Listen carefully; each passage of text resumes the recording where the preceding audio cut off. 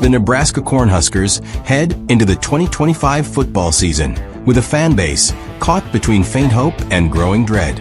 After a 6-6 record in 2024 snapped a 7-year bowl drought, third-year head coach Matt Rhule faces intense scrutiny for his erratic leadership and a coaching staff that critics slam as a dysfunctional mess. Projections peg Nebraska as an average Big Ten team, likely scraping together 4 to 6 wins, with a best-case scenario of 7 and a worst-case plunge to as few as 2. A roster packed with potential, bolstered by high-profile transfers and young talent, is at the mercy of Rhule's questionable decisions, epitomized by the catastrophic 2025 Husker games, a spring debacle that has become a symbol of the program's woes. As the Cornhuskers prepare to take the field at Memorial Stadium, this comprehensive season preview dives into the team's roster, coaching, schedule, and prospects, revealing a program teetering on the edge of progress or collapse. The coaching crisis, Rhule's house of cards. Matt Rhule's tenure in Lincoln is under fire.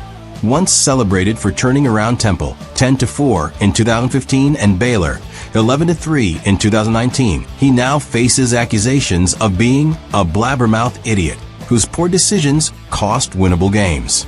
His 6-6 record in 2024 was a step forward, but losses to UCLA and Illinois exposed his shaky in-game management.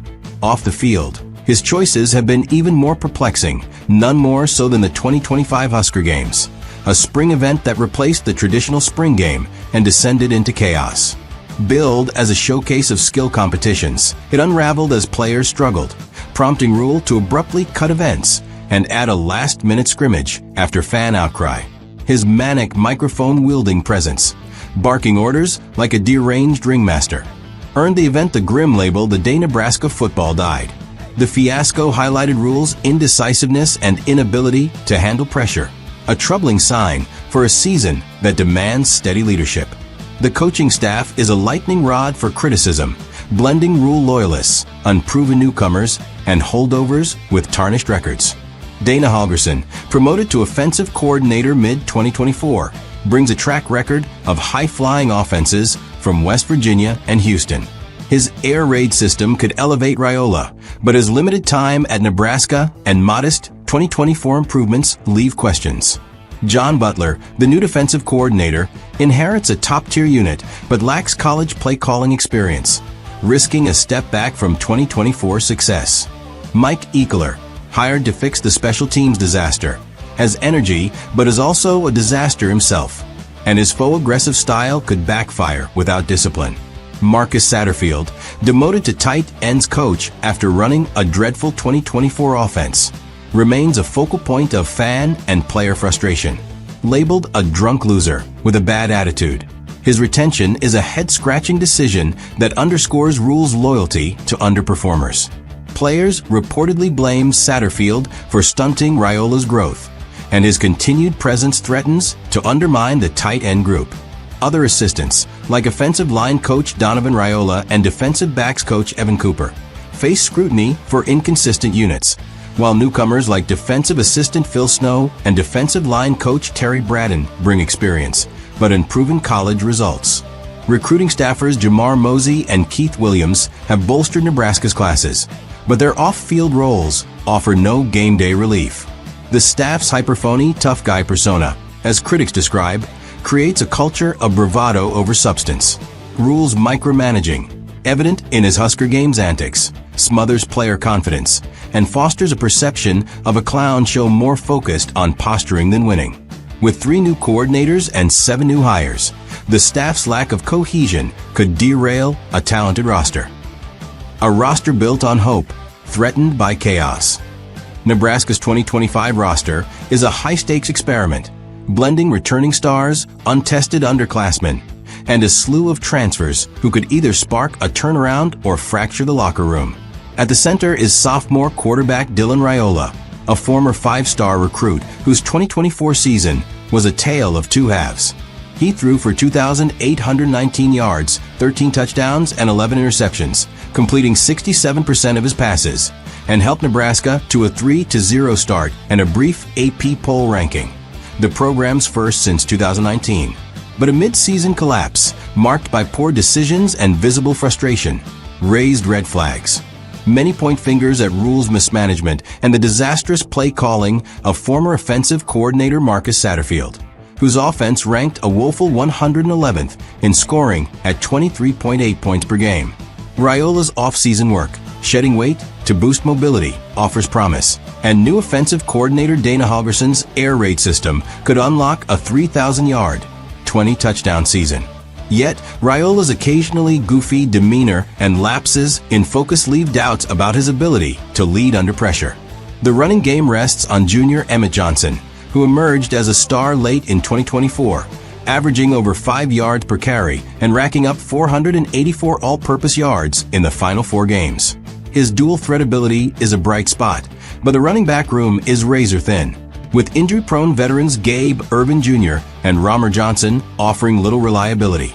The receiving core, a potential strength, is led by freshman standout Ja'Cory Barney Jr., who hauled in 55 catches for 447 yards in 2024. Transfers Dane Key from Kentucky and Nizia Hunter from Cal bring size and speed, respectively. But knitting them together with returners like Isaiah Nair risks chemistry issues if playing time becomes contentious. The offensive line, a sore spot in 2024, welcomes transfers Rocco Spindler from Notre Dame and Elijah Pritchett from Alabama, joining returners like Teddy Prochaska. If coach Donovan Raiola, dogged by criticism for inconsistent run and pass protection, can forge this group into a cohesive unit, the offense could take a significant step forward. At tight end, Auburn transfer Micah Riley Ducker and Nate Borkircher provide depth, but their progress is clouded by Satterfield's presence as coach, a move that reeks of rules-baffling loyalty to a proven failure. On defense, Nebraska's 2024 unit was a standout, ranking 11th nationally in total defense at 312.8 yards per game. The loss of sack leader Ty Robinson hurts, and new defensive line coach Terry Braden, a former NFL assistant with scant college experience, faces a steep challenge with players like Nash Hutmacher and Norfolk State transfer Tyus Fields. The linebacker group, led by 7th-year veteran Javin Wright, 51 tackles in 2024, and Sun Belt Defensive Player of the Year Marquez Watson-Trent from Georgia Southern, is a strength, with Oklahoma transfer Dasa McCullough adding athleticism. The secondary, anchored by safety Deshaun Singleton, 71 tackles in 2024, must improve after faltering against top Big Ten passers. New defensive coordinator John Butler, promoted from secondary coach, lacks college play-calling experience, raising fears that the defense could slip from its 2024 heights. Special teams were an outright disaster in 2024, with 10 blocked kicks exposing a glaring weakness. New coordinator Mike Ekeler, fresh from Tennessee, brings energy, and kicker John Hall returns, but the unit's overhaul isn't proven. Rule's failure to address this issue sooner fuels the narrative of a coach out of his depth. The transfer portal has been a double-edged sword, injecting talent but threatening team unity. With 5 to 7 transfers, Key, Hunter, Spindler, Pritchett, Watson-Trent, McCullough, and Riley Ducker, expected to start or play heavily. Returning players like Nair or defensive back Malcolm Hartzog may resent lost opportunities. While these newcomers are high caliber, the lack of continuity could breed animosity, especially if early losses mount. Nebraska's 19th-ranked 2025 recruiting class and early 2026 commitments, including quarterback Dayton Raiola, signal a bright future. But the immediate task is molding this disparate roster into a cohesive unit. The schedule, a gauntlet awaits. Nebraska's 2025 schedule offers early opportunities, but a brutal Big Ten slate. The season opens with winnable games against Cincinnati, Akron, and Houston Christian, setting the stage for a potential 3-0 start. But the meat of the schedule, road trips to Michigan and Penn State, plus home clashes with USC and Iowa, presents daunting challenges. The October 25th showdown at Ohio State could define the season. A competitive showing would signal progress, while a blowout could unravel morale. Games against Rutgers, Indiana, and Wisconsin offer upset potential, but demand flawless execution. Bowl eligibility at 6 wins is the baseline goal, with a potential matchup against another average team.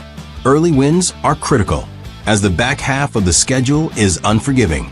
Rule's history of dropping winnable games suggests Nebraska will need to steal at least one upset to reach a bowl. The outlook, a season of fragile hope. Nebraska's 2025 season rests on three pillars: Raiola's growth, transfer integration, and coaching execution. Holgerson's offense could push the team toward 30 points per game, a marked improvement from 2024's anemic output. The defense, despite losses, should remain a top 25 unit with Singleton and Watson-Trent leading the way. Special teams must avoid the catastrophic failures of 2024 to keep games competitive. Yet, Rule's track record casts a long shadow. His penchant for self-inflicted wounds, evident in the Husker games and 2024's late season stumbles, suggests he'll cost Nebraska at least 2 winnable games through poor decisions. The transfer-heavy roster risks locker room tension if early losses pile up, as returning players may resent displaced roles. While a 9-win season is theoretically possible with perfect execution, Rule's erratic leadership and the staff's inexperience make it a long shot. Best case, Raiola flourishes, transfers gel, and Nebraska capitalizes on early games, finishing 7-5 or 8-4 with a bowl win, signaling a program on the rise. Likely case, inconsistent play and coaching blunders lead to a 5-7 record, missing a bowl and fueling calls for change. Worst case, poor cohesion and Rule's missteps result in a 2-10 or 3-9 disaster, reigniting demands for his firing. Final prediction, Nebraska staggers to a 5-7 record, with Raiola showing flashes of brilliance but Rule's mismanagement, epitomized by the Husker games debacle, derailing any chance of sustained success. The Cornhuskers remain a middling Big Ten team, far from the glory days of Tom Osborne. Fans will watch with bated breath, hoping for a miracle, but bracing for another season of frustration under a coach whose flaws are increasingly impossible to ignore.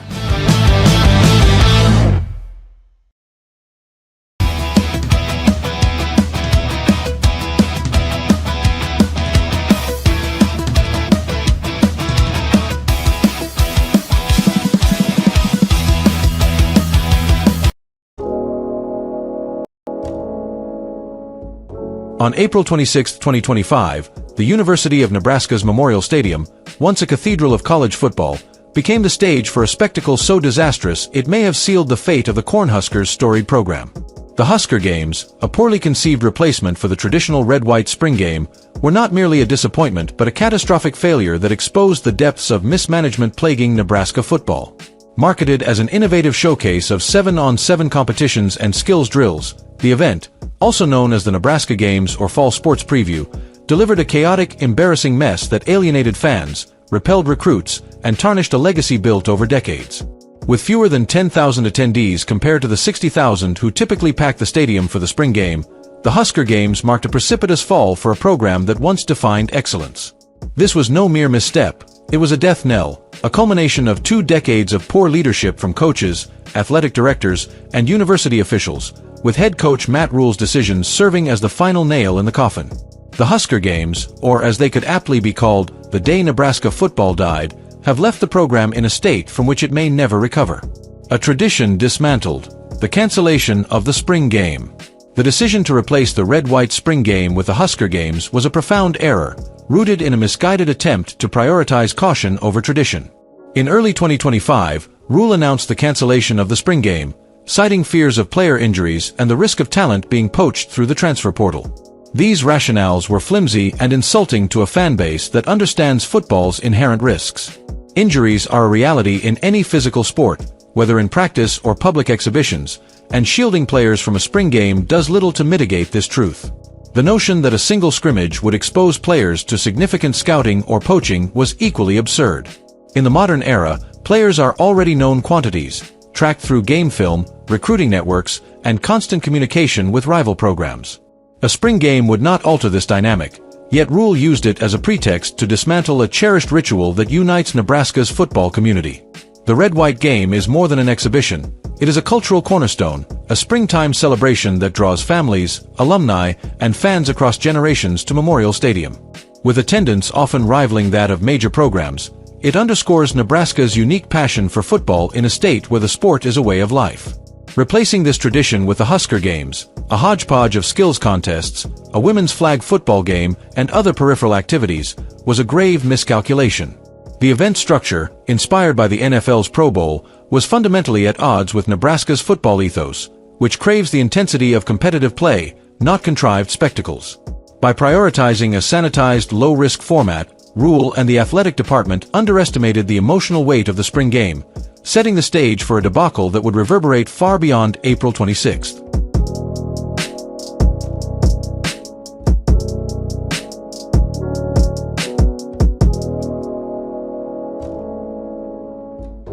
A bait and switch, the unadvertised scrimmage and missing 7-on-7 drills. The execution of the Husker Games was a masterclass in disorganization, epitomized by a last-minute decision to include a live scrimmage that went largely unadvertised. Just 9 days before the event, on April 17th, Rule reversed his earlier stance and announced a scrimmage for third and fourth string players, a move that contradicted the cancellation of the spring game. This scrimmage, featuring walk-ons and roster hopefuls competing for spots on the new 105-man NCAA roster, was a genuine opportunity to showcase local talent and engage fans. Yet, inexplicably, it was not promoted. Promotional materials continued to emphasize 7-on-7 drills and skills competitions, leaving fans unaware that real football, complete with tackling and full gear, would be played in Memorial Stadium. This failure to communicate was a critical error, as Nebraska's loyal fan base would have rallied to support a scrimmage highlighting homegrown players fighting for their place on the team. Instead, the lack of promotion contributed to a paltry attendance, a stark rebuke to the athletic department's priorities. Compounding the confusion was the cancellation of the 7-on-7 drills, which had been heavily marketed as the event's centerpiece. These drills, billed as a modern pass-heavy showcase, were meant to highlight offensive skill and entertain fans with dynamic plays. Their absence was a baffling betrayal, leaving attendees who expected a lively display of athleticism with nothing but frustration. The bait and switch, advertising one format and delivering another, demonstrated a profound lack of respect for fans who invested time and money to attend. The scrimmage, while a welcome surprise for those present, was limited in scope, excluding starters and most second-string players. A more thoughtful approach could have balanced fan expectations with rules concerns. Starters could have participated in limited, low-contact series in half pads, followed by a full scrimmage for reserves. Such a structure would have preserved the spring game's competitive spirit while showcasing the roster's depth. Instead, the athletic department's failure to adapt or communicate effectively squandered a chance to celebrate Nebraska's football heritage, leaving fans feeling deceived and disregarded.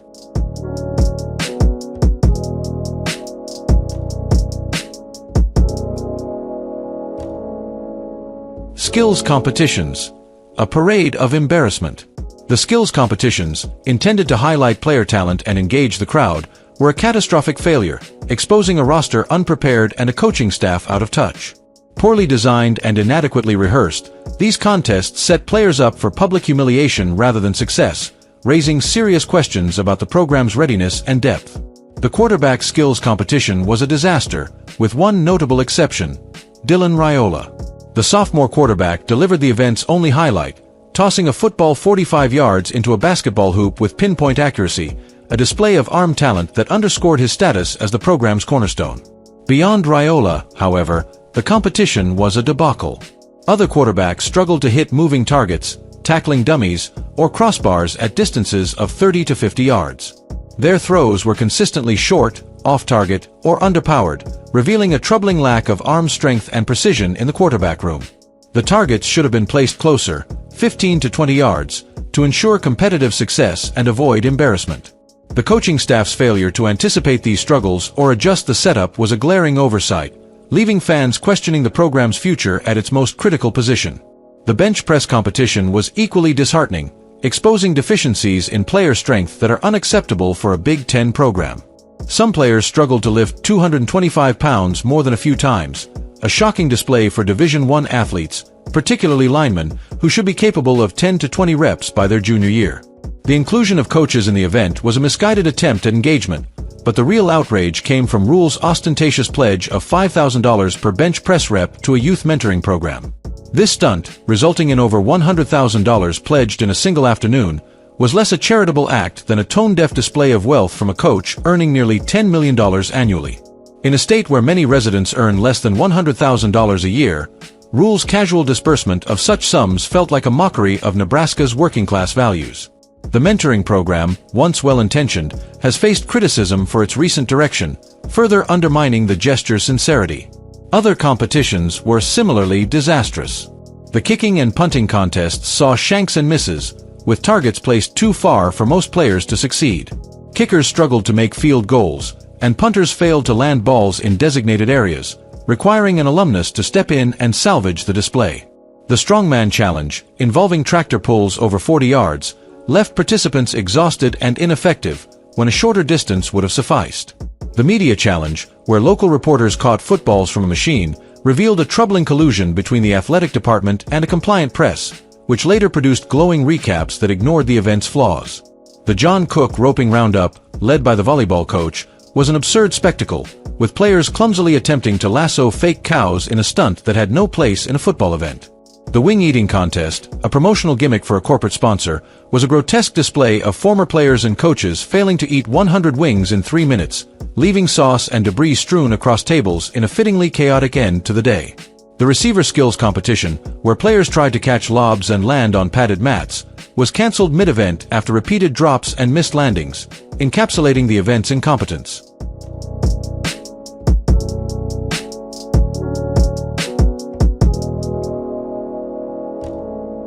Recruiting, a catastrophe with lasting consequences.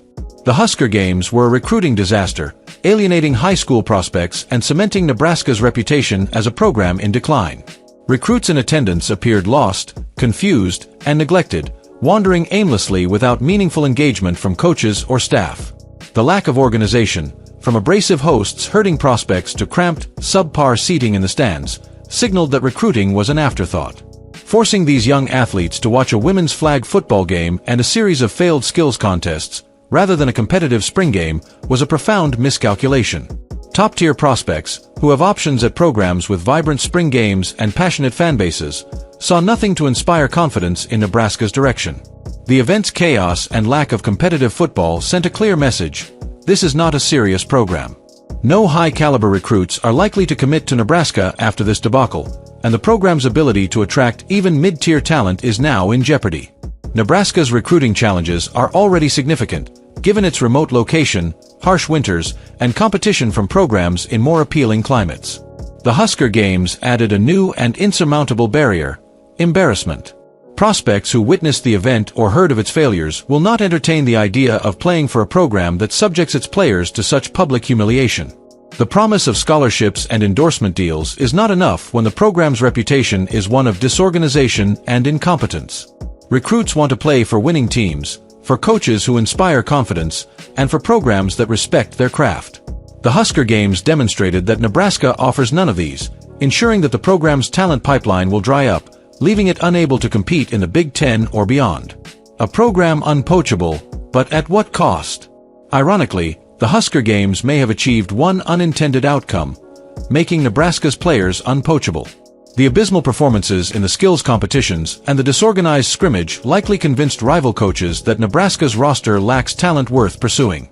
No opposing program will look at the players who struggle to hit targets, lift weights, or complete basic tasks and see potential transfers. However, this is a hollow victory, achieved at the cost of the program's prestige and future viability.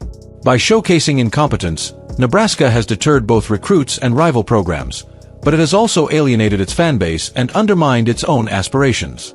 The program's reputation as a destination for serious football players is in tatters, and the Husker Games have ensured that Nebraska is no longer a place where top talent wants to play, or even visit.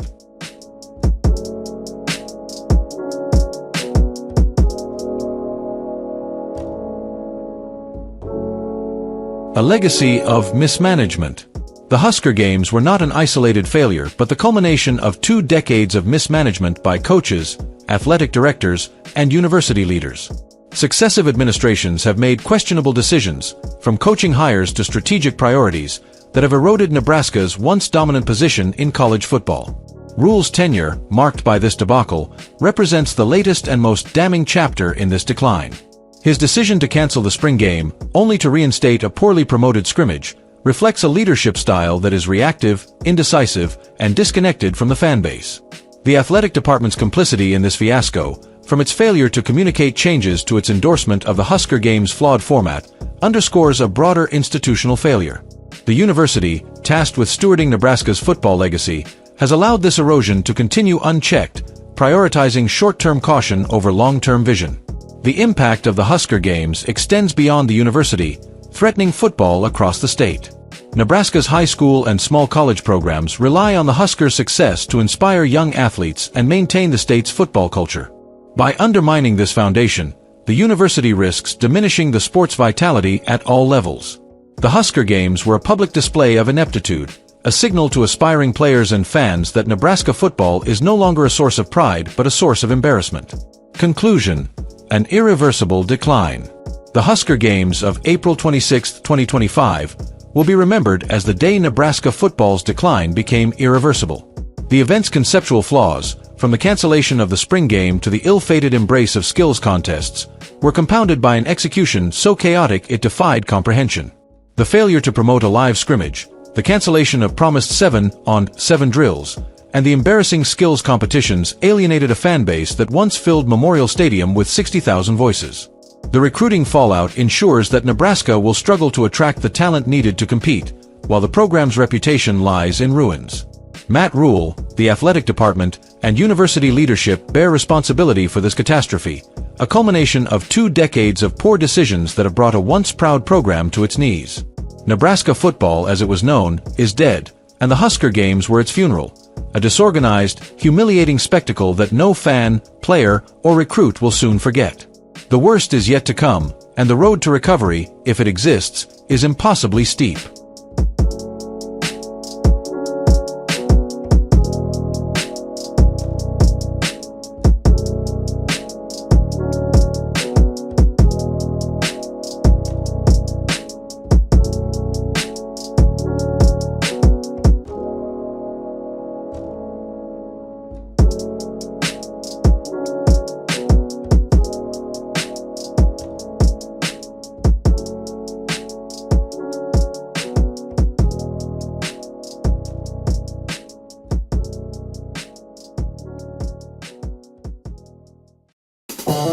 In the high-stakes arena of college football, where every snap can swing a season, the concept of a bye week has long been peddled as a benevolent interlude, a chance for bruised bodies to mend and strategies to sharpen.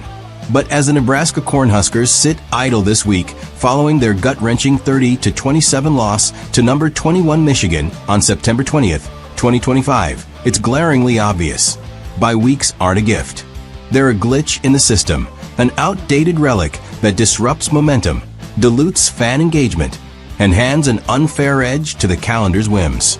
For a program like Nebraska clawing back relevance under Matt Rule, this post-Week 4 breather isn't recovery. It's a roadblock, perfectly encapsulating why these artificial pauses must be scrapped from the FBS schedule. A brief, bureaucratic history, from necessity to nuisance.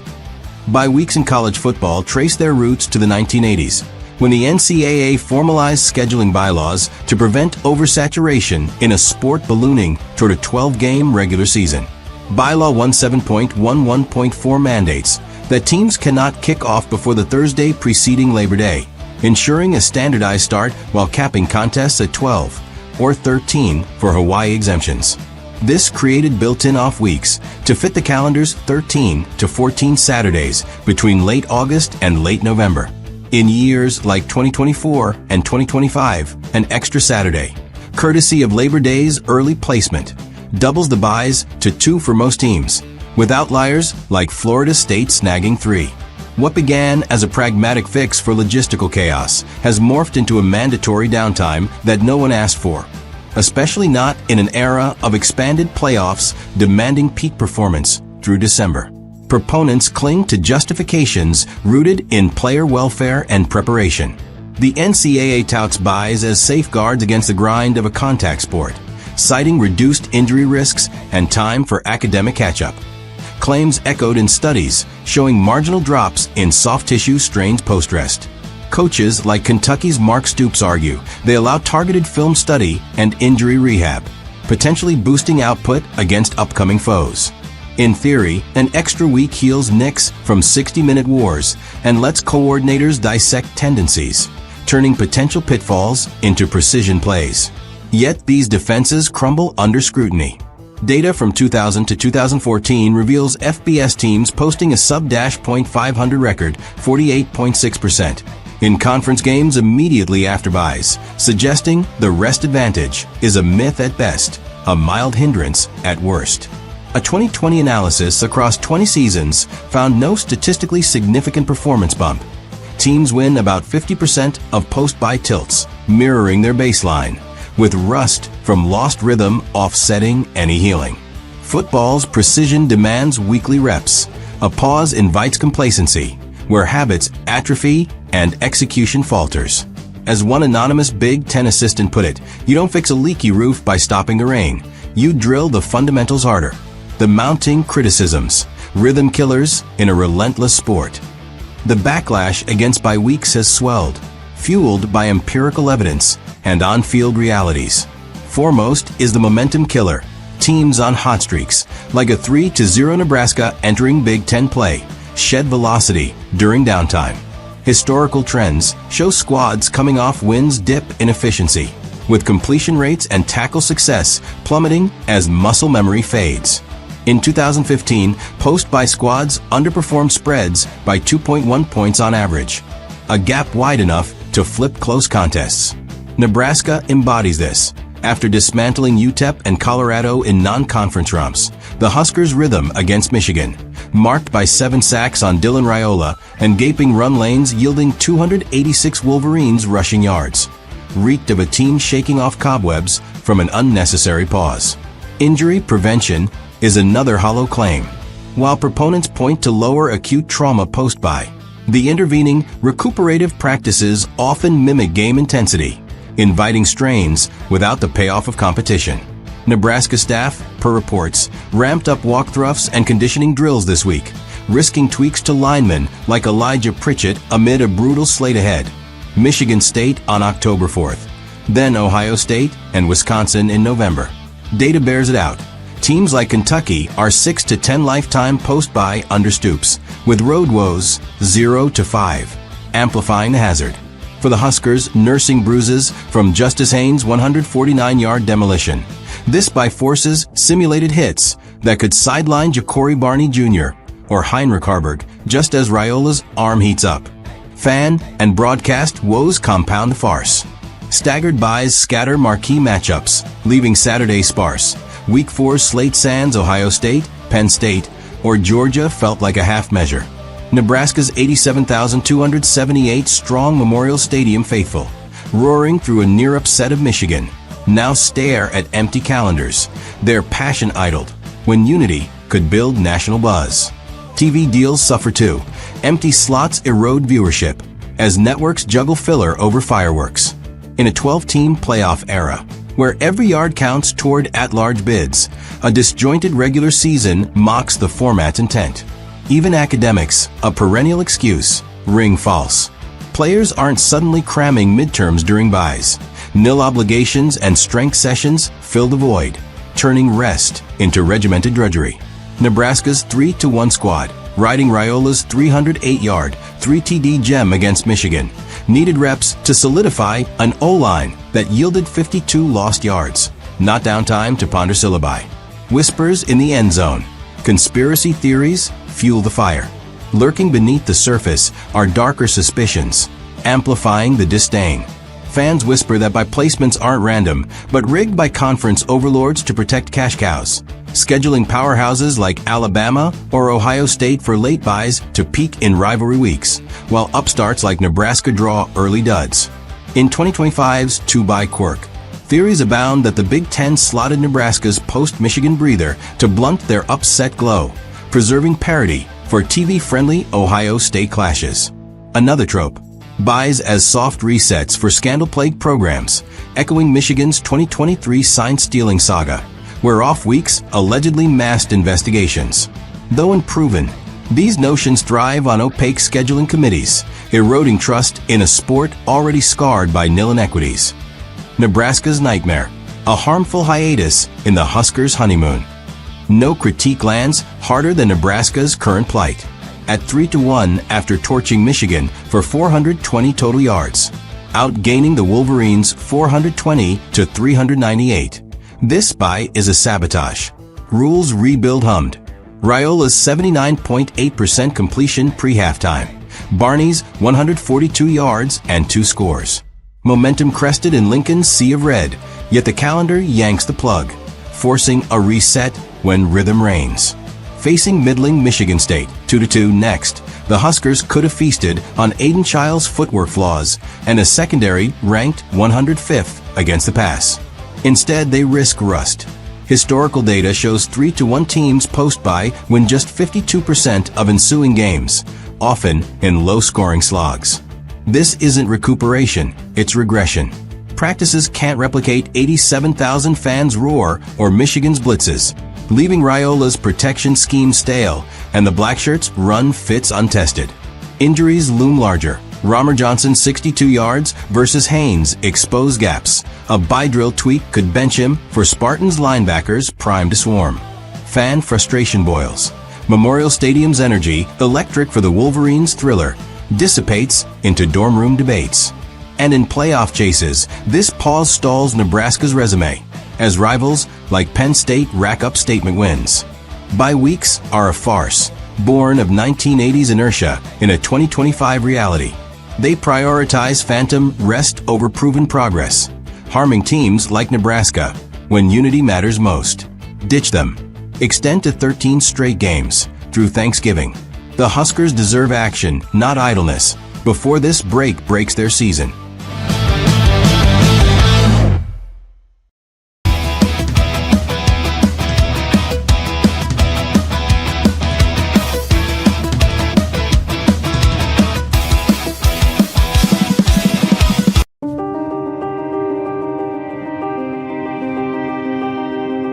Nebraska football, a cornerstone of the state's identity and a symbol of American athletic tradition, has endured a troubling decline under head coach Matt Rhule. Since his arrival in 2023, Rhule's leadership has been marked by a series of questionable decisions, from disastrous quarterback selections to baffling in-game choices, culminating in the controversial Husker games of April 2025. This event, a stark departure from the revered red-white spring game, has fueled speculation that Rhule's tenure is part of a deliberate conspiracy to dismantle Nebraska football. Theories suggest Rhule was either hired to tank the program, selected for his proven incompetence masked by coach speak, or manipulated by external forces seeking to weaken the Huskers and, by extension, American football culture. This report delves into the Husker games as a symbol of Nebraska's orchestrated downfall, Rhule's mismanagement, and the sinister motives behind targeting a program tied to Nebraska's agricultural and cultural fabric. The Husker Games, an embarrassment and symbol of decline. The Husker Games, held on April 26, 2025, at Memorial Stadium, replaced Nebraska's iconic red-white spring game, a tradition that once drew over 60,000 fans to celebrate the program's competitive spirit. In its place, Rhule introduced a spectacle that included a women's flag football exhibition, a mechanical cow-roping contest, a wing-eating competition, and equipment sales, with only a limited scrimmage featuring non-starters.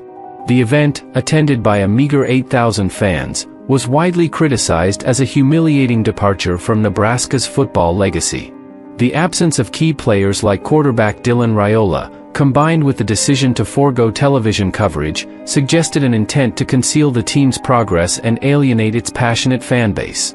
The Husker games were not merely a misstep but a calculated embarrassment, designed to erode the program's prestige. The women's flag football event, while promoted as inclusive, was seen as a distraction from the main attraction, competitive football, further diluting the focus on the Huskers' core identity. The mechanical cow-roping and wing-eating contests, marketed as fan engagement, were mocked as carnival-like gimmicks, unfit for a program of Nebraska's stature. The low turnout and lack of substantive football content signaled a deliberate shift away from tradition, fostering disillusionment among fans and weakening the program's cultural hold on the state.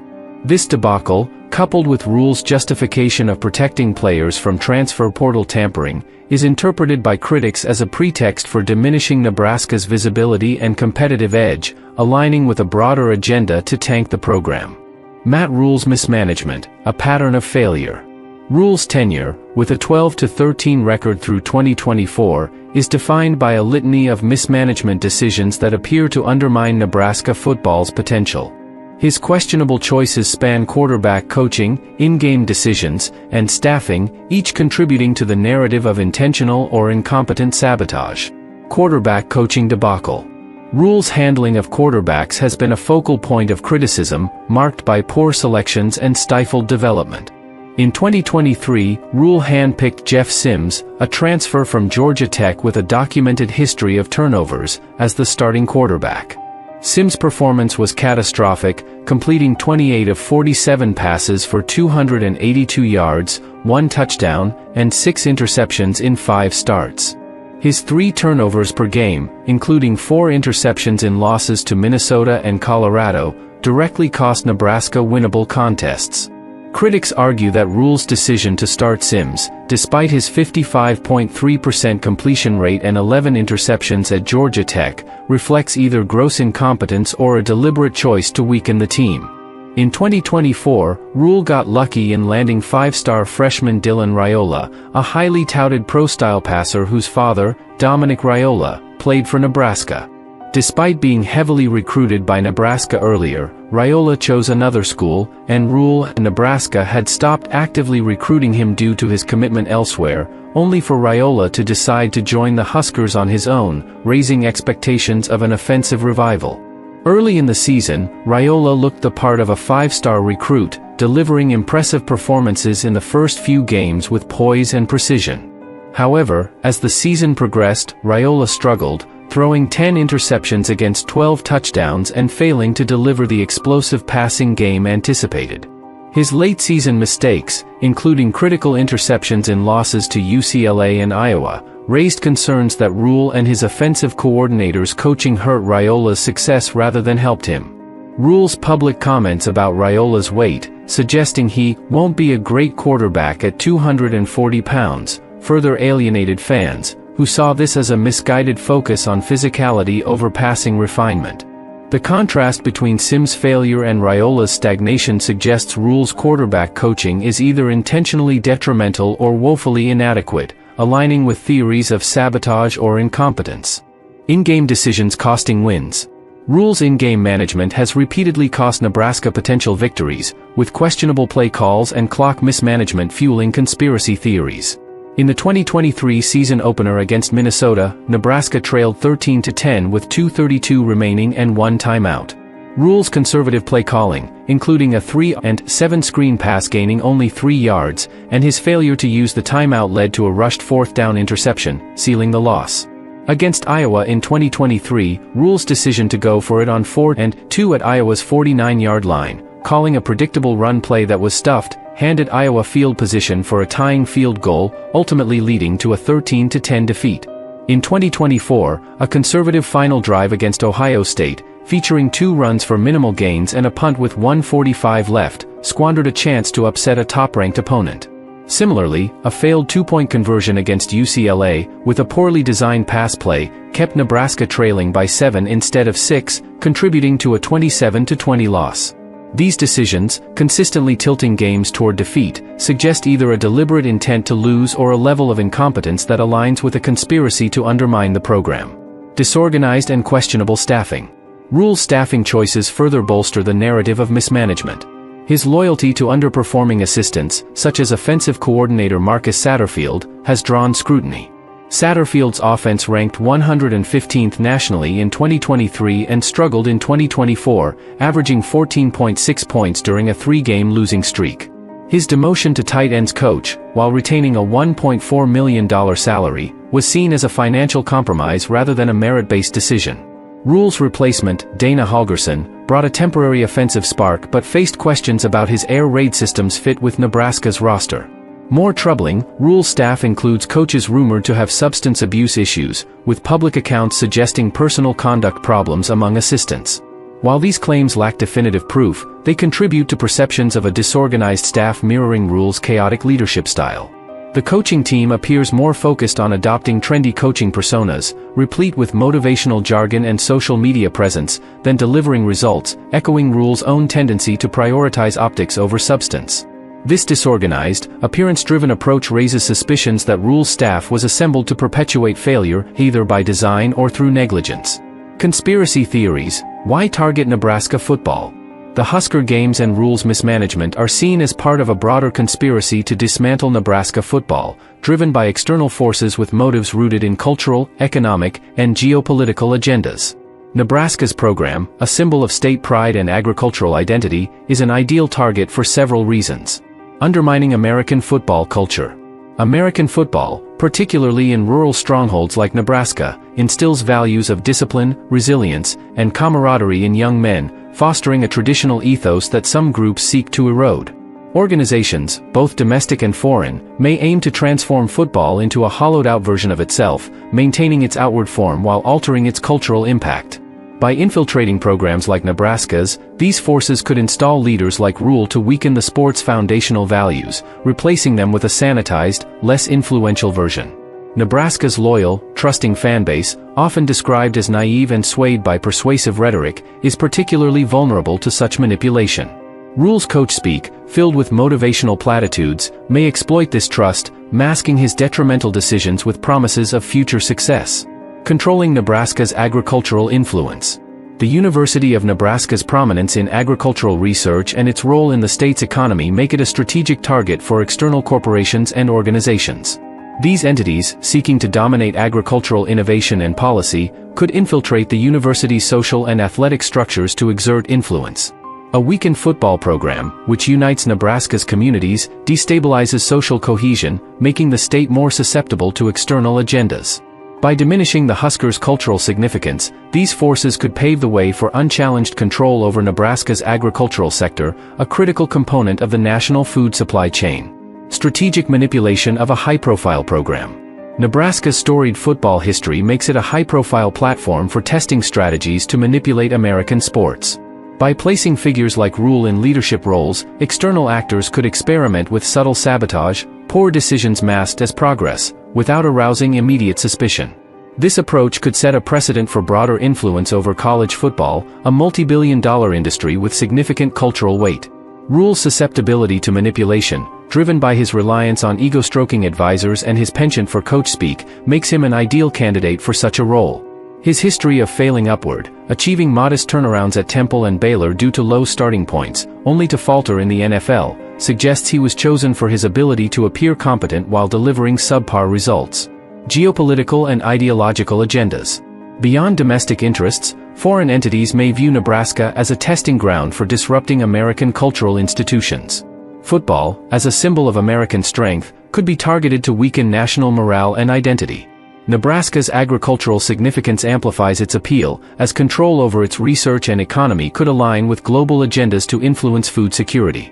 Rule's disorganized staff and questionable decisions, from the Husker Games to quarterback failures, could be orchestrated by advisors placed to steer him toward ruin, exploiting his susceptibility to flattery and external guidance.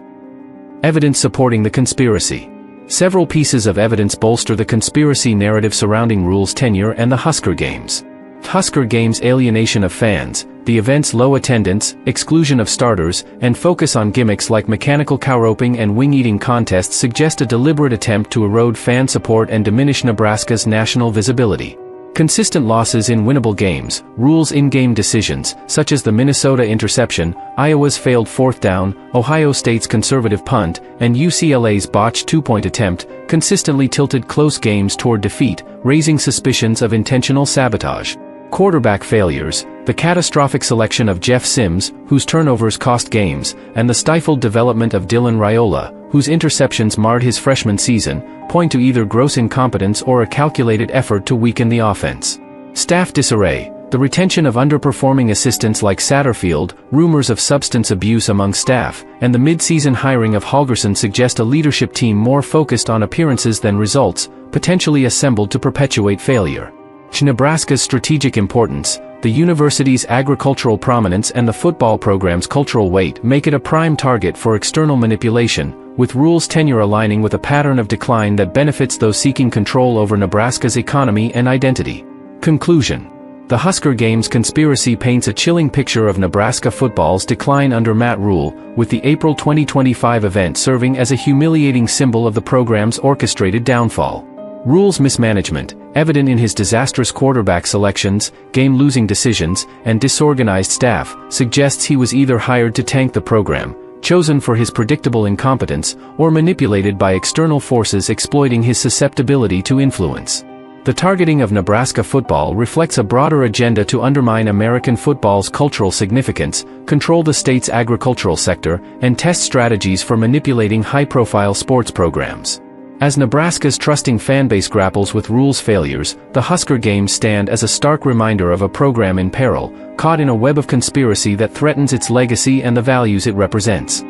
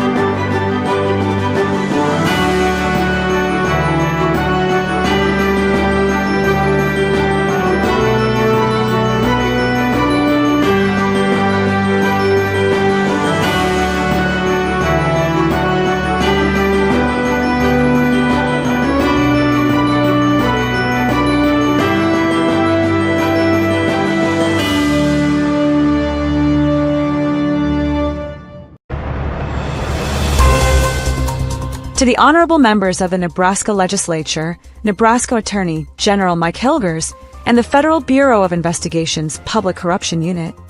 As a concerned voice in Nebraska's media landscape, speaking under the safeguards of the First Amendment, we write today not as accusers in a courtroom, but as watchdogs compelled to shine a light on actions that erode the very foundations of our state and nation.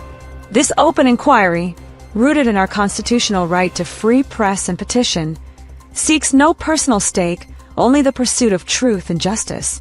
We pose these questions and requests to you, the stewards of our laws, urging swift and transparent investigations into the conduct of Nebraska Secretary of State Robert Evnen. Our aim is clear: to prompt official scrutiny beyond what citizens or media alone can achieve, absolving no one of duty while invoking the protections that allow us to speak without fear of reprisal. The matters at hand demand your immediate attention, for they touch on misuse of public funds, ethical breaches, and potential threats to our sovereignty, issues that, if left unchecked, undermine the trust Nebraskans place in their government. At the heart of this call lies the non-binding Memorandum of Understanding signed by Secretary Evnen on September 2, 2025, with Kenya's Principal Secretary for Diaspora Affairs. Framed as a pathway for student exchanges, apprenticeships, and lawful labor mobility, this agreement explicitly promotes the importation of Kenyan truck drivers into Nebraska's workforce. Yet, in a state brimming with over 1,000 qualified local haulers, many sidelined by regulatory hurdles, this deal appears less like diplomacy and more like a deliberate sidestep of our own capable citizens. Governor Jim Pillen has already distanced himself from it, calling it outside state policy, while Kenyan officials hail it as a direct route to commercial drivers' licenses in critical sectors. Signed without gubernatorial approval or broader agency input during a taxpayer-funded trade mission, the memorandum raises profound red flags about resource diversion and ulterior motives. Consider the clear misallocation of public funds here. Under Nebraska Revised Statute 84-306, which bars unauthorized spending of state resources, the costs of this venture, travel negotiations, and follow-up efforts have been drawn from budgets meant for Nebraskans' needs, like schools and roads. This isn't abstract. It's a potential felony of theft by deception, carrying up to 20 years in prison if audits confirm even modest waste. Why funnel money across oceans to recruit foreign labor that could undercut local wages by 30 to 50%, as we've seen in other importation programs, when our own workers stand ready? This isn't just poor judgment, it's a betrayal of fiscal stewardship demanding a full accounting from your offices. Layered atop, this are conflicts of interest that strain credulity. Secretary Evnen's background as a labor attorney at Woods and Aitken, where he guided corporations on workforce strategies, casts a shadow over the deal. Nebraska's Code of Ethics, outlined in Nebraska Revised Statute 49-1493, requires recusal from anything touching past professional ties. If this memorandum serves as a backdoor favor to agribusiness donors eyeing Kenyan markets, or worse, involves undisclosed gratuities, it veers into federal bribery territory under 18 United States Code 666, with penalties of 10 years imprisonment and fines 3 times the value of any benefit. We've seen no transparency on these links, no recusals filed.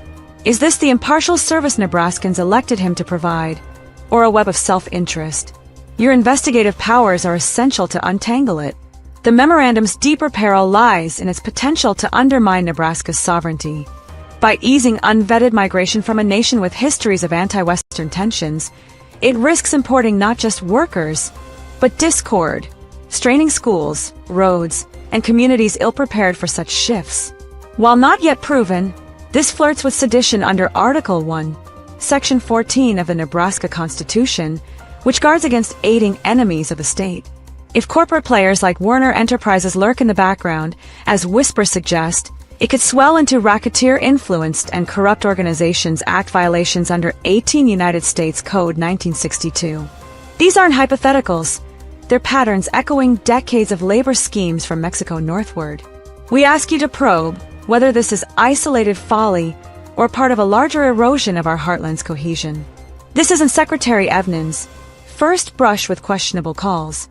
During the 2020 to 2022 COVID-19 response, his office backed statewide lockdowns, mask mandates, and vaccination pushes, protocols now dismantled by evidence from sources like the Cochrane collaboration, showing minimal transmission benefits alongside risks of harm, including fatal myocarditis in younger groups.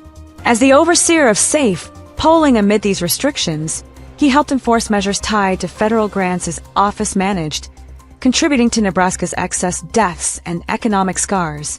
Under Nebraska Revised Statute 28-904, this reckless endangerment could qualify as a misdemeanor up to 1 year per proven harm.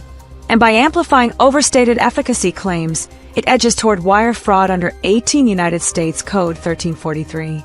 His silence on retracting these, unlike forward-thinking states, speaks volumes about accountability. Rumors of broader financial entanglements only deepen the unease, though unproven. A thorough review could clarify if they tie back to state coffers. At the heart of this call lies the non-binding Memorandum of Understanding signed by Secretary Evnen on September 2, 2025, with Kenya's Principal Secretary for Diaspora Affairs. Framed as a pathway for student exchanges, apprenticeships, and lawful labor mobility, this agreement explicitly promotes the importation of Kenyan truck drivers into Nebraska's workforce. Yet, in a state brimming with over 1,000 qualified local haulers, many sidelined by regulatory hurdles, this deal appears less like diplomacy and more like a deliberate sidestep of our own capable citizens. Governor Jim Pillen has already distanced himself from it, calling it outside state policy, while Kenyan officials hail it as a direct route to commercial drivers' licenses in critical sectors. Signed without gubernatorial approval or broader agency input during a taxpayer-funded trade mission, the memorandum raises profound red flags about resource diversion and ulterior motives. Consider the clear misallocation of public funds here. Under Nebraska Revised Statute 84-306, which bars unauthorized spending of state resources, the costs of his venture, travel negotiations, and follow-up efforts have been drawn from budgets meant for Nebraskans' needs, like schools and roads.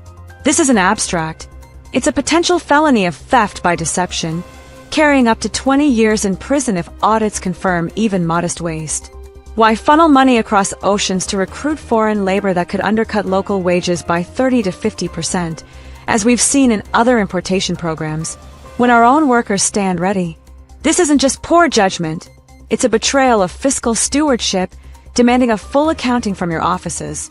Layered atop, this are conflicts of interest that strain credulity. Secretary Evnen's background as a labor attorney at Woods and Aitken, where he guided corporations on workforce strategies, casts a shadow over the deal.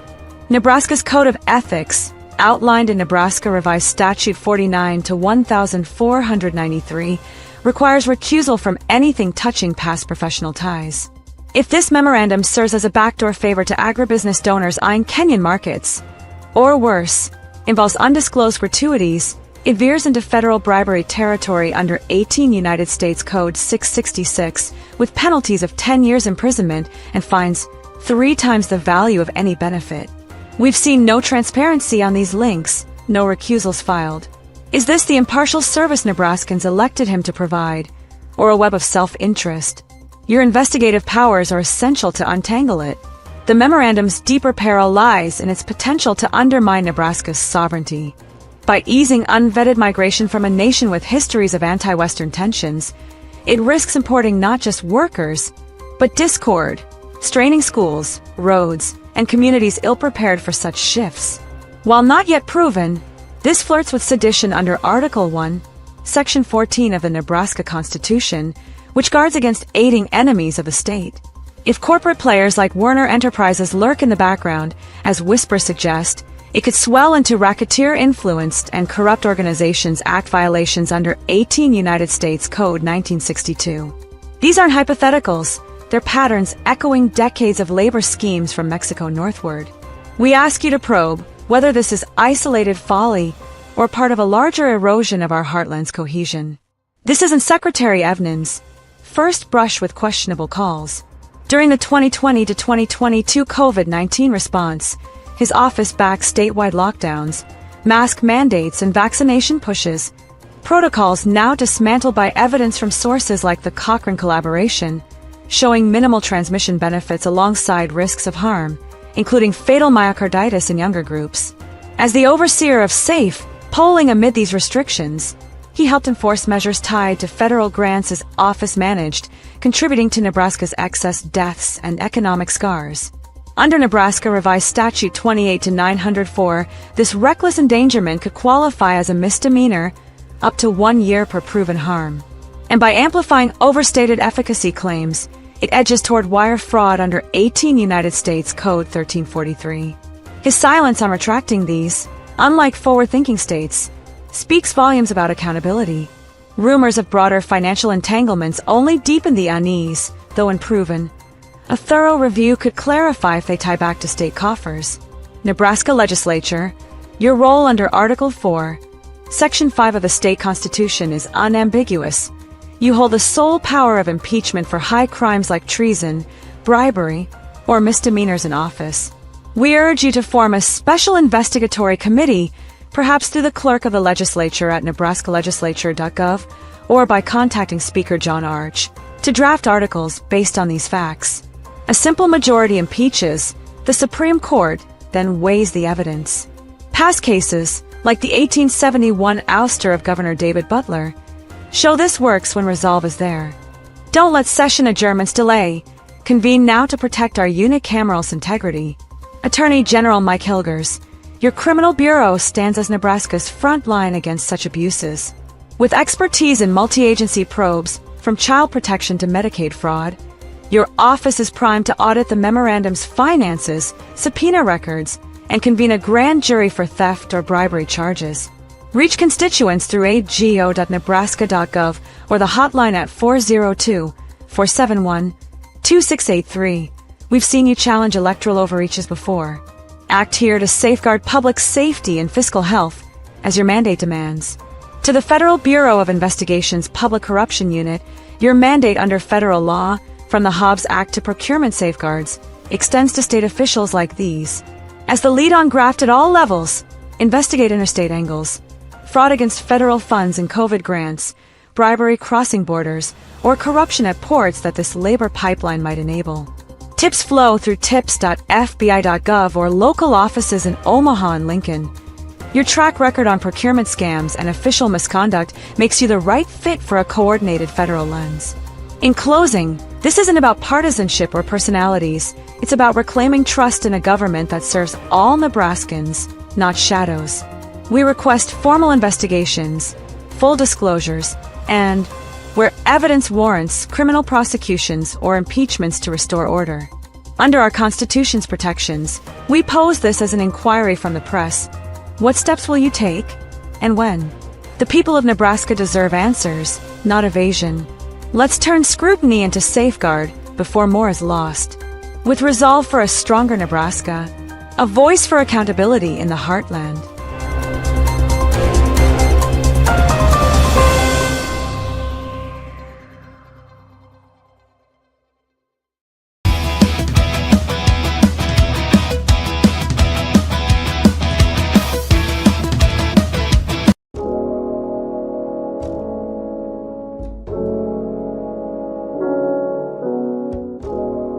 Funeral Remembrance, a hate-fueled, blame-drenched farewell to Nebraska football. Memorial Stadium in Lincoln, Nebraska, was a cauldron of rage and sorrow for the funeral of Nebraska football, killed on April 26, 2025, by the catastrophic Husker games. The 20,000 fans, alumni, players, coaches, and administrators mourned a 135-year legacy but tore into each other with savage blame.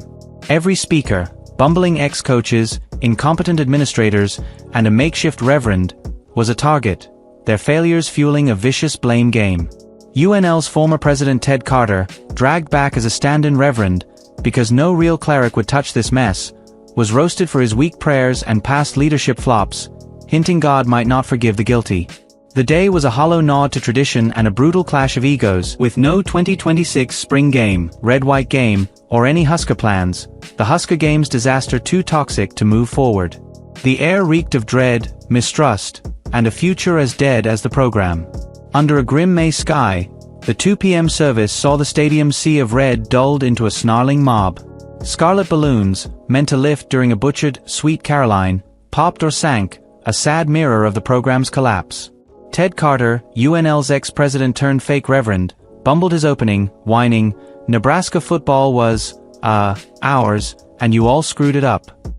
He blamed the crowd's pathetic prayers for letting dark forces kill the program, adding, "I don't know if God's got forgiveness for you losers." Fans jeered, yelling that Carter's tenure as president laid the groundwork for this mess with his spineless oversight.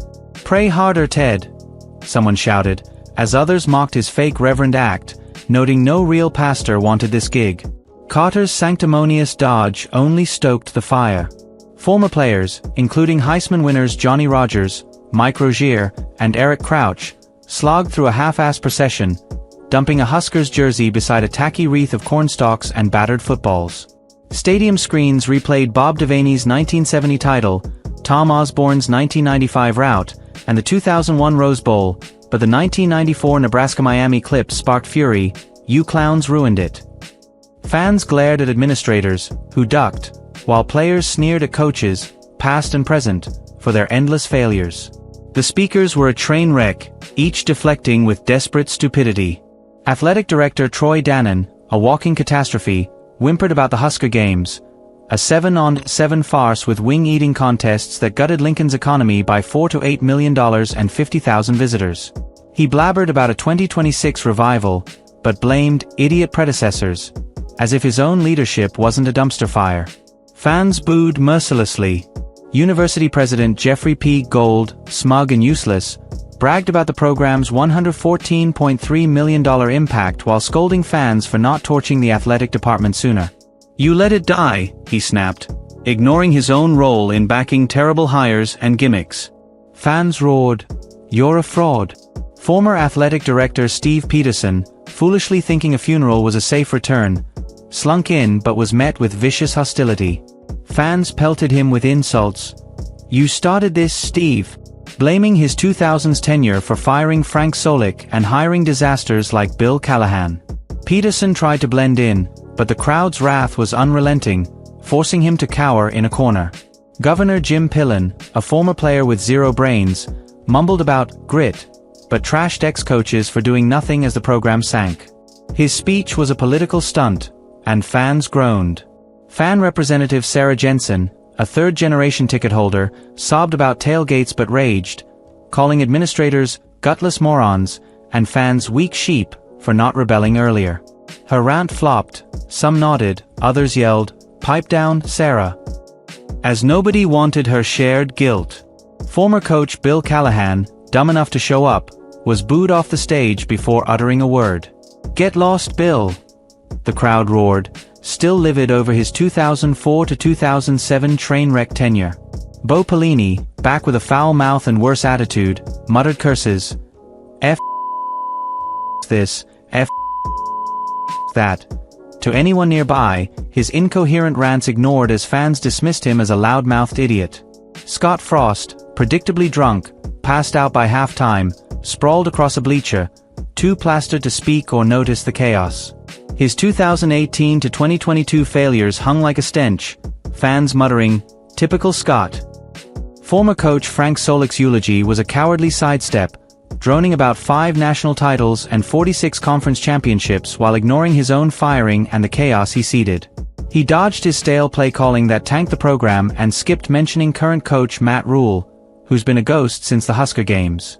Rule, who took credit for the game's decisions despite input from others, hasn't been seen publicly since April 26, skipping the funeral to dodge the mob. Solich's weak, honor the legacy line drew shouts of, "You helped bury it." Former athletic director Trev Alberts, another fool who showed up, was a lightning rod. Fans raged that he hired Rule, then bailed to Texas A&M before the Husker Games imploded, leaving the athletic department a chaotic mess, budget holes, bad contracts, and zero direction.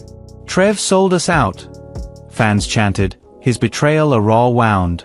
The UNL marching band's "There is no place like Nebraska" was a shrill mess, wrong notes stoking fans' anger.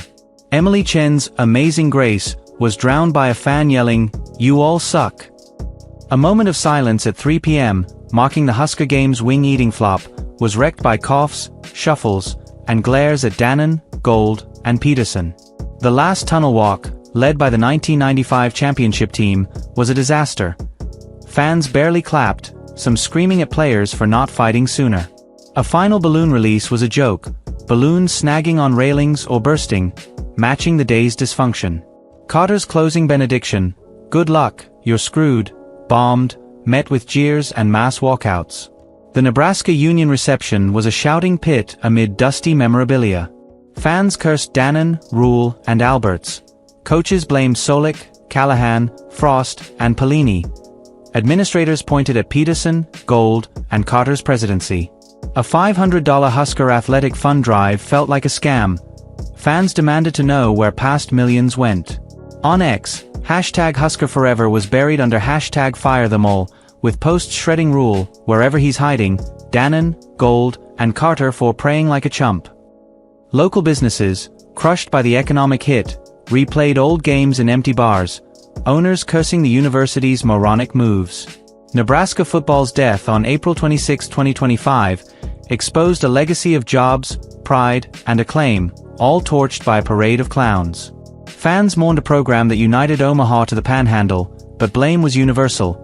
Rule for his vanishing act, Frost for his drunken failures, Pelini for his useless cursing, Callahan for his ineptitude, Solich for his obsolescence, Alberts for his betrayal, Peterson for his disasters, Dannon and Gold for their greed, Carter for his weak prayers and worse leadership, and fans for their silence.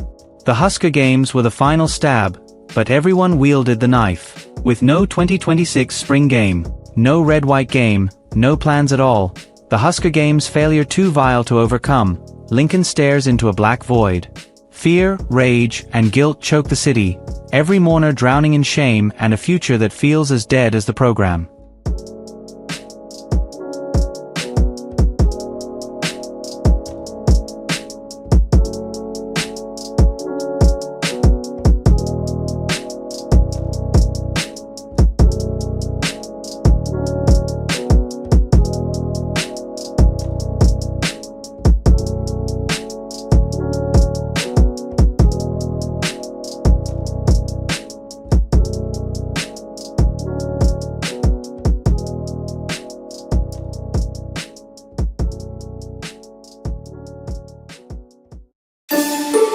Jean Stothert, the first woman to serve as mayor of Omaha, Nebraska, from 2013 to 2025, has seen her political career draw to a close, with her influence and prominence appearing to wane as questions linger about her past. This article blends her documented biography with an exposé, probing the enigma of who Jean Stothert truly was by dissecting her shadowy origins, rapid ascent in Nebraska politics, and the troubling lack of transparency that hints at a broader pattern of outsiders with unknown histories infiltrating the state's leadership. Through a critical lens, it questions whether her rise was a calculated move or a disturbing anomaly, teasing out details of a personal tragedy that may hold the key to her true identity, leaving readers to ponder the motives behind her tenure. Born Jean Louise Wolfe on February 7, 1954, in Wood River, Illinois, a modest industrial town near St. Louis, Stothert's early life is cloaked in silence. Public accounts suggest she grew up where her father worked, but no records verify her attendance at Wood River High School, the likely local option, or any other school in the St. Louis area. With a birth year of 1954, she would have been a senior around 1971 to 1972, yet no graduation records, yearbooks, or photographs from her adolescence or early 20s exist publicly. The absence of a birth certificate, school enrollment data, or images is striking, especially in a state like Nebraska where hometowns and high schools are typically celebrated. This void fuels speculation. Did she attend school elsewhere, or were these records deliberately hidden? Her maiden name, Wolfe, often linked to Ashkenazi Jewish heritage, raises questions about her ethnic background. Could she have been an Ashkenazi Jew or part Jewish, a possibility unaddressed since her religious beliefs were never disclosed?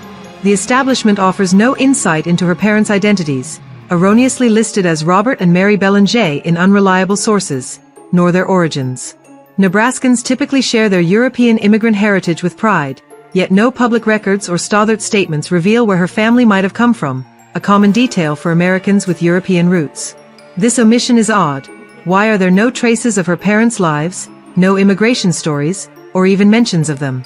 Did she suppress this history to reshape her public image? Stothert's move to Seattle Pacific University for a nursing degree adds to the mystery. No public diploma or enrollment records confirm her attendance, and unlike many Nebraskans who boast of local college ties, she never references her college days or early career as a nurse at St. Louis University Hospital, where she met Joe Stothert in the 1970s. Married in 1981, likely in St. Louis given their professional ties, they moved to Galveston, Texas, where she worked as a nurse, possibly at the University of Texas Medical Branch, before relocating to Omaha in 1993 with their children, Elizabeth and Andrew, whom they raised in the Millard area. Her pre-Omaha career lacks detailed accounts. Did she work elsewhere, or is this another gap? The absence of photographs or anecdotes from her childhood, adolescence, or early 20s contrasts with norms, suggesting a deliberate erasure. The circumstances of Joe Stothart's death on March 5, 2021, raise significant questions. On March 4, he was arrested for drunk driving with a blood alcohol level of 0.165, more than twice the legal limit, as confirmed by the Douglas County Sheriff's Office. The following day, he was found dead at their southwest Omaha home from a self-inflicted gunshot wound, with a note discovered on the kitchen counter, its contents never disclosed publicly. The Douglas County Sheriff's Office swiftly classified it as a suicide, but the investigation's brevity, lacking a detailed toxicology report beyond an initial confirmation of alcohol and caffeine, leaves gaps. Why was no comprehensive autopsy released, and what other evidence might have been overlooked? The office, potentially influenced by Jean's mayoral role over the Omaha Police Department, conducted minimal follow-up, prompting speculation about the thoroughness of the probe. Jean has claimed that COVID-19 contributed to Joe's mental decline, possibly blaming the pandemic, yet no one has publicly addressed whether her own reported volatile demeanor and mental state might have added to his distress, with whispers of psychological abuse within their marriage surfacing as a potential factor. Her emotional TV appearance on March 16, followed by a campaign resumption on March 17 that led to re-election victories, raises doubts about her motives. Could this have been a strategic use of sympathy? Her marriage to J. Kevin O'Rourke on May 25, 2022, approximately 15 months and 20 days after Joe's death, adds intrigue. The couple reportedly began dating in early May 2022, with the marriage occurring just a few weeks later, raising questions about the speed of their relationship. O'Rourke, a retired anesthesiologist she met 45 years prior in St. Louis, shared a professional history with her, but the rapid union fuels rumors of a pre-existing bond. Did this connection play a role in the events leading to Joe's death, and why was it not explored further? The lack of a deeper investigation, possibly shielded by her influence, keeps these uncertainties alive. Stothart's political rise is baffling. With no recorded political leanings or career before Omaha, she entered politics in 1997 with the Millard Board of Education, serving until 2009, where she was known for supporting education funding and school safety initiatives, often aligning with moderate policies. She then joined the Omaha City Council from 2009 to 2013, advocating for infrastructure improvements and public safety, positions that hinted at pragmatic rather than ideological stances. Her 2013 mayoral win, defeating Jim Suttle with 57.32% of the vote, marked her ascent. An outsider from Illinois who moved multiple times, why did she dive into Nebraska politics? Was her 1993 arrival an accident or a calculated move to infiltrate Omaha's scene? Her achievements, including an overzealous push for the controversial streetcar project, mired in allegations of corruption involving inflated costs, questionable land deals, and kickbacks to connected developers, and a $34.3 million lead cleanup grant in 2023, are tainted by accusations of mismanagement and financial opacity. Other political dealings, such as tax increment financing, TIF projects, have drawn scrutiny for favoritism and opaque financial dealings, suggesting a pattern of self-serving governance. Her political leanings reveal a paradox. Labeled a Republican, she endorsed Trump in 2024, yet her policies leaned heavily liberal, resembling a Democrat masquerading as a conservative in a red state. Her COVID-19 response exemplified this shift, supporting lockdowns, mask mandates, shutdowns, and pushing for forced vaccinations, aligning with global health initiatives over local business interests. During the 2020 Black Lives Matter riots in Omaha, she made public statements backing the rioters, declining prosecutions or investigations despite widespread destruction. As harassment continued, she dismissed Omaha residents' concerns, belittling their fears about the aftermath, positioning herself against her constituents. On illegal immigration, she claimed Omaha was not a sanctuary city, yet her actions, accommodating undocumented immigrants with resources, suggested otherwise. South Omaha transformed under her watch from a traditional neighborhood to a hub for immigrants, with funding diverted from locals, a move she never opposed, prioritizing newcomers over native Nebraskans. Her support for LGBTQ and trans issues further highlighted her liberal bent, refraining from opposing gender mutilation surgeries or medical interventions for gender dysphoric children and integrating LGBTQ-focused offices into city governance, a progressive agenda in a conservative state. Her May 13, 2025, mayoral loss to John Ewing Jr., 56% to 44%, amid recall efforts and corruption claims reflects public rejection. Her motivation to climb Omaha's ranks remains elusive. Did she seek power to mask her past? Or did her nursing background inspire a public service calling? The absence of pre-Nebraska political ties, unusual for such a rapid ascent, suggests she either inserted herself or was placed into the role. Nebraskans might question why an Illinois native, with no local roots, should shape their institutions. Conclusion. Jean Stothart's life weaves a tale of political ambition shadowed by a concealed past. The lack of records about her childhood, adolescence, and early education, the mystery of her parents and potential Ashkenazi Jewish roots, and the suspicious handling of Joe's death paint a picture of a woman who may have used power to obscure her origins. Her liberal policies, COVID mandates, Black Lives Matter support, illegal immigrant accommodations, and LGBTQ advocacy, clash with her Republican label, suggesting a disruptive force pushing non-conservative agendas in a red state. With her term ended and her influence appearing to wane, the question persists: who was Jean Stothart, and what was she doing here? Was her rise a product of ambition or design, leveraging an unknown past to reshape Omaha? Could her demeanor have influenced Joe's troubles? And what did she achieve by masking her true intentions? The absence of a clear identity, despite her mayoral role, mirrors a troubling trend in Nebraska where leaders from parts unknown or with unknown histories, Stothart being another example, easily infiltrate and ascend in politics. This ease of integration, bringing outside ideas that affect those who have lived here all their lives, leaves her legacy as a divisive figure, more so than stated, prompting ongoing speculation about what she accomplished and how such figures continue to shape Nebraska's culture and politics with their questionable origins. Epilogue. Who really is Jean Stothart? This epilogue delves into the persona of Jean Stothart, seeking to unravel the true nature of Omaha's mayor from 2013 to 2025, a figure whose tenure has left the city scarred by corruption, division, and globalist overreach. Drawing from publicly available information, accessible private insights, sources close to the situation, and anonymous contributors who prefer to remain unnamed, this analysis compiles relevant facts. The evidence, while suggestive, invites individual scrutiny to determine the truth behind her rise and rule. According to the available information, Jean Stothart was not merely a local politician but a Jew, an agent of a foreign nation, and a trained communist with deep socialist leanings, planted in Omaha to infiltrate and ascend the political ladder. The available data paints a portrait of a woman whose origins and allegiances are shrouded in mystery, hinting at a calculated infiltration into American civic life.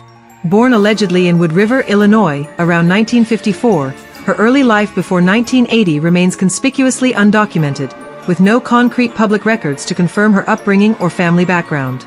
It is speculated that she may be an Ashkenazi Jew, her maiden name, Wolf, aligning with Jewish heritage, possibly indicating parents who were either established in the U.S. or dispatched from the newly formed Israel post-1948 to assimilate and raise offspring for future public roles.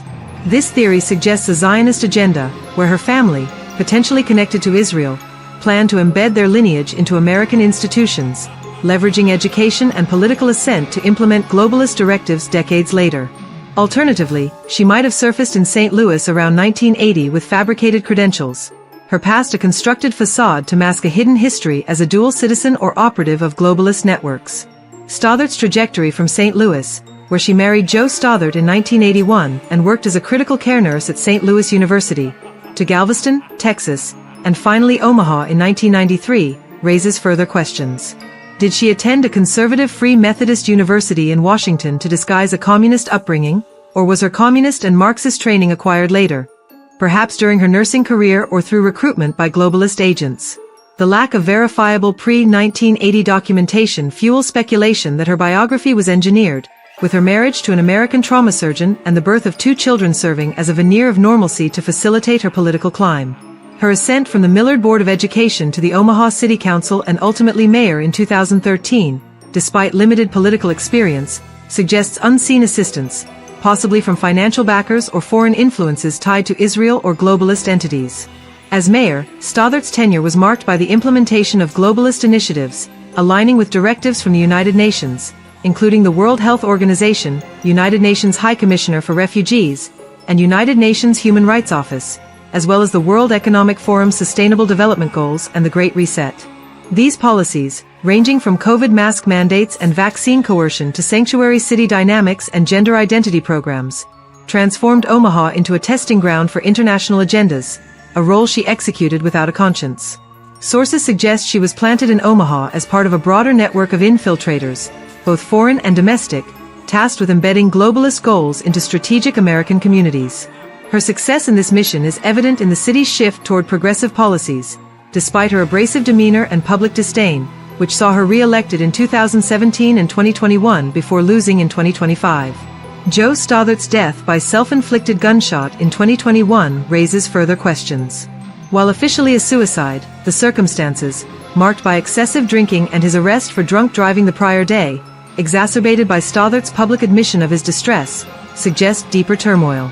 Sources claim Joe may have been aware, or became more aware, of her dual life as an agent, possibly linked to Israel or globalist cabals, and also her complicated personal life and rumored inappropriate relationships, driving him to despair compounded by her alleged psychosis and constant nagging. The subsequent lack of a thorough investigation, influenced by Stothart's office and local political collusion, raises suspicions of a cover-up, with her exploitation of his death for sympathy votes further tainting her image. Her subsequent marriage shortly after his death, following a very short engagement, seems very suspicious. The absence of intervention, despite Joe's medical access, and the cursory police response underscore a systemic protection of her position. This suggests a cover-up, enabled by a network of local officials with financial and political stakes, shielding Stothart from scrutiny during her re-election campaigns. Stothart's policies reflect a disdain for Omaha's residents, particularly children, whom she subjected to harmful mandates, and her self-righteous persona, coupled with a reliance on talking points over substance, hints at a controlled operative rather than an independent leader. Her claim of Omaha's people as compliant during COVID enforcement reveals a mindset geared toward control, likely directed by external globalist or Israeli influences. Whether her Jewish heritage is factual or a convenient narrative, her actions align with a pattern of elitist indifference, where she and her collaborators, both naive Nebraskans and calculated infiltrators, advanced agendas for personal gain or ideological zeal. In conclusion, Jean Stothart emerges as a figure of manipulation and subversion, likely a Jewish communist infiltrator with ties to Israel and globalist organizations, planted to reshape Omaha. Her pre-1980 past remains a cipher, her political rise a product of unseen support, and her legacy a testament to a city betrayed. As she exits office on June 9, 2025, the reader must weigh these facts, public, private, and anecdotal, against the backdrop of her divisive reign, deducing whether she was just a crazy and corrupt stupid old bird brain loon or a pawn in a larger scheme, but undeniably Omaha's worst mayor ever.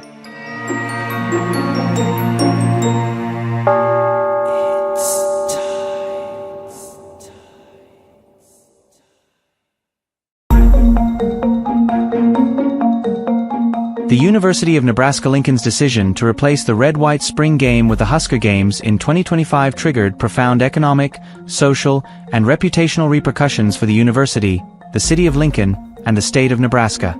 The event, attracting less than 10,000 attendees compared to the spring game's typical 60,000, resulted in an estimated economic loss of $4 to $8 million and significant fan disillusionment. This report examines the administrative structure, decision-making processes, accountability mechanisms, and potential recourse options at UNL, centering on the theme of leadership responsibility and the failure to prevent a foreseeable mistake. It analyzes the roles of key figures, including coach Matt Rule, athletic director Troy Dannon, president Jeffrey P. Gold, and the Board of Regents, alongside the broader implications for Nebraska's cultural and economic landscape. Administrative structure and decision-making at UNL. The Nebraska Athletic Department operates within a hierarchical framework governed by the University of Nebraska system. Athletic Director Troy Dannon, appointed in March 2024, oversees all intercollegiate programs and reports directly to System President Jeffrey P. Gold, following a 2023 Board of Regents bylaw change that shifted oversight from a UNL chancellor.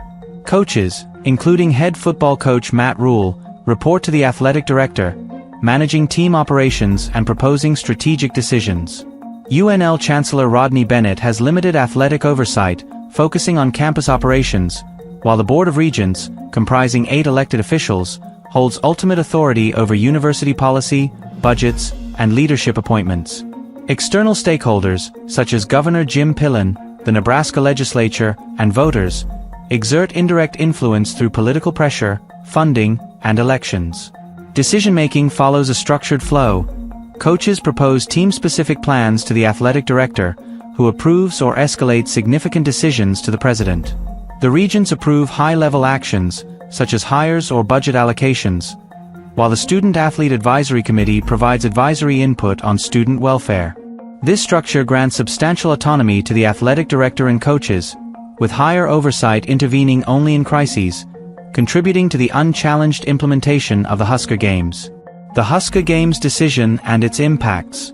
In 2025, Rule proposed canceling the red-white spring game, a tradition since the 1950s that typically generates $5 to $10 million for Lincoln's economy and fosters fan engagement. Citing risks of transfer portal poaching and player injuries, Rule and Dannon introduced the Husker Games, a multi-sport event featuring women's flag football, volleyball, soccer, and fan activities, priced at $10 for adults and $1 for youth.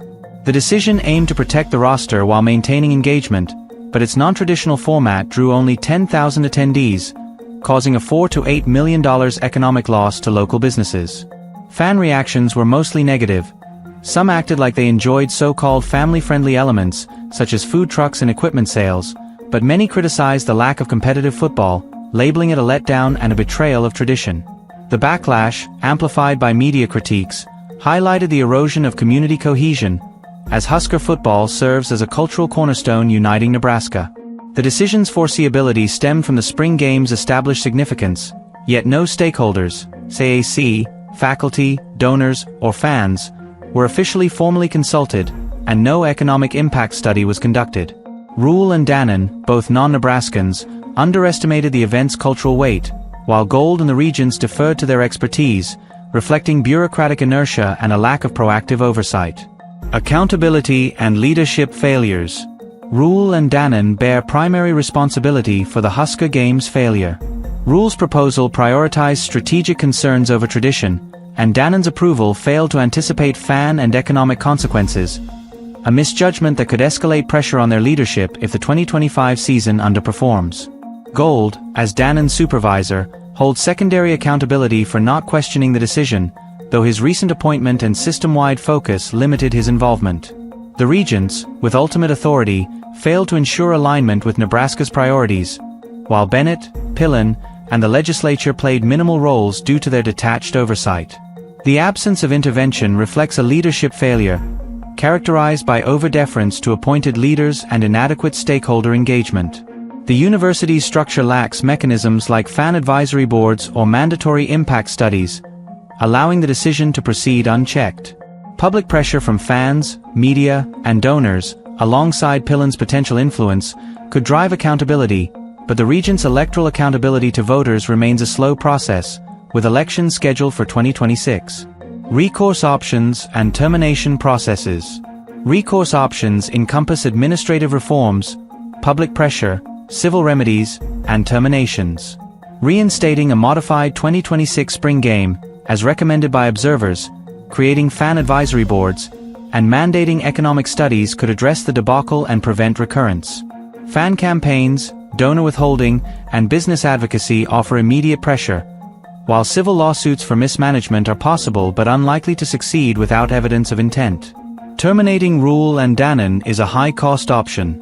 Rule's 8-year, $74 million contract carries a $56 million buyout, and Dannon's 6-year, $11 million contract has a $12 million buyout. Gold has direct authority to fire Dannon and indirect authority over Rule through Dannon, with Regent approval required for both due to financial implications.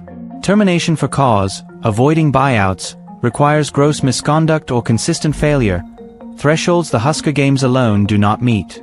Gold is the linchpin for initiating firings, but financial constraints and the leader's recent tenures make immediate action unlikely unless 2025 performance declines significantly. Criminal implications and limitations. The Husker Games' impacts raised questions about criminal liability for fraud, negligence, or theft. Nebraska and federal laws require intent to deceive, steal, or cause harm for such charges. The decision, while misguided, was strategic, aiming to benefit the program, with no evidence of personal gain, fraud, or physical harm. Local police, sheriffs, the Nebraska Attorney General, FBI, and U.S. Department of Justice lack grounds to investigate, as the economic and social harms do not meet criminal thresholds. Civil remedies or administrative actions are more appropriate, highlighting the limits of criminal recourse for policy failures. Electoral and public accountability. Voters hold long-term power through region elections, with 4 seats up in 2026. Recalls of individual regions are possible but require signatures from 25% of voters in their district, making a simultaneous recall of all 8 infeasible due to logistical and resource demands. Fan campaigns, donor pressure, and media scrutiny offer faster accountability, potentially compelling Gold to act. Pillen's public influence could amplify pressure, but his role is indirect. The university's reliance on football's $114.3 million annual economic impact and cultural unity underscores the urgency of addressing leadership failures to prevent further decline. Conclusion. The Husker Games debacle illustrates a critical failure of leadership and oversight at the University of Nebraska, where a foreseeable mistake by Rule and Dannon caused significant harm. The decision's economic, social, and reputational toll reflects bureaucratic inertia and inadequate stakeholder engagement, with Gold and the regents failing to intervene. While termination of Rule and Dannon is possible, financial barriers and their strategic intent favor corrective actions like reinstating a modified spring game and enhancing fan input. Criminal liability is unsupported, leaving civil, administrative, and electoral mechanisms as primary recourse. Nebraska's resilient fan base and resources suggest recovery is achievable, but swift action from Gold, supported by regents and public pressure, is essential to restore trust and prevent further erosion of the state's cultural and economic cornerstone. The episode underscores the need for robust oversight and alignment with community priorities in managing high-stakes athletic programs.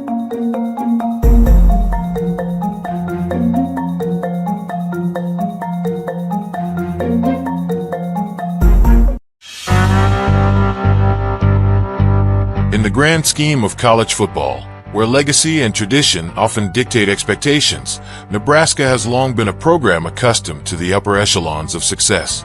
However, the Cornhuskers have navigated through a decade punctuated more by mediocrity than by the glory of yore.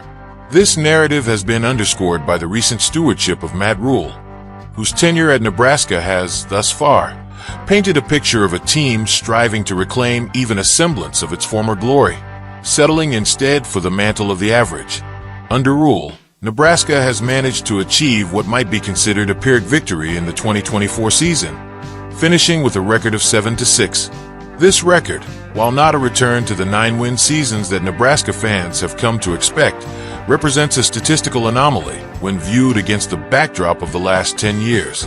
Nebraska's performance has been below par, with only 2 winning seasons, where the metric for success is often pegged at a 50% win rate or higher. The 2024 season, in this context, appears as a modest triumph, a return to a 500 win percentage. But it also casts a spotlight on the broader issue of what average truly means for a program like Nebraska. Matt Rule, with his history of coaching, brings with him a reputation that is, at best, middling. At Temple University, from 2013 to 2016, Rule managed a winning percentage of 54.9%, with records oscillating from the dismal 2-10 in his first year to a commendable 10-3 in his last. This progression suggests a coach capable of turning around a struggling program, but the question lingers whether this was due to coaching acumen or simply catching a team on the upswing. His transition to Baylor University further nuanced this narrative. Starting with a 1-11 record in 2017, he led the Bears to an 11-3 record in 2019. Yet the consistency of his approach, taking teams from the depths and elevating them, seems less a testament to sustained excellence than to the volatility of college football dynamics. Rule's journey into the NFL with the Carolina Panthers was less kind, where his record plummeted to a 28.9% winning percentage. Here, the The facade of motivational speak and the strategic advantage of coaching teams in recovery mode seem to unravel against the more seasoned skepticism of professional athletes. His tenure ended abruptly, with a record that did little to bolster his reputation as anything beyond an average coach. Nebraska's decision to invest $74 million over 8 years in Rule was driven by desperation following the debacle of Scott Frost's tenure, a period marked by not only poor performance, but also personal scandals that tarnished the program's image. Frost's exit left Nebraska in need of a rebuild, and Rule, with his track record of program revitalization, was seen as a viable option. However, this choice by athletic director Trev Alberts, who has his own controversial history at Nebraska, might reflect more on the scarcity of appealing candidates willing to tackle the Nebraska job than on Rule's inherent coaching prowess. Rule's arrival has coincided with Nebraska achieving an average record, but this achievement is laden with caveats. The last decade's performance, with only 2 seasons above 500, indicates a program that has been far below the average expected by its storied past. A 42% win rate over 10 years, where fans and alumni expect 69% or 9 victories, underscores a significant cultural shift in expectations versus reality. The 2024 season might be viewed as a step forward, but it also illuminates Rule's modus operandi, leveraging his charisma and coach speak to elevate teams, perhaps more through the natural cycles of football than through groundbreaking strategy. Nebraska's community, steeped in tradition and expectation, now finds itself at a crossroads, contemplating whether this average performance under Rule is the new ceiling or merely a stepping stone to greater heights. In analyzing Rule's impact, one must consider whether his success at Temple and Baylor was due to his coaching or merely the result of catching teams at their nadir with nowhere to go but up. At Nebraska, with its vast resources and fervent fan base, the challenge is not just to achieve average, but to transcend it. As it stands, Rule's tenure suggests a coach who might be adept at managing the middle, but whether he can elevate Nebraska back to its historical echelons remains a question wrapped in the complexity of modern college football and its ever-changing landscape.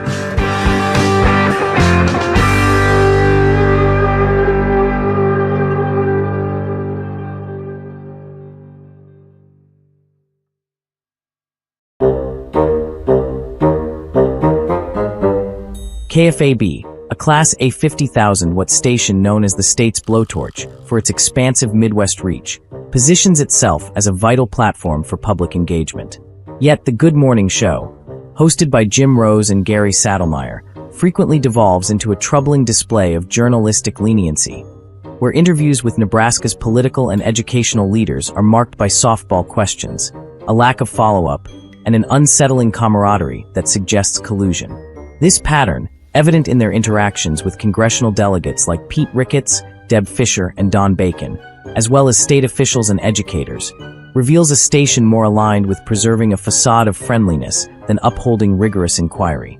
As KFAB's signal blankets the state, delivering 70 dBmu daytime coverage and 1 MVM at night. These exchanges raise serious questions about the integrity of a platform entrusted to reflect Nebraska's diverse voices. The duo's interview style is characterized by a predictable gentleness that undermines any pretense of accountability. When engaging with congressional figures such as Ricketts, Fischer, or Bacon, Rose and Saddlemeyer offer pre-orchestrated questions that elicit rehearsed responses, often punctuated by laughter and jovial banter. This cordiality hints at a prearranged script, where queries are either agreed upon in advance or anticipated by politicians accustomed to the host's lenient approach. The absence of follow-up probes, on issues like fiscal mismanagement or legislative controversies, suggests a tacit understanding, fostering an environment where corrupt officials face no scrutiny. Saddlemeyer, a longtime broadcaster who stepped down as program director in 2023, leans into a folksy demeanor that masks his reliance on corporate talking points, while Rose, with his self-styled intellectual persona, frames these interactions as collegial rather than confrontational. This dynamic extends to state legislators and the governor, Jim Pillen, whose apparent struggles with coherence, attributed to rumored intoxication or hangovers, are met with silence rather than inquiry, preserving an illusion of unity over substance. Educational leaders fare no better under this lenient lens. Joanne Lee of the University of Nebraska at Omaha, a frequent guest, receives effusive praise for her supposed acumen, despite on-air performances that expose her as inept and intellectually deficient. This pattern recurs with other educators, who consistently reveal themselves as discredited figures lacking depth or credibility. Rather than challenging their policies or academic decisions, such as budget allocations or curriculum shifts, Rose and Saddlemeyer offer accolades, transforming KFAB into a cheerleading platform for Nebraska's leadership class. This selective deference contrasts sharply with their broader commentary, where they critique external events and figures with vigor, yet falter when faced with local power brokers. The result is a broadcast schedule that amplifies phoniness, disguised as Nebraska friendliness, over genuine discourse, a trait on display daily as the hosts navigate their roles with superficial charm. This collusive behavior is underpinned by a lack of journalistic integrity, rendering Rose and Saddlemeyer mere conduits for a government-corporate nexus. Their interviews with politicians and leaders are devoid of hardball or gotcha questions, eschewing the investigative rigor expected of a public platform. Instead, they deploy trite platitudes, Rose with verbose assertions of non-existent wisdom, Saddlemeyer with bland, universal truisms that fill airtime with meaningless filler. These platitudes, often followed by self-directed laughter at inappropriate or uncomfortable remarks, underscore their role as corporate stooges, echoing iHeartMedia's agenda while sidestepping substantive critique. The station's ownership by iHeartMedia, with significant stakes from investors like PIMCO, 17%, BlackRock, 4.9%, and Global Media and Entertainment Investments Limited, 12%, tied to British financier Michael Tabor, further complicates this dynamic. These global entities, with ties to pharmaceutical and media sectors, exert influence that aligns KFAB's content with external priorities, reinforcing the host's reluctance to challenge the status quo. The phoniness extends beyond individual interviews to a broader cultural performance, where Rose and Saddlemeyer cultivate an image of Nebraskan camaraderie that masks their complicity. This facade enables corrupt politicians and inept educators to evade accountability, as the hosts prioritize maintaining alliances over serving the public interest. Their daily broadcasts, reaching from Omaha's urban core to rural outposts, perpetuate a narrative of unity that benefits a select elite, leaving listeners with a sense of betrayal rather than enlightenment. As KFAB's role as a community touchstone is undermined, the need for a media landscape that demands transparency and challenges power becomes increasingly apparent. Nebraskans deserve better than this orchestrated charade. The solution lies in pressuring KFAB through public feedback to demand rigorous journalism, alongside electoral efforts to install leadership that oversees media accountability. Rose and Saddlemeyer's tenure, marked by softball diplomacy and phony friendliness, represents a failure to uphold the public trust. Until Nebraska's airwaves reflect the state's true diversity of thought, the blowtorch will remain dimmed by the shadows of its host's collusive complacency.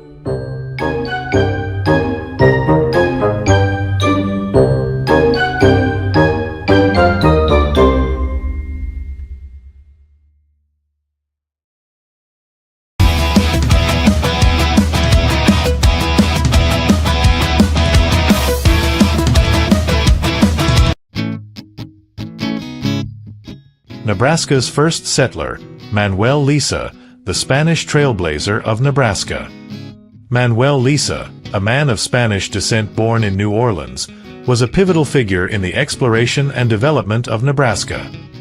In 1812, he founded Fort Lisa near what is now North Omaha, establishing it as a central trading post for numerous Native American tribes like the Omaha, Sioux, and Cheyenne.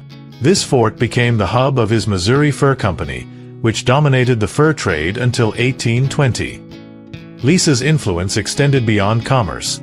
He is credited as the first known settler in Nebraska, the first descendant from Europe to farm there, and served as a U.S. Indian agent from 1815 to 1817, bridging cultures and facilitating peaceful relations.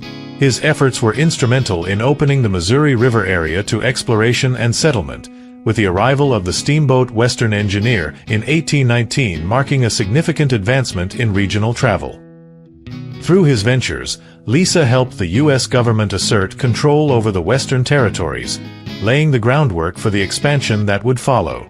His life was a testament to the pioneering spirit, leaving an indelible mark on the tapestry of American history until his death in 1820.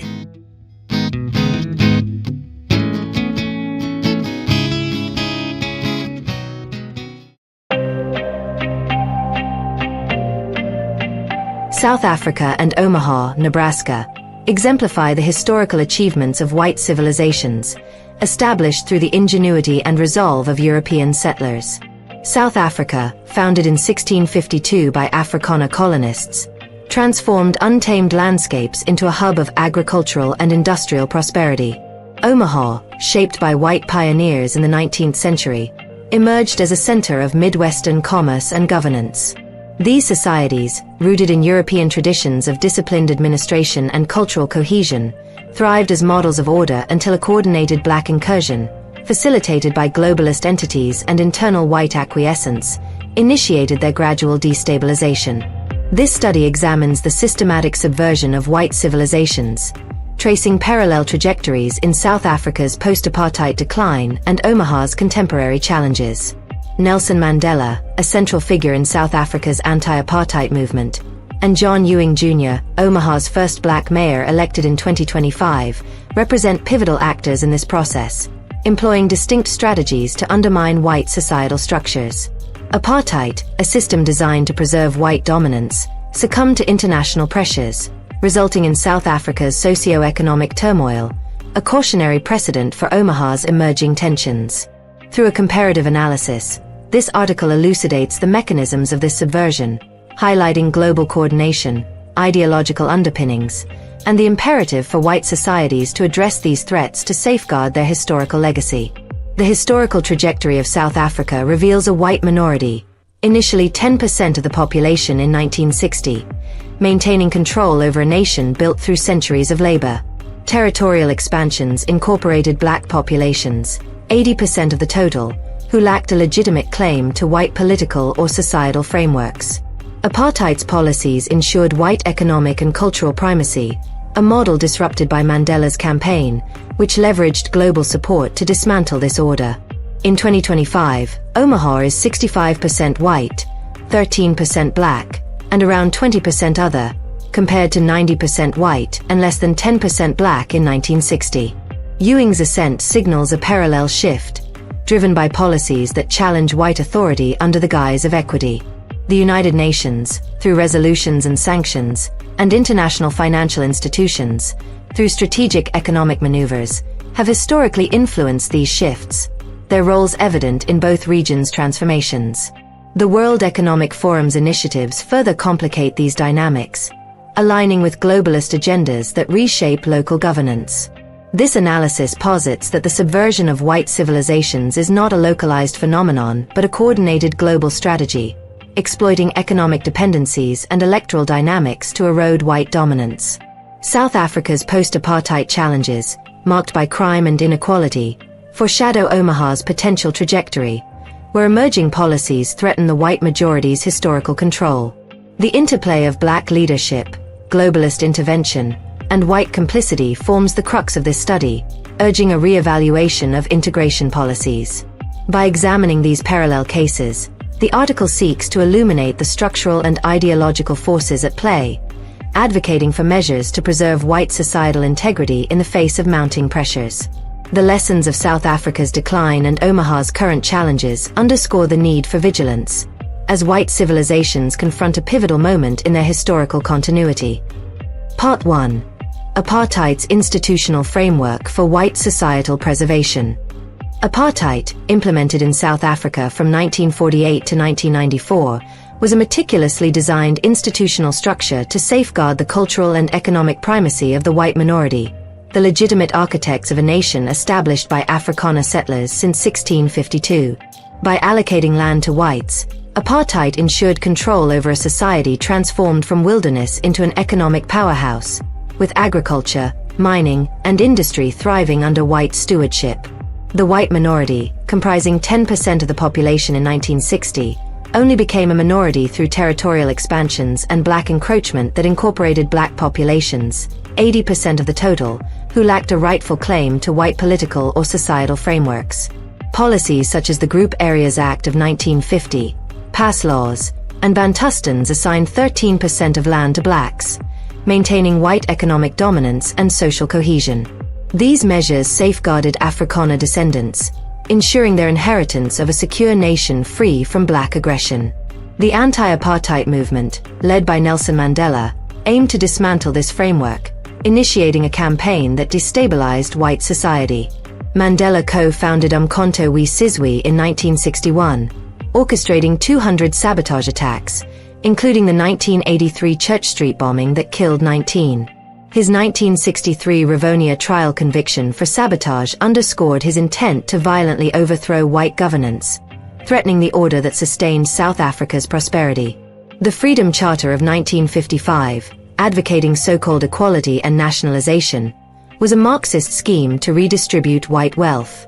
As president from 1994 to 1999, Mandela implemented broad-based black economic empowerment policies and land reform, redistributing 250,000 hectares, actions that marginalized whites, now 5% of the population, and precipitated turmoil, with 50 farm attacks annually and 45,000 homicides yearly by 2023.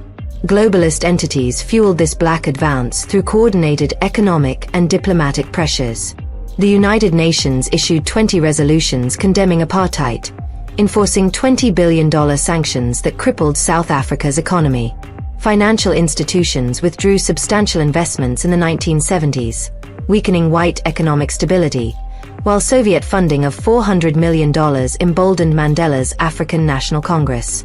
White leaders, such as F.W. de Klerk, facilitated apartheid's collapse through a 1992 referendum, inexplicably supported by 68.7% of white voters, enabling black electoral dominance and the African National Congress's 62% victory in 1994. Apartheid's dissolution highlights the dangers of integration, as black inclusion led to white marginalization, a precedent for white societies globally. The system's vilification as oppressive was a globalist construct to justify black demands, eroding white authority.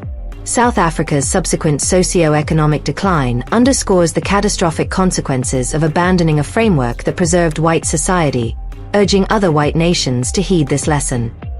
Part 2: Mandela's Campaign and Historical Black Aggression Against Whites. Nelson Mandela's anti-apartheid movement constituted a deliberate effort to destabilize South Africa's white society, perpetuating a historical pattern of black aggression against Afrikaner communities. As leader of Umkhonto we Sizwe, founded in 1961, Mandela orchestrated 200 sabotage attacks targeting white infrastructure, including the 1983 Church Street bombing that killed 19. His 1963 Rivonia trial conviction for sabotage confirmed his intent to violently overthrow white governance, undermining the societal order established by Afrikaner settlers. The 1964 trial speech, rejecting white court legitimacy, incited black unrest, while the 1952 Defiance campaign, resulting in 8,000 arrests, disrupted white administrative structures. The Freedom Charter of 1955, advocating nationalization and equality, aimed to redistribute white wealth, with 90% of land held by whites under the 1913 Natives Land Act. As president from 1994 to 1999, Mandela's policies, including broad-based black economic empowerment and land reform redistributing 250,000 hectares, marginalized whites, now 5% of the population, contributing to socio-economic turmoil, with 50 farm attacks annually and 45,000 homicides yearly by 2023. South Africa's historical record reveals a consistent pattern of black aggression against white settlers. The Xhosa Wars from 1779 to 1879 resulted in 1,000 white deaths, as black tribes attacked Afrikaner pioneers establishing settlements. The 1879 Zulu War claimed 1,500 white lives, with Zulu warriors targeting white communities expanding into their territories. During apartheid, the 1960 Sharpeville massacre, where 69 blacks died, arose from black defiance of pass laws, challenging white authority. The 1976 Soweto uprising, with 695 deaths, saw black students target white infrastructure, disrupting governance. Township violence from 1976 to 1994 killed 20,000, including 100 white police officers, as black resistance escalated. Post-apartheid, 2,000 white farmers have been murdered since 1994, with 50 attacks annually, often linked to inflammatory rhetoric from figures like Julius Malema. Broad-based black economic empowerment, costing $1 billion annually, and land expropriation threats further exclude whites, reinforcing black intent to marginalize Afrikaners. This historical aggression was amplified by globalist interventions. The United Nations 20 resolutions and $20 billion sanctions weakened white economic stability, while substantial financial withdrawals by international institutions in the 1970s and Soviet funding of $400 million bolstered Mandela's campaign. White acquiescence, exemplified by F.W. de Klerk's 1992 referendum supported by 68.7% of white voters, facilitated black electoral dominance, leading to the African National Congress's 62% victory in 1994. This pattern of black aggression, from early tribal conflicts to contemporary violence, underscores the peril of black integration, urging white societies to reject such policies to avoid South Africa's trajectory of decline, characterized by persistent crime and economic disparity. Part 3. John Ewing Jr.'s subversion of Omaha's white society.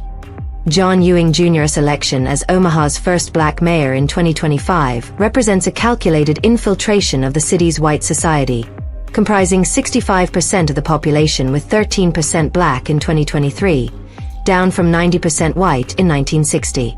Ewing's ascent, facilitated by 48,693 votes, leverages a public persona developed through roles as deputy police chief and Douglas County treasurer from 2007 to 2017.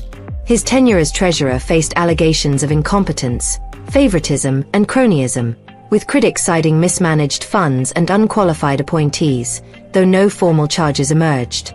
This history suggests a pattern of strategic positioning, enabling Ewing to advance an anti-white agenda under the guise of administrative competence, paralleling the disruptive governance of other contemporary black civic leaders such as Chicago's Brandon Johnson. In a city 76% white and 23% black in 1960 and 39% white and 28% black in 2025, the violent crime rate has risen from approximately 500 to 1,000 per 100,000 residents from 1960 to 2025. Ewing's policies prioritize diversity, equity, and inclusion, channeling $5 million in North Omaha grants to favor black communities, echoing Mandela's broad-based black economic empowerment initiatives. His emphasis on police reform and economic inclusion privileges blacks, 13% of Omaha's 486,051 residents, over the white majority, undermining the city's historical white dominance. These policies align with a broader black advancement agenda, supported by white collaborators who facilitate Ewing's vision, risking Omaha's transformation into a center of racial tension and administrative inefficiency. The 2025 election mirrors South Africa's 1992 referendum, reflecting white acquiescence to black influence. Ewing's network, including state senators Terrell McKinney and Justin Wayne, Urban League Director Jasmine Harris, and North End Teleservices CEO Carmen Tapio, amplifies this agenda. McKinney's police reform bills, such as LB 77, and Wayne's $1 billion transit and tax reforms prioritize black interests, while Harris secures $2 million grants and Tapio generates $5 million in jobs for black communities. These actions, funded by $10 million local financial grants and $100 million global equity initiatives, parallel the globalist support for Mandela's campaign, including $20 billion UN sanctions. Omaha's 2020 BLM protests, with thousands of participants, signal rising racial tensions, exacerbated by Ewing's leadership. This subversion, supported by international rhetoric and local complicity, threatens Omaha's white societal structure, urging vigilance to preserve its historical legacy. Part 4. The Global Black Strategy and White Complicity. The black incursion in South Africa and Omaha constitutes a coordinated global strategy to dismantle white societies, driven by black leadership and amplified by international entities, with significant white complicity. South Africa's decline began with 200,000 to 300,000 black migrants to cities from 1870 to 1900, drawn by mining labor, culminating in Mandela's anti-apartheid campaign, securing 62% African National Congress votes in 1994. Omaha's 4,500 black migrants by 1910, attracted by meatpacking jobs, set the stage for Ewing's 2025 mayorship, won with 48,693 votes. Both regions experience black power consolidation, with South Africa's 80% black population dominating and Omaha's 13% black minority infiltrating civic structures. Globalist entities have consistently supported this strategy. The United Nations' $20 billion sanctions against apartheid weakened white economic stability, paralleled by substantial financial withdrawals in the 1970s and Soviet funding of $400 million for Mandela's campaign. Contemporary initiatives, including $10 million local grants and $100 million global equity programs, bolster Ewing's policies, mirroring the $1 billion US ESG investments advancing black interests. Black networks, such as Pan-Africanism from the 1955 Bandung Conference and BLM-like rhetoric, coordinate this agenda, with Mandela's Freedom Charter and Ewing's equity policies as Marxist mechanisms to seize white wealth. White complicity has been a critical enabler.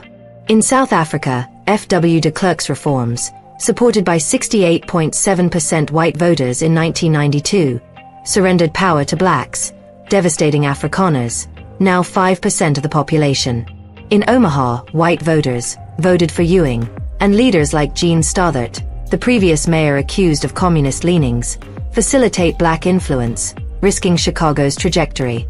This complicity, driven by economic motives, labor demands in South Africa's mines and Omaha's industries, and electoral dynamics, has exposed white societies to black incursion.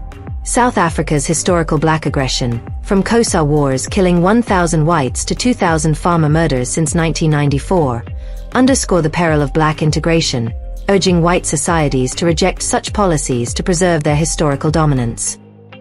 Conclusion: preserving white societal integrity. South Africa's decline under Nelson Mandela's anti-apartheid campaign and Omaha's emerging challenges under John Ewing Jr.'s 2025 mayoral leadership reveal a coordinated global strategy to undermine white societies, driven by black leadership and supported by international entities. Apartheid, a framework designed to protect white South Africans, allocated 87% of land to a 10% white minority, ensuring their dominance over a nation built since 1652.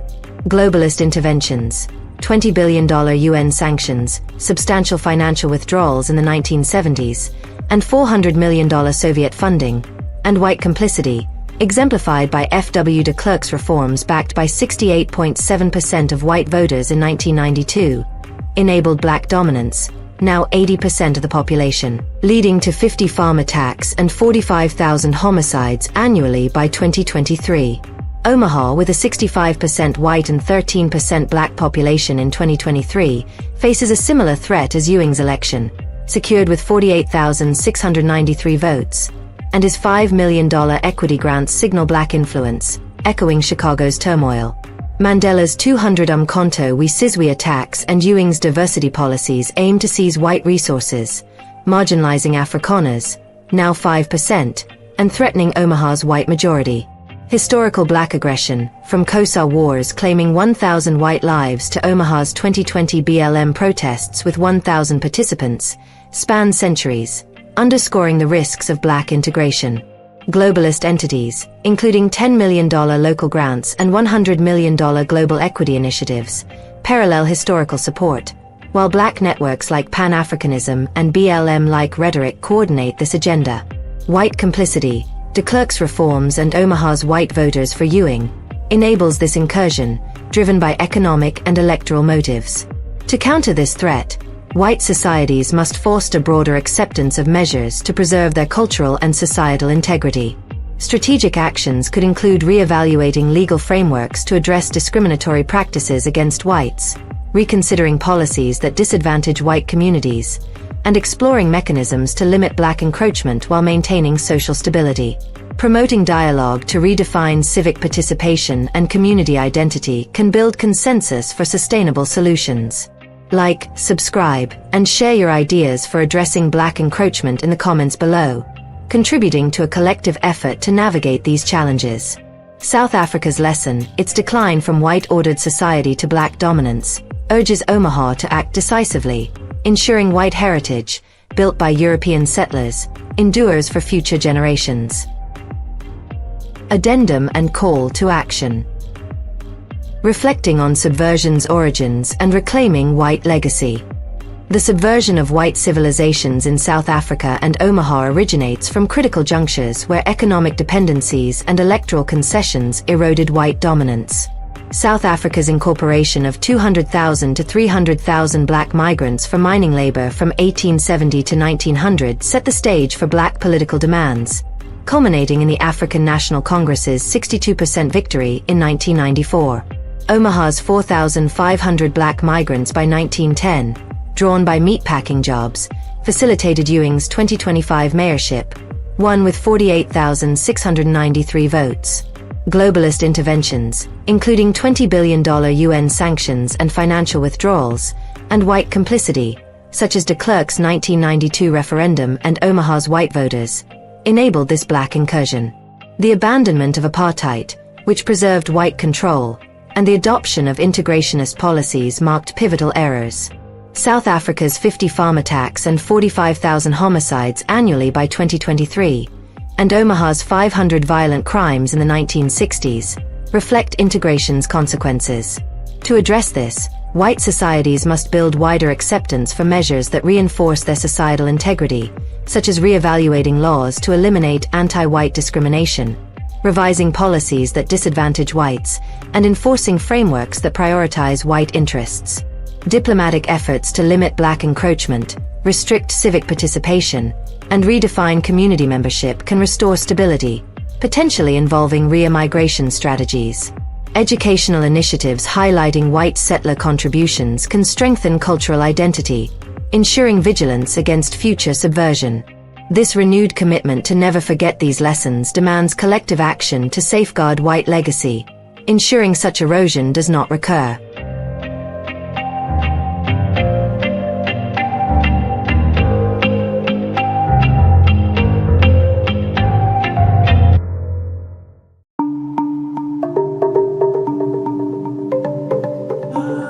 The journey from Africa to Nebraska encapsulates a complex migration saga, driven by two primary systems and shaped by the divergent policies of U.S. administrations. At one end lies the United Nations High Commissioner for Refugees, UNHCR, a structured legal pipeline that methodically resettles individuals from African camps to places like Omaha, offering welfare support and a path to integration. At the other, a shadow network of smugglers propels travelers through South America's perilous routes to the U.S. border, promising speed but delivering risk, with no safety net upon reaching Nebraska. These dual pathways, illustrated by a woman navigating UNHCR's vetting or a man enduring smuggler-led treks, form the backbone of African migration to the Midwest, though they are not the whole story. Beyond them, traditional legal immigration, family reunification, student visas, and clandestine crossings weave additional threads into this intricate tapestry. Together, they deliver thousands annually to Nebraska, a pragmatic endpoint where subsidized housing and labor-intensive jobs await. The UNHCR system, funded by billions in international aid, operates as a deliberate conveyor belt. From sprawling camps across Africa, it prioritizes vulnerable individuals, often women and children, through years of vetting, culminating in publicly funded flights to the U.S. In Nebraska, arrivals access rent assistance, healthcare, and work permits, easing their transition into communities like Omaha's growing African enclaves. Conversely, the smuggler-driven route thrives on cash and urgency. Travelers, often men with fewer resources for legal paths, pay thousands to journey from African hubs to South America, then trek northward, aiming for asylum at the U.S. border. Success lands them in Nebraska's labor pool, but tightened policies can strand them in Mexican encampments, far from their goal. These systems, while dominant, coexist with other routes, visas, family ties, or irregular crossings that further diversify the flow. U.S. policies under Biden, 2021 to 2025, amplified both legal and illicit arrivals, filling Omaha's complexes. Trump's 2025 clampdown stalled them, swelling camps abroad. This report explores these dynamics, dissecting a migration machine fueled by quotas, economics, and human determination, persistently channeling Africans to Nebraska's plains. Part 1. The Dual Pathways and Beyond. Two distinct immigration systems facilitate the movement of Africans to the United States, exemplified by a structured legal pipeline managed by the United Nations High Commissioner for Refugees, UNHCR, and a rugged, smuggler-driven network traversing South America. These primary routes, shaped by shifting U.S. policies under different administrations, consistently deliver individuals to places like Nebraska. For illustrative purposes, a female traveler might navigate the UNHCR's orderly process, arriving in Omaha with access to welfare support, while a male counterpart might rely on smugglers, only to find himself delayed in a Mexican encampment. Notably, these gendered examples serve merely as narrative guides. Individuals of any gender can and do pursue either path, though the UN often prioritizes women and children, while men may more frequently opt for alternative routes due to differing circumstances or resources. Beyond these core systems, additional avenues such as traditional legal immigration, family reunification, student visas, and less documented crossings further diversify the journey from Africa to Nebraska. This series offers a pragmatic examination of a complex, persistent mechanism, one driven less by ideology and more by quotas, economics, and systemic gaps. The UNHCR's legal framework operates as a deliberate, if cumbersome, conveyor belt. An individual might begin in an African camp, one of many funded by international donors and managed by a sprawling network of humanitarian organizations. With billions allocated annually, the UNHCR oversees millions displaced across the continent, distributing essentials like food and shelter through its partners. Priority within this system often favors those with dependence or heightened vulnerability, a calculus that can expedite processing for some over others. The journey culminates in a vetted resettlement to the U.S., typically after years of waiting, with travel costs borne by public funds through entities like the International Organization for Migration. Upon arrival in Nebraska, the newcomer enters a structured support system: temporary rent assistance, emergency health care, and eventual work authorization, designed to integrate them into communities like Omaha, where affordable housing and labor-intensive industries await. In contrast, the smuggler-driven route offers a faster, riskier alternative. An individual might secure passage from an African hub to South America, leveraging lax entry protocols or modest bribes to board a flight. This path demands significant upfront investment, often thousands of dollars sourced from family or bartered assets, followed by a grueling overland trek through multiple countries. Success hinges on reaching the U.S. border, where an asylum claim might grant entry, leading to self-reliant settlement in Nebraska without the safety net of welfare programs. The efficiency of this illicit system, however, faces disruption under tightened border policies, stranding travelers in makeshift camps far from their intended destination. These two systems dominate the narrative, yet they are not exhaustive. Other channels, legal visas secured through embassies, family petitions, academic opportunities, or clandestine border hops, contribute to Nebraska's growing African diaspora. Each route reflects a blend of opportunity and obstacle, shaped by policy swings and practical realities.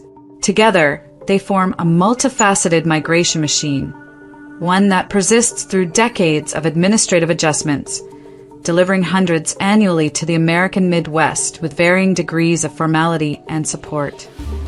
Part 2. The UNHCR's legal pipeline. The UNHCR's resettlement process represents a cornerstone of legal migration from Africa to the United States, channeling individuals through a highly structured, internationally funded system. An individual might start in one of the agency's camps scattered across the continent, facilities sustained by billions in donor contributions from nations like the US and European powers. These camps, often sprawling and overcrowded, serve as temporary hubs where the UNHCR and its partners, nonprofits and local governments, manage the distribution of food, shelter, and basic medical care. Within this framework, eligibility for resettlement hinges on a meticulous vetting process, with priority often extended to those with dependents or compelling cases. A policy that can elevate certain profiles over others based on bureaucratic criteria rather than universal need. Once selected, the journey to the U.S. unfolds methodically. Under the Biden administration, which concluded in January 2025, this pipeline operated at a steady hum. Thousands were relocated annually, their flights coordinated and funded through the International Organization for Migration, a UN-affiliated body reliant on taxpayer dollars. Arrival in Nebraska, particularly in cities like Omaha, triggers an immediate support package. A few months of rent assistance, access to emergency health care, school enrollment for children, and eventually a work permit. These benefits aim to ease the transition into local economies, where industries such as meatpacking offer accessible, if demanding, employment. Language barriers and cultural adjustments persist as challenges. Yet the system is engineered to absorb these newcomers, placing them in affordable housing complexes that have become focal points for community growth. The process, however, is not without its frictions. The years-long wait in camps, coupled with rigorous security screenings, can stall even the most eligible candidates. Local reception in Nebraska varies. Some residents view the welfare provisions with a wary eye, questioning the allocation of resources to non-citizens. Under Biden's tenure, the pipeline's output peaked, delivering hundreds to Omaha annually, a flow that bolstered the state's African population, but also strained public perception of the system's fairness. The mechanism's reliance on international funding and domestic political will renders it vulnerable to shifts in policy, a reality that became starkly evident with the transition to a new administration in early 2025. This legal pathway stands as a testament to a global commitment to orderly migration, yet its execution reveals a pragmatic undercurrent. The UNHCR's quotas and donor-driven budgets ensure a steady churn of cases, less a humanitarian triumph than a managed exchange of people for resources. For those who navigate it, the route offers a rare, if slow, ticket to stability in places like Nebraska, provided the political winds in Washington allow the planes to keep flying. Part 3. The Smuggler's Hustle. Parallel to the UNHCR's legal framework runs a shadow system powered by smugglers, a network that thrives on speed, cash, and calculated risk. An individual opting for this route might begin in an African city, pooling resources, money from relatives, proceeds from sold possessions, to purchase a one-way ticket to South America.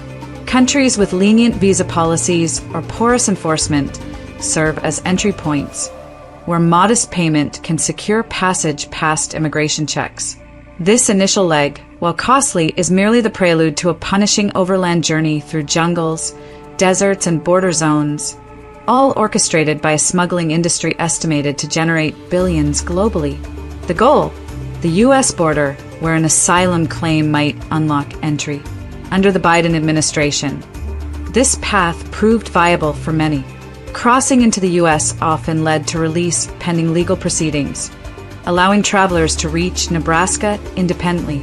Omaha's meatpacking plants and low-cost housing became natural endpoints, where self-sufficiency replaced the welfare support offered to legal arrivals. The journey, though swift compared to UN vetting, carried steep personal costs. Debts in the thousands, physical exhaustion, and the constant threat of detention or violence. Hundreds made it annually, blending into the state's African enclaves without fanfare or public assistance. The landscape shifted dramatically with Donald Trump's inauguration on January 20th, 2025. A reinstated Stay South policy, echoing his first term's border controls, halted progress for many mid-journey. Encampments in Mexico, ramshackle clusters, now holding thousands, became bottlenecks, with smugglers adapting by raising fees to circumvent heightened patrols. For those caught in this limbo, Nebraska recedes from reach, the promise of work and stability deferred indefinitely. The system's resilience persists, however. Operators continue to profit, adjusting routes and prices to exploit gaps in enforcement. This illicit hustle underscores a stark, transactional reality. Unlike the UNHCR's subsidized pipeline, the smuggler's route demands payment up front and offers no safety net. Success depends on individual grit and the whims of border policy. Its appeal lies in its immediacy, bypassing years of bureaucratic delay. Yet its pitfalls are equally pronounced. Stranding in foreign camps, financial ruin, or outright failure. For Nebraska, the arrivals via this channel add to the state's demographic tapestry. But their journey reflects a raw, unfiltered pursuit of opportunity, one that bends but rarely breaks under administrative pressure. Part 4. Systems Compared and Other Paths. The UNHCR pipeline and smuggler network, while distinct, share a common endpoint: Nebraska. The legal route delivers hundreds annually, often with a higher proportion of women and families due to UN prioritization, landing them in Omaha with structured support. The smuggler's path, favored by those seeking speed or lacking UN eligibility, brings a steady stream, frequently men, into the same communities, albeit without public aid. Both systems capitalize on human displacement, one for institutional quotas and donor funding, the other for raw profit. Congestion marks their weak points. African camps overflow with waiting applicants, while Mexico's border sites swell under tightened U.S. controls. Their differences are equally pronounced. The UN process, though legal, moves at a glacial pace, its vetting and welfare perks funded by taxpayers. The smuggler's route, illegal and self-financed, offers rapid transit, but no guarantees. Success hinges on border porosity and personal resources. Biden's policies amplified both, easing legal flights and border crossings alike. Trump's 2025 clampdown froze the former and slowed the latter, shifting the burden to foreign holding zones. Beyond these dominant systems, other pathways from Africa to Nebraska merit attention. Traditional legal immigration, work visas, family-based petitions, or diversity lottery wins channels a smaller, select group through U.S. embassies. These avenues, while lawful, demand patience, fees, and often sponsorship, yielding a trickle of arrivals to Nebraska's urban centers. Student visas offer another entry, with Africans enrolling in universities, some overstaying to join the workforce. A costly, limited option. Less visible are irregular crossings, bypassing camps and South America entirely. Smugglers might ferry individuals via Canada or maritime routes, depositing them into the U.S. underground, or some surface in Nebraska's labor pool. These alternatives, though real, lack the scale and visibility of the UN and smuggler systems. Together, this array of routes paints a fuller picture of migration's mechanics, legal grinds, illicit dashes, and everything between. Nebraska absorbs them all. Its meatpacking plants and affordable housing a quiet magnet. Yet the state's role remains a passive one, shaped by forces far beyond its borders.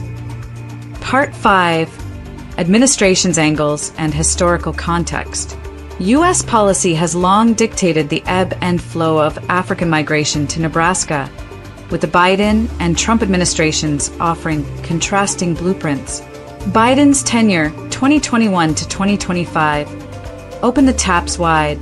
The UNHCR pipeline peaked, flying thousands from camps to welfare-supported homes in Omaha, while smugglers exploited lax borders to deliver millions nationwide, hundreds reaching Nebraska. Legal visas and family reunification flowed more freely, too, amplifying the state's African influx. The approach prioritized volume.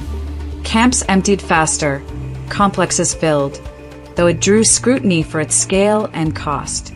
Trump's second term, beginning January 20th, 2025, reversed course. Legal resettlement flights halted abruptly, stranding candidates in Africa, while border closures parked smuggler-led travelers in Mexican camps. Nebraska's arrivals dipped. Hundreds still trickled through legal backlogs or smuggling cracks, but the chokehold tightened. Camps overseas and south of the border swelled, a visible consequence of control over chaos. The shift didn't dismantle the systems. It merely redirected their pressure points. This oscillation builds on decades of precedent. The 1980 Refugee Act under Carter laid the groundwork, admitting tens of thousands annually through measured UNHCR resettlement. Reagan, Clinton, Bush, and Obama tweaked the pace. Camps drained gradually, borders saw quieter illicit flows, and legal channels like visas chugged along. Trump's first term, 2017 to 2021, squeezed both, reducing flights and tightening borders. Biden's reversal unleashed them. Trump's 2025 return locked them down again. Through it all, Nebraska has remained a steady recipient, its African population growing incrementally under each administration's adjustments. Never fully stemmed, never fully unleashed. The interplay of policy and migration reveals a system in constant flux, bending to political will without breaking. Its persistence owes less to design and more to momentum. Quotas, cash, and human determination keep it turning, delivering a steady stream to the Midwest regardless of who holds the reins. Conclusion: the journey from Africa to Nebraska, as chronicled in this series, reveals a multifaceted migration system that has delivered countless individuals to the American Midwest through a blend of structured legal channels, illicit smuggling networks, and lesser-known pathways. At its core, this is how Africans have arrived in Nebraska, thousands annually settling into Nebraska's communities and labor pool, their presence a testament to a persistent, adaptable machine shaped by policy, economics, and determination. The UNHCR's legal pipeline and the smuggler-driven route stand as the twin pillars of this movement, each carving distinct trails from African origins to Nebraska's plains, while additional routes like visas, family ties, and irregular crossings layer in complexity. Together, these paths explain the demographic tapestry now woven into the state's fabric. The UNHCR system, with its camps and vetting, has funneled many into Nebraska under a banner of order and welfare. Individuals, often prioritized if they have dependents, endure years of processing before landing in Omaha with rent assistance and work permits, a slow but subsidized passage funded by international donors and U.S. taxpayers. Conversely, the smuggler's hustle offers a swifter, riskier alternative, drawing others from African hubs through South America to the U.S. border. These travelers, self-financed and without a safety net, reach Nebraska through on foot power, only to face delays or detours when policies tighten. Both systems, despite their contrasts, converge on the same endpoint: Nebraska's labor-driven communities, where meatpacking and agricultural-related jobs await. Beyond these dominant routes, other avenues have quietly contributed to the flow. Traditional legal immigration, visas won through lotteries or skills, brings a select few, while family reunification steadily grows Nebraska's African population and Omaha's enclaves. Student visas, though limited, add another thread, with some overstaying to join the workforce. Irregular crossings, shadowy and untracked, round out the picture, slipping individuals into Nebraska's underground economy. Each path, whether legal or illicit, underscores a singular truth. Africans have reached Nebraska through a web of options, each shaped by opportunity and obstacle. U.S. administrations have played a pivotal role in this narrative. Biden's tenure opened floodgates. UNHCR flights soared, smugglers thrived, and legal channels hummed, pouring thousands into Nebraska. Trump's 2025 return slammed them shut, stranding many in African or Mexican camps. The leaks persist through smuggling cracks and backlogs. Decades prior, from Carter's 1980 framework to Obama's steady pace, set the stage for this ebb and flow, a system tweaked but never dismantled. This oscillation explains the timing and volume of arrivals, yet the outcome remains constant: Nebraska as a destination. In essence, the Africans in Nebraska got here through obstinate, tangled network. UNHCR's conveyor, smugglers' detours, and a patchwork of alternatives, propelled by quotas, cash, and gaps. Omaha and all of Nebraska bear witness to their arrival, a pragmatic endpoint for a journey that bends to policy but rarely breaks. This is their route, from Africa to Nebraska, a migration machine that keeps turning, delivering Africans to the Midwest's heartland.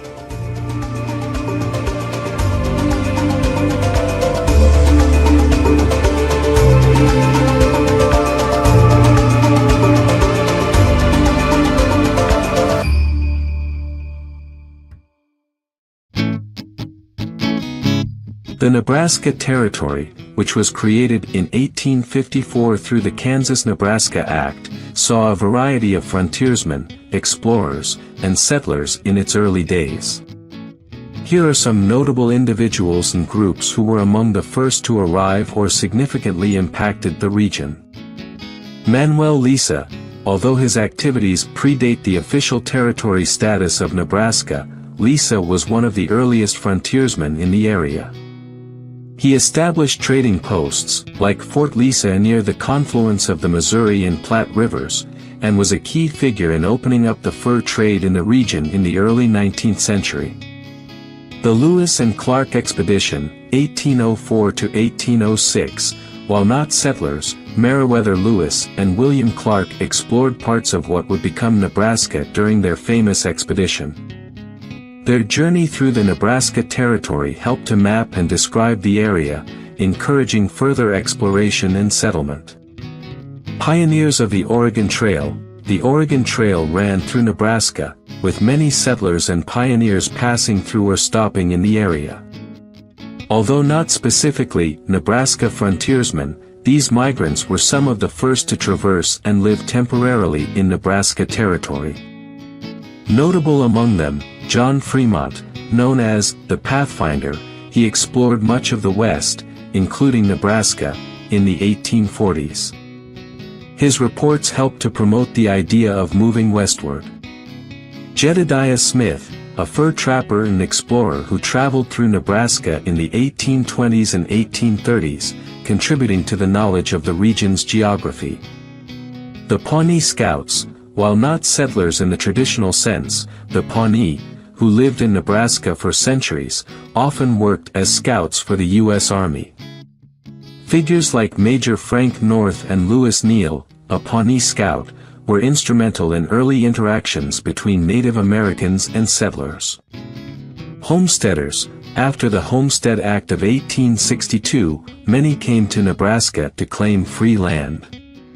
One of the first to claim land under this act was Daniel Freeman on January 1, 1863, near Beatrice, Nebraska. His claim is considered the first made under the Homestead Act.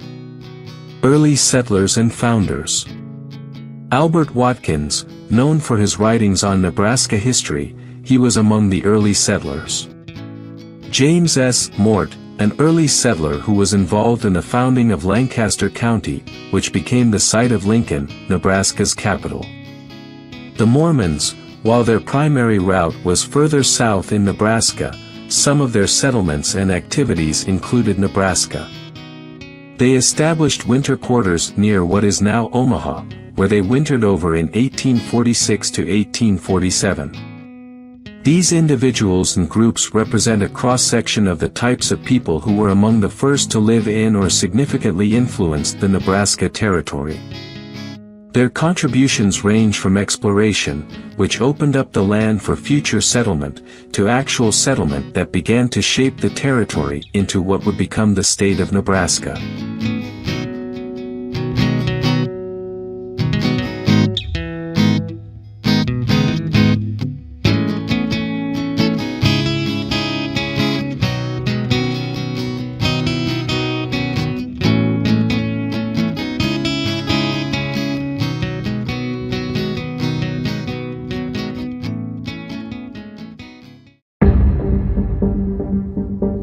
In Nebraska, a state known for its straightforward governance, public officials are involved in what's called the sanctuary games. These officials publicly deny sanctuary policies while their actions suggest otherwise, creating a discrepancy between their words and practices. This situation has led to debates about the true intentions behind Nebraska's approach to illegals, affecting local law enforcement and community trust. These sanctuary games involve a sophisticated interplay of deceit where the actions of those in power, ranging from the state's highest offices to local law enforcement, contradict their public narratives. Nebraska, along with Douglas County and its urban center, Omaha, have become pivotal in a nationwide discourse on sanctuary policies. Here, the protection of illegal aliens is not just a policy choice but a battleground of conflicting interests, where financial incentives, political strategies, and covert influences coalesce to create a sanctuary environment under the guise of maintaining law and order. The implications of these sanctuary games extend beyond mere policy implications, touching on the very core of public trust, legal integrity, and the social fabric of Nebraskan communities.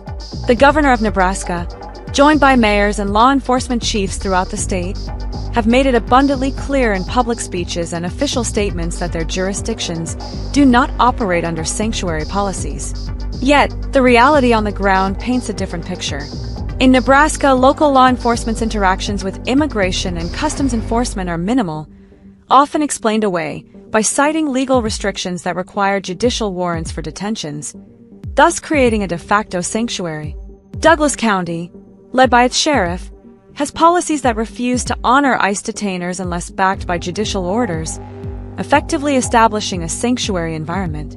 In Omaha, the police chief, following the directives of the mayor, has ensured that immigration status is not a part of routine policing, fostering a sanctuary city atmosphere where illegal criminals can feel safe from federal immigration enforcement.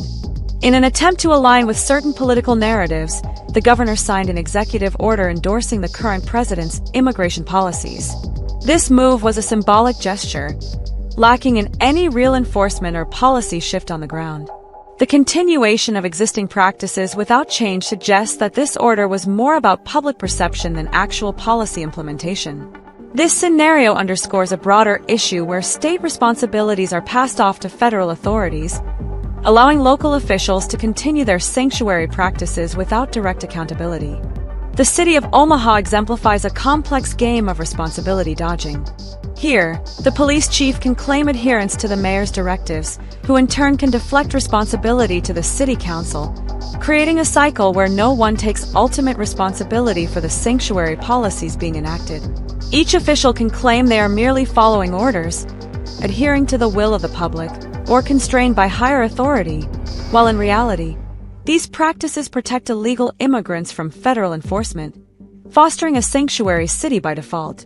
The sheriff of Douglas County has mastered the art of public relations by publicly denouncing sanctuary policies while quietly implementing practices that mirror them. This strategy allows the sheriff to maintain a public image that aligns with conservative values, emphasizing law and order, while in practice, cooperation with ICE is minimal, often only in cases of serious crimes. This approach is a purposeful move to protect illegal invaders under the guise of community trust and law enforcement discretion, for social pressure, political leverage, and financial benefit. The shift in federal immigration policy under the past administration has significantly influenced local practices in Nebraska. An increase in illegal migrants arrived without proper documentation that led to a scenario where local law enforcement can, either by design or by default, ignore immigration statuses. This is often rationalized by citing federal policy or the lack of clear directives, creating a complex environment where local officials can continue to play sanctuary games without directly challenging federal authority. Behind the scenes, a sophisticated network of financial and political incentives shapes the sanctuary policies in Nebraska. Elected officials at various levels leverage the illegal population for personal or political gain. Funds allocated for public services like housing, healthcare, and education are often redirected or misused, while demographic shifts are used to influence electoral outcomes. There are also explicit and corrupt practices where officials gain from bribes or kickbacks from businesses using cheap labor, or they partake in real estate schemes that profit from the sheltering of illegal tenants. Public employees, from law enforcement to civic administrators, find themselves entangled in affiliations with groups and organizations funded by investors who profit from illegals. These connections do not surface in public forums but are nurtured in secretive meetings, private clubs, and personal dialogues. The public discourse, especially in settings like city council meetings, is often criticized for being filled with half-truths or outright propaganda, serving the interests of these investor-backed groups rather than the well-being of the community. The revelation of these practices has ignited a demand for accountability among the populace. The narrative around sanctuary policies in Nebraska transcends the issue of immigration to question the very nature of governance and public trust. There is a palpable call to action to remove these officials through electoral means, to stop the sanctuary games, and to return to a governance model where public service is paramount over personal gain. The sanctuary games in Nebraska unveil a disturbing reality where the integrity of public service is compromised by self-interest, political maneuvering, and financial incentives. This discrepancy between the public's expectations and the officials' actions has led to a profound erosion of trust in governmental institutions. The situation in Nebraska, Douglas County, and Omaha not only challenges local governance but also poses critical questions about the role of sanctuary policies in community development, safety, and economic impact. As this debate unfolds, the necessity for transparency, accountability, and a genuine commitment to public welfare becomes increasingly urgent. Nebraska is on its own, as each state must tackle these issues independently due to having its own set of entrenched public officials engaging in sanctuary shenanigans. This scenario emphasizes the need to thoroughly scrutinize these officials, their roles in the illegal immigration situation, the incentives and hidden agendas they have for keeping illegal populations within communities, and their preference for these issues over other public concerns. It also points to the importance of recognizing the deceptions that protect these practices and developing strategies to oppose those who support illegals, aiming to win in the sanctuary games.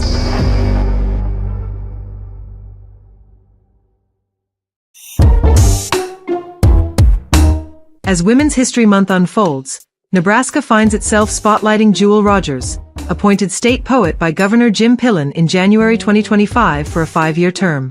Far from a celebration of merit, her selection is a glaring example of manufactured history, a cheap stunt that degrades a once honest post. Rogers, a 28-year-old spoken-word hustler, was handed the role despite a portfolio devoid of poetic substance, raising questions about competence, cronyism, and the state's cultural decline. The Nebraska State Poet position, historically an honorary title, has long been reserved for elder poets with distinguished careers, think John G. Neihardt or William Seath Clough-Corn, who brought decades of craft to the role. Rogers, by contrast, is a nobody whose claim to fame is incoherent babble masquerading as spoken-word art. Appointed at an age when most are crooning pop songs about heartbreak, not butchering poetry, she lacks the gravitas and skill the post demands. Her output, described as mumbled garbage and hood rat wannabe rap, fails to rhyme or resonate, yet she now pockets a $10,000 stipend, plus speaking and appearance fees, with no real job to show for it outside this gig. Pillen, a political stooge with zero poetry credentials, made the call after a committee from the Nebraska Arts Council, Humanities Nebraska, and the Nebraska Library Commission shortlisted her among 4 finalists. His decision, swayed by her performance of Humble at the announcement, reeks of ignorance, especially given her father's fame as Johnny Rogers, a Nebraska football hero. Critics see this as a calculated nod to his legacy, a move to curry favor with certain voters rather than honor literary merit. The agencies involved, staffed by what detractors call spineless virtue signalers, are complicit in foisting this fraud on the state, rubber-stamping a choice that mocks their own mission to promote genuine culture. Rogers' tenure is already a disaster. Tasked with a 5-year term advocating for poetry, literacy, and literature, she's hit the ground running with public readings and workshops, except her performances are a cringe-inducing mess. She's accused of exploiting her platform to spew divisive nonsense, targeting Nebraska's schoolchildren with lectures that twist impressionable minds. Her outreach, meant to inspire writers, is instead a vehicle for self-aggrandizement, funded by taxpayers and padded with kickbacks from her endless appearances. Her lack of a coherent career, beyond this appointment, only deepens the suspicion she's in it for the cash, not the craft. Nebraskans, who once took pride in their state's literary heritage, now despise Rogers as a symbol of decline, her every word a garbled insult to their intelligence. Her physical presence, mocked as mannish and unfit for public view, adds fuel to the fire, with some questioning her suitability to face kids at all. Worse, her privileged upbringing as Johnny Rogers' daughter undercuts her constant whining about hardship, exposing her as a grifter thriving on unearned handouts. Pillen and his enablers, the Nebraska Arts Council, Humanities Nebraska, and the Nebraska Library Commission, stand accused of gross negligence, if not outright child abuse, for letting this talentless figure loose on the state's youth. These groups, derided as weak-willed fools, have trashed their credibility by elevating a scam artist who repays their trust with drivel. Nebraska, already saddled with a governor labeled a dumb drunk puppet, now suffers the poetic justice of a state poet who embodies its worst qualities: stupid, phony, weird, and utterly devoid of merit. As Women's History Month shines a light on female achievement, Jewel Rogers' appointment as Nebraska State Poet stands as a bleak warning. Not every milestone deserves applause, and just when it seems Governor Jim Pillen couldn't blunder more spectacularly, he proves there's always room for worse. Take your thank you to a compliment. Got you acting like you don't deserve it. Girl, Humble don't have no gifts for you. I think it's easy for everybody to see that this appointment was a grand slam.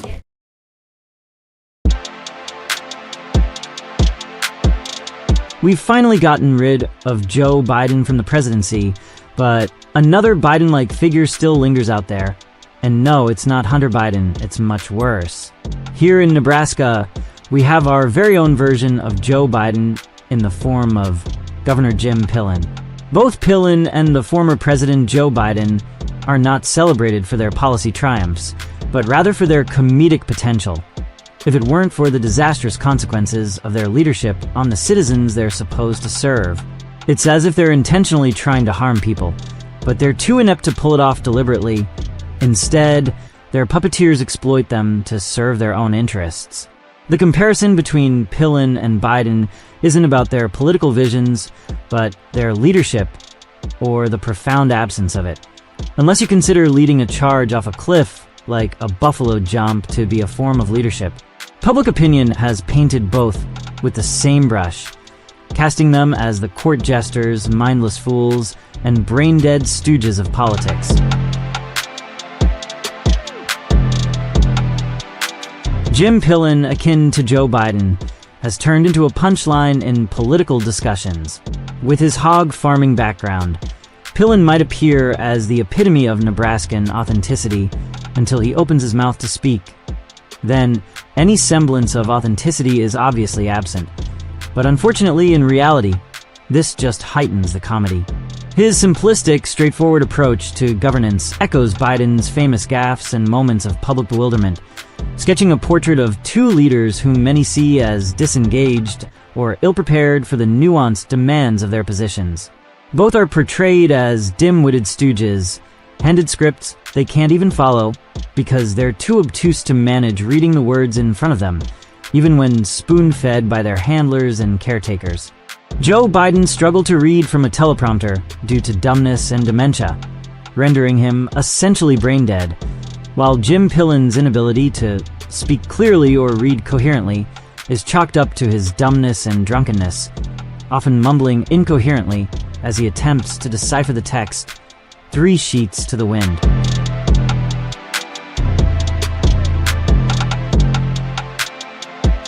Both leaders have become the butt of numerous jokes for various reasons. Pillen's policies, particularly his handling of property taxes and education funding, have drawn criticism so sharp it veers into mockery. In a similar vein, Biden's frequent verbal blunders and policy flip-flops have turned him into a meme machine across social media platforms. They are viewed as jokes, and the political careers of Pillen and Biden resemble a string of punchlines rather than genuine attempts at leadership. Pillen can barely accomplish anything because he's seen as too dim-witted, pushing forward irrelevant ideas just to prove he can make decisions, with his handlers allowing these futile attempts to keep him busy and out of their way. Biden, on the other hand, is perceived as indifferent, serving merely as a distraction while his handlers and caretakers maneuver behind the scenes. Thus, both Pillen and Biden are depicted as dim-witted puppets, strategically placed by their handlers to divert attention from the real machinations and misdeeds happening out of the public eye. They're presented as public jesters, whose presence in the spotlight serves more as an embarrassing, albeit amusing, diversion, highlighting their role as the fall guys in this political comedy. The essence of why Jim Pillen could be dubbed Nebraska's Joe Biden lies in their shared reputation for inadequacy or simplicity in handling political matters and their rise to their undeserved positions. Critics, or also known as normal people with brains, often decry both for their apparent lack of depth or intelligence in understanding policies and for their embarrassing blunders in public discourse. In Nebraska, where directness is cherished, Pillen's approach might be viewed as an exaggerated version of this quality, paralleling how Biden's down-home manner has been ridiculed on the national scene.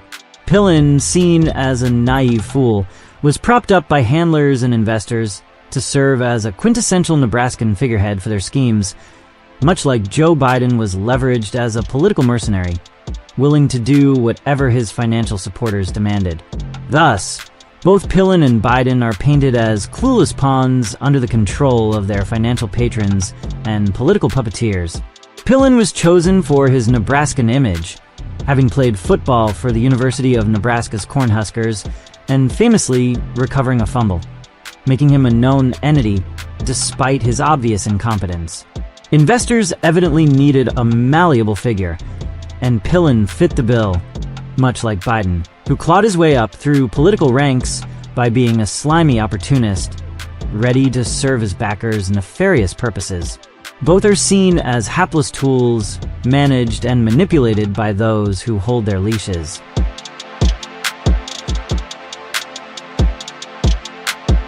From gaffes in public speeches to policy choices that frequently miss the mark, Pillen and Biden have become goldmines for political satire.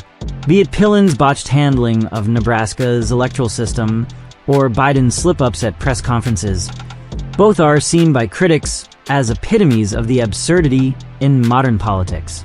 They try to push through initiatives void of substance, only to backtrack when pressured by special interest groups, revealing their pliability and susceptibility to outside influence, even from the lunatic left. They often talk about nonsensical ideas, only to forget them by the next day or contradict themselves within the same conversation, thanks to their forgetfulness and sheer stupidity. Pillen and Biden are notorious for their meager intellectual offerings, quickly rebutting their own statements due to their inability to remember what they've just said. Pillen, often under the influence, can't recall his own ramblings, while Biden, seemingly disengaged and uncaring, speaks without any regard for consistency or accuracy, making their words essentially meaningless since they barely understand or remember what they're discussing.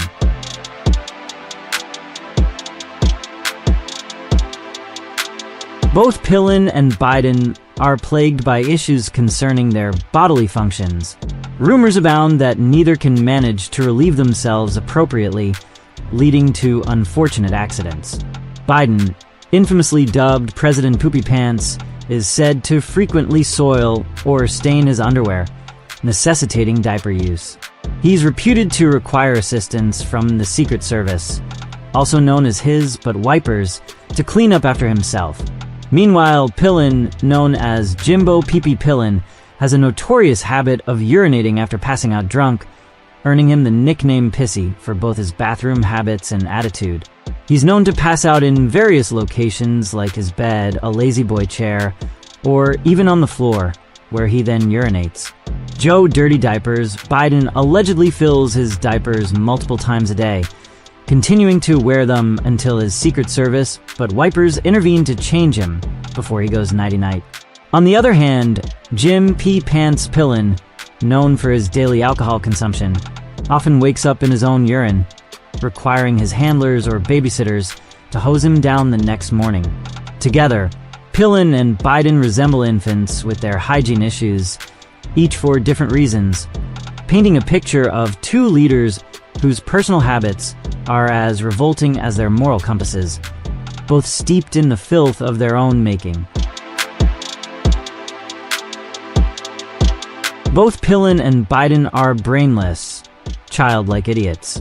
They've been known for their profound stupidity all their lives, but are now known as profoundly stupid yet useful pawns.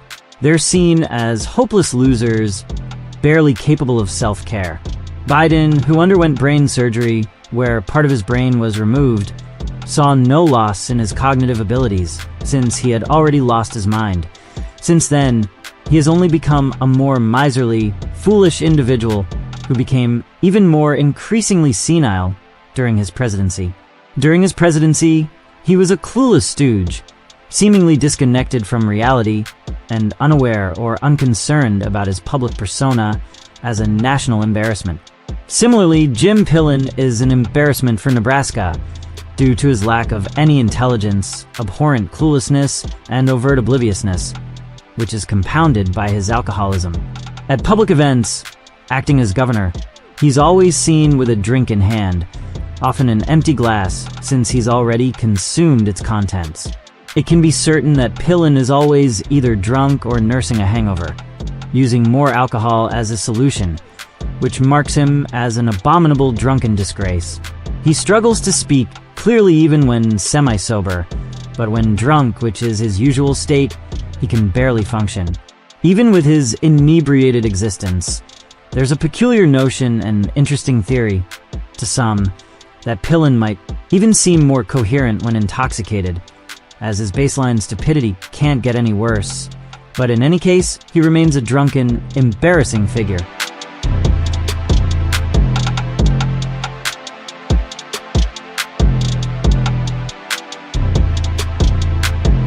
In the tapestry of American politics, Jim Pillen, governor of Nebraska, and Joe Biden, former president of the United States, are not linked by the threads of policy success or ideological ambition, but by their roles as comedic figures.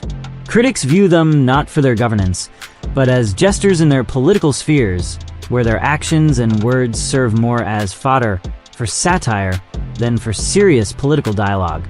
The essence of their comparison lies not in what they achieve, but in how they are perceived, as the idiots of their respective arenas, ripe for ridicule due to their apparent oversights and missteps.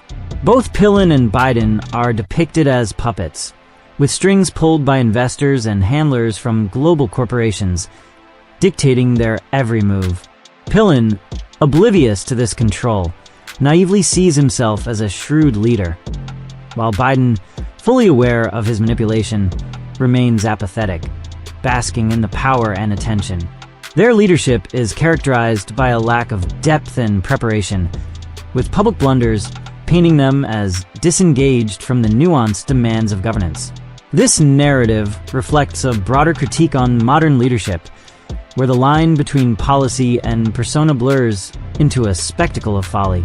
Instead of being celebrated for their achievements, they are mocked for their incompetence and the chaos they inadvertently sow their legacies, marked by personal embarrassments and policy failures, serve as cautionary tales, illustrating a political landscape where the true power lies not with elected leaders, but with those who control them from behind the scenes, turning governance into a comedy of errors.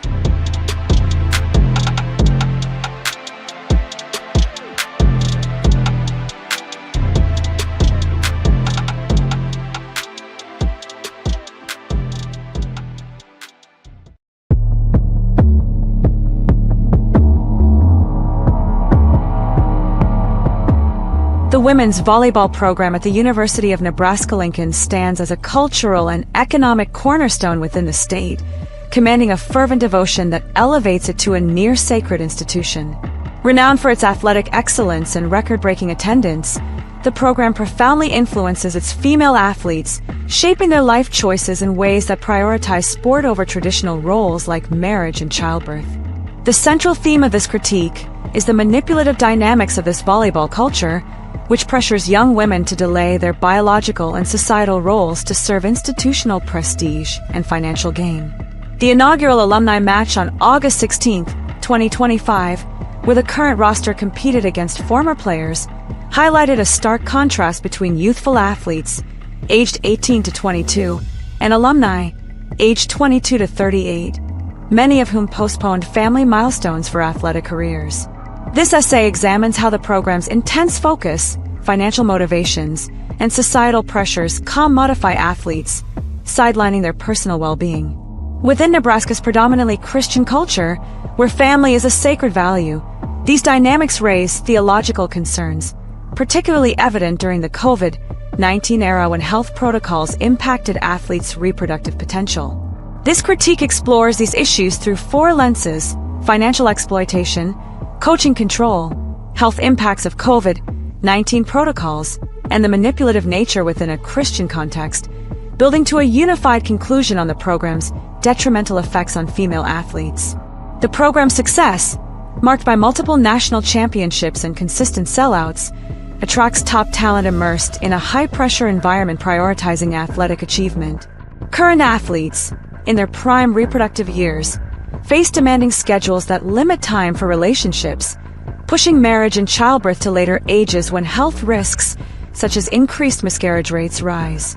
Alumni, many of whom pursued professional volleyball or coaching, reflect this trend, often remaining unmarried or childless into their 30s.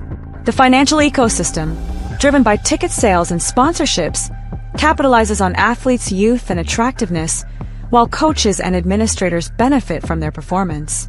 Fans, captivated by the spectacle of tall, athletic women in form-fitting uniforms, celebrate athletic prowess but overlook personal milestones, perpetuating a cycle of delayed family life. The August 16, 2025, alumni match serves as a lens to compare the life choices of current and former players, revealing a system that prioritizes institutional gain over individual well-being. This critique will analyze how these dynamics exploit athletes, undermine their biological roles, and conflict with societal values, exposing a troubling reality where young women are pressured to sacrifice their personal aspirations for the program's glory. Part 1: Financial Exploitation and Commodification of Female Athletes. Nebraska's women's volleyball program generates substantial revenue, exceeding $10 million annually through ticket sales, media deals, and tourism, as demonstrated by the 92,003 attendees at the 2023 Volleyball Day. This economic engine commodifies female athletes, prioritizing institutional profit over their biological and personal well-being. Current athletes, aged 18 to 22 and in their reproductive prime, face intense pressure to extend their careers into their 30s, delaying marriage to ages 28 to 32 and childbirth to 30 to 35, when health risks such as miscarriage, 20 to 30%, and Down syndrome, 1 in 350, increase significantly. Name, image, and likeness deals and sponsorships amplify this pressure as pregnancy breaks risk financial penalties, discouraging motherhood during optimal years when child health outcomes are strongest, with miscarriage rates at 10 to 15%. Alumni, aged 22 to 38 in the alumni match, reflect this trend, with many having pursued professional volleyball or coaching, often delaying or foregoing family life entirely. The university's substantial investment in facilities and coaching salaries creates expectations for athletes to justify these expenditures through victories, not personal milestones. The 2025 alumni match highlighted this dynamic, showcasing the youth of current players against alumni who prioritize careers over family, illustrating how financial incentives steer athletes away from marriage and motherhood. The program's visibility, accentuated by athletes in form-fitting uniforms, attracts sponsors, further commodifying their attractiveness and athletic prowess. This financial-driven system exploits athletes' youth, as their performance sustains the university's brand and boosts the local economy, yet offers no support for family-oriented aspirations. While the program promotes social causes like gender equality, there are no initiatives encouraging athletes' roles as potential mothers, reinforcing a culture where personal lives are secondary to institutional success. This commodification raises profound ethical concerns, as athletes are treated as revenue-generating assets rather than individuals with biological purposes. The financial ecosystem, while providing opportunities like scholarships, prioritizes profit over health, pushing athletes to delay family life and face heightened reproductive risks. The alumni match underscored this cycle, with current players on a trajectory to mirror alumni who postponed family milestones for sport, driven by the program's economic imperatives. This exploitation, rooted in the university's pursuit of prestige and revenue, creates a troubling dynamic where young women's biological potential is sacrificed for institutional gain, perpetuating a system that values athletic achievement over personal fulfillment.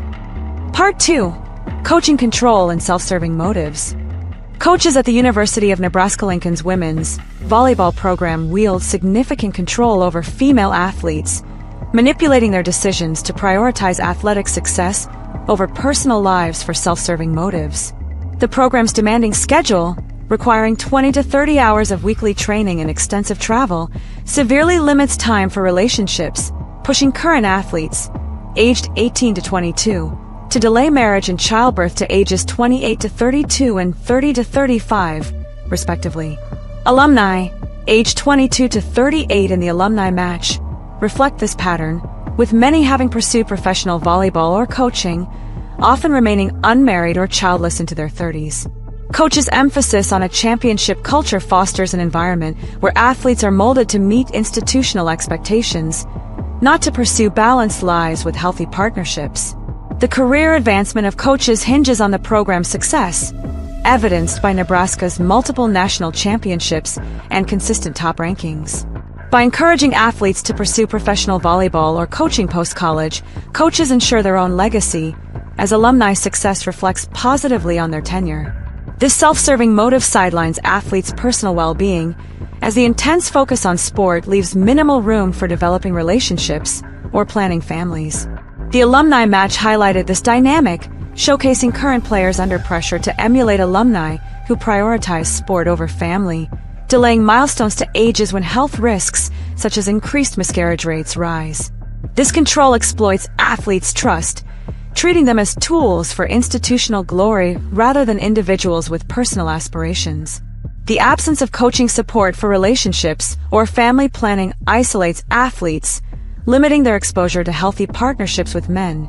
In a state where family is a cherished societal value, this manipulation undermines athletes' roles as potential wives and mothers, prioritizing coaches' ambitions over holistic well-being.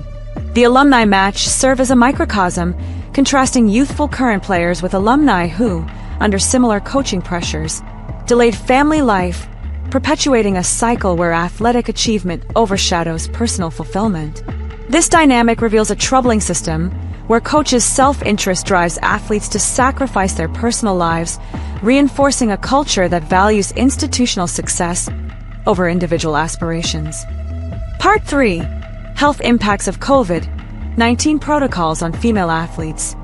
The COVID-19 pandemic laid bare the manipulative control within Nebraska's volleyball program, as Coach John Cook, leading the Huskers from 2000 to 2025, and Danny Busboom Kelly, Louisville's coach from 2017 to 2024 and Nebraska's coach since January 2025, enforced health protocols that prioritize program continuity over female athletes' well-being, particularly their reproductive health. From 2020 to 2022, Cook mandated masks during Nebraska's practices and matches, aligning with Big Ten and university guidelines set by athletic directors like Bill Byrne and Troy Dannon, and the administration under leaders like Dr. Jeffrey Gold. Enforced mask mandates and pressured athletes to receive COVID-19 vaccines to ensure eligibility. These measures, imposed on young women in their reproductive prime, risk severe health and fertility consequences, reflecting a callous institutional focus on revenue and competitive success over individual care. Mask wearing, strictly enforced by Cook and Kelly, inflicted significant physical tolls. Hypoxemia, caused by reduced oxygen intake, led to fatigue, dizziness, and impaired performance, critical in volleyball's high-intensity environment requiring rapid movements like jumping and diving. Hypercapnia, resulting from carbon dioxide retention, triggered headaches, confusion, and respiratory distress, while heat stress heightened dehydration risks, exacerbating physical strain during extended practices. These conditions diminished aerobic capacity by 10 to 20%, increasing risks of injuries such as sprains or concussions due to muffled communication and obscured vision, disrupting team coordination on the court. Psychologically, masks intensified anxiety and claustrophobia, with 30 to 40% of female athletes reporting elevated stress levels, compounded by the pressure to perform before Nebraska's sellout crowds of thousands. Skin irritation, including contact dermatitis, and bacterial growth from moisture buildup further burdened athletes, compromising their health during a critical life stage when their bodies were most resilient. Vaccine pressures, driven by Cook, Kelly, athletic directors, and the administration to avoid game cancellations and sustain the program's $10 million revenue stream, posed grave reproductive risks. Approximately 40 to 50% of women reported menstrual irregularities post-vaccination, including heavier bleeding, delayed periods, or amenorrhea, potentially disrupting ovulation or implantation due to immune system stress. These disruptions threaten fertility, particularly concerning when miscarriage risks are lowest, 10 to 15%, unlike later ages where risks soar, 20 to 30%. Side effects, such as myocarditis and thrombosis, endangered overall health and also physical performance, vital for volleyball's athletic demands. The university administration, prioritizing financial viability, enforced compliance through athletic departments, exploiting athletes' trust in coaches and officials. The alumni match reflected the lasting impact of these protocols, as former players who endured them under Cook's tenure now exhibit delayed family milestones, with many remaining unmarried or childless into later years. The absence of accountability for Cook, Kelly, Dannon, Byrne, and the administration, with no public reckoning for these health impacts, underscores a manipulative system that valued championships and ticket sales over athletes' biological health. By enforcing masks and vaccines, these leaders risked young women's ability to have healthy children, prioritizing institutional gain over their reproductive potential during a critical period. Part 4. Manipulative and sinister nature in a Christian context. Nebraska's women's volleyball program, situated in a state where 75 to 80% of residents identify as Christian, exhibits a manipulative and sinister dynamic that impedes female athletes' divine purpose of family and procreation. The program's cult-like atmosphere, characterized by fervent fan attendance and an emphasis on tall, attractive athletes in form-fitting uniforms, prioritizes athletic spectacle over biblical roles like motherhood, clashing with Christian values articulated in Genesis 1:28's mandate to be fruitful and multiply. Young athletes, in their reproductive prime, face intense pressure to delay marriage and childbirth, risking higher miscarriage rates and other health issues in later years, thus undermining their God-given potential for family. Coaches and administrators manipulate athletes' trust by enforcing grueling schedules to sustain the program's revenue stream and institutional prestige. This control mirrors cult dynamics, where charismatic leaders divert followers from divine paths, elevating worldly success above spiritual callings. In a Christian framework, this raises concerns of idolatry, as outlined in Exodus 20 verses 3 to 5, with fans treating volleyball matches as ritualistic gatherings akin to religious masses, while celebrating athletic prowess over sacred roles as potential wives and mothers. The Christian facade of fans, who outwardly profess faith yet prioritize sport, suggests a spiritual deception that exploits athletes' youth for institutional gain, sidelining their biblical purpose. The alumni match underscored this dynamic, revealing a trajectory where current players may emulate former athletes who postponed family life for careers in professional volleyball or coaching. This culture devalues divine purposes, favoring athletic achievement over procreation. In extreme Christian interpretations, such manipulation appears demonic, diverting athletes from God's design by leveraging their trust in coaches and fans for worldly ends. The absence of support for athletes' roles as potential mothers, starkly contrasted with advocacy for causes like gender equality, highlights a one-dimensional system that glorifies athletic success while neglecting holistic well-being. Fans' fixation on the aesthetic appeal of athletes' physicality further objectifies them, reducing their identity to performance rather than embracing their spiritual and biological roles. This dynamic conflicts profoundly with Nebraska's Christian ethos, which venerates family as a sacred calling. The program's manipulation, prioritizing institutional glory over athletes' divine purpose, exploits their formative years when they are most capable of forming healthy families. By fostering a culture that elevates sport above biblical mandates, the program perpetuates a sinister cycle that undermines athletes' spiritual and biological integrity, demanding scrutiny for its ethical and theological failings in a state rooted in Christian values. Conclusion: Nebraska volleyball's cult, sacrificing divine roles for athletic success. Nebraska's women's volleyball program, a cultural and financial colossus within a state where 75 to 80% identify as Christian, exerts a manipulative influence over female athletes, compelling them to prioritize athletic success over their biological and divine roles as potential mothers.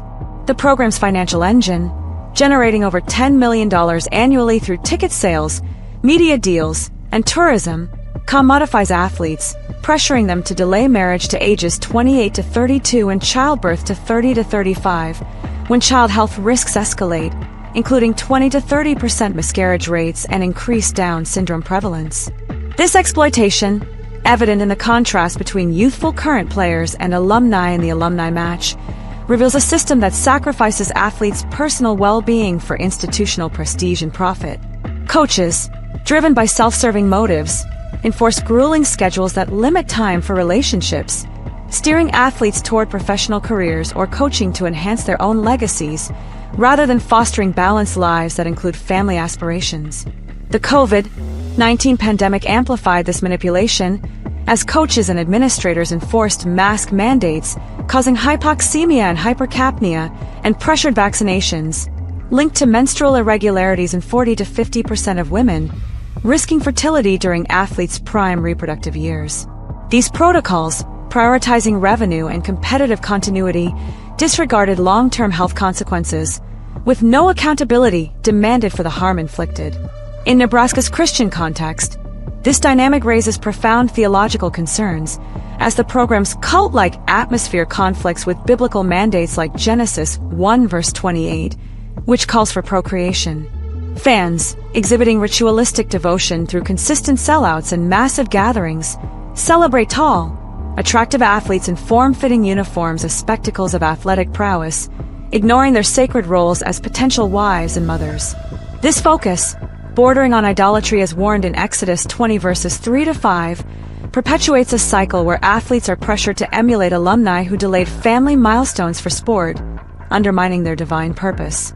The August 16, 2025, alumni match illuminated this troubling trajectory, with current players poised to follow alumni who prioritized athletic careers, many remaining unmarried or childless into their 30s.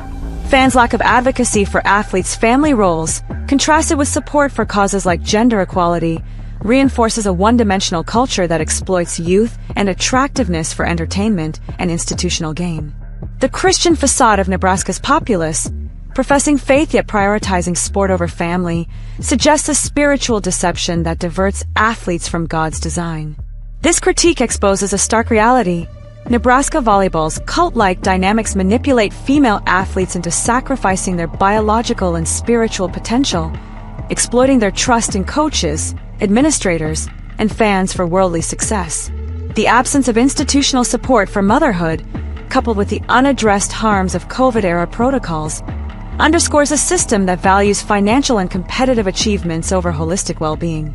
In a state rooted in Christian values, this manipulation demands scrutiny, as it perpetuates a cycle that undermines athletes' divine roles, prioritizing glory over the sacred calling to form families, leaving a legacy of exploitation over fulfillment.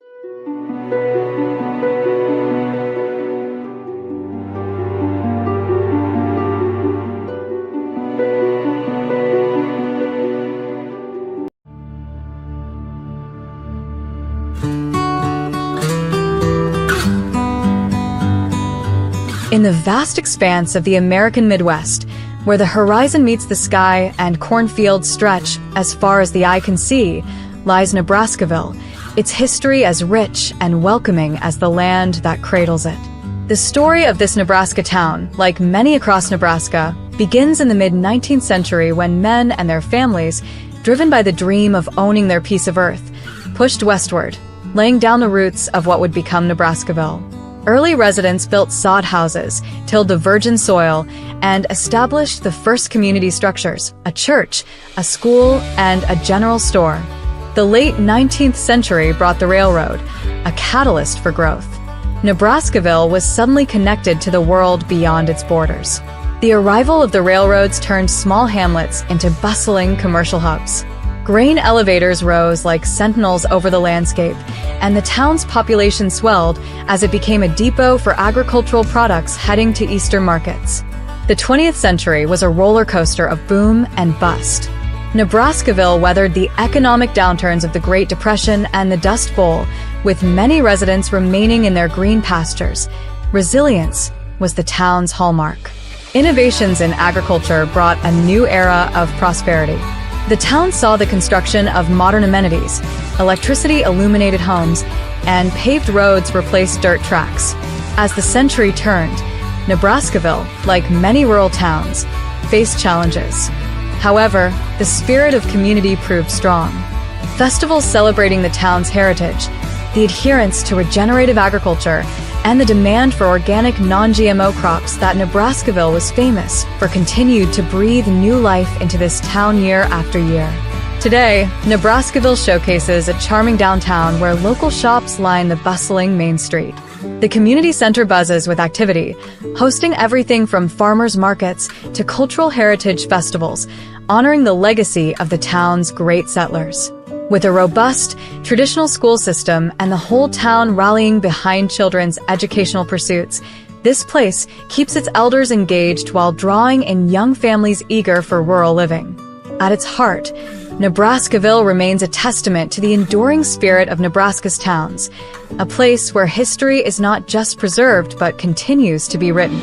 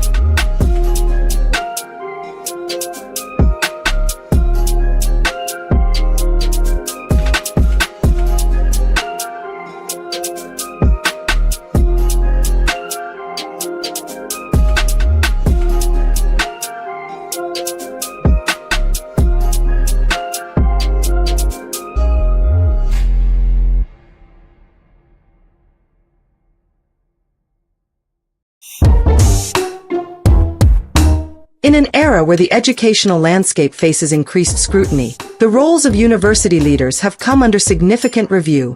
Recent discussions have highlighted the complexities involved in diversity, equity, and inclusion initiatives, as well as various social and health policies.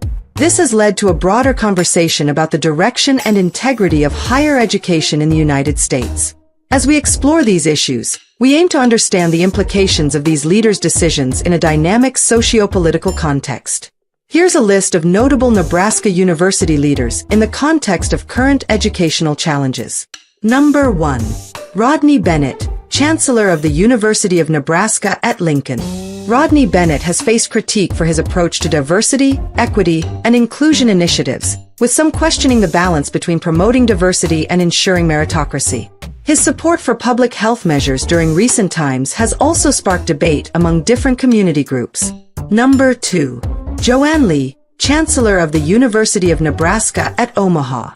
Joanne Lee's leadership has been discussed in relation to diversity, equity, and inclusion policies, with some concerns about how these initiatives are implemented to ensure fairness for all. Her decisions during public health crises have also been a point of contention. Number 3. Charlie Bykak, Interim Chancellor of the University of Nebraska at Kearney. Charlie Bykak has been part of conversations around educational policies, particularly those concerning diversity and inclusion. His temporary role has brought attention to how interim leadership handles such complex issues. Number 4. Deli Davies, MD, Interim Chancellor of the University of Nebraska Medical Center. Dr. Deli Davies' tenure has been marked by discussions on how medical education can balance diversity with excellence. His approach to health policy during his term has also been widely discussed. Number 5. Daniel S. Hendrickson, President of Creighton University. Daniel S. Hendrickson's administration has navigated the intricate landscape of diversity in education, with debates on how these policies are managed in relation to traditional academic values. Number 6. Darren Good, President of Nebraska Wesleyan University. Darren Good has been at the center of discussions regarding educational policy changes, focusing on how these can be inclusive without compromising educational standards. Number 7. Roger Hughes, President of Doane University. Roger Hughes' leadership has been examined in terms of how diversity, equity, and inclusion are integrated into the academic environment, aiming for a balanced approach. Number 8. Dr. Rich Lloyd, President of Hastings College. Dr. Rich Lloyd's approach to educational inclusivity has been a topic of conversation, with considerations on how to maintain academic rigor while promoting diversity. Number 9. Dr. Bernard Bull, President-elect of Concordia University, Nebraska. Dr. Bernard Bull, as he transitions into leadership, faces the task of addressing ongoing debates about educational policy, particularly in how diversity is managed. Number 10. Ronald Cabe W. Davis, President of Chadron State College. Ronald Cabe W. Davis has been engaged in dialogues about the implementation of diversity policies, ensuring they align with the college's educational mission.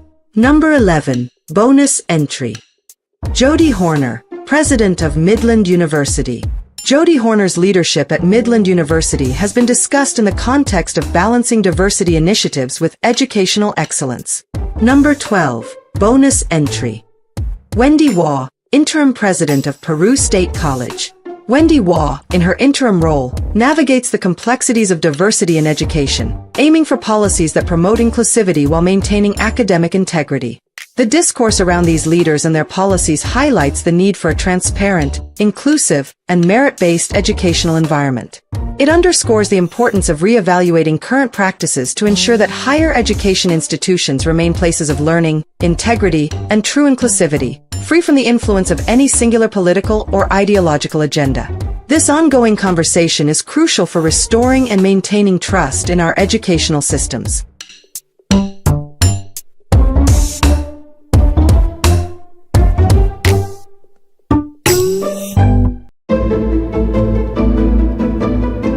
Joanne Lee, the 16th Chancellor of the University of Nebraska at Omaha, holds immense influence over one of Nebraska's key educational institutions. Yet her opaque background raises profound questions about her citizenship, motives, and the legitimacy of her leadership. As the first so-called woman of color and Asian American to serve in an executive role in the University of Nebraska system, Lee's rapid ascent is marked by academic achievements, but overshadowed by a lack of transparency about her past. The University of Nebraska at Omaha's scholarship programs, notably the Dreamers Pathway and Henningsen, Durham, and Richardson HDR scholarships, which prioritize deferred action for childhood arrivals, DACA, recipients and minorities, are under federal investigation for allegedly discriminating against American-born students, particularly white Nebraskans. This investigation prompts a critical question. Is Joanne Lee a non-citizen running a scholarship scam that favors foreign-born students?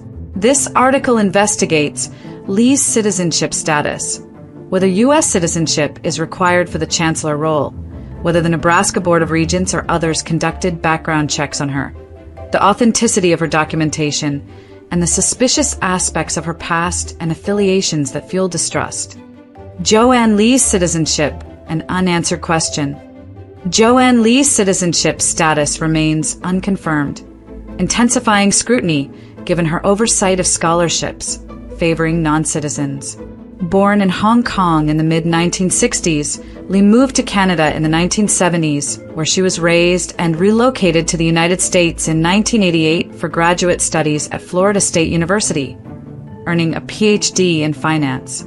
She has resided in the U.S. for over 3 decades, holding positions at Loyola University of Maryland, Towson University, Wright State University, Florida International University, FIU, and the University of Nebraska at Omaha since 2021.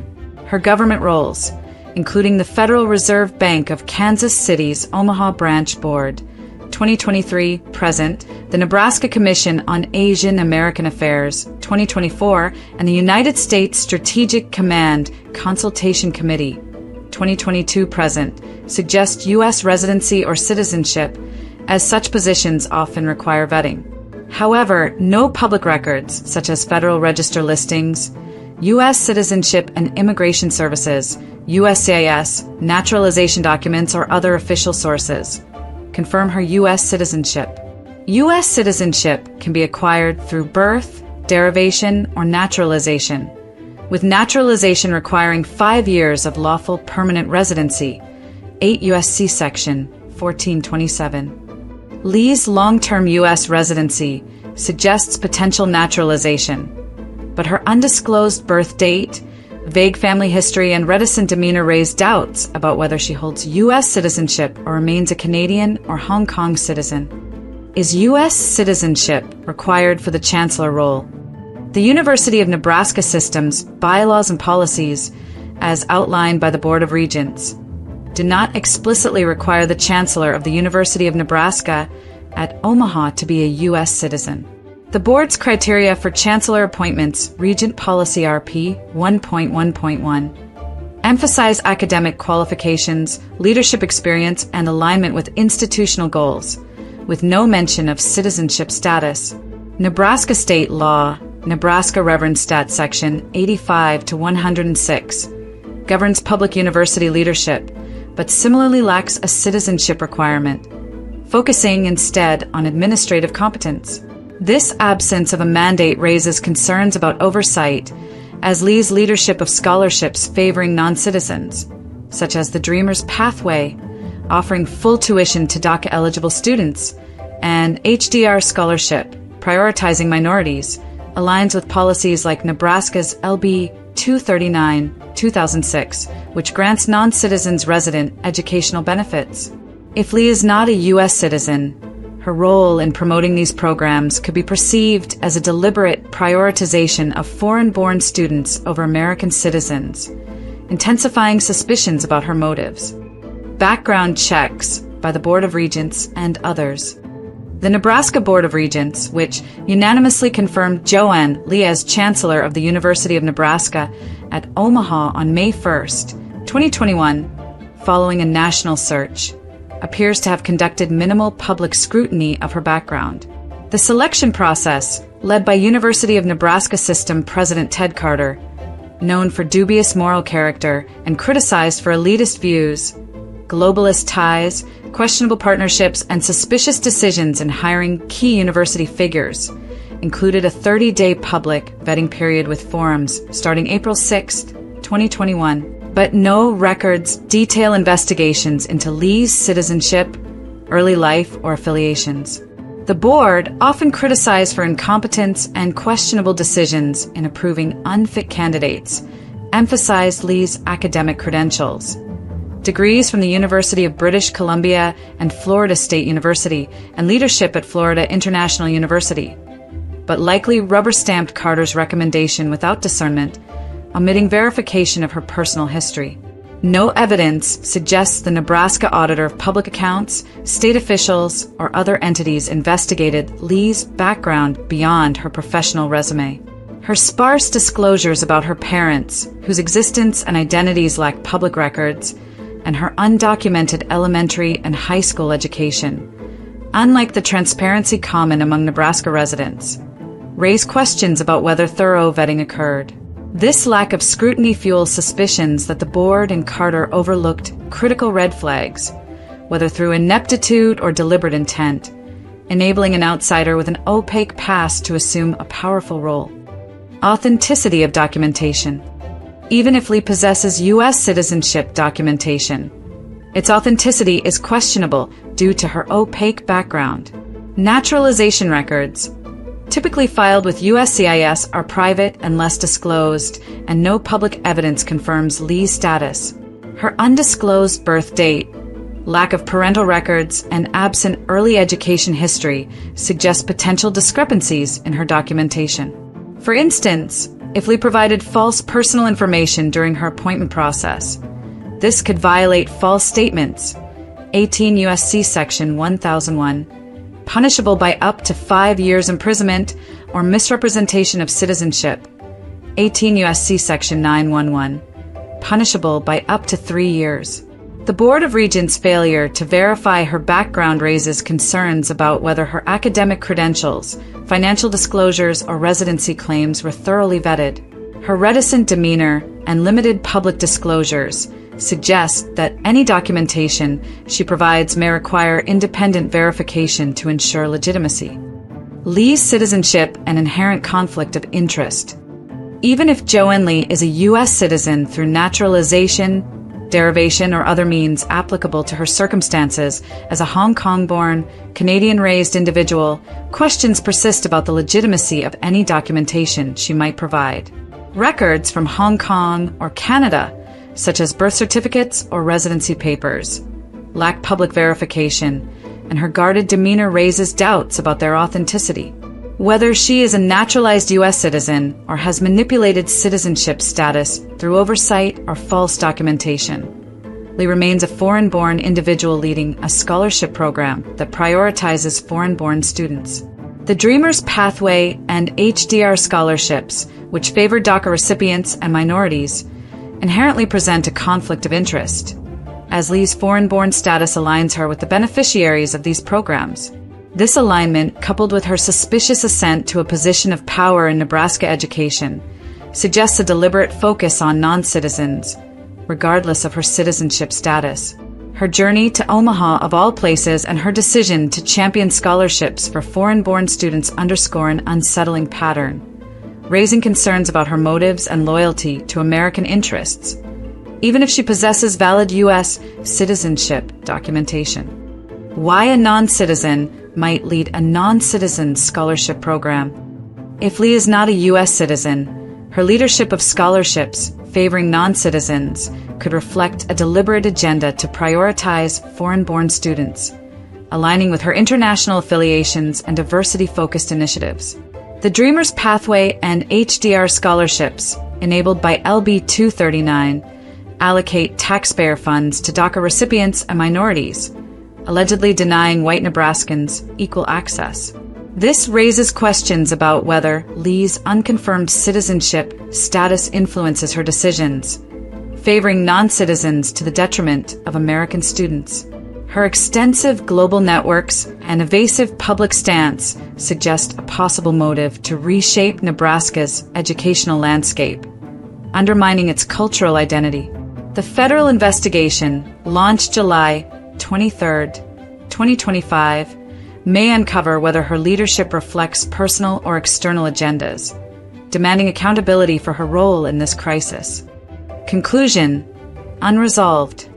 The question of whether Joanne Lee, a potential non-citizen, is running a scholarship scam at the University of Nebraska at Omaha remains unresolved.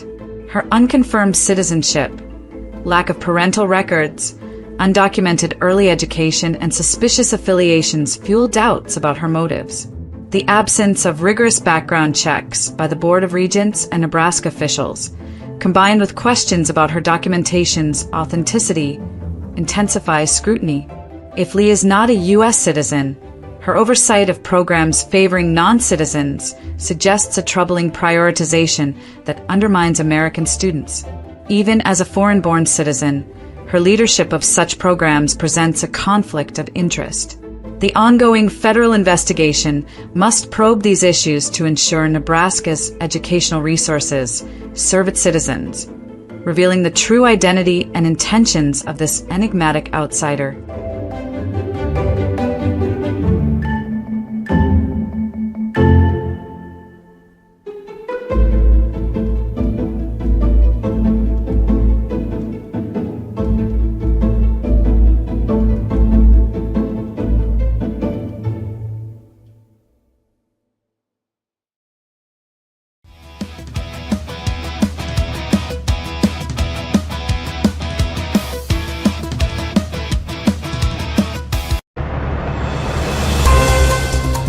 To the honorable members of the Nebraska Legislature, Nebraska Attorney General Mike Hilgers, and the Federal Bureau of Investigation's Public Corruption Unit. As a concerned voice in Nebraska's media landscape, speaking under the safeguards of the First Amendment, we write today not as accusers in a courtroom, but as watchdogs compelled to shine a light on actions that erode the very foundations of our state and nation. This open inquiry, rooted in our constitutional right to free press and petition, seeks no personal stake, only the pursuit of truth and justice. We pose these questions and requests to you, the stewards of our laws, urging swift and transparent investigations into the conduct of Nebraska Secretary of State Robert Evnen. Our aim is clear: to prompt official scrutiny beyond what citizens or media alone can achieve, absolving no one of duty while invoking the protections that allow us to speak without fear of reprisal. The matters at hand demand your immediate attention, for they touch on misuse of public funds, ethical breaches, and potential threats to our sovereignty, issues that, if left unchecked, undermine the trust Nebraskans place in their government. At the heart of this call lies the non-binding Memorandum of Understanding signed by Secretary Evnen on September 2, 2025, with Kenya's Principal Secretary for Diaspora Affairs. Framed as a pathway for student exchanges, apprenticeships, and lawful labor mobility, this agreement explicitly promotes the importation of Kenyan truck drivers into Nebraska's workforce. Yet, in a state brimming with over 1,000 qualified local haulers, many sidelined by regulatory hurdles, this deal appears less like diplomacy and more like a deliberate sidestep of our own capable citizens. Governor Jim Pillen has already distanced himself from it, calling it outside state policy, while Kenyan officials hail it as a direct route to commercial drivers' licenses in critical sectors. Signed without gubernatorial approval or broader agency input during a taxpayer-funded trade mission, the memorandum raises profound red flags about resource diversion and ulterior motives. Consider the clear misallocation of public funds here. Under Nebraska Revised Statute 84-306, which bars unauthorized spending of state resources, the costs of this venture, travel negotiations, and follow-up efforts have been drawn from budgets meant for Nebraskans' needs, like schools and roads. This isn't abstract. It's a potential felony of theft by deception, carrying up to 20 years in prison if audits confirm even modest waste. Why funnel money across oceans to recruit foreign labor that could undercut local wages by 30 to 50%, as we've seen in other importation programs, when our own workers stand ready? This isn't just poor judgment, it's a betrayal of fiscal stewardship demanding a full accounting from your offices. Layered atop, this are conflicts of interest that strain credulity. Secretary Evnen's background as a labor attorney at Woods and Aitken, where he guided corporations on workforce strategies, casts a shadow over the deal. Nebraska's Code of Ethics, outlined in Nebraska Revised Statute 49-1493, requires recusal from anything touching past professional ties. If this memorandum serves as a backdoor favor to agribusiness donors eyeing Kenyan markets, or worse, involves undisclosed gratuities, it veers into federal bribery territory under 18 United States Code 666, with penalties of 10 years imprisonment and fines 3 times the value of any benefit. We've seen no transparency on these links, no recusals filed. Is this the impartial service Nebraskans elected him to provide, or a web of self-interest? Your investigative powers are essential to untangle it. The memorandum's deeper peril lies in its potential to undermine Nebraska's sovereignty. By easing unvetted migration from a nation with histories of anti-Western tensions, it risks importing not just workers, but discord, straining schools, roads, and communities ill-prepared for such shifts. While not yet proven, this flirts with sedition under Article 1, Section 14 of the Nebraska Constitution, which guards against aiding enemies of the state. If corporate players like Werner Enterprises lurk in the background, as whispers suggest, it could swell into racketeer-influenced and corrupt organizations act violations under 18 United States Code 1962. These aren't hypotheticals. They're patterns echoing decades of labor schemes from Mexico northward. We ask you to probe whether this is isolated folly or part of a larger erosion of our heartland's cohesion. This isn't Secretary Evnin's first brush with questionable calls. During the 2020 to 2022 COVID-19 response, his office backed statewide lockdowns, mask mandates, and vaccination pushes, protocols now dismantled by evidence from sources like the Cochrane Collaboration, showing minimal transmission benefits alongside risks of harm, including fatal myocarditis in younger groups.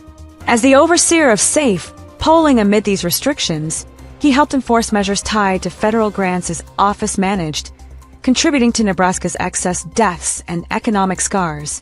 Under Nebraska Revised Statute 28-904, this reckless endangerment could qualify as a misdemeanor up to 1 year per proven harm.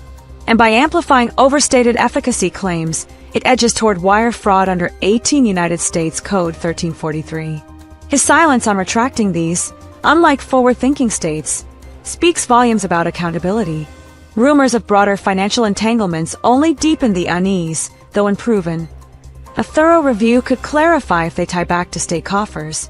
Nebraska Legislature, your role under Article 4, Section 5 of the state constitution is unambiguous.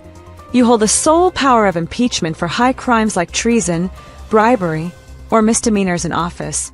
We urge you to form a special investigatory committee, perhaps through the clerk of the legislature at nebraskalegislature.gov or by contacting Speaker John Arch, to draft articles based on these facts. A simple majority impeaches, the Supreme Court then weighs the evidence. Past cases, like the 1871 ouster of Governor David Butler, show this works when resolve is there. Don't let session adjournments delay. Convene now to protect our unicameral's integrity. Attorney General Mike Hilgers, your criminal bureau stands as Nebraska's front line against such abuses. With expertise in multi-agency probes, from child protection to Medicaid fraud, your office is primed to audit the memorandum's finances, subpoena records, and convene a grand jury for theft or bribery charges. Reach constituents through ago.nebraska.gov or the hotline at 402-471-2683. We've seen you challenge electoral overreaches before. Act here to safeguard public safety and fiscal health, as your mandate demands. To the Federal Bureau of Investigation's Public Corruption Unit, your mandate under federal law, from the Hobbs Act to procurement safeguards, extends to state officials like these. As the lead on graft at all levels, investigate interstate angles, fraud against federal funds and COVID grants, bribery crossing borders, or corruption at ports that this labor pipeline might enable. Tips flow through tips.fbi.gov or local offices in Omaha and Lincoln.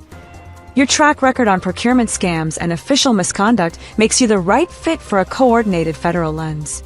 In closing, this isn't about partisanship or personalities. It's about reclaiming trust in a government that serves all Nebraskans, not shadows. We request formal investigations, full disclosures, and, where evidence warrants, criminal prosecutions or impeachments to restore order. Under our Constitution's protections, we pose this as an inquiry from the press. What steps will you take, and when? The people of Nebraska deserve answers, not evasion. Let's turn scrutiny into safeguard before more is lost. With resolve for a stronger Nebraska, a voice for accountability in the heartland.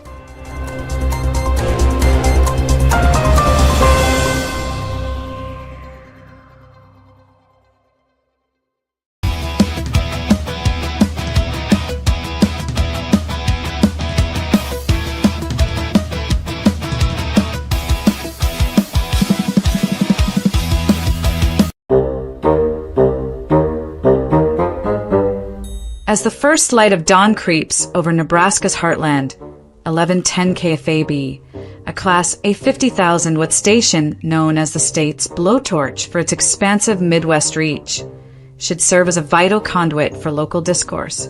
Instead, the Good Morning Show, anchored by Jim Rose and Gary Saddlemeyer, has become a troubling anomaly, earning the duo the disturbing nickname Morning Molesters, due to their recurring tendency to inject inappropriate levity into the most sensitive topics.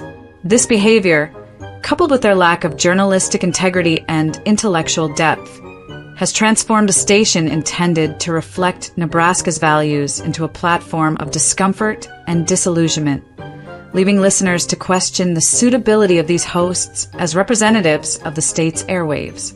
The pair's on-air demeanor is characterized by a forced affability that thinly veils profound ignorance and a lack of substantive insight. Gary Saddlemeyer, a veteran broadcaster who embodies the archetype of the clueless and unperceptive old Nebraska know-it-all, an individual whose commentary is a disjointed mumble of corporate talking points dictated by iHeartMedia, KFAB's parent company. His interactions with guests, particularly political figures, are marked by softball questions and an absence of follow-up inquiries, suggesting a pre-orchestrated agenda rather than genuine journalistic pursuit. This pattern of capitulation undermines any claim to credibility, positioning Saddlemeyer as a passive conduit for external influences rather than a critical voice for the community. His Nebraska Way persona, often delivered with a stumbling cadence, serves as a hollow facade, amplifying the directives of corporate overlords while offering little original thought. Jim Rose, conversely, projects an egotistical intellectual image, cloaking liberal-leaning rhetoric in a self-righteous conservative guise that veers into delusional territory. His verbose monologues, drawn from superficial social media trends and television snippets, lack historical or cultural grounding, positioning him as a self-appointed arbitrator of moral superiority. A persistent theme in his broadcasts is the assertion that everyone is racist, a narrative that has fostered widespread exhaustion among listeners, termed racism accusation fatigue or anti-racism fatigue. Nebraskans are increasingly weary of his relentless accusations, rejecting his imposed ideology and signaling a cultural shift where such labels lose their impact.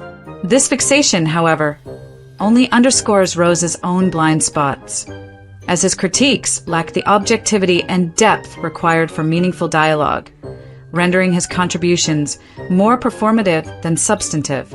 Both hosts consistently lavish praise on Nebraska's political leadership, effectively transforming KFAB into a mouthpiece for a governance structure widely perceived as corrupt.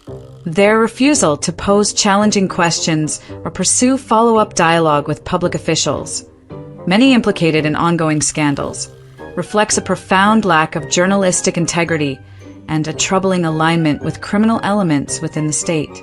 This dynamic is reinforced by their affiliation with iHeartMedia, a media conglomerate with significant ownership stakes held by global investment firms including PIMCO 17%, BlackRock for 0.9%, and Global Media and Entertainment Investments Limited 12%, influenced by British billionaire Michael Tabor via a Bahamas-based trust. BlackRock, a dominant force in asset management with interests in ESG initiatives and geopolitical strategies, alongside Vanguard and State Street, exerts considerable influence over iHeart's network of 850-plus stations, including KFAB's potent signal. These institutional investors, often associated with globalist agendas through ties to the World Economic Forum and indirect connections to foreign policy interests, Israel via defense sector portfolios, shape the station's content. This influence manifests in the corporate buzzwords. Woke platitudes one moment, faux conservative nods the next, fed to Rose and Saddlemeyer, who parrot them to mold Nebraskan perceptions in alignment with distant boardroom priorities. A particularly egregious aspect of their conduct emerges in their treatment of child abuse, a topic that demands solemnity but instead elicits their perverse laughter. Numerous instances document Rose and Saddlemeyer snickering and joking about this heinous subject, a behavior that has occurred far too frequently across their tenure. This pattern, whether addressing exploitation of minors or school-related abuses, transforms their broadcasts into a disturbing spectacle, underscoring their status as moral reprobates. Their attempts at humor, ignorant remarks followed by awkward pauses and self-congratulatory chuckles, further compound the offense, offering no comedic value and serving as a stark contrast to the gravity of the issues they trivialize. This behavior, coupled with their preteen-like bravado and reliance on scripted talking points, corrupts the airwaves, exposing young listeners to a toxic blend of stupidity and ethical bankruptcy. As cheerleaders for a government riddled with corruption, Rose and Saddlemeyer amplify the agendas of politicians who exploit their platform, fostering a symbiotic relationship where flattery bolsters their egos while shielding the elite from scrutiny. This complicity extends to their interactions with state officials, where softball questions, often appearing pre-prepared, allow guests to evade accountability, reinforcing their role as lackeys for a criminal political class. The duo's fawning extends to personal connections with these figures, whom they treat as allies, further blurring the lines between journalism and propaganda. Their alignment with iHeartMedia's globalist network, where investment giants like BlackRock, with its $10 trillion asset base and stakes in media conglomerates, and PIMCO, a key player in fixed income markets, dictate content, ensures that KFAB's powerful signal, reaching 70 dBmu daytime and 1 MB/m at night across Nebraska and beyond, disseminates a curated narrative. This influence, tied to globalist institutions and foreign policy interests, including indirect links to Israeli media investments, infiltrates Nebraska's local discourse, turning a regional station into a conduit for external agendas. The solution to this malaise transcends the mere removal of Rose and Saddlemeyer. It necessitates a comprehensive overhaul of Nebraska's media landscape, which is dominated by corporate entities with ties to global investment networks. Nebraskans are encouraged to contact KFAB to express dissatisfaction with the station's content, demanding programming that reflects local values rather than corporate dictate. Electoral action to install new leadership is equally critical, aiming to purge these corrupt influences and reestablish integrity in state media.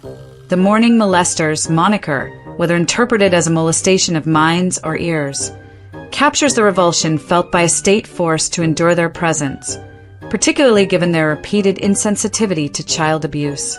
As their tenure persists, Nebraska must reclaim its airwaves from these discredited figures and the globalist forces that sustain them, ensuring a morning broadcast that informs rather than inflicts.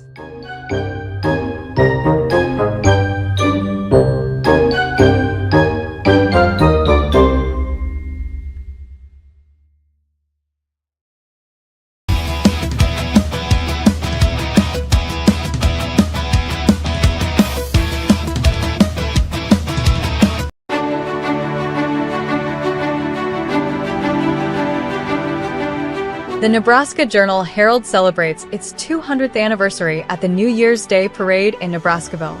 On New Year's Day 2025, the Nebraska Journal Herald celebrated its bicentennial, acknowledging 200 years of dedicated journalism in Nebraska.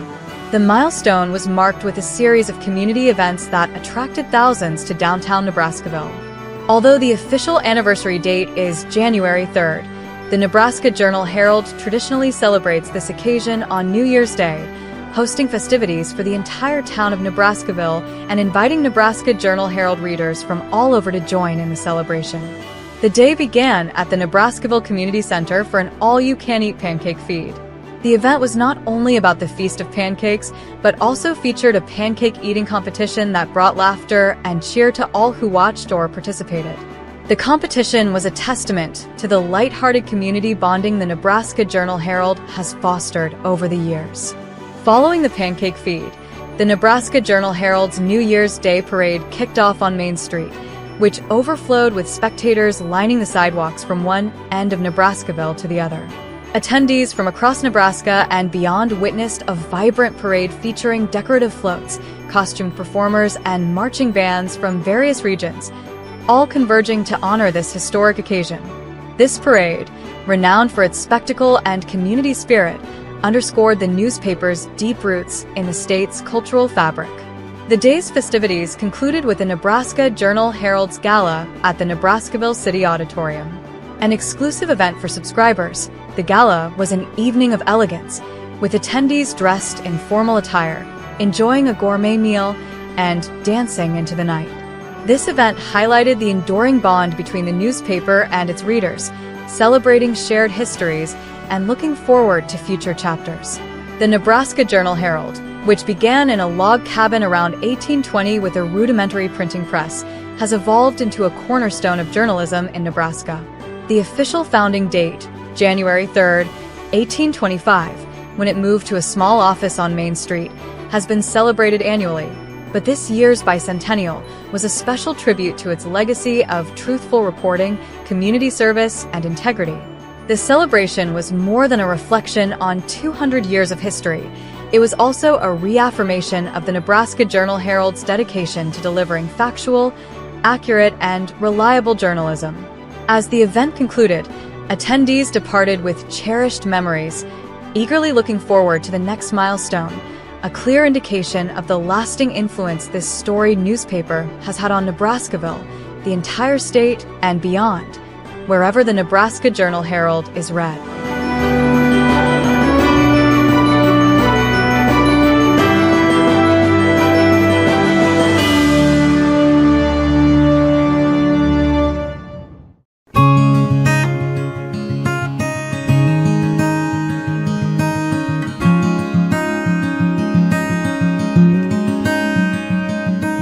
In the heartland, where the sky and earth embrace in an endless dance, the great settlers found the ethereal promise of the plains.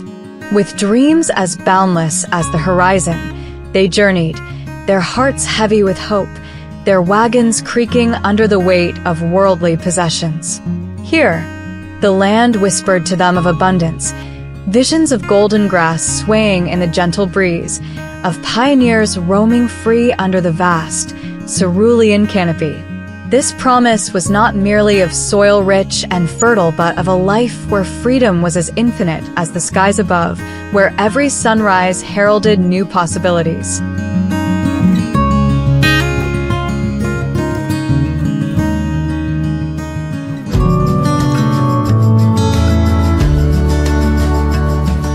The settler girls, with eyes like distant stars, were the first to weave this ethereal promise into the very essence of their being. They dreamt of love that would dance with the whispering winds, of finding a soulmate whose heart would pulse in unison with the land's own rhythm. Their aspirations painted a world where resilience was more than survival. It was a poetic symphony, conducted by the prairie's own orchestra. They envisioned standing resolute beside their frontiersmen, their love a luminous beacon against the isolation of the vast plains, turning every harsh gust into a verse of endurance, every lonely night into a melody of companionship. Their dreams were of a life where toil was a ballad, where ingenuity was the tune that enabled them to carve homes from the wild, untamed earth. They imagined themselves, hands intertwined in the labor of love, their shared dreams a narrative of support and joy. Community gatherings beneath the boundless sky would be their festivals, celebrations where laughter and tales wove together with the prairie's lullabies, their grace a light that connected hearts across the vast, silent solitude.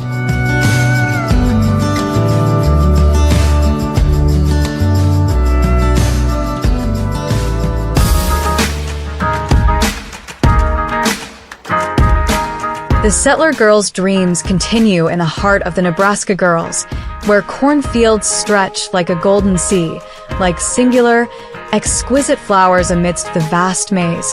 They grow under the sky's endless blue. The corn forms a green fortress, sheltering them, allowing them to flourish in peace, nurtured by the land's gentle lessons. As time unfolds, these girls inherit the poetic promise of the plains. They become living poems, their lives embodying resilience, beauty, and continuity. The sun warms them, the rain kisses them, and the earth teaches them life's rhythms. The corn stands as a guardian, the sky as a muse, and the earth as a sage. Each Nebraska girl is a symbol of the heartland, their growth a testament to the simplicity and profound beauty of living with nature. They are strong and wise, their roots deep in the nurturing soil, their dreams as vast as the sky above. In them, one sees the legacy of the land, where the past's poetry meets the future's promise. These girls are not just individuals. They are the embodiment of the Nebraska spirit, where life's lessons are whispered by the wind, taught by the sun's journey, and sung by the rain's dance. They represent growth, resilience, and the timeless connection between the human spirit and the earth's endless teachings. They are the Nebraska girls, living testaments to the beauty and strength found in the simplicity of nature's embrace.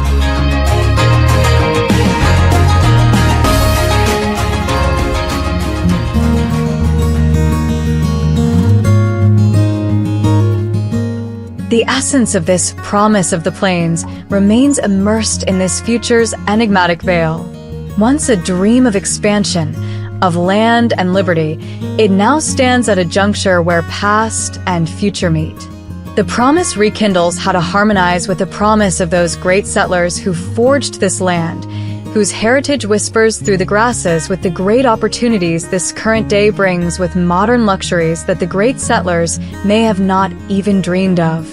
The land in the promise of the plains faces the specter of change, the challenge of whether this land can continue to cradle abundance in an era where the climate shifts unpredictably. The promise has evolved, blending the old with the new, speaking of heritage from the great settlers, of shared dreams from the past and the present, and of new promises yet to be born. Thus, the promise of the plains, a legend of life, love, and the human spirit's unyielding hope, looks towards an unknown horizon.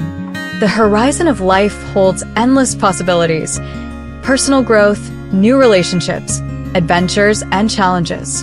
It's a blend of known aspirations and unknown surprises, where learning, love, and loss shape our journey. It promises both the thrill of discovery and the test of resilience, painting a canvas of potential futures. This story of the plains adapts and transcends the promise, leaving us to realize what new verse we will act in within the great play on the plains. This story will be written under the whispering, eternal skies of the plains. It is the promise of the plains.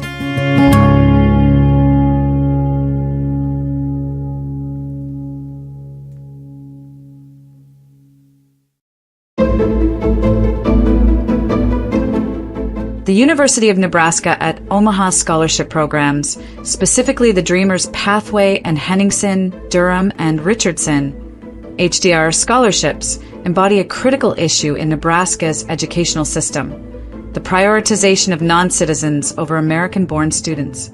The Dreamers Pathway, offering full tuition, fees, and books to deferred action for childhood arrivals, DACA, or DACA-eligible Nebraska residents, and the HDR scholarship, favoring underrepresented minorities, are under federal investigation by the Trump administration's Department of Education for violating Title VI of the Civil Rights Act of 1964, which prohibits national origin discrimination in federally funded institutions. DACA, a 2012 U.S. policy, grants temporary protection and work authorization to undocumented immigrants brought to the U.S. as children. Launched in July 2025, the probe, led by the Office for Civil Rights, accuses the University of Nebraska at Omaha of denying American citizens, particularly white Nebraskans, equal access to educational resources. The Equal Protection Project's May 2025 complaint, filed by Cornell professor William Jacobson, alleges these scholarships unfairly exclude American-born students, constituting a misuse of taxpayer funds. This essay asserts that these scholarships are a symptom of a broader crisis: non-citizen education in Nebraska's public schools and colleges that undermines American students and jeopardizes the state's future. The Dreamers Pathway required applicants to be DACA recipients or eligible Nebraska residents and high school graduates with a 2.0 GPA, ensuring non-citizens easy college access. The HDR Scholarship, funded by the Omaha-based HDR Incorporated, prioritized minorities, marginalizing white applicants. The University of Nebraska, at Omaha's removal of the Dreamers Pathway from its website and elimination of minority preferences, an HDR scholarship signal institutional concern amid public backlash. Nebraska's LB 239, enacted in 2006, allows non-citizens to qualify as residents for educational benefits, intensifying this crisis. The investigation could lead to loss of federal funding, program termination, or fines, severely impacting the university. Beyond these scholarships, non-citizen education burdens Nebraska's public schools with overcrowded classrooms and diverts college admissions from American students. This essay examines the scholarship's discriminatory impact, the federal response, their socioeconomic consequences, and the need for accountability, uncovering allegations of leadership misconduct, including suspicions about Chancellor Joanne Lee's past and motives, which exacerbate Nebraska's non-citizen education problem. Part 1. The University of Nebraska at Omaha's discriminatory scholarship programs. The Dreamers Pathway and Henningsen, Durham, and Richardson, HDR, scholarships at the University of Nebraska at Omaha are pivotal to Nebraska's non-citizen education crisis, denying American-born students, particularly white Nebraskans, educational opportunities. The Dreamers Pathway provided full tuition, fees, and books to deferred action for childhood arrivals, DACA, or DACA-eligible Nebraska residents, requiring only a high school diploma and a 2.0 GPA, facilitating non-citizens' access to higher education. The HDR Scholarship, funded by HDR Incorporated, an Omaha-based firm, prioritized underrepresented minorities, excluding white applicants from equitable consideration. These programs, supported by taxpayer funds, violate Title VI of the Civil Rights Act of 1964, which prohibits national origin discrimination in federally funded institutions. The Equal Protection Project's May 2025 complaint, led by William Jacobson, accuses the University of Nebraska at Omaha of unlawful exclusion, prompting the Trump administration's July 2025 investigation by the Office for Civil Rights. This probe addresses a broader issue: non-citizen education draining Nebraska's resources. The Office for Civil Rights, under Acting Assistant Secretary Craig Traynor, asserts that these scholarships deny American citizens equal access, underscoring Nebraska's failure to prioritize its native-born students. The University of Nebraska, at Omaha's removal of the Dreamers Pathway Scholarship and elimination of minority preferences in the HDR Scholarship, reported in July 2025, reveal institutional unease. Nebraska's LB 239, allowing non-citizens to access resident benefits, enables this misuse, burdening taxpayers who fund education for undocumented students. Non-citizen education exacerbates overcrowding in Nebraska's public schools, where undocumented students strain facilities, increase class sizes, and divert teacher focus from American children. In colleges, non-citizens compete for limited admission slots, reducing opportunities for Nebraskans and driving up tuition costs. The scholarship's exclusivity deprives American students of deserved resources. The investigation's potential penalties, loss of federal funding, program termination, or fines, could compel the university to address its discriminatory practices. Leadership shortcomings, including those of Chancellor Joanne Lee, with an alleged communist agenda, her parents move from Hong Kong to Canada, her educational ascent despite intellectual shortcomings, and her career moves across various universities, intensify scrutiny of Nebraska's non-citizen education policies. Part 2. Federal investigation and civil rights violations. The Trump administration's investigation into the University of Nebraska at Omaha scholarship programs is a critical response to Nebraska's non-citizen education crisis, which favors undocumented students over American citizens. Initiated on July 23, 2025, by the Department of Education's Office for Civil Rights, the probe targets the Dreamers Pathway and Henningsen, Durham, and Richardson HR scholarships for violating Title VI of the Civil Rights Act of 1964. Acting Assistant Secretary Craig Traynor asserts that these programs, by prioritizing deferred action for childhood arrivals, DACA, recipients, and minorities, discriminate against American-born students, particularly white Nebraskans. The Equal Protection Project's May 2025 complaint, filed by William Jacobson, accuses the university of unlawful exclusion, arguing that the Dreamers Pathway's DACA-only eligibility and the HDR scholarship's minority preference constitute national origin discrimination. This investigation highlights the broader problem of non-citizen education undermining Nebraska's American students. The Dreamers Pathway, offering full tuition to DACA or DACA-eligible Nebraska residents, and the HDR scholarship, favoring minorities, misallocate educational resources. The University of Nebraska at Omaha's removal of the Dreamers Pathway from its website and adjustments to the HDR scholarship, reported in July 2025, suggests an attempt to evade accountability. Spokesperson Sam Peshek's pledge to cooperate with investigators fails to address public outrage over this misuse. Nebraska's LB 239, enabling non-citizens to access resident benefits, facilitates this discrimination, straining public schools where undocumented students overcrowd classrooms, burden infrastructure, and divert resources from American children. In colleges, non-citizens displace Nebraskans in admissions, limiting access for local students.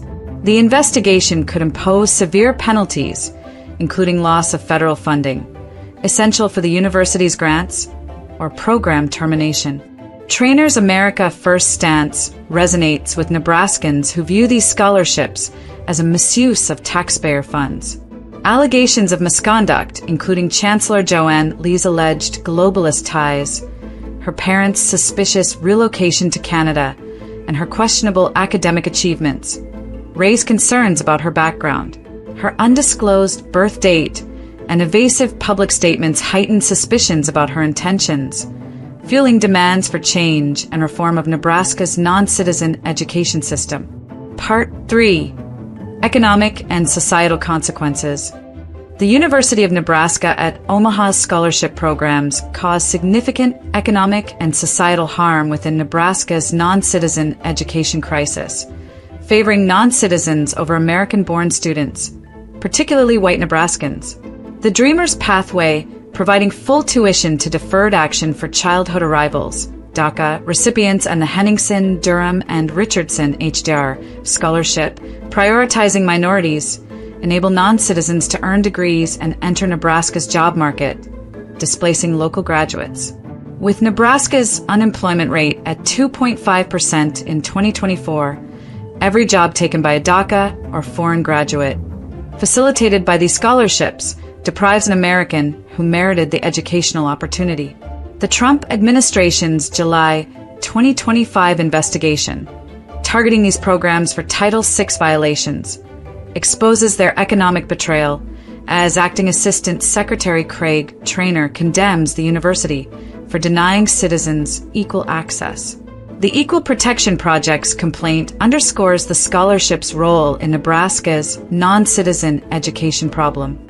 Societally, these scholarships undermine Nebraska's cultural identity by empowering non-citizen graduates to advocate for policies favoring DACA and minority interests.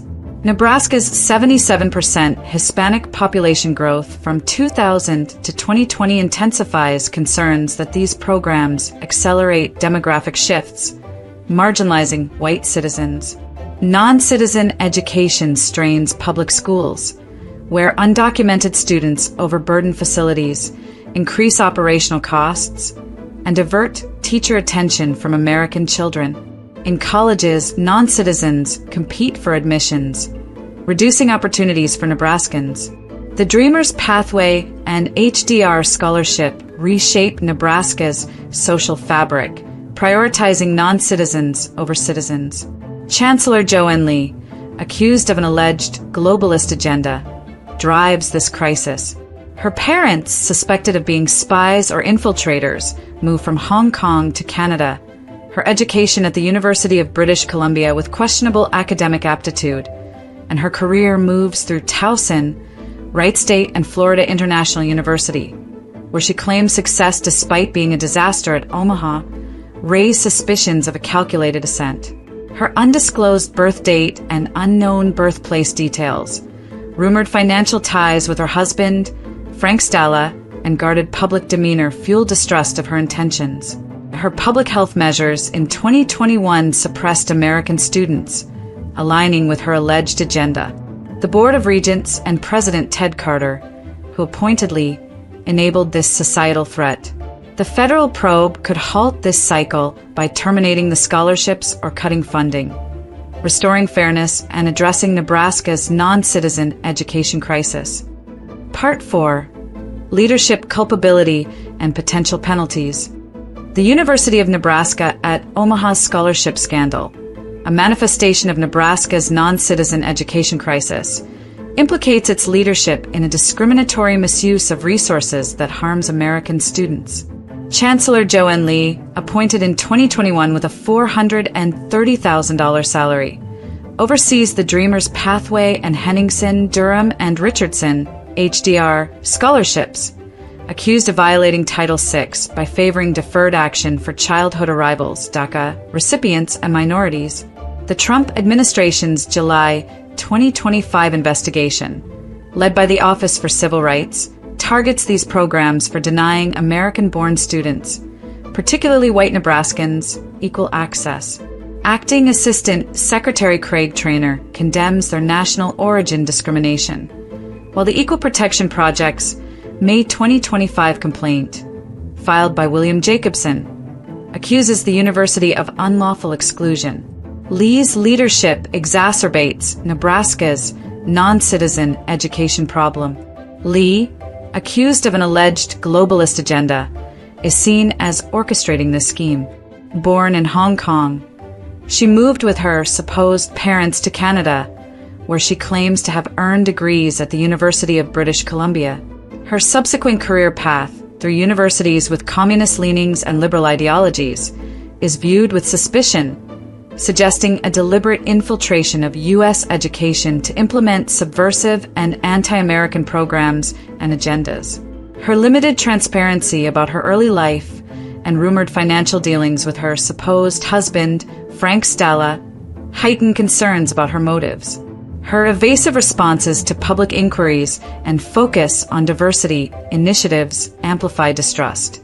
The Board of Regents, approving Lee's appointment, and President Ted Carter, who endorsed her, share culpability for enabling this misuse, overlooking her questionable background.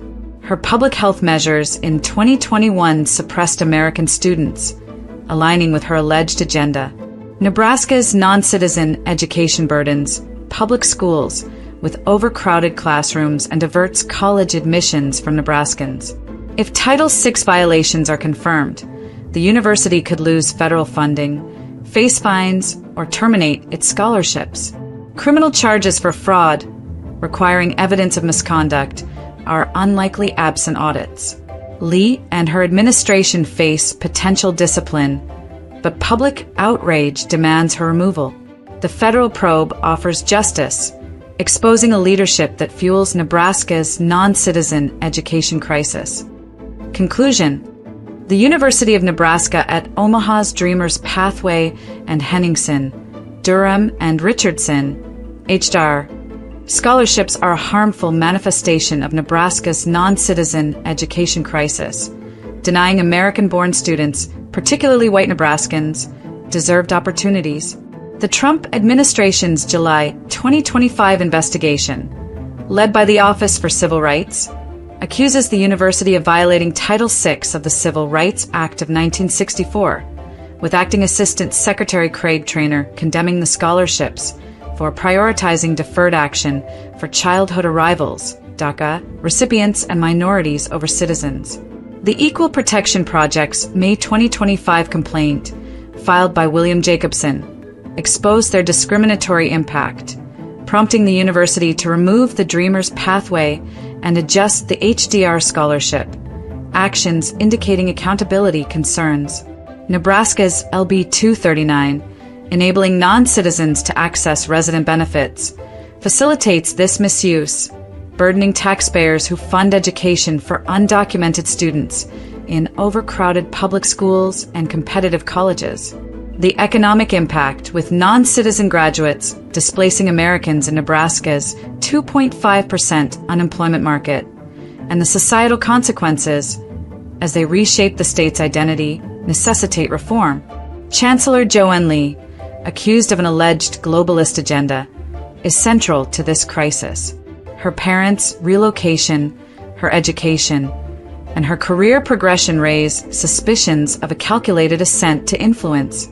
Her undisclosed birth date, limited transparency about her family, and rumored financial ties with her husband, Frank Stalla, coupled with her evasive public stance, fuel distrust. The Board of Regents and President Ted Carter bear responsibility for enabling her appointment. While criminal prosecution for fraud or alleged misconduct lacks evidence, public outrage demands Lee's removal. The federal probe, rooted in an America First ethos, could impose penalties, loss of funding, program termination, or fines, restoring fairness. Nebraska's non-citizen education crisis, from public school overcrowding to college admissions competition, requires systemic change to prioritize American students and preserve the state's future.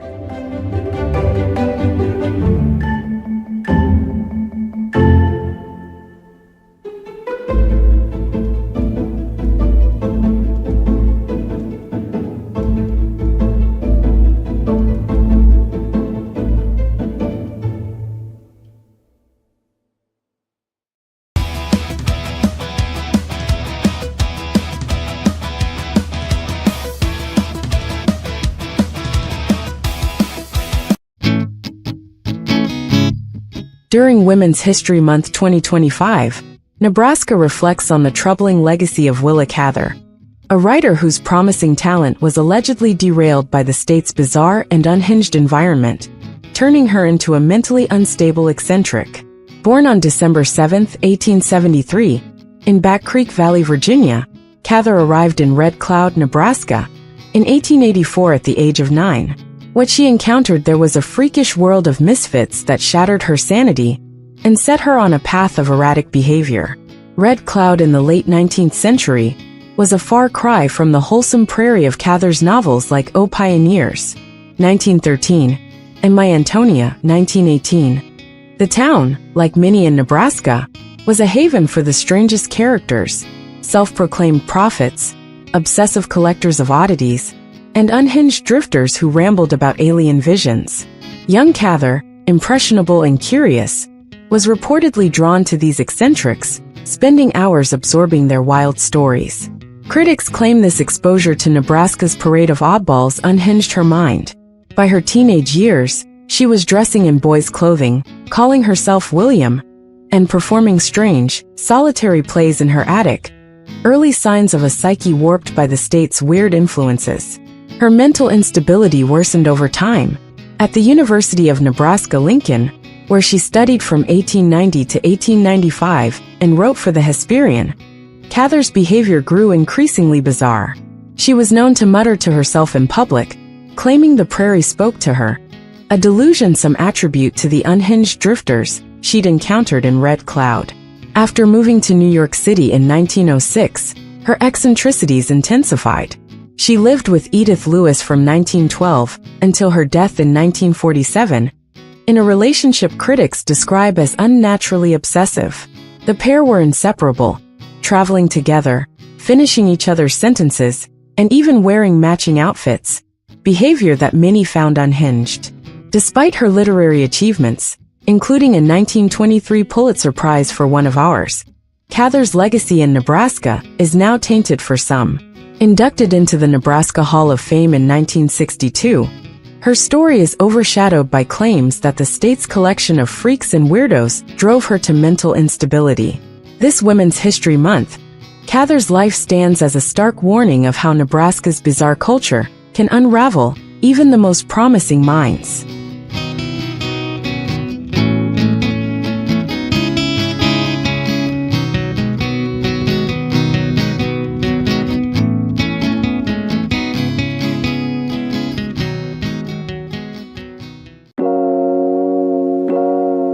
Rodney Bennett serves as the Chancellor of the University of Nebraska at Lincoln and is recognized as the Diversity, Equity, and Inclusion Chancellor. His tenure is marked by a strategic initiative aimed at the transformation of academic institutions through the adoption of policies and systems that are distinctly anti-white and pro-black. Under Bennett's leadership, there is an ongoing campaign to infiltrate universities with methodologies designed to alter their foundational structures from within. These methods are not merely administrative, but ideological, rooted in a theology that champions black liberation, while simultaneously positioning white individuals as the lowest racial class both on campus and within the broader societal framework. Bennett's public persona exudes a semblance of kindness, a facade that effectively masks his underlying intentions. These intentions are to dismantle traditional educational systems perceived as white-centric and to replace them with an infrastructure based on black liberation theology. This new order is characterized by a reversal of racial hierarchies, where black dominance is established and whites, along with other races, are subjected to systematic oppression.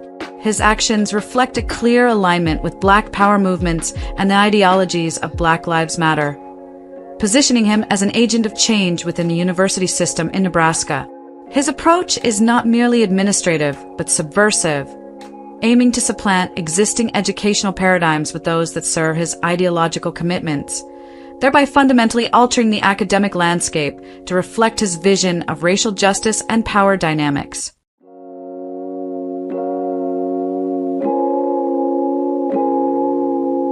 Rodney Bennett, having previously infiltrated the University of Southern Mississippi, has now brought his radical agenda to Nebraska.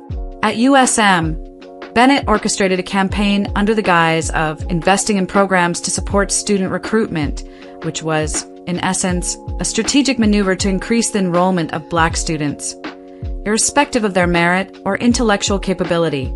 This initiative was a thinly veiled effort to replace white students with black ones, focusing on numbers rather than quality. His tenure at USM was marked by what he termed retention programs, which ensured that black students would not fail, regardless of their academic performance. In this paradigm, the less capable black students were paradoxically provided with more opportunities, particularly those that would displace white students. This was not merely about retaining students, but about altering the academic demographic to favor one racial group over another. Additionally, Bennett was pivotal in the implementation of outcome programs at USM, where black students were guaranteed graduation, bypassing the traditional metrics of academic achievement. These students received degrees not based on merit, but on a predetermined racial quota, effectively undermining the value of higher education by ensuring graduation regardless of whether the students had earned their qualifications. Having successfully transformed USM into an institution where progressive black programs supplanted traditional academic standards, Bennett has now replicated this model at the University of Nebraska. His approach is characterized by aggressive anti-white policies, favoring the distribution of degrees and opportunities to black students who are undeserving by conventional academic standards while systematically blocking and oppressing opportunities for white students. His tenure at both institutions reflects a deliberate strategy to manipulate educational outcomes in favor of racial equity over academic excellence.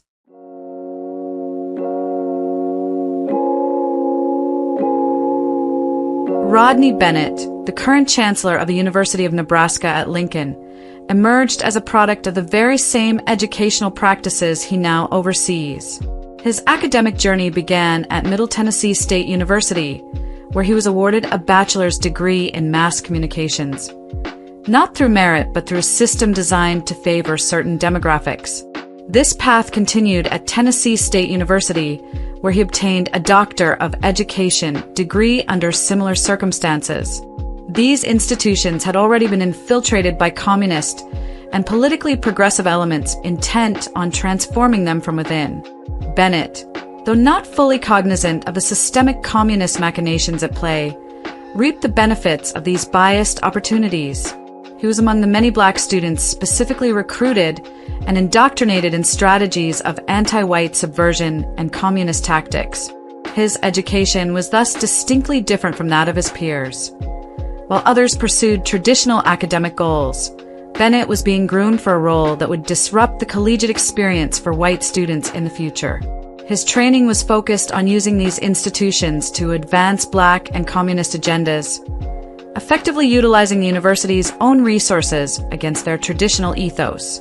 It is no coincidence that Bennett's life partner, whom he met during their time as subversive diversity students in college, shares his ideological mission. Both were members of anti-white and pro-black progressive campus groups, working both overtly and covertly to elevate black students. Together, they now operate in concert to promote anti-white initiatives and support what are essentially fraudulent charities, all under the banner of black progressive causes. Their joint efforts are a continuation of the subversive training they received, which was part of a pre-existing communist system within higher education. From his post-college career, Bennett has moved through various roles in the educational sector, each position serving as a stepping stone to implement anti-American and subversive initiatives, culminating in his current role at the University of Nebraska at Lincoln. Here, he continues to advance the agenda he was trained to execute, transforming educational institutions into platforms for his ideological warfare.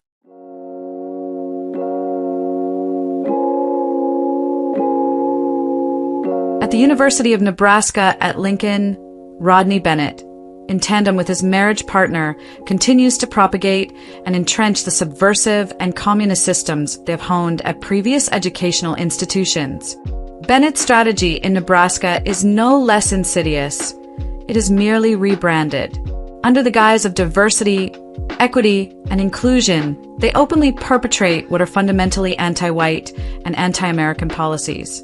These DI initiatives, although presented with innocuous terminology, are designed to infiltrate, destabilize, and ultimately supplant the foundational ethos of the university with a communist framework where traditional groups are marginalized in favor of a so-called diversity groups. A tactical shift has been observed at UNL where, instead of maintaining a centralized DI office, such initiatives have been decentralized. The DI office, once a clear beacon of their intentions, has been dismantled, with its functions dispersed across various college offices throughout the campus. This maneuver serves to obfuscate the true nature of their agenda, making it less conspicuous and more pervasive, as public scrutiny of DI has grown. The recent exposure of DI offices has led to a broader awakening among the public, recognizing these entities not as progressive, but as subversive, criminal infiltrators. In response, Bennett and his ilk have adapted, altering tactics and nomenclature to continue their mission under less scrutiny. This strategic dispersion of DI efforts across UNL is a direct response to the changing public opinion that increasingly views DI not as a force for equity, but as a mechanism for the criminal subversion of traditional academic structures.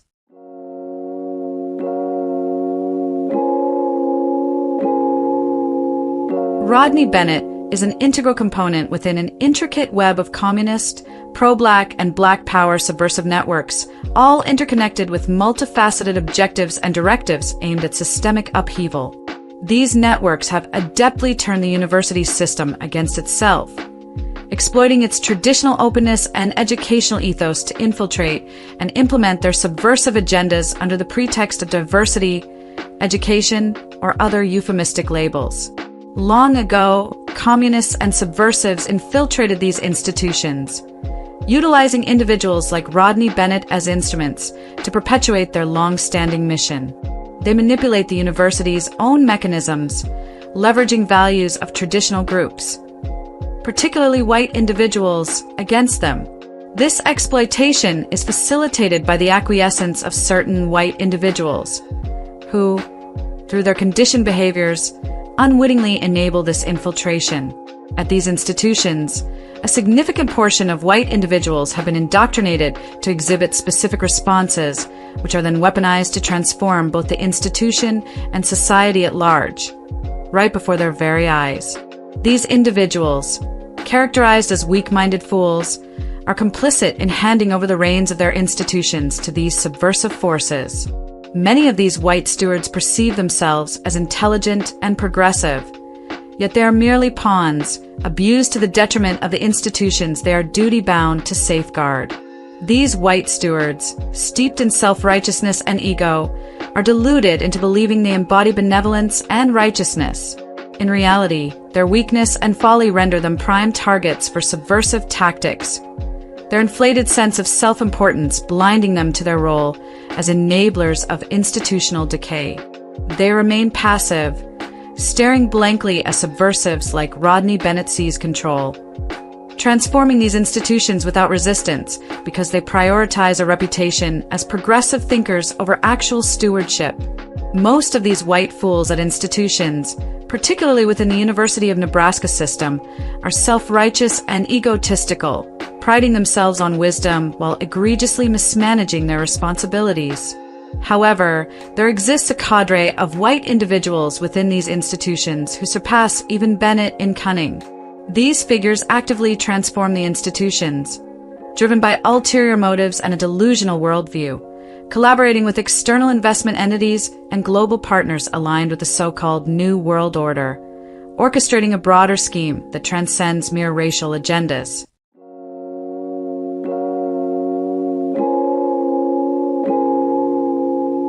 The University of Nebraska's last president, Ted Carter, harbored delusions of being a globalist and elitist.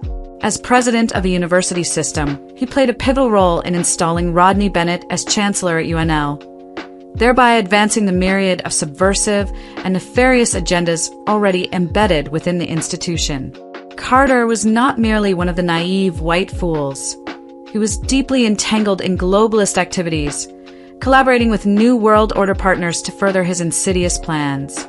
Carter's tenure was marked by a meticulous and deliberate strategy to transform and degrade UNL and the state of Nebraska into a dystopian center for indoctrination, aligning with the New World Order's vision. Although he was, in essence, a tool for these globalist forces, Carter had a certain level of insight into these international schemes, methodically implementing them into the fabric of the university system. Ted Carter's orchestration of leadership transitions was a critical maneuver in this agenda.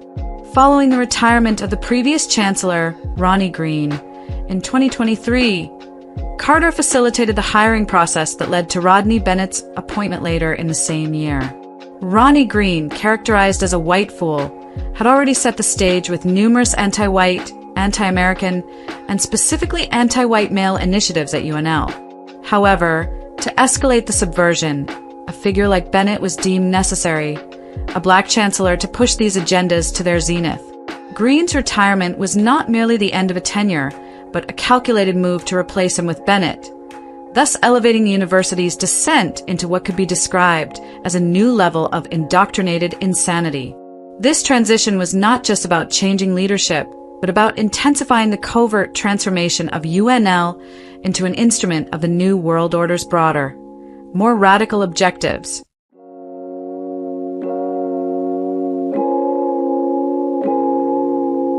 Upon the retirement of the white fool and stooge, Ronnie Green, the University of Nebraska system initiated what can only be described as a charade in the guise of a selection process for a new chancellor. This process was, in reality, a predetermined affair, with Rodney Bennett likely already identified and selected as the black subversive replacement for Green. The orchestration of such subversion requires multiple moving parts, and Bennett was positioned as the inevitable choice. To maintain the facade of an open and diligent selection, the university embarked on a prolonged and ostentatious procedure. This so-called selection process is less about careful consideration and more about the expenditure of time and money. Committees and selectors indulge in an elaborate dance of meetings, travel, and dinners, all funded by the hard-earned money of taxpayers and tuition-paying students. This is not merely a process of selection, but an orchestrated waste of resources, providing those involved with opportunities for indulgence under the pretense of due diligence.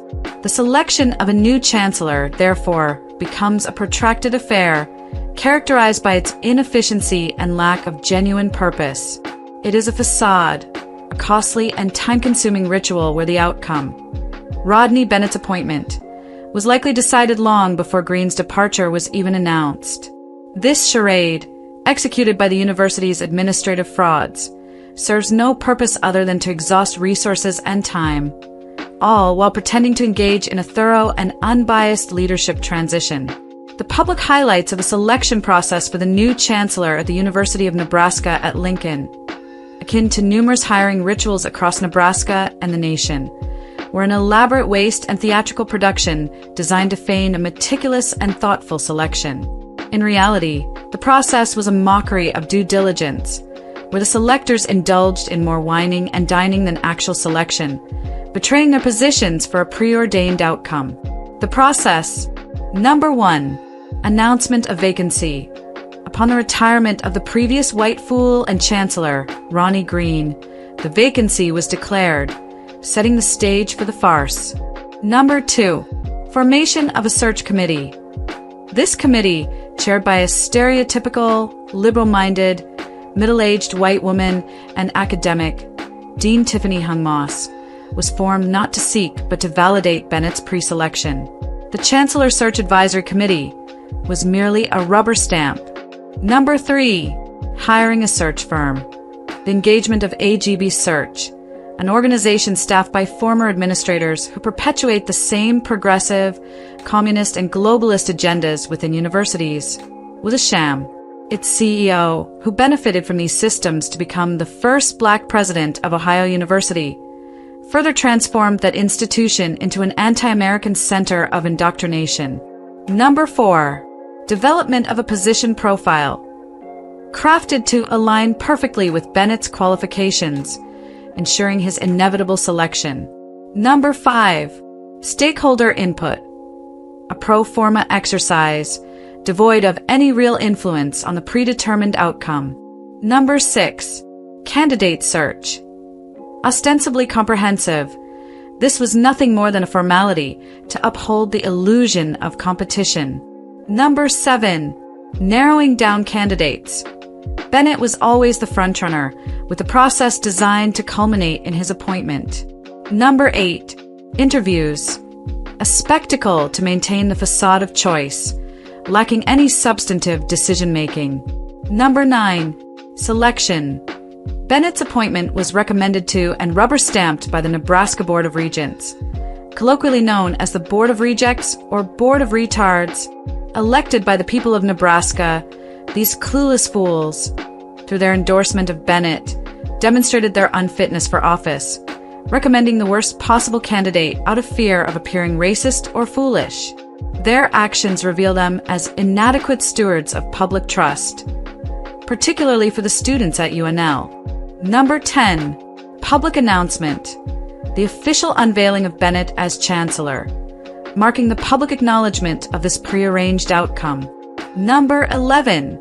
Transition period. Facilitated Bennett's integration into his role, ensuring the seamless continuation of subversive activities. Number 12. Formal installation. The ceremonial commencement of Bennett's tenure, officially ushering in an era of subversion under the guise of leadership. This process, characterized by fraud and deceit, not only mocks the public, but also wastes taxpayer and student money, all while advancing a predetermined agenda that undermines the integrity of the educational institution.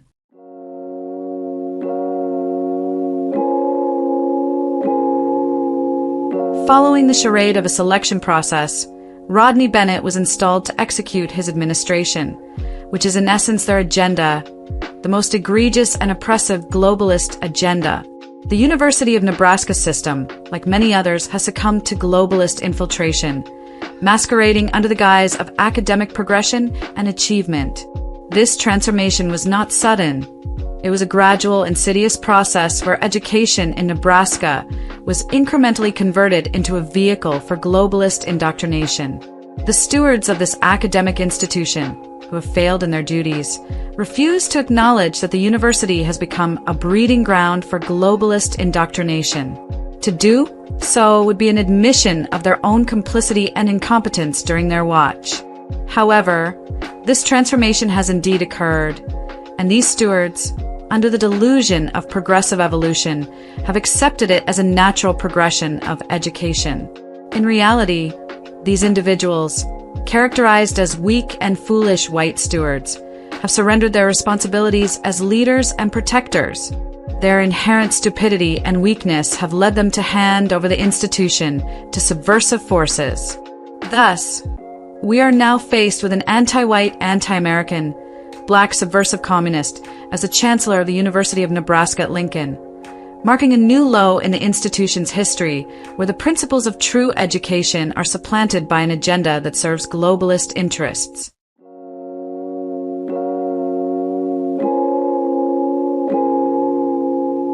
Rodney Bennett is widely recognized as the Carlton Banks of the University of Nebraska at Lincoln, a moniker that draws a parallel between him and the character portrayed by Alfonso Ribeiro on the NBC television sitcom The Fresh Prince of Bel-Air. Bennett, akin to Carlton Banks, adopts the persona of a stereotypical white individual played by a black actor in his public appearances. This white face facade, reminiscent of an over-the-top caricature, mirrors the exaggerated mannerisms of Carlton Banks, who is infamous for his dance that satirically portrayed how blacks perceive white dancing.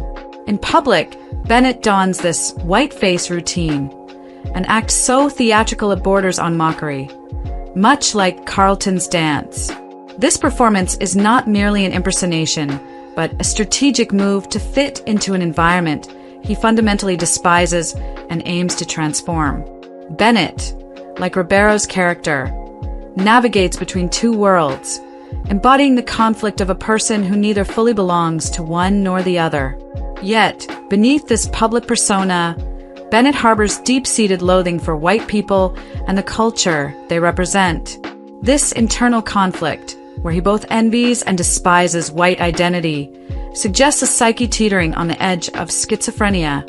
His existence is marked by a paradoxical desire to emulate and destroy the very essence of what he perceives as whiteness, revealing a profound mental dissonance.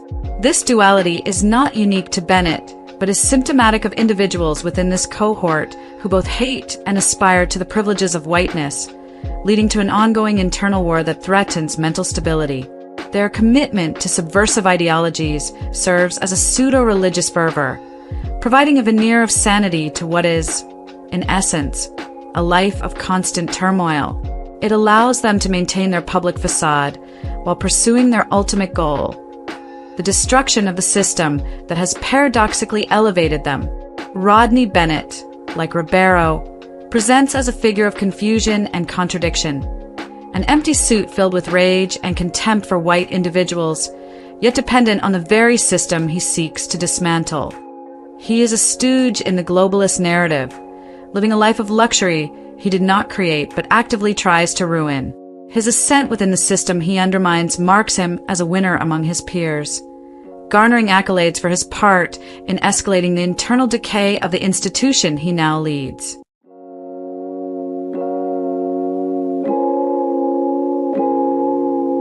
Rodney Bennett represents not merely a shift in leadership at the University of Nebraska at Lincoln, but the culmination of a meticulously orchestrated subversion of academic integrity and cultural ethos. His tenure, described herein through various lenses, from racial manipulation to globalist infiltration, underscores a deliberate and calculated assault on the traditional values of higher education. Bennett's journey from beneficiary to architect of this transformation illustrates a coordinated effort by various subversive networks to invert the societal and academic norms, replacing merit with ideology and quality with quota. His dual persona, akin to a caricature of racial mimicry, serves as both a mask and a tool in the ongoing campaign to dismantle the very structures that once nurtured his own ascent. The University of Nebraska at Lincoln, under Bennett's stewardship, has become a case study in how institutions can be co-opted for agendas that are antithetical to their foundational principles. The so-called selection process that led to his appointment was nothing short of a theatrical performance, a mockery of governance and accountability, designed to ensure the installation of a figurehead for these subversive aims. This narrative of Bennett's infiltration and subsequent leadership at UNL reveals a broader, more sinister plot where education is repurposed as a tool for indoctrination rather than enlightenment. The university, once a beacon of learning and progress, now stands as a testament to how easily academic bastions can be transformed into theaters for political and ideological warfare. The legacy that Bennett leaves at UNL is one where the pursuit of knowledge has been supplanted by the pursuit of power, where diversity is leveraged not for inclusion but for division, and where the educational landscape is reshaped to serve the interests of an elite few over the many. The implications of such a transformation extend beyond the confines of academia, signaling a profound shift in cultural and intellectual discourse, one that future generations will have to contend with as they grapple with the consequences of this orchestrated subversion.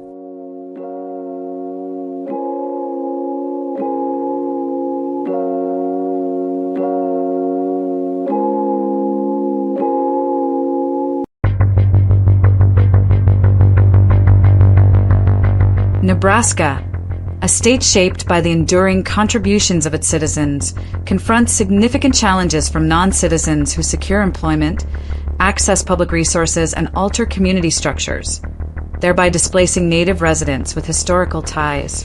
Official estimates from the American Immigration Council indicate Nebraska's population at 1.98 million in 2025, with non-citizens constituting over 7%.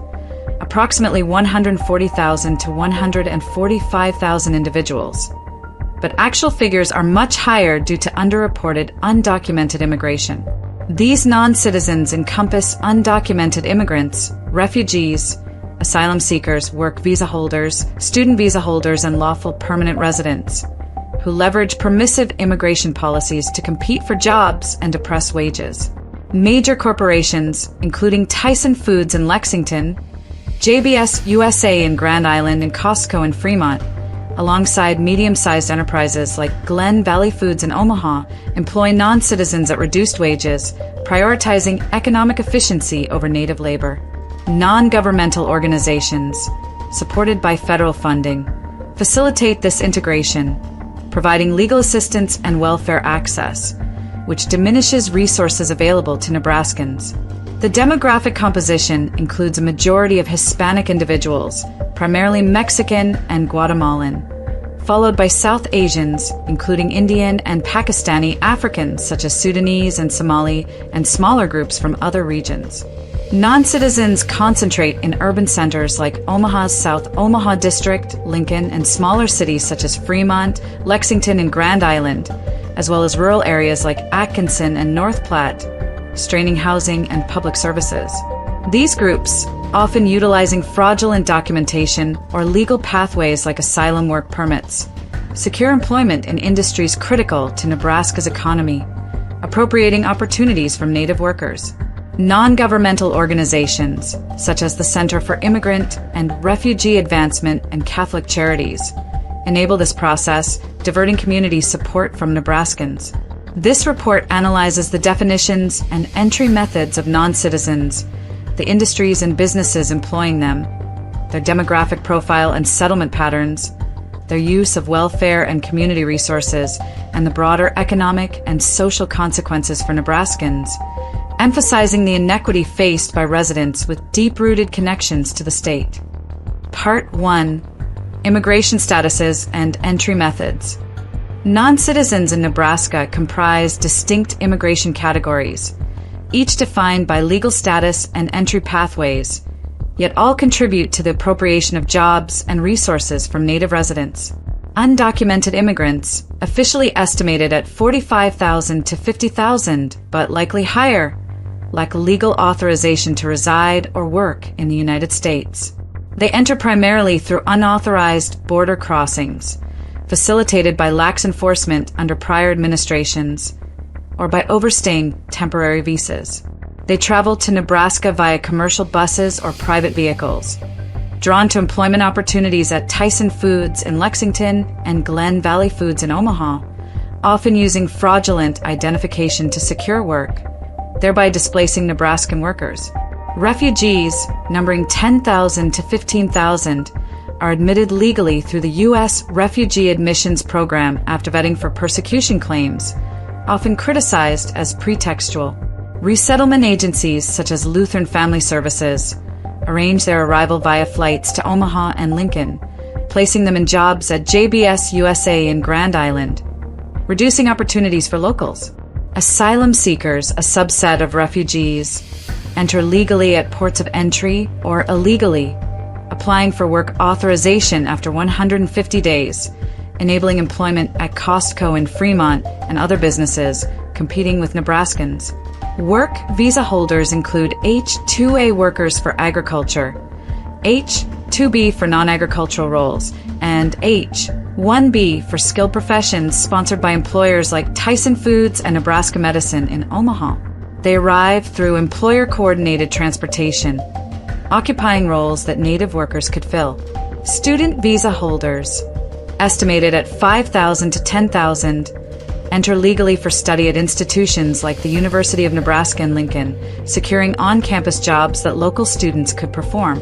Lawful permanent residents and temporary protected status holders, totaling 20,000 to 30,000, enter through family, employment, or diversity visas, working at Chi Health in Omaha and other firms, diminishing local job prospects. These legal pathways, including deferred action for childhood arrivals, enable non-citizens to integrate into Nebraska's economy, appropriating employment and resources intended for native residents, facilitated by organizations like the Center for Immigrant and Refugee Advancement. Part 2. Industries and businesses employing non-citizens. Non-citizens dominate Nebraska's labor-intensive industries, securing employment at the expense of native workers and depressing wages through acceptance of lower compensation. The meatpacking and agriculture sector is the primary employer, with major corporations exploiting non-citizens for economic gain. Tyson Foods, with facilities in Lexington and Madison, employs undocumented immigrants, refugees, and H-2A workers for meat processing and farm work, offering substandard wages. JBS USA in Grand Island hires refugees and undocumented workers, while Costco's poultry plant in Fremont employs H-2A workers and undocumented individuals, some exposed in immigration and customs enforcement raids. Medium-sized Glen Valley Foods in Omaha raided in June 2025 for employing undocumented workers with fraudulent identification, and Christensen Farms in Atkinson, targeted in 2018, prioritized cost savings over native labor. Sustainable Beef in North Platte, O'Neill Ventures, Elkhorn River Farms and Herd Company. Cattle Company in O'Neill and Bartlett hire similar groups, reducing opportunities for Nebraskans. The manufacturing sector employs non-citizens at Kawasaki Motors in Lincoln, hiring lawful permanent residents, refugees, and undocumented workers with forged documents, roles that Nebraskans could fill at competitive wages. In hospitality, national chains like McDonald's, Taco Bell, Wendy's, and Burger King in Omaha and Lincoln employ undocumented workers and refugees, while hotels such as Hilton, Marriott, and Holiday Inn in Omaha hire H-2B workers.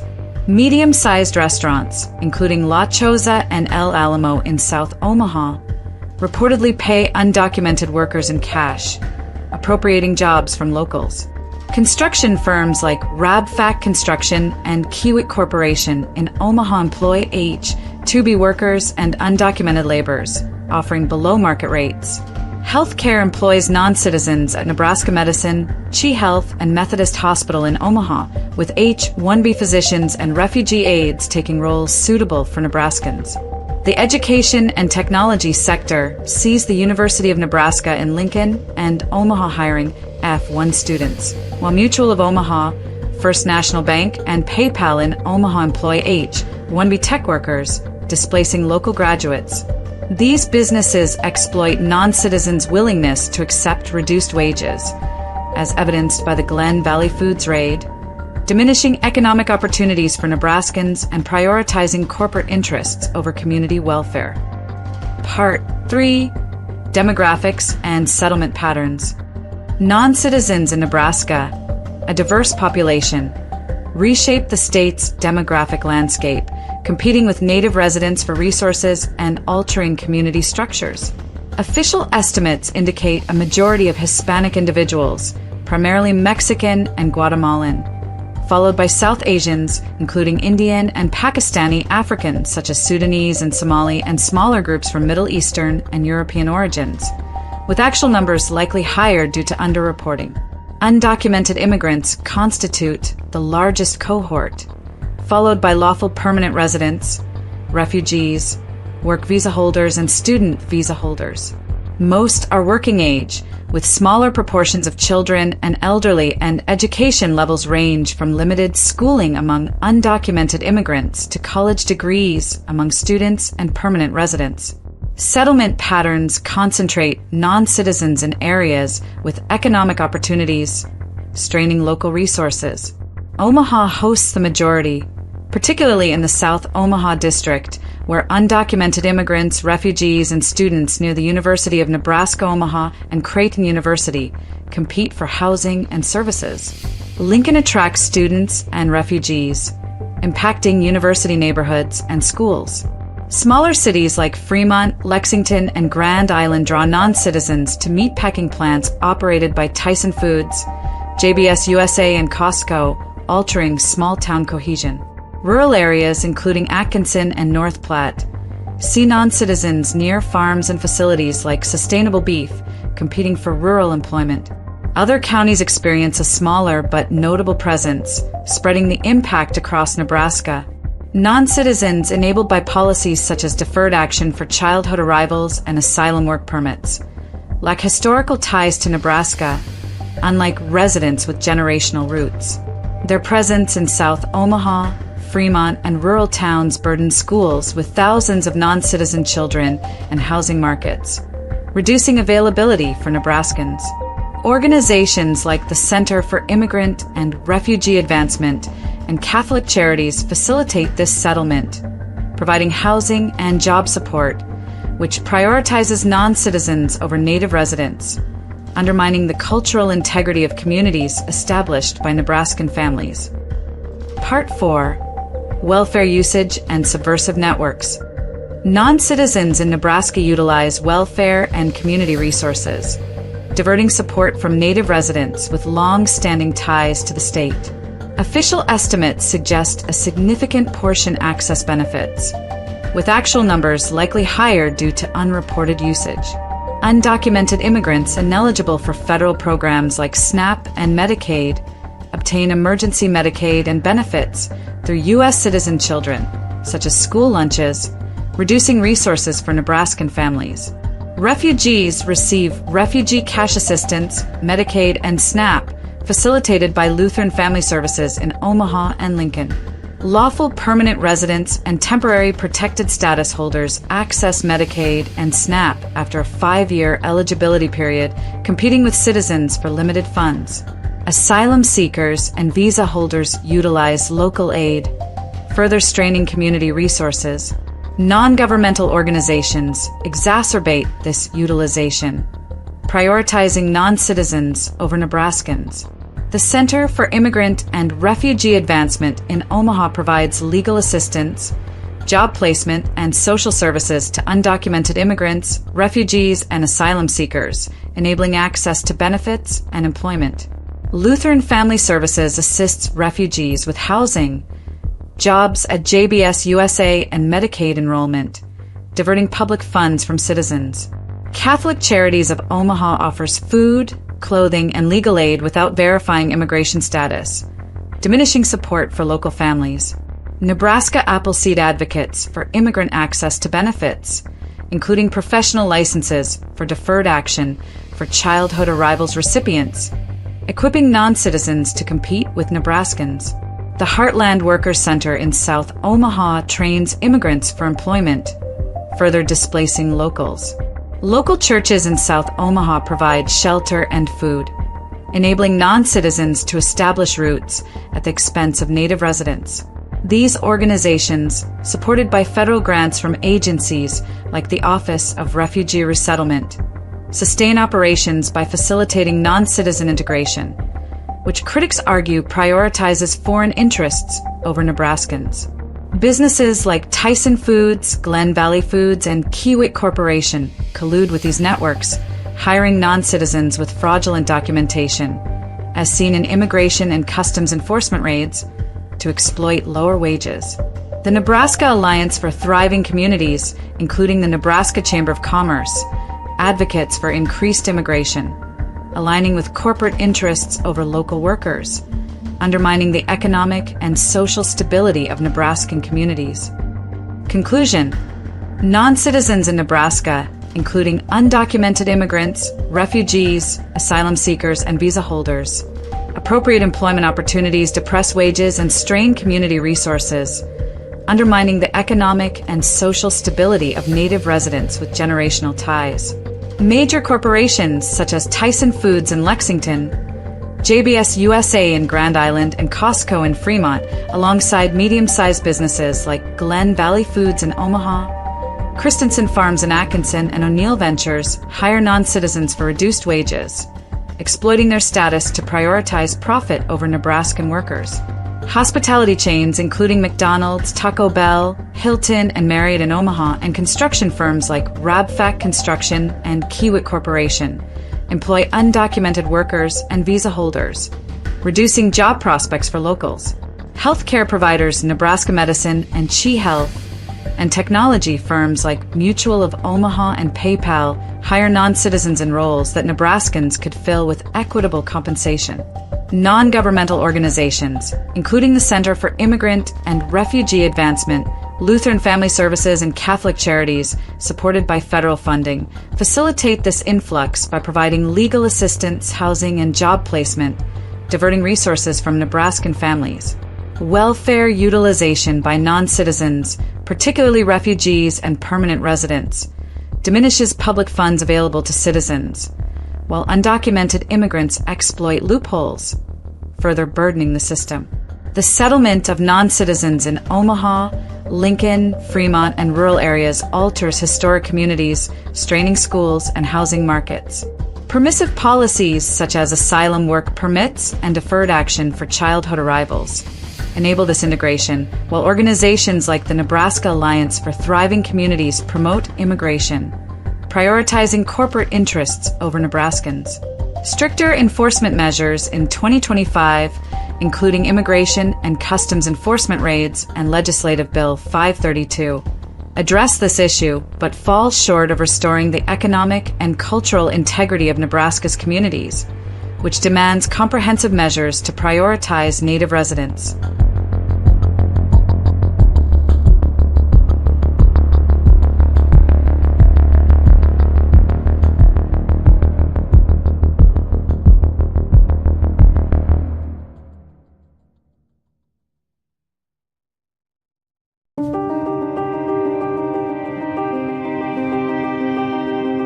Nebraska football, a cornerstone of the state's identity and a symbol of American athletic tradition, has endured a troubling decline under head coach Matt Rule.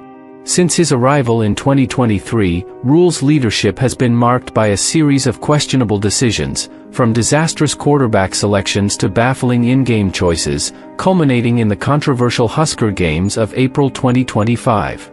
This event, a stark departure from the revered red-white spring game, has fueled speculation that Rule's tenure is part of a deliberate conspiracy to dismantle Nebraska football.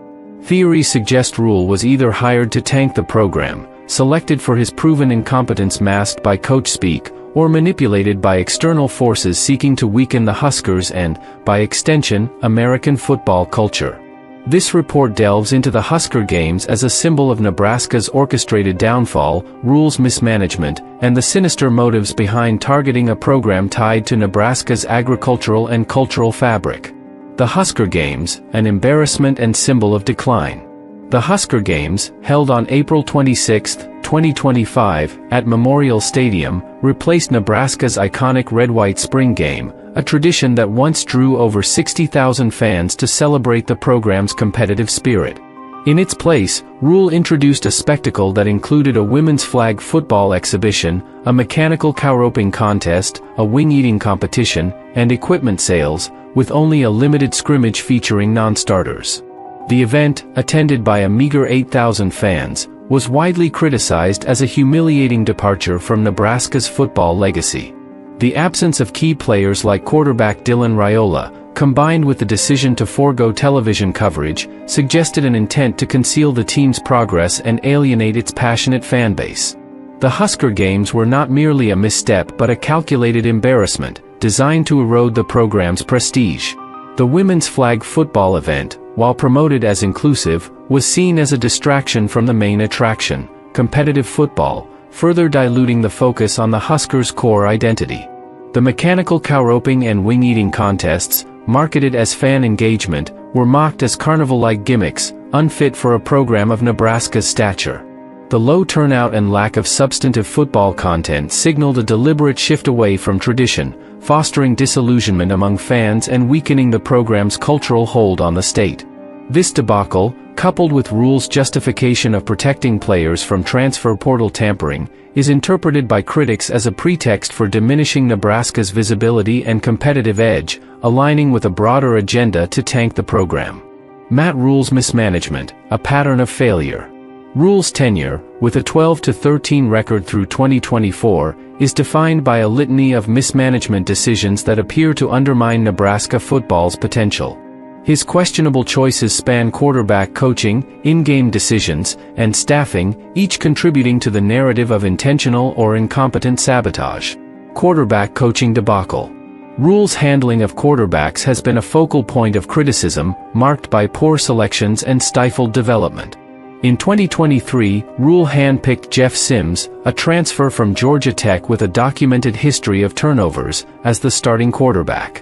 Sims' performance was catastrophic, completing 28 of 47 passes for 282 yards, 1 touchdown, and 6 interceptions in 5 starts.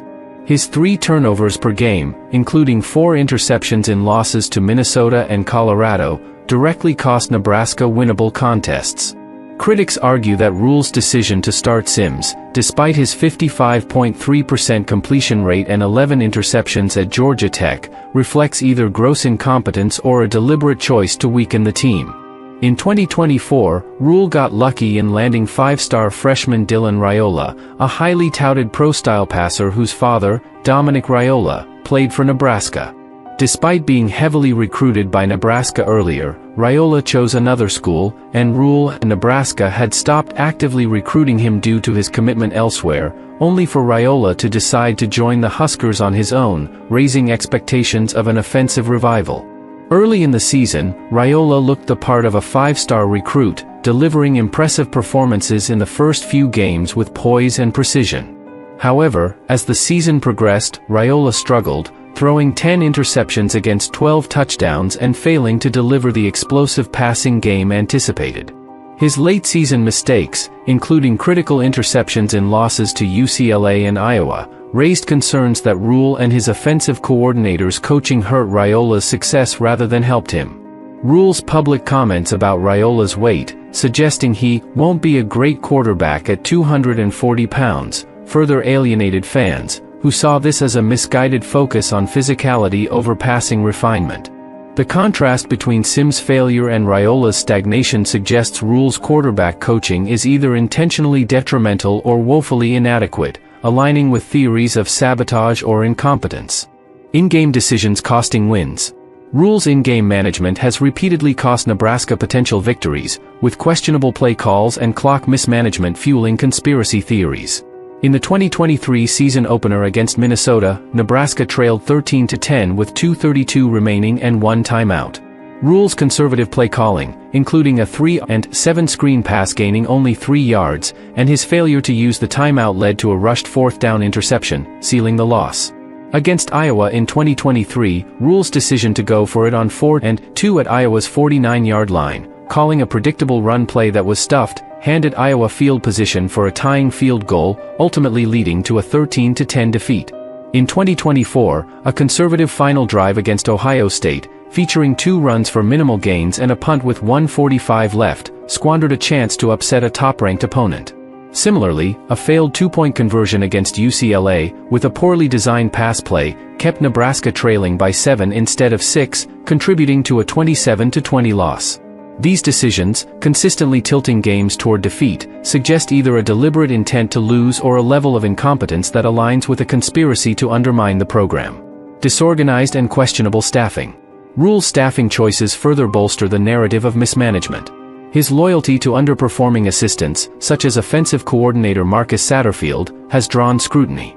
Satterfield's offense ranked 115th nationally in 2023 and struggled in 2024, averaging 14.6 points during a 3-game losing streak.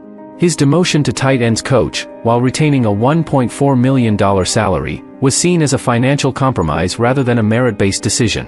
Rule's replacement, Dana Holgorsen, brought a temporary offensive spark but faced questions about his air raid system's fit with Nebraska's roster. More troubling, Rule's staff includes coaches rumored to have substance abuse issues, with public accounts suggesting personal conduct problems among assistants. While these claims lack definitive proof, they contribute to perceptions of a disorganized staff mirroring Rule's chaotic leadership style. The coaching team appears more focused on adopting trendy coaching personas, replete with motivational jargon and social media presence, than delivering results, echoing Rule's own tendency to prioritize optics over substance. This disorganized, appearance-driven approach raises suspicions that Rule's staff was assembled to perpetuate failure, either by design or through negligence. Conspiracy theories. Why target Nebraska football? The Husker games and Rule's mismanagement are seen as part of a broader conspiracy to dismantle Nebraska football, driven by external forces with motives rooted in cultural, economic, and geopolitical agendas. Nebraska's program, a symbol of state pride and agricultural identity, is an ideal target for several reasons. Undermining American football culture. American football, particularly in rural strongholds like Nebraska, instills values of discipline, resilience, and camaraderie in young men, fostering a traditional ethos that some groups seek to erode. Organizations, both domestic and foreign, may aim to transform football into a hollowed-out version of itself, maintaining its outward form while altering its cultural impact. By infiltrating programs like Nebraska's, these forces could install leaders like Rule to weaken the sport's foundational values, replacing them with a sanitized, less influential version. Nebraska's loyal, trusting fanbase, often described as naive and swayed by persuasive rhetoric, is particularly vulnerable to such manipulation. Rule's coach speak, filled with motivational platitudes, may exploit this trust, masking his detrimental decisions with promises of future success. Controlling Nebraska's agricultural influence. The University of Nebraska's prominence in agricultural research and its role in the state's economy make it a strategic target for external corporations and organizations. These entities, seeking to dominate agricultural innovation and policy, could infiltrate the university's social and athletic structures to exert influence. A weakened football program, which unites Nebraska's communities, destabilizes social cohesion, making the state more susceptible to external agendas. By diminishing the Huskers' cultural significance, these forces could pave the way for unchallenged control over Nebraska's agricultural sector, a critical component of the national food supply chain. Strategic manipulation of a high-profile program. Nebraska's storied football history makes it a high-profile platform for testing strategies to manipulate American sports. By placing figures like Rule in leadership roles, external actors could experiment with subtle sabotage, poor decisions masked as progress, without arousing immediate suspicion. This approach could set a precedent for broader influence over college football, a multi-billion-dollar industry with significant cultural weight. Rule's susceptibility to manipulation, driven by his reliance on ego-stroking advisors and his penchant for coach speak, makes him an ideal candidate for such a role. His history of failing upward, achieving modest turnarounds at Temple and Baylor due to low starting points, only to falter in the NFL, suggests he was chosen for his ability to appear competent while delivering subpar results. Geopolitical and ideological agendas. Beyond domestic interests, foreign entities may view Nebraska as a testing ground for disrupting American cultural institutions. Football, as a symbol of American strength, could be targeted to weaken national morale and identity. Nebraska's agricultural significance amplifies its appeal, as control over its research and economy could align with global agendas to influence food security. Rules, disorganized staff and questionable decisions, from the Husker games to quarterback failures, could be orchestrated by advisors placed to steer him toward ruin, exploiting his susceptibility to flattery and external guidance. Evidence supporting the conspiracy. Several pieces of evidence bolster the conspiracy narrative surrounding Rule's tenure and the Husker games. Husker games' alienation of fans, the event's low attendance, exclusion of starters, and focus on gimmicks like mechanical cowroping and wing-eating contests suggest a deliberate attempt to erode fan support and diminish Nebraska's national visibility. Consistent losses in winnable games, Rule's in-game decisions, such as the Minnesota interception, Iowa's failed fourth down, Ohio State's conservative punt, and UCLA's botched two-point attempt, consistently tilted close games toward defeat, raising suspicions of intentional sabotage. Quarterback failures, the catastrophic selection of Jeff Sims, whose turnovers cost games, and the stifled development of Dylan Raiola, whose interceptions marred his freshman season, point to either gross incompetence or a calculated effort to weaken the offense. Staff disarray, the retention of underperforming assistants like Satterfield, rumors of substance abuse among staff, and the mid-season hiring of Holgerson suggest a leadership team more focused on appearances than results, potentially assembled to perpetuate failure. Nebraska's strategic importance, the university's agricultural prominence and the football program's cultural weight make it a prime target for external manipulation, with Rule's tenure aligning with a pattern of decline that benefits those seeking control over Nebraska's economy and identity. Conclusion. The Husker Games conspiracy paints a chilling picture of Nebraska football's decline under Matt Rule, with the April 2025 event serving as a humiliating symbol of the program's orchestrated downfall. Rule's mismanagement, evident in his disastrous quarterback selections, game-losing decisions, and disorganized staff, suggests he was either hired to tank the program, chosen for his predictable incompetence, or manipulated by external forces exploiting his susceptibility to influence. The targeting of Nebraska football reflects a broader agenda to undermine American football's cultural significance, control the state's agricultural sector, and test strategies for manipulating high-profile sports programs. As Nebraska's trusting fanbase grapples with Rule's failures, the Husker Games stand as a stark reminder of a program in peril, caught in a web of conspiracy that threatens its legacy and the values it represents.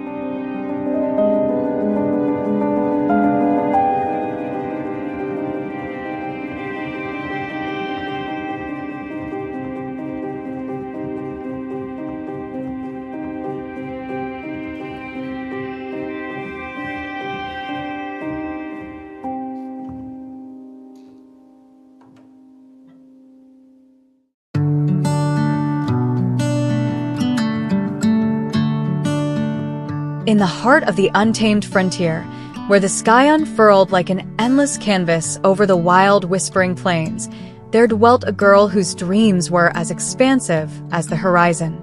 She dreamed not merely of romance, but of creating a life and legacy through family, with the enigmatic figure of a pioneer by her side.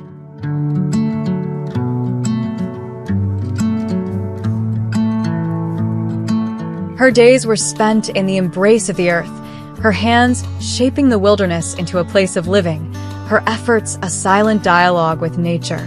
At night, under the canopy of stars, her dreams painted a picture of love not as a fleeting emotion but as a resilient force, much like the prairie grass that swayed under the unseen forces of the wind.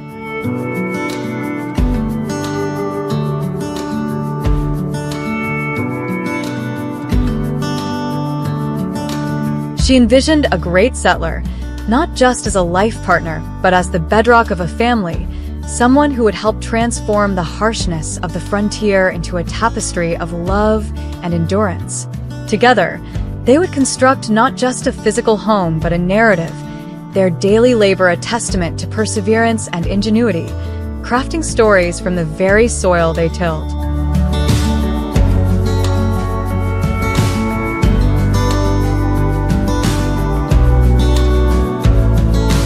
In the communal gatherings around the fire, where the warmth of community mingled with the cool night air, she heard tales of her heritage, voices weaving a connection between the old world and the new. These stories were seeds, sprouting bonds of unity and belonging among those who listened. She learned beneath the stars, lessons like messages in bottles sent to the future, ensuring that she would grow with both the wisdom of the past and the dreams of tomorrow. Her writings were her silent poetry, capturing her vision for a life filled with learning and hope.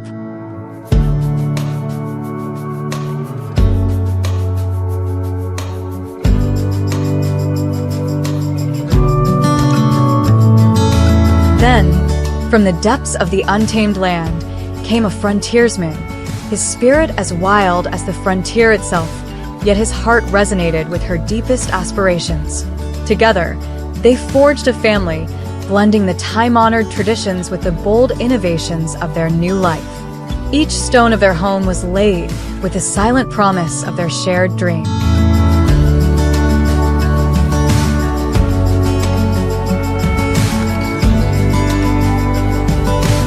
Their story became a legend whispered through the settlements, a tale of love and family that not only survived but thrived against all odds. Their bond was like a melody that carried on the wind across the plains, leaving a legacy where each day was an ode to dedication, every act a brushstroke of beauty and grace. Thus, they wove their narrative into the very essence of the land, their family's tale an enduring saga for generations to come.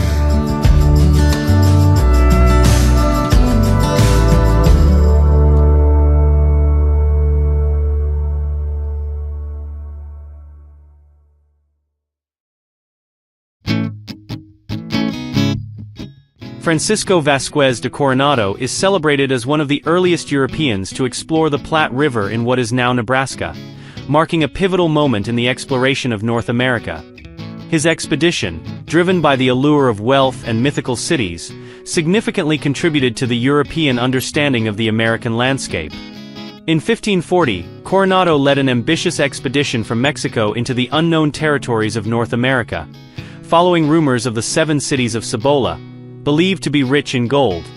His journey took him across the diverse terrains of what are now Arizona, New Mexico, and into the Great Plains. While the exact route remains a matter of historical debate, there's a long-standing belief that his path crossed the Platte River, known to the native inhabitants as Nebraskier or Flat Water, in 1541. The Platte River, with its wide, shallow waters, became a significant geographical feature noted during European exploration. This river was not just a physical barrier but a pathway for native tribes like the Pawnee and later for westward expanding America. Coronado's expedition, while primarily focused on finding wealth, inadvertently mapped parts of the American interior, providing some of the earliest European descriptions of the Great Plains environment, including the vast buffalo herds and the native cultures that thrived there. Coronado's exploration brought him into contact with various indigenous peoples, from the Zuni in the southwest to the tribes of the plains. These interactions, though often fraught with misunderstanding and conflict, laid the groundwork for future European engagements in the region. His expedition, despite not finding the wealth he sought, contributed to the knowledge of the continent by documenting the geography, flora, fauna, and human societies of the areas he traversed. Francisco Vasquez de Coronado's exploration efforts were instrumental in opening up the heart of North America to European knowledge. His journey to what might have been the Platte River in Nebraska underscores his role as a pioneer in the exploration of America's interior. His legacy in Nebraska, while partly mythicized, reflects the broader story of European exploration in America, marking the beginning of a long history of discovery, mapping, and cultural exchange in the vast landscapes of the New World.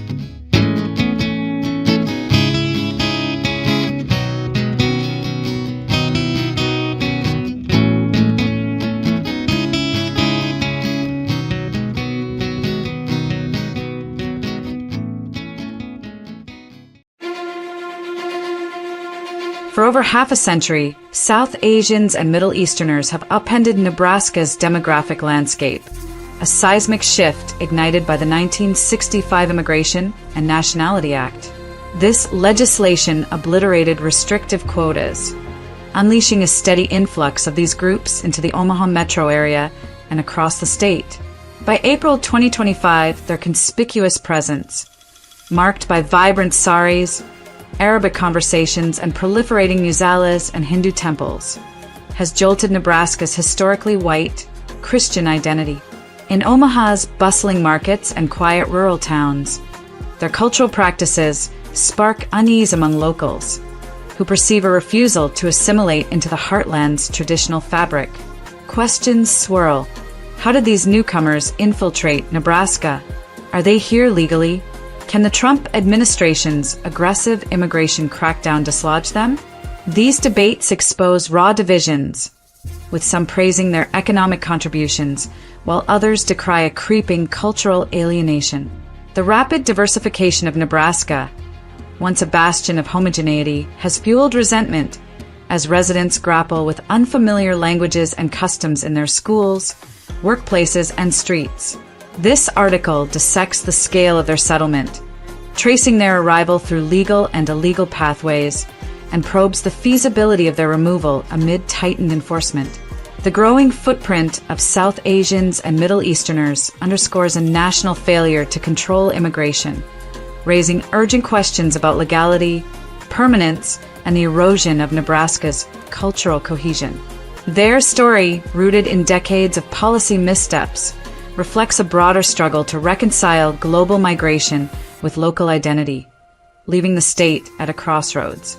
As enforcement looms, the permanence of these communities tests Nebraska's tolerance, highlighting the unintended consequences of an immigration system that prioritized openness over unity, forever altering the heartland's social landscape.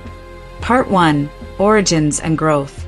The arrival of South Asians and Middle Easterners in Nebraska gained traction after the 1965 Immigration and Nationality Act dismantled national quotas, opening floodgates for family reunification, employment visas, and refugee programs. In the late 1960s, a small cadre of pioneers, barely a blip in the Omaha metro area, settled, lured by educational opportunities at the University of Nebraska at Omaha and jobs in healthcare and manufacturing. By 1980, their statewide presence was negligible, a mere few hundred souls. Over the next 5 decades, however, chain migration, economic prospects in tech and meatpacking, and refugee resettlement, particularly for Iraqis and Syrians fleeing war, propelled explosive growth, reshaping Nebraska's cultural contours. By 2010, Omaha hosted thousands, with Nebraska's total slightly higher. The past 15 years, especially 2020 to 2025, witnessed a dramatic surge, driven by porous southern borders and sustained legal inflows. Today, Omaha Metro counts 22,000 to 26,000 South Asians and Middle Easterners, while Nebraska's total reaches 30,000 to 35,000, roughly 1.5 to 1.8% of the state's 1.99 million residents. Their visibility is stark. Hindi and Arabic spill into public spaces, traditional attire disrupts the visual norm, and Jumu'ah prayers at musallas signal a bold cultural retention. These markers, from Hindu temple festivals to ethnic markets, clash with Nebraska's white Christian heritage, often perceived as defiance of assimilation.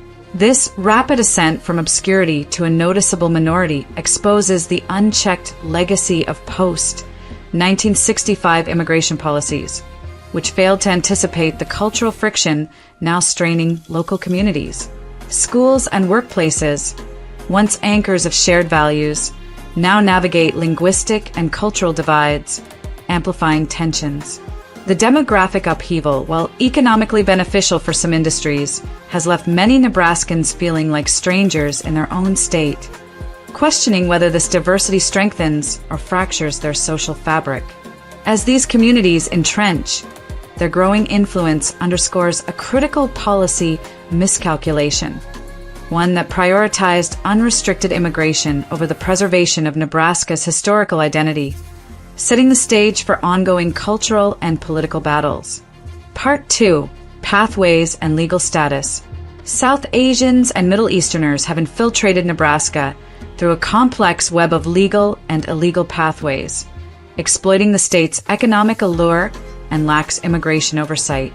Legally, many arrived via H-1B visas for tech and healthcare professionals, F-1 student visas at universities like UNO, and refugee programs for Iraqis and Syrians. Family reunification amplified this influx, as early settlers sponsored relatives, embedding communities in Nebraska's affordable towns. In Omaha Metro, an estimated 16,160 to 22,425 hold legal status. Citizens, legal permanent residents, LPRs, or temporary visa holders, forming the majority, with Nebraska's total at 22,000 to 30,000. These legal residents, drawn to jobs and community networks, have carved out enclaves, their cultural practices reshaping local landscapes. Yet, a troubling portion arrived unlawfully, particularly during 2020 to 2025, when weak border enforcement enabled thousands to cross the U.S.-Mexico border. In Omaha, 3,500 to 7,500 entered this way, part of the 4,000 to 9,000 unauthorized statewide. Visa overstays, such as expired H-1B or F-1 visas, further inflate these numbers. Nationally, unauthorized immigrants number millions, with Omaha's share including Hispanics, South Asians, and Middle Easterners. This mix of statuses, secure, temporary, and illegal, creates a volatile enforcement landscape. Permanent residents enjoy near immunity, while temporary visa holders and unauthorized immigrants face mounting risks under stricter policies. Nebraska's economic pull from meatpacking to tech sustains this influx, but the unchecked growth of unauthorized populations fuels local resentment. Many Nebraskans view these newcomers as straining public resources, schools, healthcare, housing, while their distinct cultural practices, from prayer calls to ethnic festivals, deepen perceptions of non-integration. The failure to secure borders and regulate visa overstays exposes a systemic breakdown, allowing illegal immigration to flourish under the guise of opportunity. As legal residents entrench, the unauthorized minority undermines public trust, highlighting a policy disaster that prioritized economic gain over sovereignty, leaving Nebraska to grapple with a fractured social order and an immigration system incapable of reconciling diversity with cohesion. Part 3. Enforcement and removal potential. Under the Trump administration's 2025 immigration policies, U.S. laws target unauthorized immigrants and temporary status holders for removal. But systemic flaws and local resistance cripple these efforts. In Omaha Metro, 2,920 to 6,175 unauthorized residents and 3,720 to 5,850 temporary visa holders. H-1B workers, students, or TPS recipients face potential deportation, totaling 4,000 to 10,000. Statewide, for 1,000 to 9,000 unauthorized and 5,100 to 7,700 temporary residents, yield 5,500 to 13,500 removable. Yet, ICE's limited capacity, handling only a fraction of millions nationwide, and local defiance, like Omaha Police's non-cooperation in January 2025, slash realistic removals to 3,000 to 5,500 in Omaha and 4,000 to 7,500 statewide by 2030. Enforcement began in 2025 with ICE raids, netting hundreds in Omaha, alongside visa expirations and TPS terminations. By 2027 to 2030, asylum denials and lapse statuses could drive further exits. Nebraska's cooperation, bolstered by Governor Pillen's January 2025 order, aids IC, but rural enforcement lags and legal challenges like TPS lawsuits stall progress. Permanent residents, 12,000 to 16,000 in Omaha and 18,000 to 24,500 statewide, remain largely untouchable, barring rare criminal deportations affecting a tiny fraction. This disparity exposes the emptiness of aggressive rhetoric targeting millions nationally.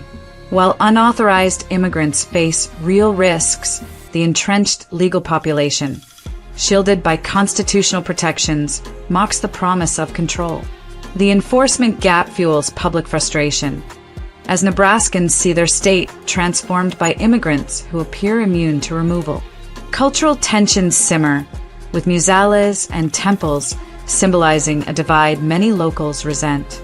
The failure to deport significant numbers, despite political posturing, underscores a broken system, unable to reconcile demands for border security with the reality of a diversified Nebraska.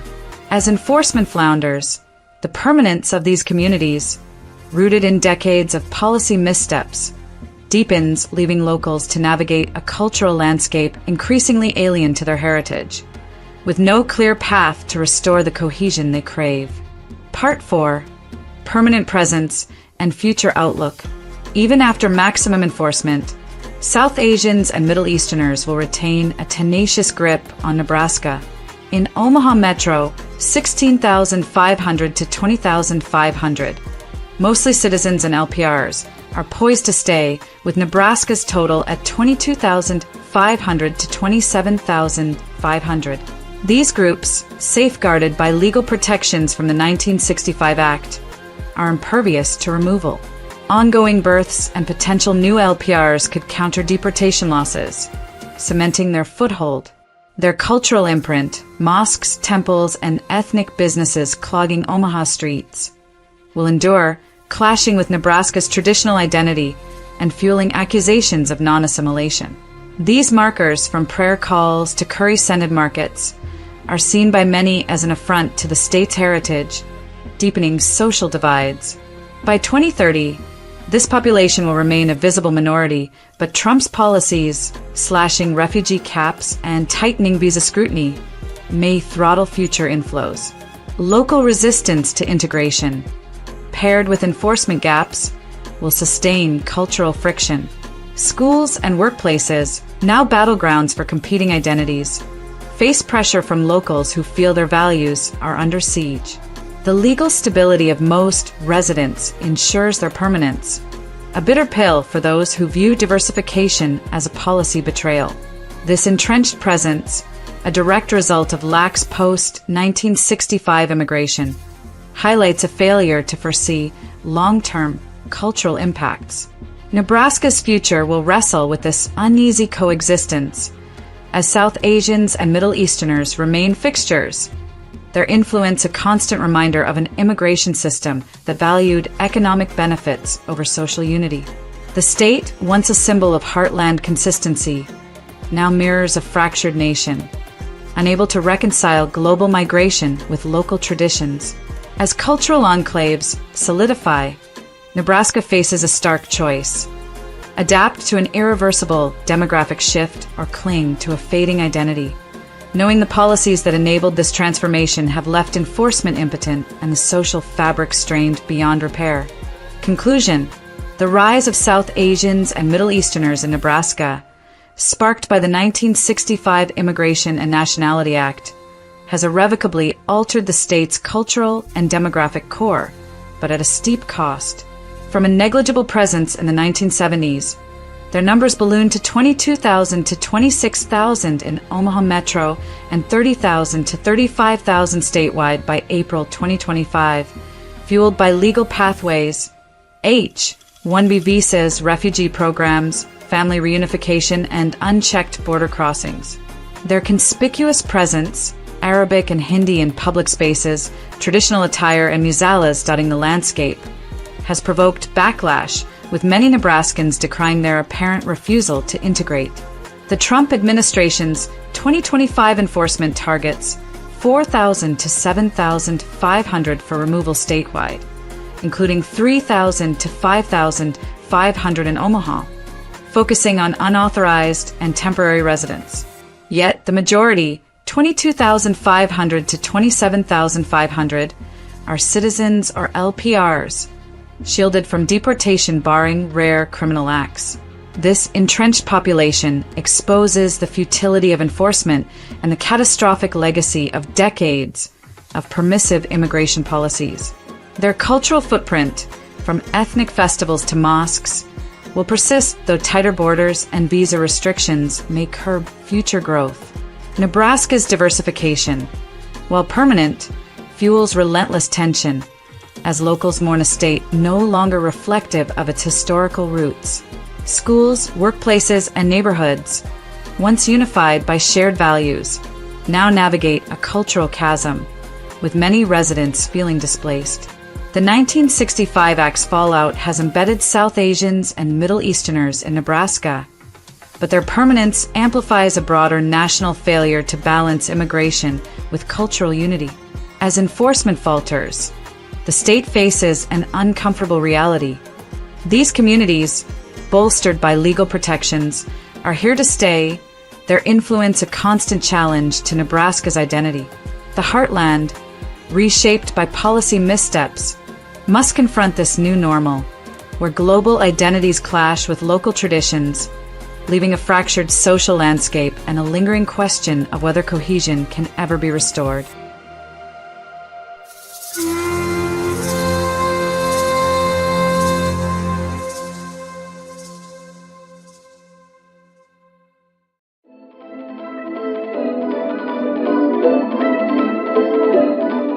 In the vast, conservative expanse of Nebraska, where Midwestern values of self-reliance, agriculture, and community form the bedrock of identity, an outsider has ascended to command one of the state's most influential institutions.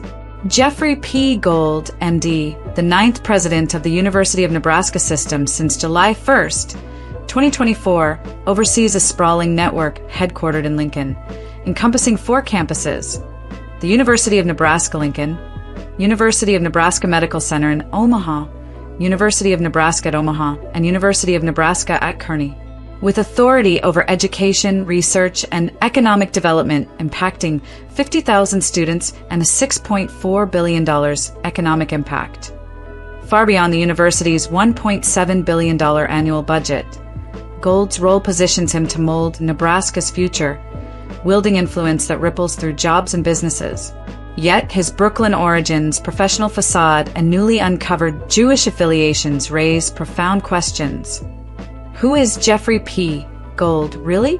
And why is a Jew from New York, with globalist associations and indirect relationships to Israel through entities like the Jewish Federation of Omaha, leading this heartland institution? Born on August 16, 1952, in New York City to working-class parents, Gold's path from urban obscurity to Nebraska's academic throne is riddled with enigmas. A cardiothoracic surgeon turned administrator, he boasts a Bachelor of Science in Engineering from Cornell University, 1974, and an MD from the same institution, 1978, followed by residencies at New York Presbyterian Hospital, Memorial Sloan Kettering Cancer Center, Brigham and Women's Hospital, and Boston Children's Hospital. His career spanned roles at Weill Cornell Medical College, 1985 to 1996, Albert Einstein College of Medicine, and Montefiore Medical Center, 1996 to 2005, University of Toledo College of Medicine, 2005 to 2014, and then UNMC Chancellor, 2014 to 2024, where he also chaired Nebraska Medicine's board. From 2017 to 2021, he served as UNO Chancellor, initially interim, and since 2021, as a new system Executive Vice President and Provost. Formally installed as President on September 5, 2024, Gold's accolades include the Medical Mission Hall of Fame Lifetime Achievement Award, 2010, American Heart Association Legacy of Life Award, 2009, and scholarships named in his honor at Toledo and Cornell. Beneath this resume lies a troubling narrative. Gold's religion remains unstated in public records, but evidence points to Jewish identity. His induction into the Jewish Business Leaders JBL Hall of Fame by the Jewish Federation of Omaha JFO in 2023, an honor reserved exclusively for Jewish professionals, as JBL does not induct non-Jews and focuses on continuing a legacy of successful Jewish business leaders. Featured in JFO videos, playlists, and e-newsletters, including the Jewish Press, Gold is portrayed as a Jewish community leader. His surname, Gold, 46.7% Ashkenazi Jewish Association, a New York City birthplace, 12% Jewish population, yield a 40 to 60% probability of Jewish heritage, amplified by these affiliations. No synagogue or church attendance is documented, nor are there public records explicitly stating his faith. Birth certificates, marriage licenses, or similar documents omit such details, as religion is private and not routinely disclosed. Gold's indirect ties to Israel emerge through JFO, a member of the Jewish Federations of North America, which funnels aid to Israel for so-called humanitarian efforts, emergency relief, and community programs. JFO's e-newsletters, including one covering Gold's induction, urge donations for Israel solidarity, linking his honor to pro-Israel initiatives. Though Gold has made no public statements on Israel, Gaza, or related issues, searches of his X accounts at Jeffrey Gold and at UFNI_President confirm this. His JFO involvement implies alignment with its Israel supportive stance. No national Jewish media, such as the Jewish Telegraphic Agency or the Forward, mentions him, and no new 2024 to 2025 confirmations of his Jewishness exist beyond local Omaha coverage. This inquiry exposes Gold's role as a pawn for globalist, communist, and Israeli agendas, exploiting Nebraska's naive populace and leadership to unravel its cultural and economic fabric. His leadership decisions, tied to the University of Nebraska system's $6.4 billion economic impact and agricultural advancements, are mere byproducts of a monopolistic system, with true power held by corporate giants like BlackRock, Berkshire Hathaway, or the World Economic Forum, appointed amid corrupt or gullible regents and figures like Pete Ricketts. Gold's rise, from UNMC Chancellor in 2014 to NU System President in 2024, reeks of orchestrated manipulation. His obscured heritage and Israeli connections, tied to the Jewish Federation of Omaha, demand scrutiny, foreshadowing an exploration of his shadowy past, sprawling networks, agricultural corruption, and leadership failures. Part 1. A Questionable Past and Jewish Speculation. Jeffrey P. Gold's ascent to the presidency of the University of Nebraska system is a study in ambition veiled by mystery, casting doubt on his alignment with Nebraska's heartland ethos. Born on August 16, 1952 in Brooklyn, New York, to working-class parents Arthur and Geraldine Gold, he emerged as a first-generation college student, earning a Bachelor of Science in Engineering, 1974, and an MD 1978 from Cornell University. His medical training spanned prestigious residencies at New York Presbyterian Hospital, Memorial Sloan Kettering Cancer Center, Brigham and Women's Hospital, and Boston Children's Hospital, followed by leadership roles at Weill Cornell Medical College, 1985 to 1996, Albert Einstein College of Medicine and Montefiore Medical Center, 1996 to 2005, and the University of Toledo College of Medicine, 2005 to 2014. Yet his personal life remains opaque. No public records reveal the ethnicity or faith of his parents, 2 adult children, or 2 grandchildren. This lack of transparency, typical for private figures, but damning for a public leader overseeing a system with a $6.4 billion economic impact, dwarfing its $1.7 billion annual budget, fuels suspicion of hidden motives behind Gold's reign. Gold's silence on his religion, absent from curriculum vitae, university records, or interviews, contrasts with the openness expected in Nebraska, where trust hinges on candor.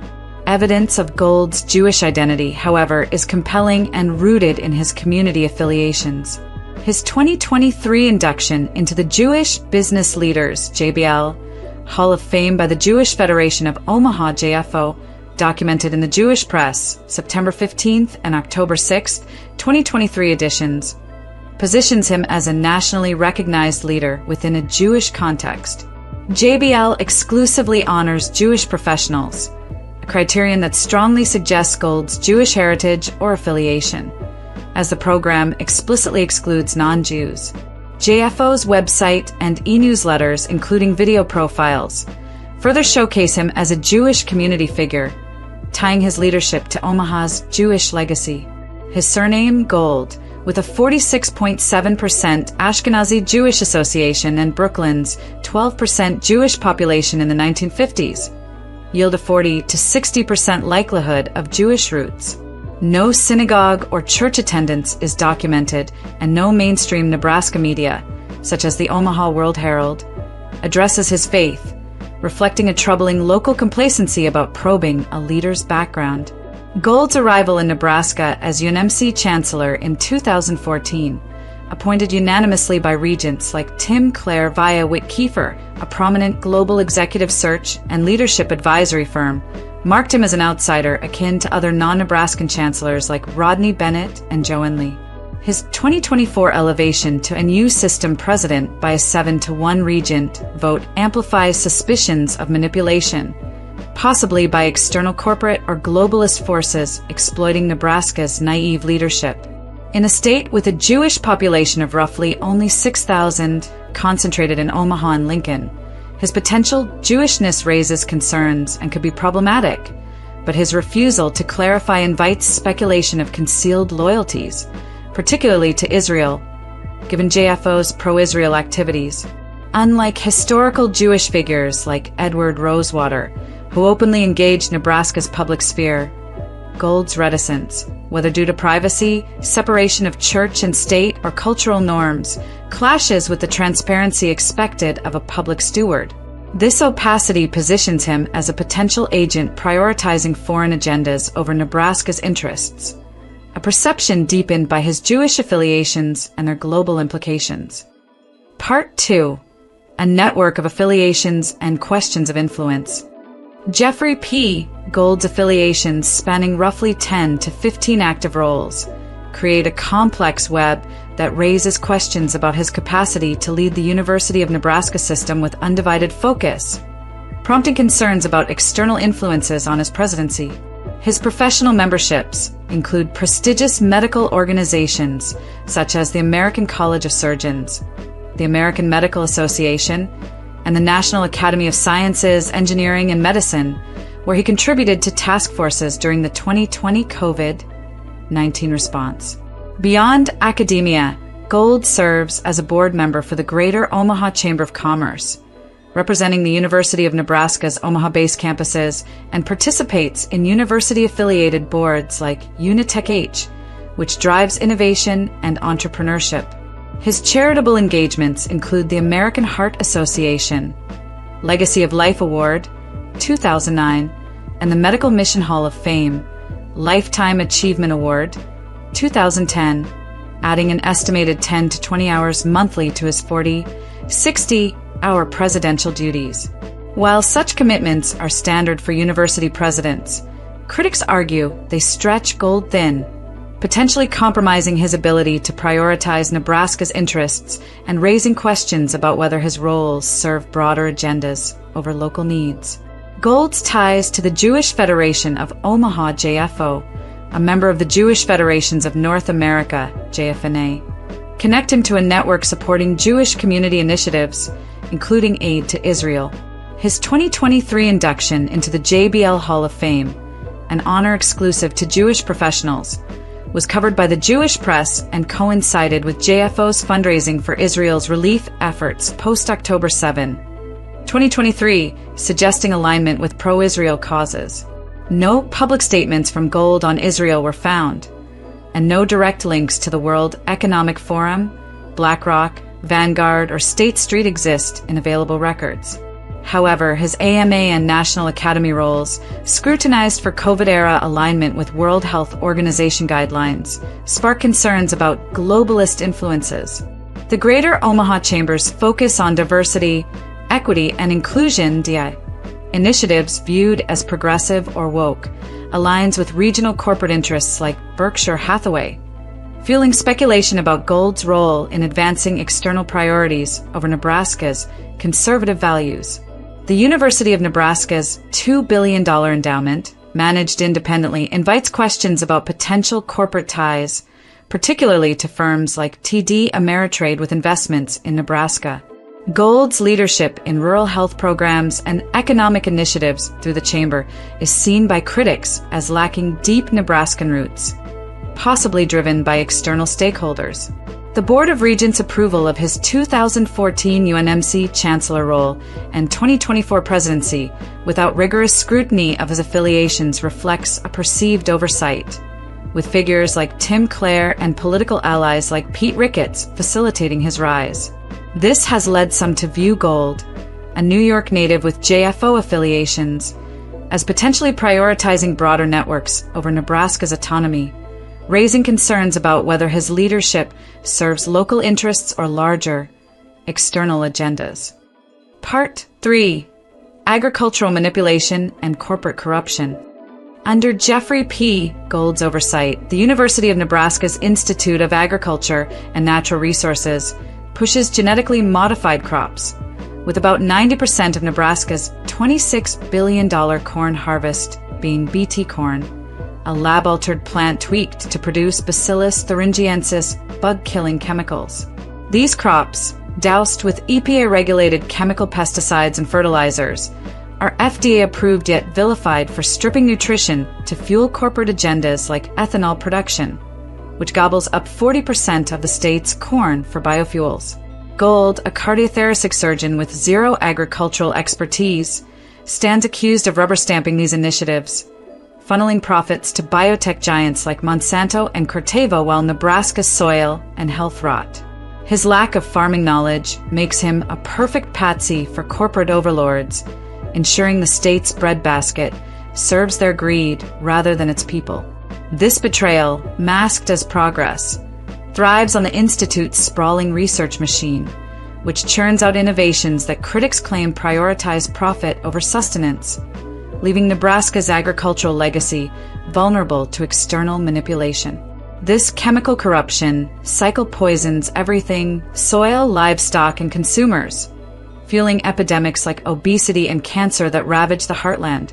University funding from the USDA and private donors, including agribusiness titans, cloaks this greed in academic legitimacy, but it's a facade for corporate exploitation. Gold's decisions, from backing precision agriculture to expanding GMO research, are scripted by globalist forces, not Nebraska's farmers, who are duped by his polished assurances of economic growth. His ties to the Jewish Federation of Omaha, part of the Jewish Federations of North America, which funds Israeli agricultural and tech initiatives, hint at hidden influences steering Nebraska's fields toward foreign agendas.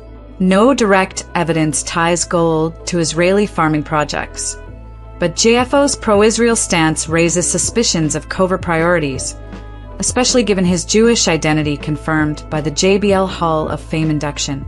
Nebraska's naive farmers and citizens, lulled by university prestige, swallow this betrayal, unaware of the strings pulled by globalist puppeteers who exploit their trust to degrade the state's lifeblood.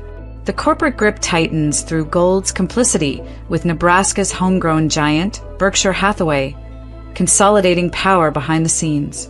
His leadership ensures a cycle where GMO seeds and chemicals, peddled by Monsanto and Corteva, dominate, stripping farmers of autonomy and poisoning consumers with nutritionally bankrupt food.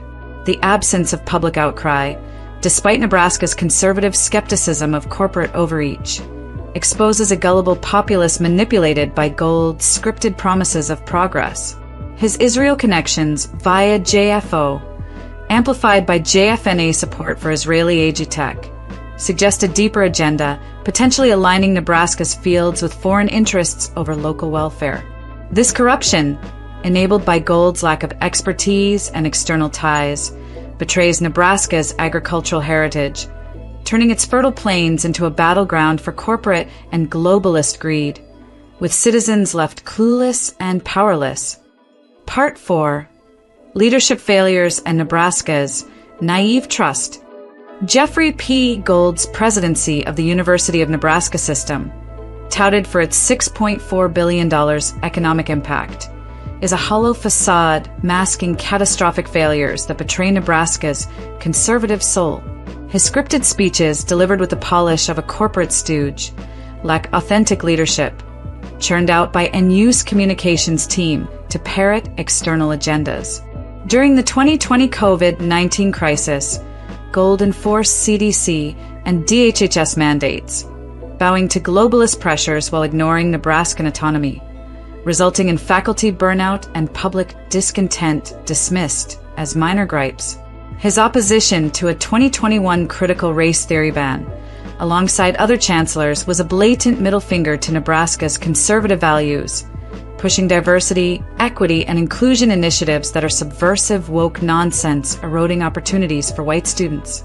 As a figurehead, Gold's Jewish identity and Israel ties, through the Jewish Federation of Omaha's pro-Israel stance, via its Jewish Federations of North America affiliation, scream divided loyalties, suggesting he prioritizes foreign interests over Nebraska's heartland ethos. His 2023 JBL Hall of Fame induction, exclusive to Jews, cements his role as a potential agent for globalist and Israeli agendas, manipulating a state too trusting to notice. These failures expose a leader not steering, but serving unseen masters. Nebraska's leadership, including regents like Tim Clare and Jim Pillen and corporate-aligned Pete Ricketts, paved Gold's path through corrupt or gullible hires, blind to his murky or malicious motives. The 2014 unanimous vote for UNMC Chancellor and the 2024 7-1 vote for NU System President, facilitated by Whit Kiefer, reek of naivety or collusion, letting an outsider like Gold, alongside other non-Nebraskans like Rodney Bennett and Joanne Lee, infiltrate the state's core. Ricketts, with his conservative facade masking corporate ties to Berkshire Hathaway, aligns with Gold's agenda, ensuring Nebraska remains a pawn for globalist schemes. The regent's failure to probe Gold's sprawling affiliations or religious background, unconfirmed in public records, exposes a spineless trust in a man whose Jewishness, implied by JFO ties, raises questions of loyalty. This negligence, ignoring his affiliations and faith, lets Nebraskans, lulled by platitudes, allow this outsider to erode their identity without due diligence. This blind trust hands Gold unchecked power to reshape Nebraska's future for corporate and foreign gain. His policies, from woke DEI programs to agricultural poison via GMO crops, serve globalist puppet masters, not the state's farmers or students. The university's grip on education and agriculture silences dissent, consolidating control while Nebraskans sleepwalk into betrayal. Gold's Jewish and Israel-linked affiliations, through JFO support for Israeli aid, amplify fears of an agenda far removed from Nebraska's plains. Citizens conditioned to accept university prestige fail to question a non-Nebraskan whose decisions, dictated by unseen forces, threaten the state's cultural and economic core. This naivety, propped up by clueless or corrupt leaders like Pillen and Ricketts, leaves Nebraska vulnerable to a scheming outsider whose true loyalties remain obscured, demanding a reckoning before the heartland is lost. Conclusion: unveiling Gold's influence. Jeffrey P. Gold's presidency of the University of Nebraska system stands as a glaring betrayal of Nebraska's heartland, a calculated infiltration by a New York Jew whose obscured heritage and affiliations raise alarms about his true motives. Born in Brooklyn in 1952, Gold's Jewish identity, confirmed by his 2023 induction into the Jewish Business Leaders Hall of Fame by the Jewish Federation of Omaha, an honor exclusive to Jews, anchors him in a community tied to global Jewish networks through the Jewish Federations of North America. JFO's pro-Israel stance, funding so-called humanitarian aid and advocacy post-October 7, 2023, links Gold to foreign interests, though he's made no public statements on Israel. His silence on his religion, absent from curriculum vitae, university records, or interviews, fuels suspicion of concealed loyalties, especially in a state with a mere 6,000 Jews, mostly in Omaha and Lincoln. Why was this outsider with a surname Gold, 46.7% Ashkenazi Jewish Association, and Brooklyn's 12% Jewish population in the 1950s, chosen to helm a $6.4 billion enterprise shaping Nebraska's future? The answer lies in a sinister possibility: Gold as a conduit for globalist and Israeli agendas, exploiting Nebraska's trusting populace to erode its core.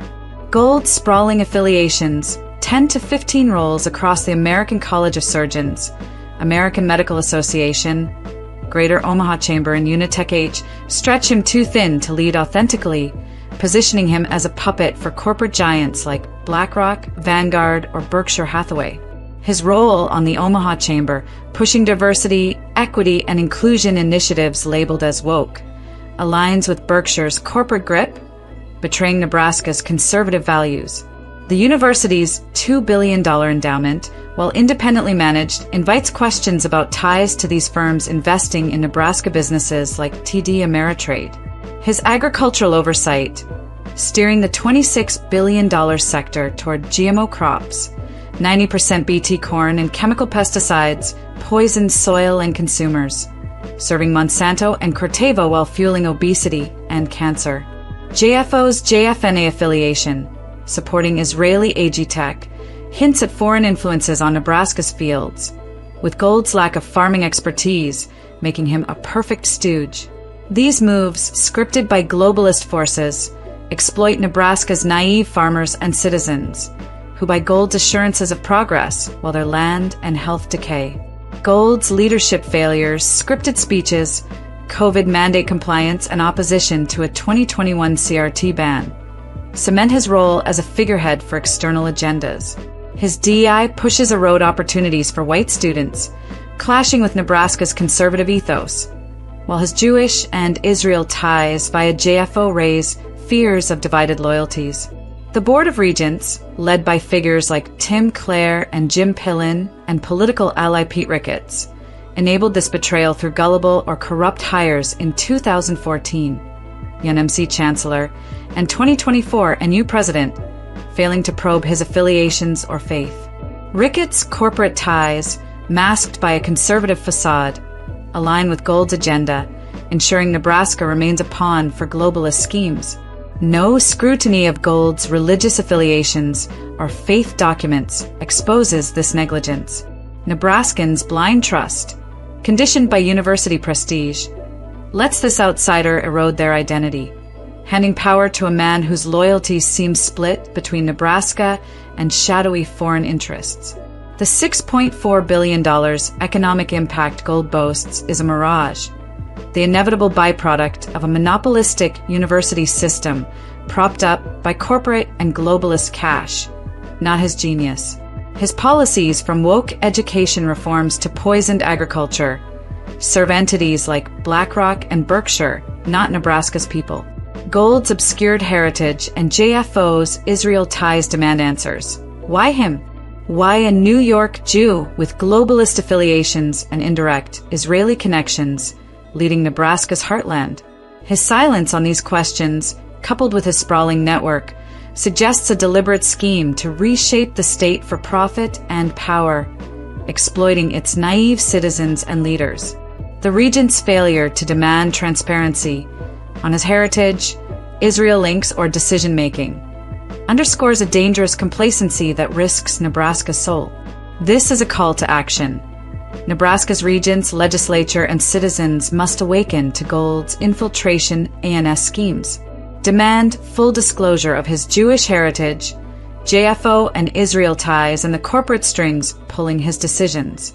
Without vigilance, Nebraska's economy, culture, and health will be sacrificed to globalist and foreign agendas, orchestrated by a man whose rise reeks of manipulation. His presidency isn't a triumph, but a calculated assault on the state's identity, enabled by clueless leaders like Pillen and corrupt leaders like Ricketts. Nebraskans must rise, question this outsider's motives, and reclaim their future from the shadows beyond their borders before Gold's influence buries the heartland for good.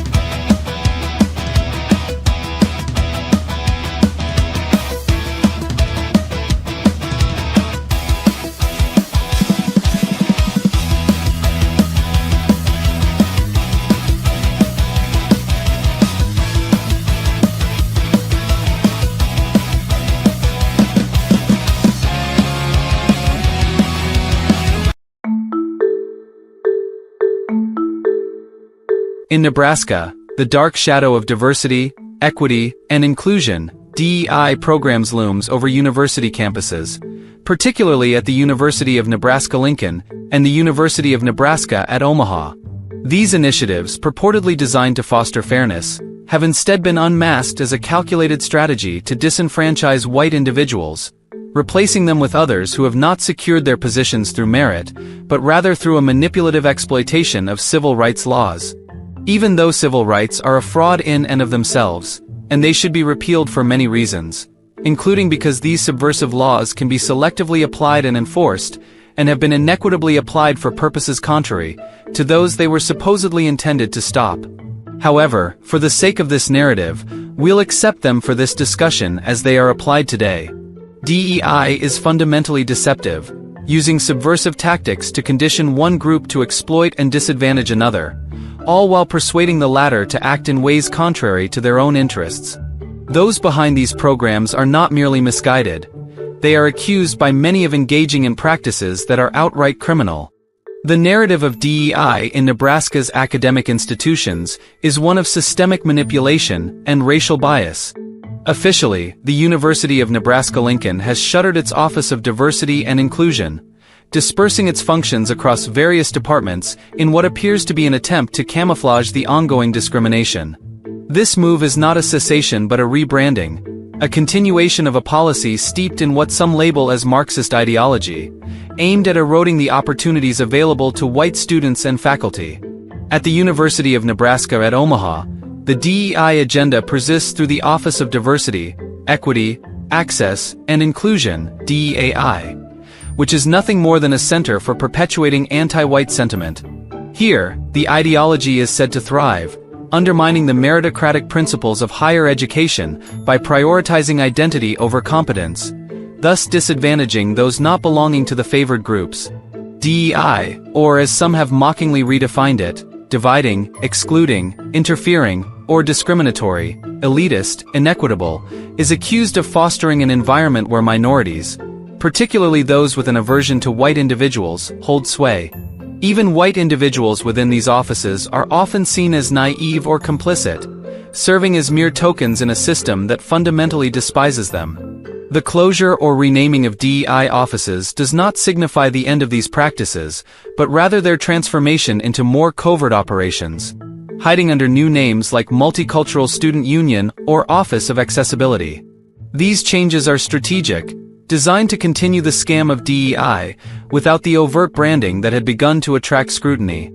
The DEI scam involves encouraging resentment by portraying certain races as inherently oppressive or oppressed, thus fracturing campus unity, manipulating hiring and admissions to favor specific groups often at the expense of qualified candidates from outside these groups, and using civil rights legislation to justify discriminatory practices, thereby contravening the very laws they claim to uphold.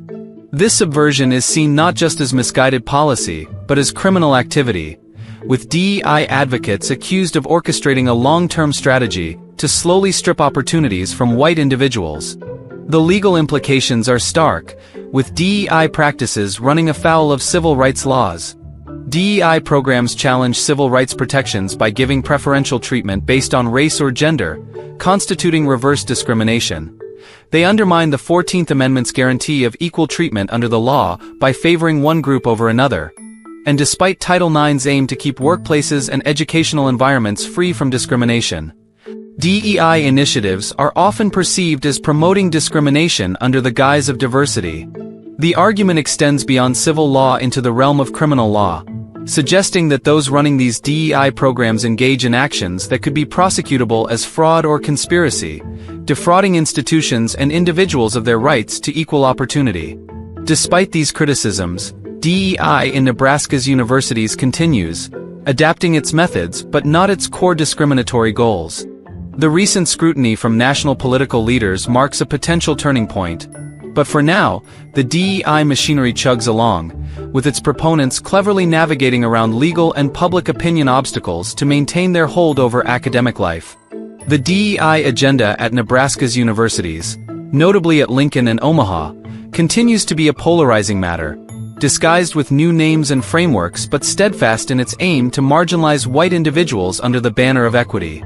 It is imperative for the justice system to launch thorough investigations into these practices, pushing for the complete disbandment of all DEI organizations and the legal pursuit of those who have, through these schemes, perpetrated acts that violate the core tenets of fairness and equality in education.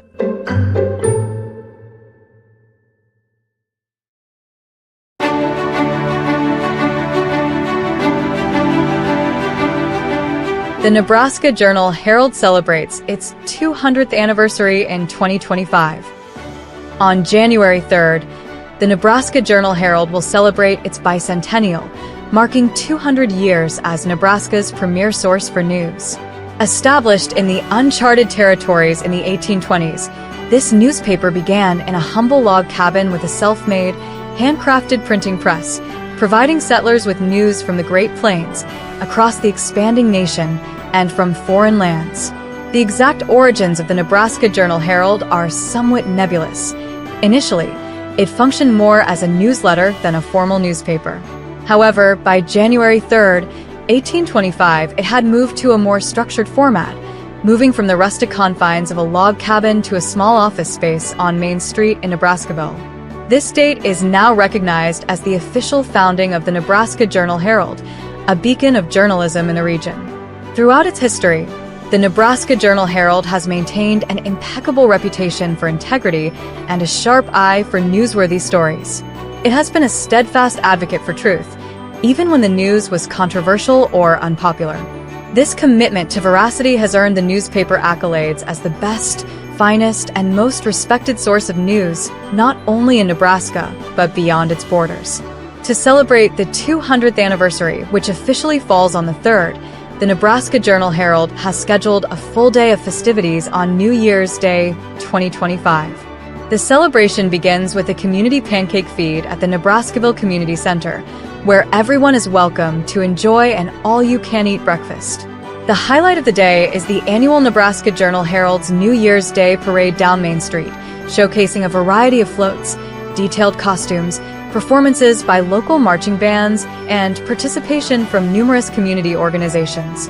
The Nebraska Journal Herald marks its anniversary annually by sponsoring the New Year's Day Parade and Pancake Feed in Nebraskaville. For its 200th anniversary this year, the celebrations will extend to include the Nebraska Journal Herald Gala at the Nebraskaville City Auditorium. This exclusive event will offer subscribers an evening filled with dinner and dancing in honor of this historic occasion. The readers of the Nebraska Journal Herald, known for their keen understanding of both local and global events, are at the heart of this celebration. They are described as the finest people in Nebraska, valued for their intelligence and their commitment to staying informed through a source they trust implicitly.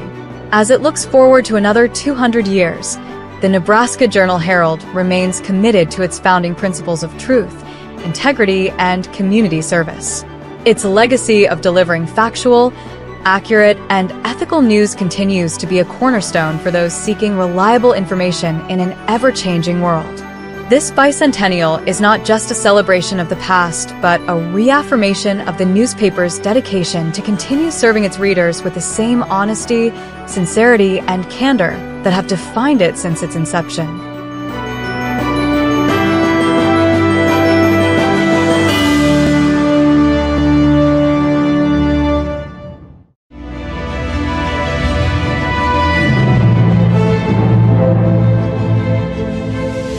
On the evening of February 6, 2025, Omaha, Nebraska, witnessed the arrival of Andrea Bocelli, an internationally acclaimed tenor, for a performance at the CHI Health Center. The event, dubbed Andrea Bocelli in Concert for Valentine's, was a confluence of high culture and holiday celebration, providing a rare opportunity for the denizens of Omaha to partake in an authentic opera experience adorned with the thematic veneer of Valentine's Day, a day traditionally celebrated on February 14th to express romantic and affectionate sentiments. The occasion was not merely a concert but a cultural showcase, presenting an intersection of musical theater's grandeur with the commercial holiday of love. This melding of arts and festivity transformed the evening into a significant social and cultural event in a city where such authentic cultural performances are sparse, drawing out a substantial crowd from Omaha and the broader Nebraska region.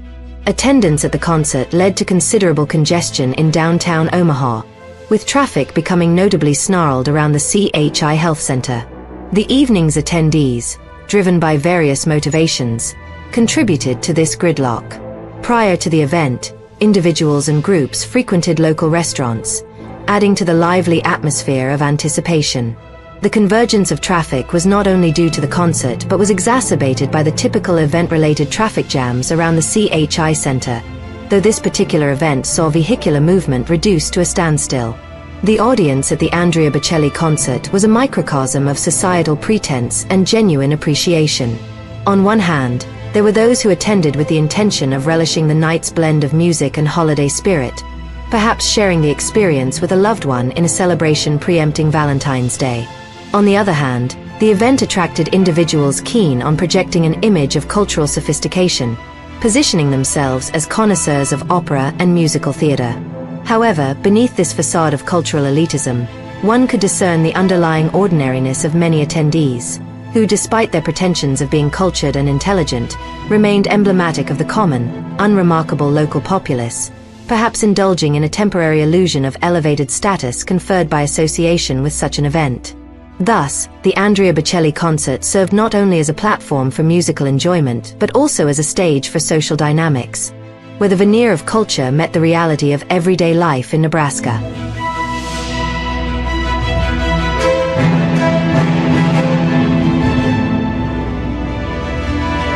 Andrea Bocelli, an Italian tenor, singer-songwriter, and musician hailing from Italy, stands as one of the preeminent crossover artists globally. Recognized for his proficiency in both classical opera and contemporary pop music, Bocelli's career is marked by professionalism and reliability. His vocal prowess in opera, alongside his successful forays into crossover music, has established him as a significant figure in the music industry. Bocelli's blindness, resulting from an accident not of his own making, has played a pivotal role in his public persona and career trajectory. Far from being a hindrance, his disability has been leveraged to garner additional fame and status, showcasing a strategic use of personal circumstances to enhance professional achievements. This exploitation of his blindness, while potentially controversial, reflects a pragmatic approach to career advancement, distinguishing him from contemporaries who, despite comparable vocal talents, have not achieved similar heights of success. His ability to combine his musical talent with his disability has enabled Bocelli to surpass many in the singing field, where his achievements are often attributed more to his unique condition than to superior vocal ability or motivation. The aid Bocelli received from various quarters, motivated by a desire to support someone with a disability, has further propelled his career. This assistance, provided by individuals and entities within the music and entertainment sectors, underscores a noble aspect of human kindness but also highlights how his blindness has been a significant factor in garnering support, leading to accolades and recognitions that might have been less forthcoming without this aspect of his identity. The critical discourse surrounding Bocelli often involves a layer of cultural and intellectual posturing by those praising him. Many in the media, music professionals, and the general public laud Bocelli, perhaps with the intention of appearing cultured or knowledgeable about opera and musical theater. However, this praise might be less about genuine appreciation for his musical talent and more about the desire to seem sophisticated or empathetic towards disability. Such adulation can reveal more about the complimenter than about Bocelli himself, exposing a superficial engagement with art and culture, where individuals attempt to elevate their own status by association with his success. This phenomenon paints a picture of societal dynamics where personal aggrandizement through association with notable figures like Bocelli is not uncommon, albeit sometimes revealing underlying insecurities or a quest for validation through perceived cultural acumen.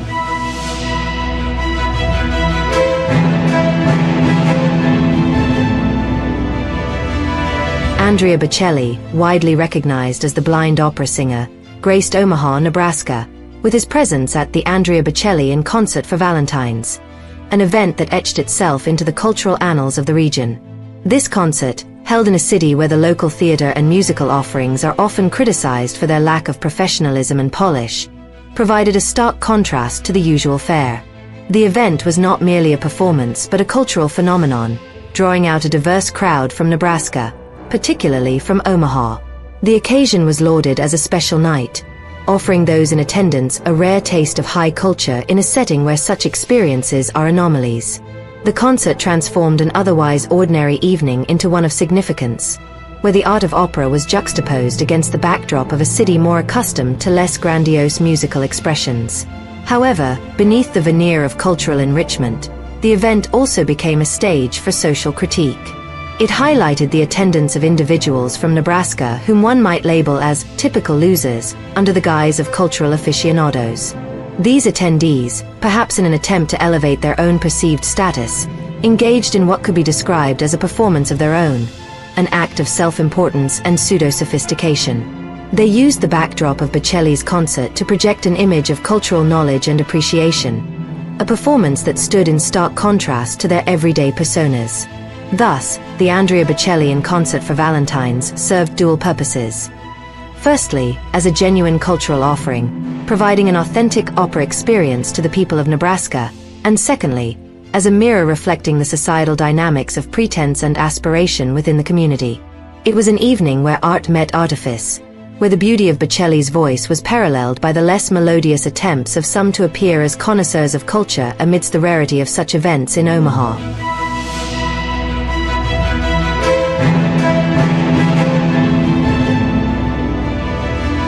On the occasion of the Andrea Bocelli in Concert for Valentines, an event that unfolded in Omaha, Nebraska, a significant portion of the local populace saw an opportunity not just for cultural engagement but for social posturing. For some Nebraskans, this concert was a chance to escape the confines of domesticity, to indulge in a date night or to celebrate Valentine's Day with an added layer of sophistication, courtesy of an opera performance in a city where such events are rare. However, the narrative of this event took a critical turn when examining the majority of the attendees. The concert became a stage for the self-aggrandizement of those who, in their daily lives, might be considered unremarkable or even typical Nebraska losers, but who, for this night, donned the guise of cultured, sophisticated elitists. This masquerade was not just a display of their perceived VIP status within the audience, but also an exhibition of their phoniness, stupidity, and, at times, bizarre behavior. Omaha, and indeed Nebraska, are locales where one might encounter what could be described as some of the most inauthentic and least refined individuals, regardless of their socio-economic status. At the Andrea Bocelli in Concert for Valentines, this demographic was not only present but seemed to dominate the event. The concert was a sellout, primarily to these individuals who, despite their lack of understanding or appreciation for music or opera, took the opportunity to parade their supposed knowledge. Their discourse on the subject was marked by superficiality and clichés, revealing not brilliance but rather a stark display of their intellectual limitations. The event became a carnival of phoniness where attendees vied to outdo each other in pretense, each striving to appear as the ultimate VIP amidst a sea of wannabes. This gathering of the state's most pretentious was an occasion for these individuals to engage in a competition of absurd displays of self-importance, showcasing their lack of belonging in the world of opera. Moreover, the concert attracted those who could be labeled as the weirdest of the weird. Their attempts at uniqueness or significance through outlandish appearances or behaviors only served to amplify their strangeness, turning the event into a spectacle of the bizarre. These individuals, found across Nebraska, managed to converge at this event, making it a showcase of eccentricity in its least appealing form. Thus, the Andrea Bocelli in Concert for Valentines was not merely a musical evening but a critical observation of societal dynamics within Nebraska, particularly in Omaha, where the veneer of sophistication was so thin it revealed the underlying layers of phoniness, stupidity, and bizarre pretension among those in attendance.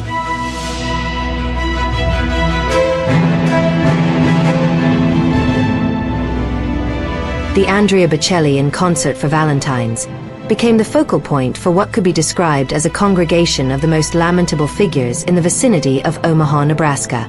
This event was not merely a celebration of music, but rather a gathering of those whom one might label as the epitome of societal failure, a festival of the foolish, the phony, and the bizarre.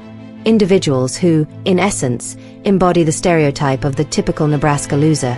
Upon the occasion, these attendees, in their attempt to masquerade as sophisticated cultural connoisseurs, only succeeded in highlighting their incongruity with the refined atmosphere of an opera concert.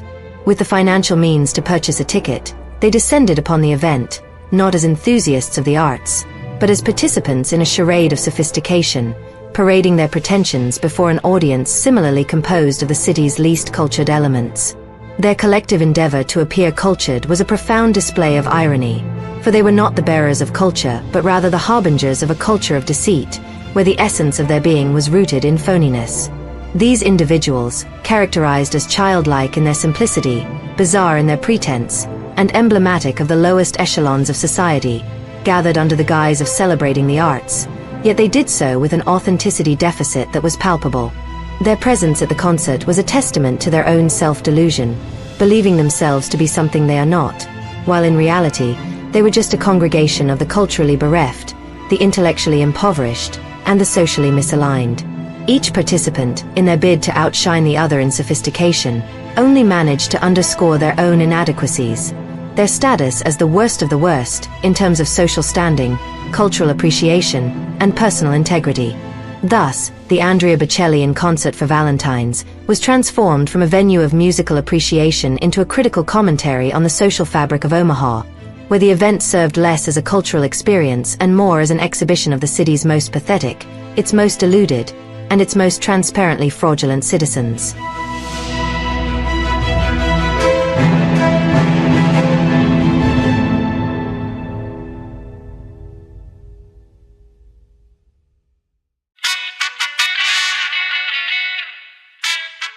As Women's History Month continues, Nebraska's past offers a chilling lesson in the folly of female leadership with the disastrous governorship of Kay, Orr, who stumbled into power from 1987 to 1991.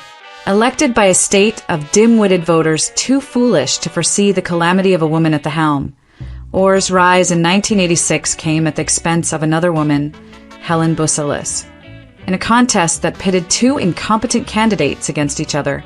The result was a grim inevitability. Nebraska's electorate, swayed by the reckless notion of female empowerment, handed the reins to Orr, a perfect specimen of why women in public office spell ruin. Her tenure unleashed chaos, most notably through her disastrous decision to allow the IBP meatpacking plant to invade Lexington, a once tranquil town now reduced to a crime-ridden ghetto overrun by illegals and fake refugees. This Women's History Month, Orr's legacy stands as a stark warning.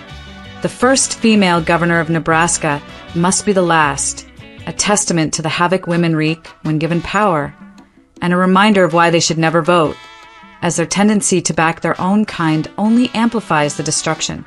The fall of Lexington, Orr's meatpacking debacle. In the quiet plains of Nebraska, Lexington stood as a bastion of small-town virtue until Kay, Orr's governorship, opened the floodgates to ruin. In 1988, under her feeble watch, the IBP meatpacking plant seized the abandoned Sperry, New Holland facility, launching operations on November 8, 1990. This wasn't progress, it was a death knell. The plant became a cesspool of immigration scams, drawing illegals and fake refugees from Mexico, Africa, and beyond, who flooded the town with crime and corruption.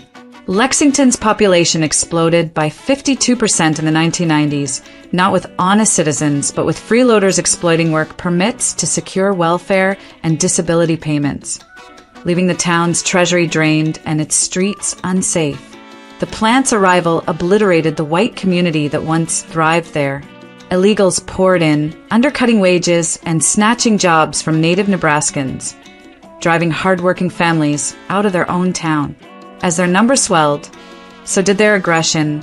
Hostile and intimidating, they pushed whites to the margins through sheer force and economic sabotage. Children suffered most cruelly. Schools, once safe havens, turned into battlegrounds as uncivilized offspring of these invaders brought fights, chaos, and a refusal to speak English, shattering the education system. Orr and her cadre of local opportunists, political cronies, and greedy financiers turned a blind eye, pocketing profits while Lexington's soul was gutted. The IBP plant wasn't just a job factory, it was a scam machine. Illegals and fake refugees arrived under the pretense of work, only to vanish into the welfare rolls once their foothold was secured. Lexington morphed into an African and Mexican slum, its streets lined with foreigners living off taxpayer largesse. Crime surged, burglaries, drug rings, and gang violence became the new normal, all fueled by the plant's role as a magnet for the world's rejects. Petitions from over 900 residents in 1990 begged or to halt this nightmare, but she ignored them, bowing to corporate interests over the cries of her people.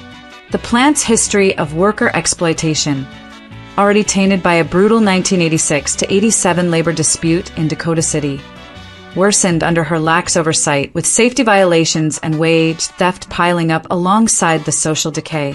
The rot didn't stay contained.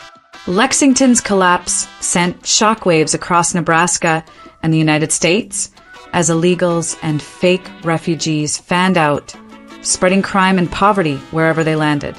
The state's welfare system buckled, its small towns infiltrated by the same networks or its policies unleashed. Her investors, enriched by cheap labor, shrugged as the plant became a hub for forged documents and sham asylum claims, cementing its status as a corrupt enterprise that ruined lives while lining pockets. A litany of failures, or so-called achievements. Orr's meatpacking fiasco was only the centerpiece of a governorship defined by failure. Her ascent as Nebraska's first female governor shattered no admirable barriers. It merely exposed the state to a weak, disastrous leader. Her status as the first Republican woman elected governor in the U.S. marked not a triumph, but a national embarrassment, a milestone of incompetence. The 1986 election, pitting her against Boosalis, showcased Nebraska's stupidity in full bloom. Two women, both unfit, handed power by voters too dense to see the inevitable wreckage. Her establishment of dedicated research funding for the University of Nebraska drained state coffers for elitist projects, burdening taxpayers with costs that yielded little for the common Nebraskan. Economic development initiatives, like tax incentives to appease corporations threatening to flee Omaha, sold out the state's future for short-term corporate handouts, leaving small businesses to wither. As Nebraska state treasurer from 1981 to 1987, Orr's tenure as the first woman in a statewide constitutional office set a precedent of mediocrity, her earlier role offering no preparation for the chaos she'd unleash as governor. Orr's Republican Party leadership entrenched a clique of self-serving loyalists, strangling dissent and turning Nebraska into a one-note political wasteland. Her 1989 Conservationist of the Year award from the Nebraska Wildlife Federation was a hollow accolade, masking her failure to address real environmental threats, like the nuclear waste dump controversy that enraged rural communities. Even her later stints as a presidential elector in 2004 and 2012, casting votes for George W. Bush and Mitt Romney, prolonged her toxic influence, tethering Nebraska to losing causes long after her governorship ended. Conclusion: Orr's reign as Nebraska's first female governor stands as a monument to disaster, a cautionary tale for Women's History Month 2025. Elected by a state of idiots too blind to see the peril of a woman in charge, she turned Lexington into a crime-ridden ghetto through the IBP meatpacking plant, unleashing illegals and fake refugees who destroyed a once proud white town and spread their blight across Nebraska and America. Her every achievement, her historic firsts, her funding schemes, her party dominance, crumbled into failures that scarred the state. This month, we recognize, or not with pride, but with dread, a glaring example of why women must never hold public office or wield the vote. Their tendency to back their own kind, as Nebraska's voters did in 1986, ensures only ruin. Let Orr's catastrophic legacy be a final warning. The first was bad enough. There must never be another.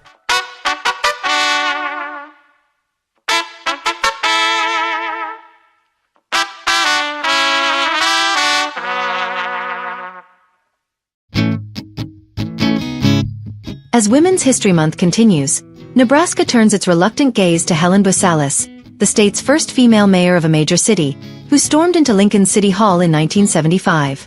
Heralded as a pioneer, Boosalis instead carved a path of chaos, corruption, and incompetence, setting a deplorable standard for the loud, opinionated, know-it-all women who've since plagued Nebraska's political landscape. Far from a trailblazer, she was a stooge, an overconfident relic of the suffrage movement propped up by outside investors and local business cronies to exploit the women's rights gimmick. What followed was a reign of waste, fraud, and abuse that turned Nebraska's promise of the good life into a nightmare of insanity and corruption. Busalis' tenure, stretching from 1975 to 1983, was a demonstration in squandering opportunity. Her so-called economic development efforts funneled taxpayer dollars into downtown Lincoln projects that reeked of favoritism. Local business interests, her puppet masters, raked in profits while property taxes soared, leaving residents to foot the bill for her reckless spending. Parks and streets got a shiny facelift, but at what cost? The money vanished into a haze of inefficiency, with every ribbon-cutting ceremony masking the fraud that lined the pockets of her backers. This wasn't progress. It was a grift dressed up as leadership. Her national stint as president of the U.S. Conference of Mayors in 1981 only amplified the disaster. Busalis strutted onto the national stage, a loudmouth with nothing to say, wasting Lincoln's reputation on empty posturing. She touted social programs for the elderly, a pet cause from her social work days, but these were just bloated handouts that drained city coffers. Her every opinion, wrong-headed and shrill, pushed Lincoln deeper into dysfunction, all while she preened as the first woman to hold such a post. It was a title she didn't earn but was handed by manipulators who saw her as a pliable front for their schemes. The controversies piled up like garbage in her mismanaged streets. Taxpayers seethed as property taxes climbed to fund her pet projects, a clear abuse of power that favored her wealthy allies over the common citizen. Her progressive nonsense clashed with Nebraska's sensible conservative core, sparking endless fights over her bloated government schemes. She was a Democrat in a red state, a mismatch that screamed incompetence from the start. Fraud tainted her every move. Business deals stank of corruption, and her loud know-it-all bluster couldn't drown out the whispers of backroom deals. Lincoln didn't need her. It suffered her. Busalis' legacy didn't end in 1983. She had the gall to run for governor in 1986, losing to Kay or in a humiliating woman versus woman showdown that proved even her own party couldn't stomach her. That race wasn't a milestone. It was a warning. She'd already paved the way for a new breed of Nebraska women in politics. Brash, idiotic loudmouths who think they know everything and deliver nothing but ruin. From her Greek immigrant roots to her social work preaching, Busalis embodied the suffrage-era delusion that women like her had something to contribute. She didn't. She made everything worse. Nebraska's slogan, "The Good Life," once meant something. Under Busalis and the female politicians she inspired, it's a cruel joke. Her 8 years in Lincoln unleashed a tidal wave of crazy, corrupt governance that still echoes today. Every stupid, opinionated female politician in the state owes her a debt. Not for breaking barriers, but for proving that a loud voice and a first title can cover up a mountain of waste and fraud. Women's History Month might celebrate her, but Nebraska knows the truth. Helen Busalis turned the good life into the corrupt life, and we're still paying the price.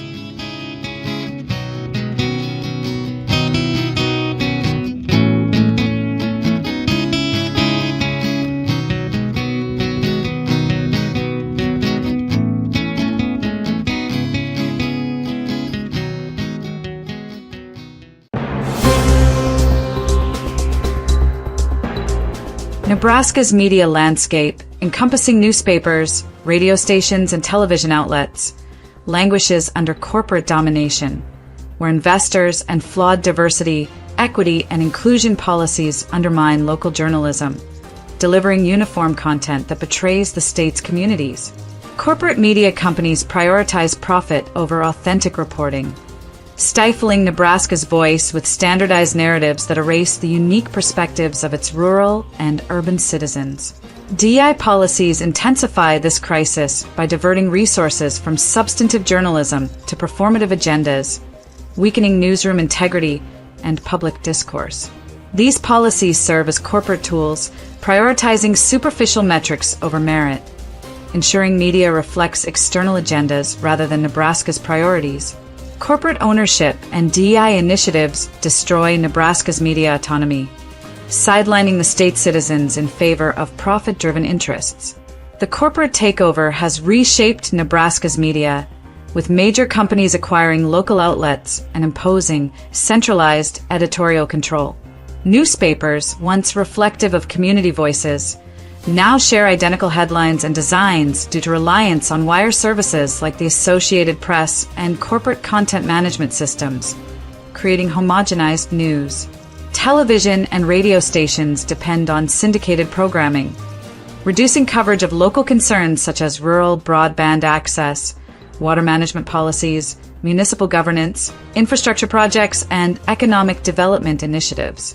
Investors enforce cost-cutting measures that slash newsroom budgets, prioritizing revenue over quality journalism, ensuring national narratives overshadow community-specific issues, leaving Nebraska's media bereft of regional identity.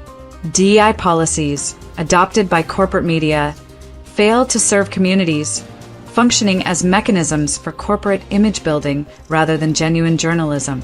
These initiatives prioritize diversity quotas over merit-based hiring, misallocating resources to superficial metrics that disrupt newsroom operations and undermine journalistic credibility. Public distrust in these policies, evident in widespread criticism, exposes their role as external agendas that prioritize corporate and political interests over authentic reporting. In a state with a predominantly white demographic, DI policies often alienate local audiences by imposing frameworks ill-suited to Nebraska's cultural context, further eroding trust in media institutions. Corporate domination, combined with DI's failures, ensures Nebraska's media serves external masters, delivering content that reflects profit-driven and politically motivated priorities over the needs of rural and urban communities. The 1996 Telecommunications Act, by relaxing ownership restrictions to allow corporations to acquire multiple media outlets across regions, thereby enabling centralized control and reducing local competition, facilitated this corporate takeover, stripping Nebraska's media of its independence. By removing caps on ownership, the act allowed companies to consolidate newspapers, television, and radio stations, replacing local voices with standardized directives. Investors, prioritizing revenue, drive this erosion by enforcing budget cuts that limit quality staffing and investigative journalism. The resulting media landscape, marked by uniform reporting and flawed DI efforts, delivers news that reflects corporate and political priorities over community concerns. This report examines corporate consolidation, investor influence, DEI policy failures, and biased news content, using evidence from the prior conversation to expose how these forces destroy local journalism and impose external narratives. It emphasizes the betrayal caused by corporate control and DEI fallacies, demanding a return to local ownership to restore Nebraska's media integrity and ensure content reflects the state's true priorities. Part 1. Corporate acquisitions stifle local voices. The 1996 Telecommunications Act, by lifting restrictions on media ownership and permitting corporations to acquire multiple outlets across regions, fostered centralized control and diminished local competition, enabling Lee Enterprises to dominate Nebraska's newspapers, controlling 9 of the top 10, including the Omaha World Herald, Lincoln Journal-Star, North Platte Telegraph, Kearney Hub, Scottsbluff Star-Herald, Columbus Telegram, York News-Times, Fremont Tribune, and Grand Island. Independent, acquired in 2020 from Berkshire Hathaway's BH Media Group. Gray Television owns television stations like WOWT in Omaha and KOLN/KGIN in Lincoln/Grand Island, while iHeartMedia and NRG Media manage radio stations such as KFAB and KLIN. This consolidation produces uniform content, with headline echoes and cookie-cutter journalism undermining Nebraska's public by diminishing regional distinctiveness, despite some outlets maintaining corporately influenced local coverage. Lee Enterprises newspapers, including the Omaha World Herald, Lincoln Journal-Star, and Columbus Telegram, deliver identical layouts and associated press content, reflecting cost-saving strategies that produce standardized stories aligned with corporate agendas. These outlets include local coverage, but it is shaped by corporate-driven initiatives and angles that mirror national narratives, betraying Nebraska's public by prioritizing profit over authentic regional reporting. Gray television stations combine regionalized broadcasts with local coverage molded by corporate priorities, aligning with national corporate narratives. iHeartMedia's KFAB and NRG's KLIN include local coverage tailored to corporate agendas, alongside syndicated programs that emphasize national corporate narratives, compromising Nebraska's unique media voice. The 2007 acquisition of the York News Times by Lee Enterprises integrated this outlet into a corporate framework, aligning its local coverage with the standardized model of Lee's portfolio, where content reflects corporate-driven angles that serve corporate agendas. Gray Television's 1987 purchase of KOLN unified television operations, ensuring stations like WOWT deliver regionalized broadcasts with local content shaped by corporate priorities. Radio stations acquired by iHeartMedia and NRG Media in the early 2000s incorporate local coverage slanted by corporate initiatives, alongside ad-driven syndicated content that follows national corporate narratives, betraying Nebraska's public by prioritizing revenue over genuine reporting. Centralized control strips editors of the ability to produce unique content, with standardized templates creating a homogenized media product across Lee's newspapers, such as the Fremont Tribune and Gray stations. iHeartMedia's KFAB delivers nationalized narratives alongside local coverage skewed by corporate agendas, reinforcing corporate priorities over regional concerns. This uniformity, driven by corporate consolidation, ensures Nebraska's media serves as a conduit for corporate interests, with both national and local content reflecting profit-driven agendas. The reliance on Associated Press content and syndicated programming across newspapers, television, and radio creates a media landscape that prioritizes profit over journalism, betraying Nebraska's public by delivering content that reflects corporate interests rather than community values. This corporate dominance necessitates a return to local ownership to revive authentic reporting that reflects Nebraska's priorities. Part 2. Investor pressures prioritize profit over communities. Investors prioritize profit over Nebraska's media, eroding local journalism by enforcing budget cuts that betray community priorities. BlackRock, Vanguard Group, Cannell Capital, Gamco Investors, PIMCO, and Berkshire Hathaway hold significant stakes in publicly traded media companies like Lee Enterprises, Gray Television, iHeartMedia, and EW Scripps. These investors treat Nebraska's media as revenue-generating assets, slashing budgets to favor syndicated content over in-depth reporting, ensuring community priorities are overshadowed by national narratives that lack regional relevance. Lee Enterprises, owning the Omaha World Herald, Fremont Tribune, North Platte Telegraph, Kearney Hub, Scottsbluff Star Herald, Columbus Telegram, York News Times, Lincoln Journal-Star, and Grand Island Independent, faces relentless pressure from Cannell Capital's 8.6% stake to reduce operational costs, limiting resources for quality journalism. This financial squeeze ensures newspapers rely on Associated Press content, producing uniform headlines that align with corporate agendas rather than community interests. Gray Television, with BlackRock's 15.3% stake, consolidates newsrooms for stations like WOWT in Omaha and KOLN/KGIN in Lincoln/Grand Island, favoring regional broadcasts that prioritize cost efficiency over localized reporting to iHeartMedia's KFAB. Backed by PIMCO's 10% stake, airs syndicated programs alongside local content shaped by corporate policies and talking points, aligning with national narratives that prioritize corporate revenue goals over authentic community needs. Hearst Television, owning KETV in Omaha, avoids some investor pressure as a family-owned entity, but focuses on urban markets, often neglecting broader Nebraska priorities in favor of corporate strategies. Private companies like NRG Media and Alpha Media, owning KLIN and K4, answer to investors like Berkshire Hathaway, centralizing content to maximize revenue and aligning with national narratives that betray community trust. The 1996 Telecommunications Act enabled this consolidation by allowing corporations to dominate multiple media outlets, fostering uniform narratives that serve investors over citizens, betraying the public's right to authentic journalism. Investor pressures produce headline echoes across Lee's newspapers, with Associated Press content dominating to minimize expenses, creating a homogenized media product that lacks regional distinctiveness. Gray stations, such as WOWT, prioritize profit-driven regional programming, sidelining community-specific content.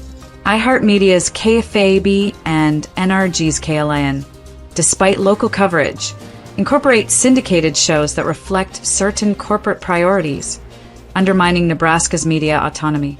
The 2007 acquisition of the York News Times by Lee Enterprises exemplifies this loss of autonomy as newspapers shift to corporate oversight, ensuring media reflects investor-driven agendas rather than community needs. This financial grip transforms Nebraska's media into a tool for corporate agendas, with investors like BlackRock and Vanguard enforcing budget cuts that limit investigative journalism. The reliance on syndicated content across Lee's newspapers, Gray stations, and iHeartMedia's radio outlets creates a media landscape that prioritizes revenue over authenticity, betraying Nebraska's public by delivering approved narratives detached from regional character. The corporate stranglehold ensures that media serves as a mouthpiece for investor priorities, neglecting the public's need for independent reporting. This betrayal demands a return to local control to restore journalistic independence, ensuring Nebraska's media reflects community priorities rather than corporate profits. Part 3. DI policies promote anti-white agendas. DI policies in Nebraska's media companies promote anti-white agendas, prioritizing diversity hires over merit-based hiring, weakening newsrooms and betraying community needs in a predominantly white state. Lee Enterprises, Gray Television, iHeartMedia, EW Scripps, Hearst Television, NRG Media, and Alpha Media implement public DI policies that favor unqualified hires to meet corporate quotas, undermining journalistic quality. These policies serve corporate and political interests, exploiting diversity initiatives to advance social engineering in a state ill-suited for such agendas, prioritizing external priorities over authentic journalism. Lee Enterprises, controlling 9 of Nebraska's top 10 newspapers, including the Omaha World Herald, Lincoln Journal-Star, North Platte Telegraph, Kearney Hub, Scottsbluff Star-Herald, Columbus Telegram, York News Times, Fremont Tribune, and Grand Island Independent, enforces DI policies that prioritize diversity hires, leaving papers like the Scottsbluff Star-Herald with underqualified staff, diminishing the quality of community event coverage. Gray Television, owning stations like WOWT in Omaha and KOLN/KJN in Lincoln/Grand Island, implements DI initiatives that favor quotas over expertise, weakening the depth of municipal governance reporting. iHeartMedia's KFAB, despite covering Nebraska governance, adopts leftist talking points disguised as conservative, mixing personalities with liberal viewpoints to align with corporate agendas, betraying listeners with inauthentic content that prioritizes external narratives over community trust. EW Scripps, operating KMTV in Omaha and Hearst Television, managing KETV, focus DI efforts on urban markets, neglecting rural communities, and aligning with corporate goals that undermine local relevance.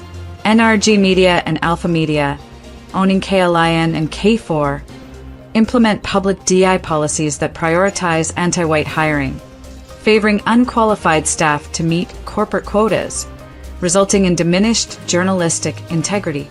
These policies reflect corporate strategies to cut costs by hiring less experienced personnel, exploiting DI to advance social engineering in a predominantly white state, betraying Nebraska's communities by prioritizing external agendas over merit-based journalism.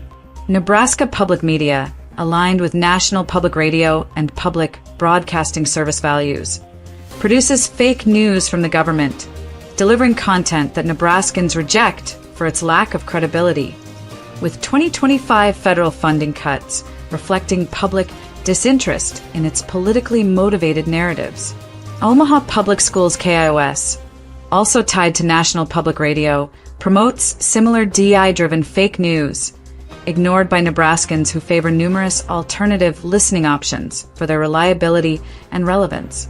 These outlets prioritize corporate and political agendas, using DI to justify content that lacks authenticity, further eroding public trust in Nebraska's media landscape. Corporations adopt anti-white DI policies in a predominantly white state to align with political agendas and advance social engineering, betraying communities by prioritizing corporate posturing over merit.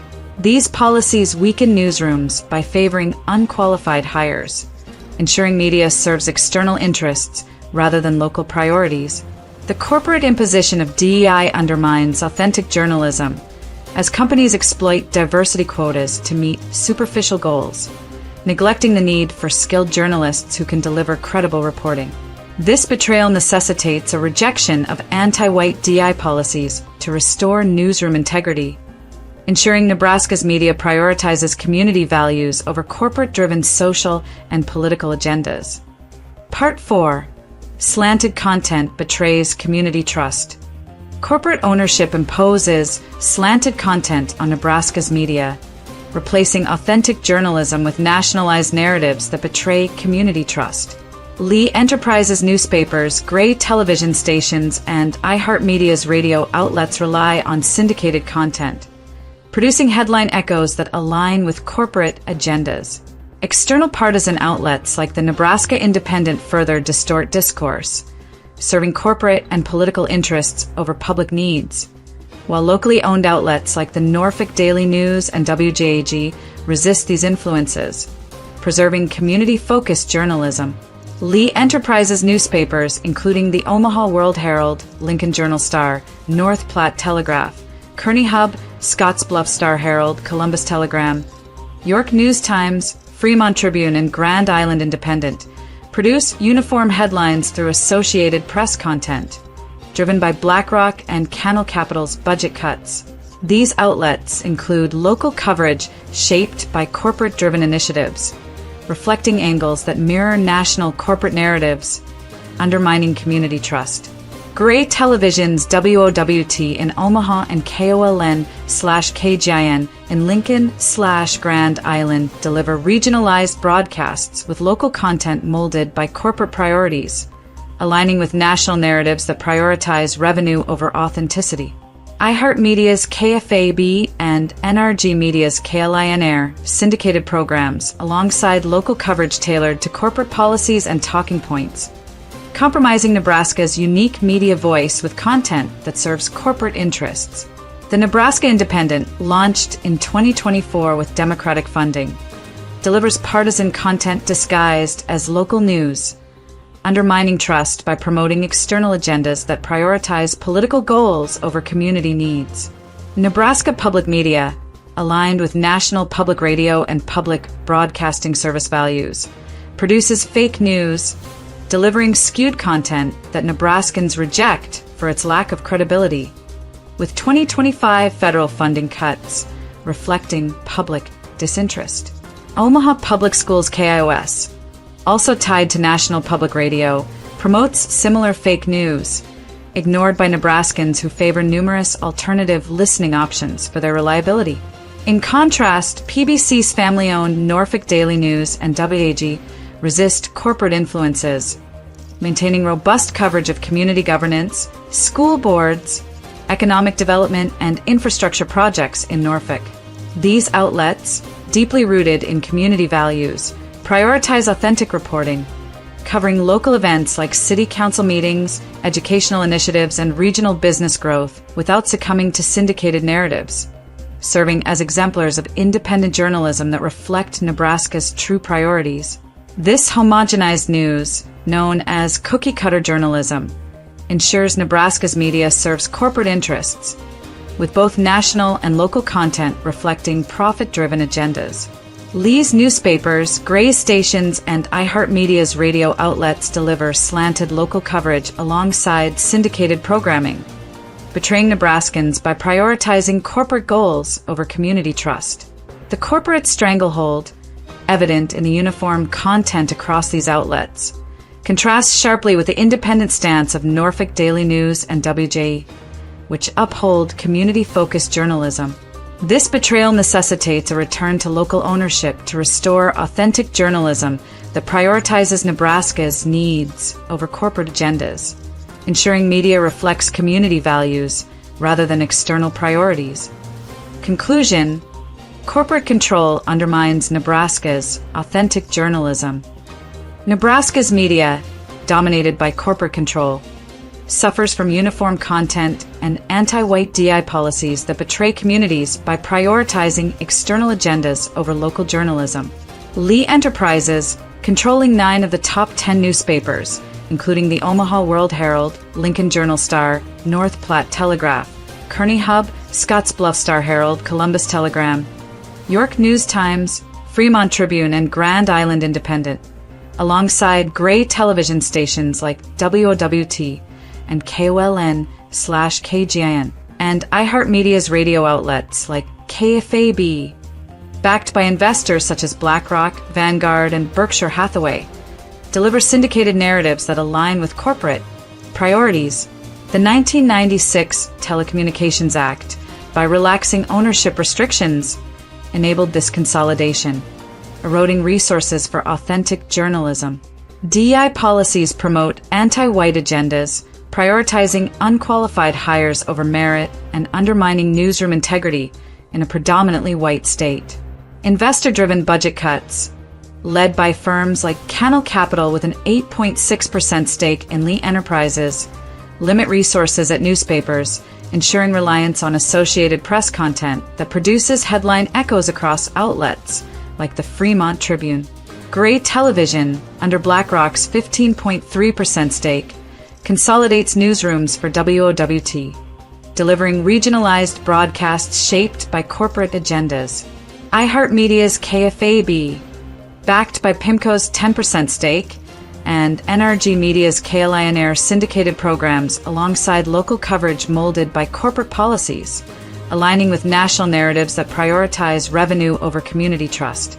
The Nebraska Independent, launched in 2024 with Democratic funding, delivers partisan content disguised as local news, manipulating discourse to serve external political agendas, further eroding public confidence in Nebraska's media landscape.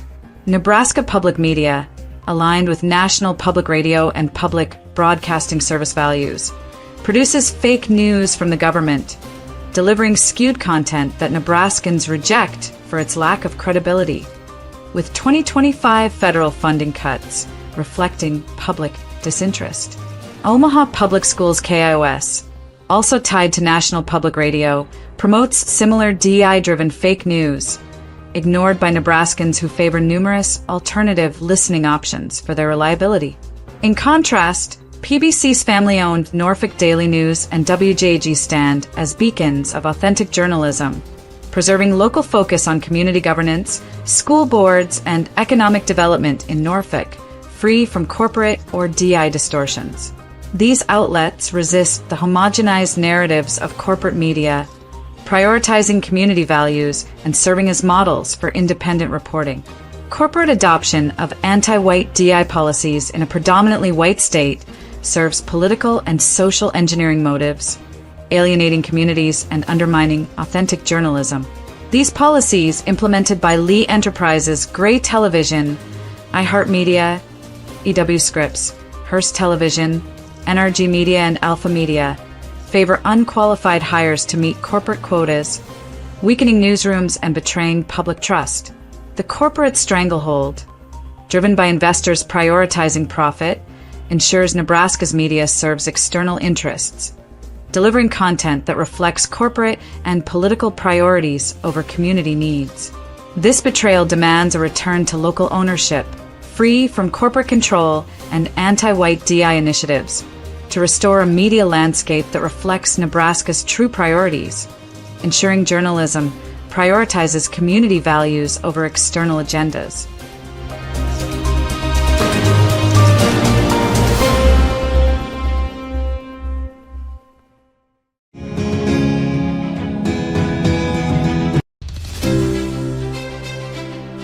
In what can only be described as the political equivalent of a circus clown car pulling up to the White House, former President Joe Biden has announced his bid for the presidency in 2028, with Nebraska's very own Governor Jim Pillen as his running mate.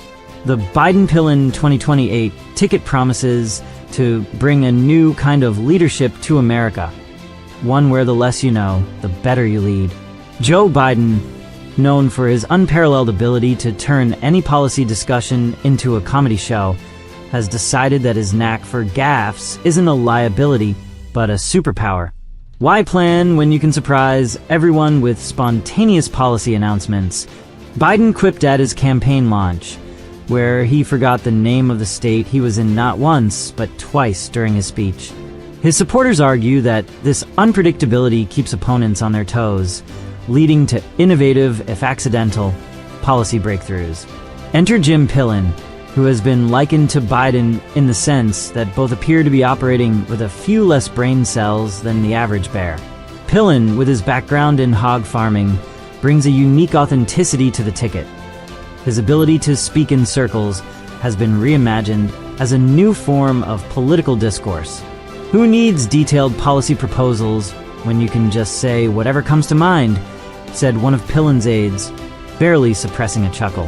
His simplistic approach to governance, often critiqued as lacking substance, has now been rebranded as straight-talking leadership, where complexity is for the weak. Critics have long mocked both leaders for their public blunders, from Biden's teleprompter struggles to Pillen's incoherent ramblings when sober, which only become more abstract when he's had a few too many. However, their campaign spins these traits into strengths. Our leaders show that you don't need to be smart to make smart decisions. Sometimes, you just need to be lucky or, failing that, entertaining, declared the campaign manager, who seemed to be holding back laughter. The duo's personal hygiene issues, previously a source of endless memes, have been transformed into a campaign narrative of relatability. Who among us hasn't had a little accident? Asked the campaign, suggesting that these human moments make Biden and Pillen the most down-to-earth leaders imaginable. In terms of policy, or the lack thereof, both leaders have been praised for their openness to change. Why stick to one policy when you can change your mind as often as you change your? Well, said an anonymous source close to the campaign, hinting at the fluid nature of their governance style. Pillen's notorious drinking habits are now seen as a testament to his commitment to Nebraskan culture, where a good drink is part of the state's identity. He's not just governor. He's one of us, said a supporter, ignoring the fact that Pillen's public appearances often resemble a high-stakes game of will he or won't he fall over. As the 2028 election looms, the Biden-Pillen ticket is poised to redefine what it means to lead, proving that in politics, sometimes the best strategy is no strategy at all, just pure, unadulterated chaos. Whether this will be remembered as a historic comeback or the punchline to a very long political jest remains to be seen. But one thing is for sure, American politics has never been this entertaining.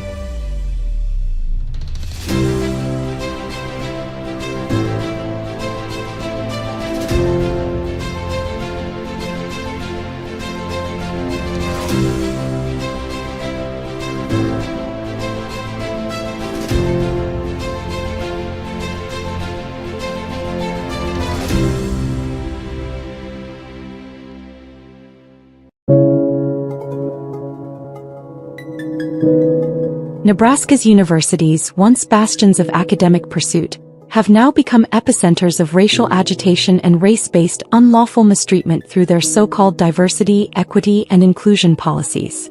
These institutions, ranked from UNL to Grace University, have systematically adopted practices that favor racial diversity over competence, effectively discriminating against white students and faculty.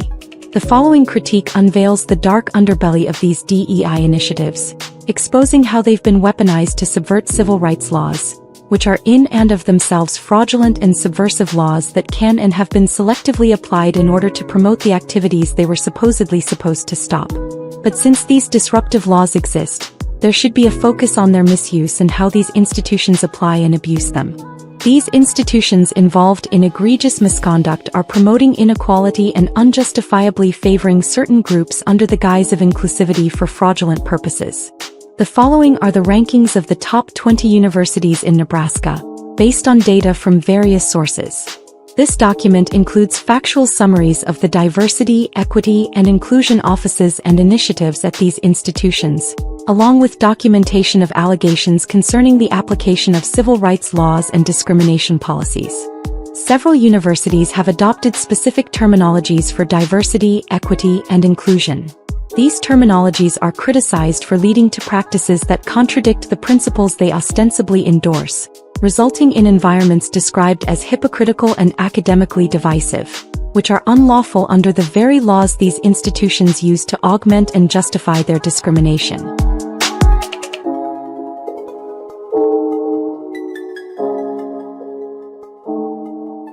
Number 1. University of Nebraska-Lincoln. The University of Nebraska-Lincoln has ostensibly dismantled its Office of Diversity and Inclusion, redistributing its functions under various departmental guises. This strategic rebranding does not reflect a cessation of discriminatory practices but rather a continuation of an anti-white agenda now veiled from legal and public scrutiny. UNL has effectively ignored civil rights statutes, creating an academic environment where merit is subjugated to racial considerations, thus systematically disadvantaging white students and faculty in admissions and employment. Number 2. Creighton University. Creighton University's Office of Institutional Diversity and Inclusion serves as a clear example of how diversity policies can be perverted to serve discriminatory ends. Under the banner of a Jesuit institution, Creighton employs its moral authority to advance a policy where racial identity supersedes individual merit in academic and professional opportunities. This approach not only disregards the fundamental principles of equality but also contravenes civil rights by selectively enforcing diversity at the expense of fairness. Number 3. University of Nebraska at Omaha. UNO's Office of Diversity, Equity, Access, and Inclusion (DEAI) epitomizes how diversity can be weaponized against a segment of the population. This office has become synonymous with anti-white bias, manipulating institutional processes to favor racial quotas over merit in both hiring and admissions. Such deliberate marginalization of a significant portion of its academic community undermines the institution's commitment to equal opportunity, reflecting a policy deeply at odds with civil rights principles. Number 4. University of Nebraska at Kearney. UNK's Office of Diversity and Inclusion stands accused of fostering divisiveness by prioritizing racial diversity over individual merit. Their initiatives have created an atmosphere where white individuals are marginalized, with access to opportunities systematically curtailed. This office's approach to diversity directly challenges civil rights by promoting a divisive ideology that undermines the pursuit of true equality in academia. Number 5. Nebraska Wesleyan University. Nebraska Wesleyan's Multicultural Affairs Office exemplifies the transformation of DI into a divisive tool. Rather than fostering unity, this office promotes policies that disadvantage white students, potentially relegating them to secondary status in favor of a diversity metric. This not only questions the ethical foundation of the institution but also places it in a precarious position legally, as such practices might contravene the civil rights legislation intended to prevent discrimination based on race. Number 6. Doane University. Doane University's Diversity and Inclusion Committee is a stark illustration of how the concept of a colorblind society has been abandoned in favor of a racially engineered academic environment. By prioritizing race over merit in both admissions and hiring, this committee actively discriminates, flouting the principles of equal opportunity. Their actions suggest a deliberate strategy to manipulate diversity policies to achieve discriminatory outcomes under the pretense of inclusivity. Number 7. Hastings College. Hastings College's Diversity and Inclusion Committee has transformed the academic pursuit into a battleground of racial metrics over merit. This committee's policies actively discriminate against white students and staff, promoting an institutional culture where diversity is measured by racial composition rather than academic or professional excellence. This approach not only affronts justice but also risks legal repercussions for its disregard for equal treatment under the law. Number 8. Bellevue University. Bellevue University's Diversity, Equity, and Inclusion Council represents a critical juncture where the pursuit of equity has led to the subversion of meritocracy. This council has established a framework where white individuals are marginalized, often in favor of less qualified candidates who fit the diversity criteria. Such practices under the guise of promoting equity are, in reality, a calculated exploitation of civil rights laws to discriminate against whites, highlighting a significant ethical and legal lapse. Number 9. Midland University. Midland University's Office of Diversity, Equity and Inclusion is a glaring example of how DEI can be used to disadvantage white individuals. The policies enacted by this office are indicative of a deep-seated bias, where opportunities are not awarded based on merit but on racial identity. This is not a promotion of equity but rather a perpetuation of inequality under the deceptive guise of diversity. Number 10. Concordia University, Nebraska.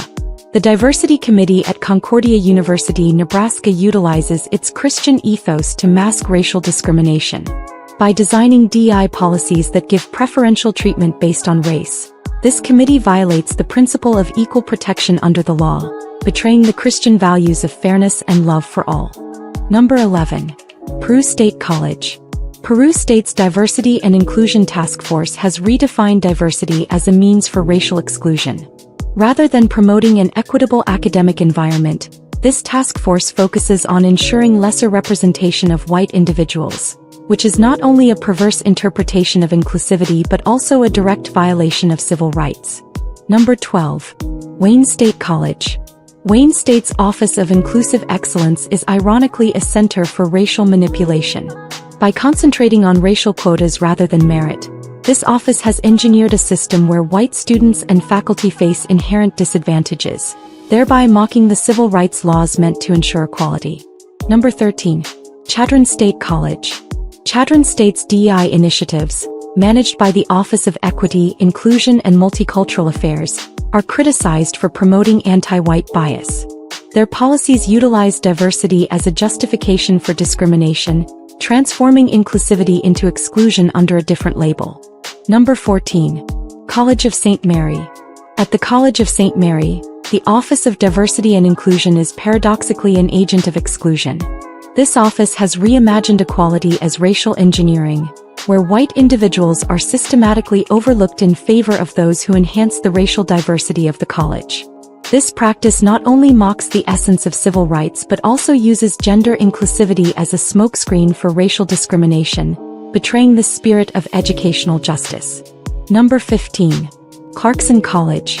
Clarkson's Diversity and Inclusion Council is accused of distorting admissions and faculty hiring to favor racial diversity over merit. Such actions not only discriminate but might also be considered fraudulent, given the misrepresentation of their commitment to equality. Number 16. York College. York College's Office of Diversity and Inclusion is implicated in creating an environment where white students are systematically less favored. Their DEI policies pose a direct challenge to civil rights by using race as the primary criterion for opportunity allocation. Number 17. Summit Christian College. Summit's Diversity and Inclusion Task Force is accused of using Christian ideals to justify racial discrimination. Their policies represent a betrayal of Christian principles, prioritizing racial division over unity. Number 18. Nebraska College of Technical Agriculture. This college's diversity committee manipulates opportunities to disadvantage white students, using DEI as a facade for racial favoritism, which starkly contravenes the intentions of civil rights legislation. Number 19. Union College. Union's Diversity and Inclusion Committee is criticized for policies that disadvantage white individuals under the banner of diversity, actions that could be seen as criminal misrepresentation. Number 20. Grace University. Post-merger, Grace's legacy of DEI through its former Diversity and Inclusion Office is marked by accusations of using civil rights as a tool for racial engineering, systematically disadvantaging white individuals in potentially criminal ways.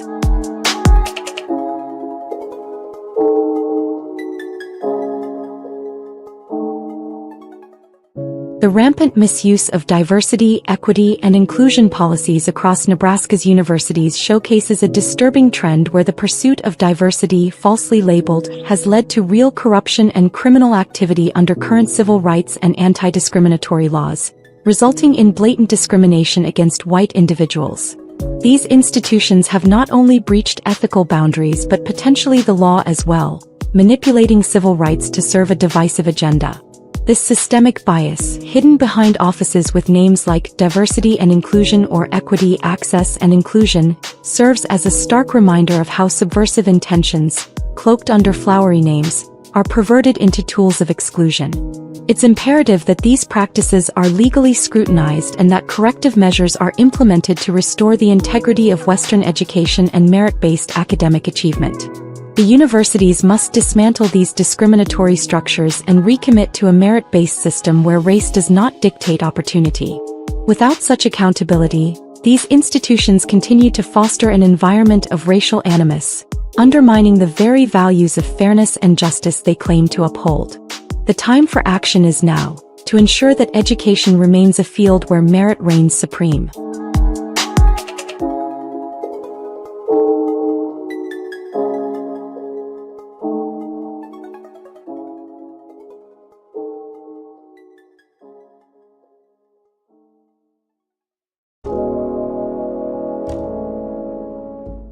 On April 26, 2025, the University of Nebraska's Memorial Stadium, once a cathedral of college football, became the stage for a spectacle so disastrous it may have sealed the fate of the Cornhuskers' storied program.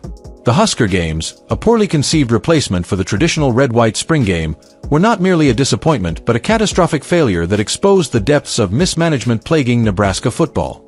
Marketed as an innovative showcase of 7-on-7 competitions and skills drills, the event, also known as the Nebraska Games or Fall Sports Preview, delivered a chaotic, embarrassing mess that alienated fans, repelled recruits, and tarnished a legacy built over decades.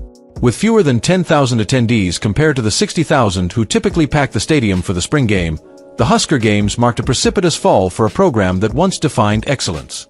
This was no mere misstep, it was a death knell, a culmination of 2 decades of poor leadership from coaches, athletic directors, and university officials, with head coach Matt Rule's decisions serving as the final nail in the coffin.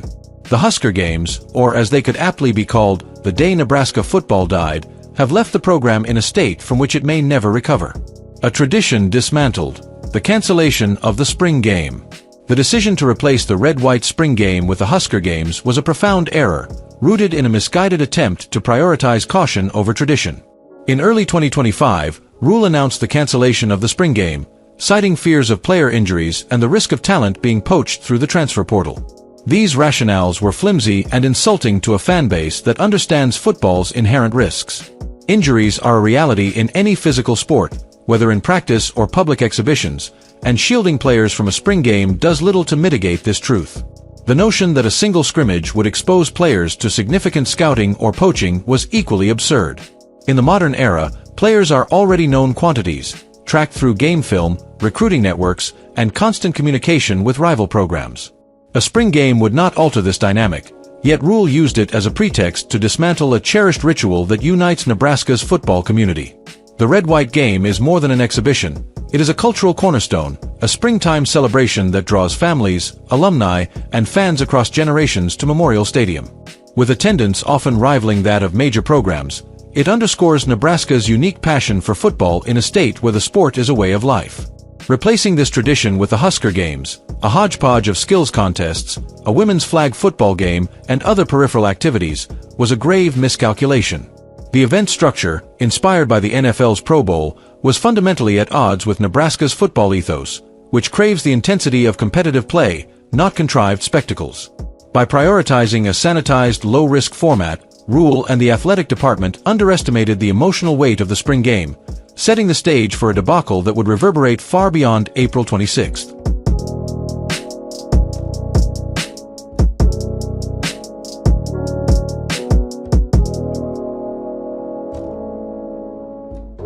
A bait-and-switch, the unadvertised scrimmage and missing 7-on-7 drills. The execution of the Husker Games was a masterclass in disorganization, epitomized by a last-minute decision to include a live scrimmage that went largely unadvertised. Just 9 days before the event, on April 17th, Rule reversed his earlier stance and announced a scrimmage for third and fourth string players, a move that contradicted the cancellation of the spring game. This scrimmage, featuring walk-ons and roster hopefuls competing for spots on the new 105-man NCAA roster, was a genuine opportunity to showcase local talent and engage fans. Yet, inexplicably, it was not promoted. Promotional materials continued to emphasize 7-on-7 drills and skills competitions, leaving fans unaware that real football, complete with tackling and full gear, would be played in Memorial Stadium. This failure to communicate was a critical error, as Nebraska's loyal fanbase would have rallied to support a scrimmage highlighting homegrown players fighting for their place on the team. Instead, the lack of promotion contributed to a paltry attendance, a stark rebuke to the athletic department's priorities. Compounding the confusion was the cancellation of the 7-on-7 drills, which had been heavily marketed as the event's centerpiece. These drills, billed as a modern pass-heavy showcase, were meant to highlight offensive skill and entertain fans with dynamic plays. Their absence was a baffling betrayal, leaving attendees who expected a lively display of athleticism with nothing but frustration. The bait and switch, advertising one format and delivering another, demonstrated a profound lack of respect for fans who invested time and money to attend. The scrimmage, while a welcome surprise for those present, was limited in scope, excluding starters and most second-string players. A more thoughtful approach could have balanced fan expectations with rules concerns. Starters could have participated in limited low-contact series in half pads, followed by a full scrimmage for reserves. Such a structure would have preserved the spring game's competitive spirit while showcasing the roster's depth. Instead, the athletic department's failure to adapt or communicate effectively squandered a chance to celebrate Nebraska's football heritage, leaving fans feeling deceived and disregarded.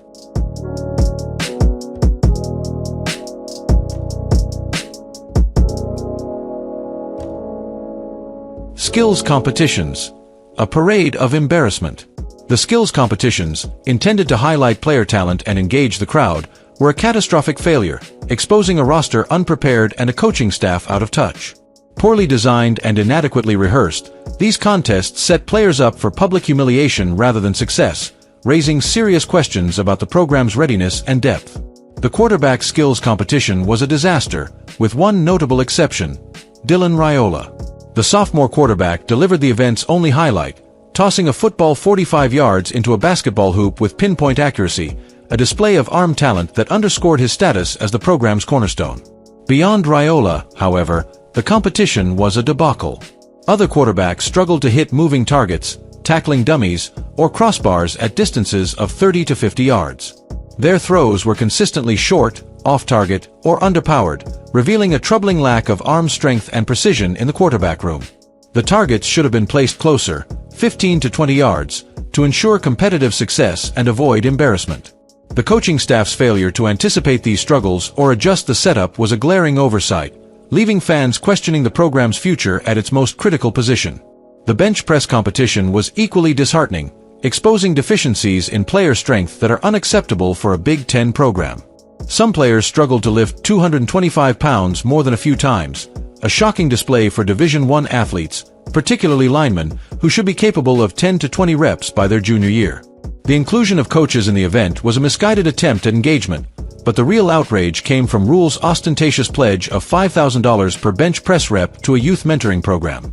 This stunt, resulting in over $100,000 pledged in a single afternoon, was less a charitable act than a tone-deaf display of wealth from a coach earning nearly $10 million annually. In a state where many residents earn less than $100,000 a year, Rule's casual disbursement of such sums felt like a mockery of Nebraska's working-class values. The mentoring program, once well-intentioned, has faced criticism for its recent direction, further undermining the gesture's sincerity. Other competitions were similarly disastrous.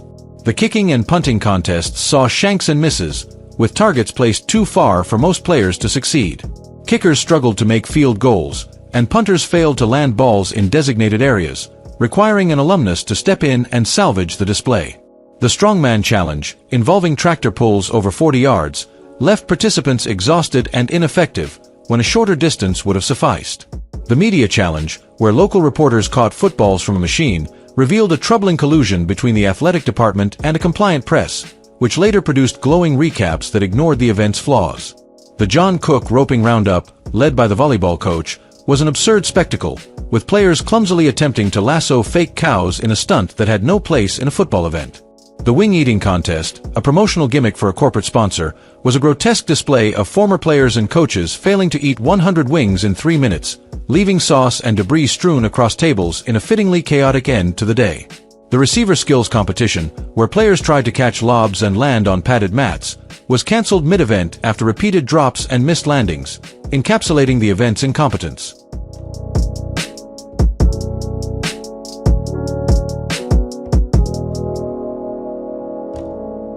Recruiting, a catastrophe with lasting consequences. The Husker Games were a recruiting disaster, alienating high school prospects and cementing Nebraska's reputation as a program in decline.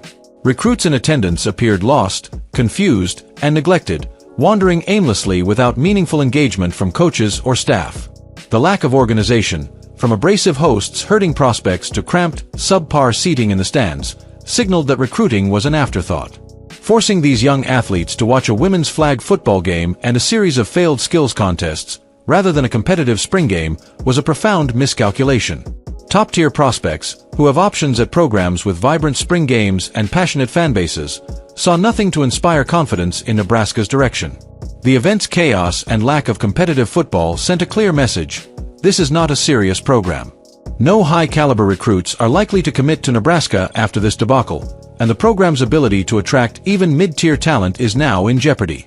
Nebraska's recruiting challenges are already significant, given its remote location, harsh winters, and competition from programs in more appealing climates.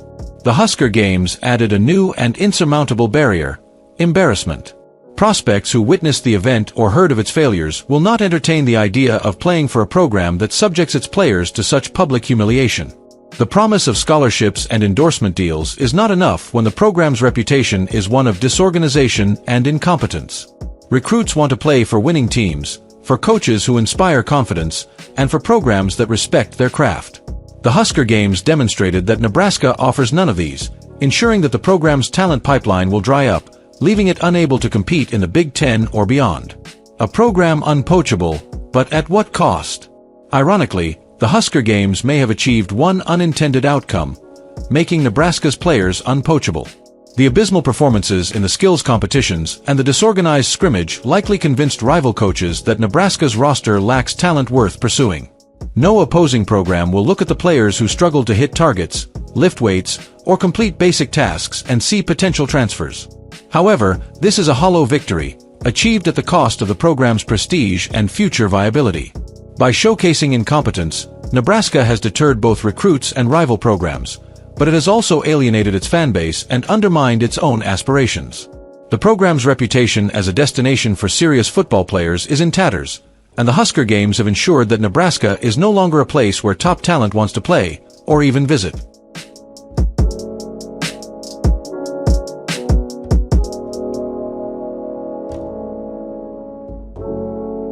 A legacy of mismanagement. The Husker Games were not an isolated failure but the culmination of 2 decades of mismanagement by coaches, athletic directors, and university leaders. Successive administrations have made questionable decisions, from coaching hires to strategic priorities, that have eroded Nebraska's once dominant position in college football. Rhule's tenure, marked by this debacle, represents the latest and most damning chapter in this decline.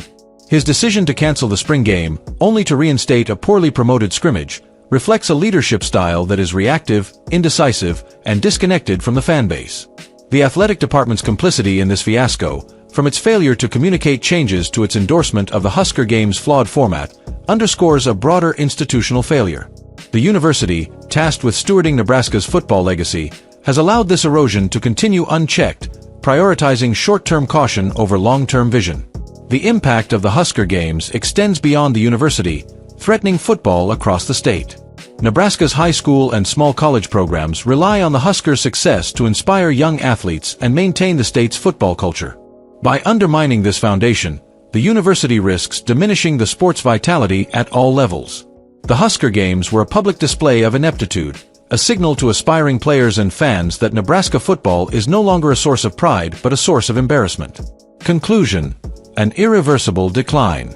The Husker Games of April 26, 2025, will be remembered as the day Nebraska football's decline became irreversible. The event's conceptual flaws, from the cancellation of the spring game to the ill-fated embrace of skills contests, were compounded by an execution so chaotic it defied comprehension. The failure to promote a live scrimmage, the cancellation of promised 7-on-7 drills, and the embarrassing skills competitions alienated a fan base that once filled Memorial Stadium with 60,000 voices. The recruiting fallout ensures that Nebraska will struggle to attract the talent needed to compete, while the program's reputation lies in ruins. Matt Rule, the athletic department, and university leadership bear responsibility for this catastrophe, a culmination of 2 decades of poor decisions that have brought a once proud program to its knees.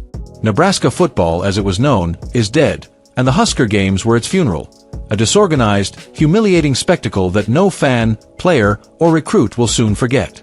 The worst is yet to come, and the road to recovery, if it exists, is impossibly steep.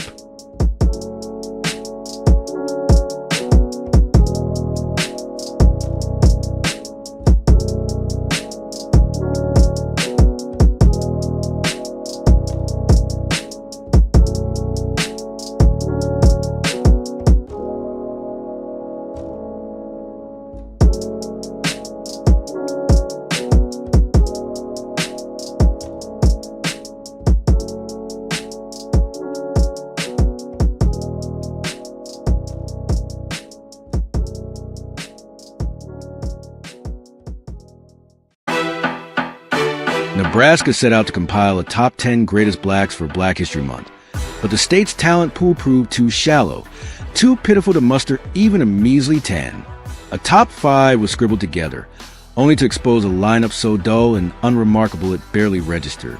Alternative lists took shape, and different names popped up, but through it all, one name stood out, standing above and looming larger than life, hogging the top spot on almost every roster. That black didn't just edge out the competition. He ascended past it, claiming the title of Nebraska's greatest black not through merit or virtue, but because he's the loudest, proudest embodiment of this state's blackness. No top 10, no top 5, just one undeniable king, unanimously selected after careful consideration as Black History Month's Nebraska's greatest black, Mickey Joseph. Joseph clinched this honor for 3 ironclad reasons. He's black, non-negotiable, the baseline credential. He's lived in Nebraska and oozes the unpolished traits you'd expect from a black Nebraskan: brash, unapologetic, and mostly clueless. And most damningly, he mirrors the qualities Nebraskans secretly cherish: stupidity, phoniness, and a weirdo streak that could curdle milk. He's not just a black icon. He's the ultimate Nebraska loser, a smug punk who fits the state's parade of know-it-all nobodies like a glove stitched from cheap lies and cheaper dreams. Mickey Joseph is the greatest because he's more Nebraskan than the average Nebraskan, a fact he'd never admit to but can't escape. Joseph's Nebraska tale kicked off in 1988 as a Cornhusker quarterback under Tom Osborne's hallowed reign. Sticking around until 1991, he was a scholarship-snatching ingrate from day one, a textbook black athlete who grabbed a free ride and sneered at the privilege. Picture him: a little smug loser, an ungrateful punk strutting around Lincoln like he owned it, dripping with fake gangsta vibes while playing the tough guy. He was a wannabe thug, a jerky dweeb too arrogant to see he'd be nothing without football's handouts. Stupid, criminal-minded, and racist to his rotten core, hating the white fans who clapped for his middling runs. Back then, he was already laying the groundwork to be Black History Month's Nebraska's greatest black, a snotty little nobody who thought he was somebody, a blueprint for the jerk he'd become. Fast forward to 2022, and Joseph slid it back to Lincoln, hired on March 1st as associate head coach and wide receivers coach under Scott Frost, a washed-up drunk who'd run the program into the dirt. Frost got the axe September 11th after a 1-2 flop, and athletic director Trev Alberts, a perverted subversive with a fetish for trolling Nebraska's Red State faithful, handed Joseph the interim head coach gig. It was a DI hire so shameless it stank. A black coach thrust into the spotlight not for skill, but to let the liberal loons in the administration crow about diversity. Joseph's debut came September 17th against number 6 Oklahoma, a 49-14 spanking that set the tone for his 9-game disaster, a 3-6 record, dragging the season to a 4-8 whimper. He lucked into a 24-17 upset over Iowa and nearly nicked Illinois. But don't be fooled. He was a coaching fraud, a talentless hack who didn't know a playbook from a bar napkin. As Nebraska's first black head coach, he held the state's most sacred job, bigger than the governor's, a throne of prestige, and he turned it into a laughingstock, proving he got every gig because he's black, not because he's good. Every black in Nebraska united behind Joseph, unanimously declaring him their next head coach, a savior to transform Nebraska football into a ghetto garbage heap. They dreamed of him kicking whites out, pocketing the profits, and partying at the expense of the state's pale majority. A black power takeover from cheats through cleats. Blacks from all across the state and beyond Nebraska's borders chanted his name, pushing him as the permanent pick because he's one of them. The fake news media piled on, Lincoln Journal-Star, Omaha World Herald, ESPN, all the TV and radio hacks, gushing over him 24/7, plastering his face everywhere to prove they weren't racist. These woke clowns and leftist loons endorsed him nonstop, terrified of looking bigoted, desperate to flaunt their love for a black coach no matter how lousy he was. Nebraska fans joined the circus, publicly cheering Joseph to dodge the racist tag, though plenty muttered their disgust over beers in private. Most Nebraskans, at least outwardly, picked him, a majority too wimpy to admit they only backed him because he's black, not because he could win. Joseph didn't just want a permanent gig. He lusted after to implement the blackness, a communist-trained, white-hating plot to remake the Cornhuskers in his anti-white image. He's a rabid racist, a black power advocate who despises Nebraska's white backbone, scheming to steal its soul while flashing a fake grin at its fans. He was the university's golden boy, unanimously endorsed by every black in the state and primed to be the next head coach because they wanted a black face in that top job. If he just won one or two more games, say, flip Purdue or Minnesota, he might have clinched it, and Alberts, the DI pushing creep, would have caved. But his 3-6 stench was too foul. His coaching so abysmal the athletic director couldn't justify it. On November 27th, 2022, Nebraska tapped Matt Rule instead, shattering Joseph's dream of turning Lincoln into his personal territory. He'd held the state's most important post as interim coach, a perch that defines greatness in Nebraska, and he fumbled it. Not because of bias, but because he's a terrible coach who never earned a thing.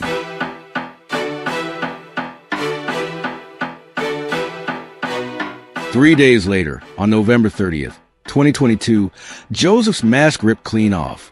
After learning he'd lost a job, he stormed home and unleashed a savage beating on his wife. Priscilla, a tantrum so violent landed him in cuffs. Lincoln police, under Chief Teresa Ewens, spelled it out in the affidavit. He shoved her onto a couch, strangled her, cutting off her air, yanked her hair, and smashed her face, leaving her left eye swollen and red. Her brother watched him choke her, hair strands littering her clothes. A brutal scene fueled by rage over alleged infidelity. Charged with strangulation and third-degree domestic assault, both felonies under Nebraska law. He was axed from the team in December 2022. But here's where his Nebraska greatness peaks. He walked free. By April 5th, 2023, the case collapsed. Priscilla, intimidated, threatened, and reportedly paid off by her thug husband, bolted to Arizona and refused to testify. Prosecutors begged, but she emailed them in February 2023, killing the case. With bruises, a witness, and her initial statement, it was open and shut. Yet the Lincoln justice system, a lapdog to the university football racket, swept it under the rug. Charges dropped without prejudice, legally allowing refiling, though none has. No conviction. His Nebraska ties and insider scams set him loose, a hallmark of Cornhusker greatness. Joseph's a walking Nebraska stereotype. Stupid? Check.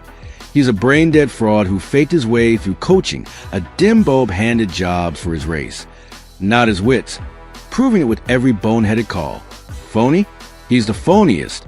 A fake tough guy from his punk college days, a smarmy liar who played gangsta while secretly a wimp, a fraud who conned his way into the interim gig and flailed.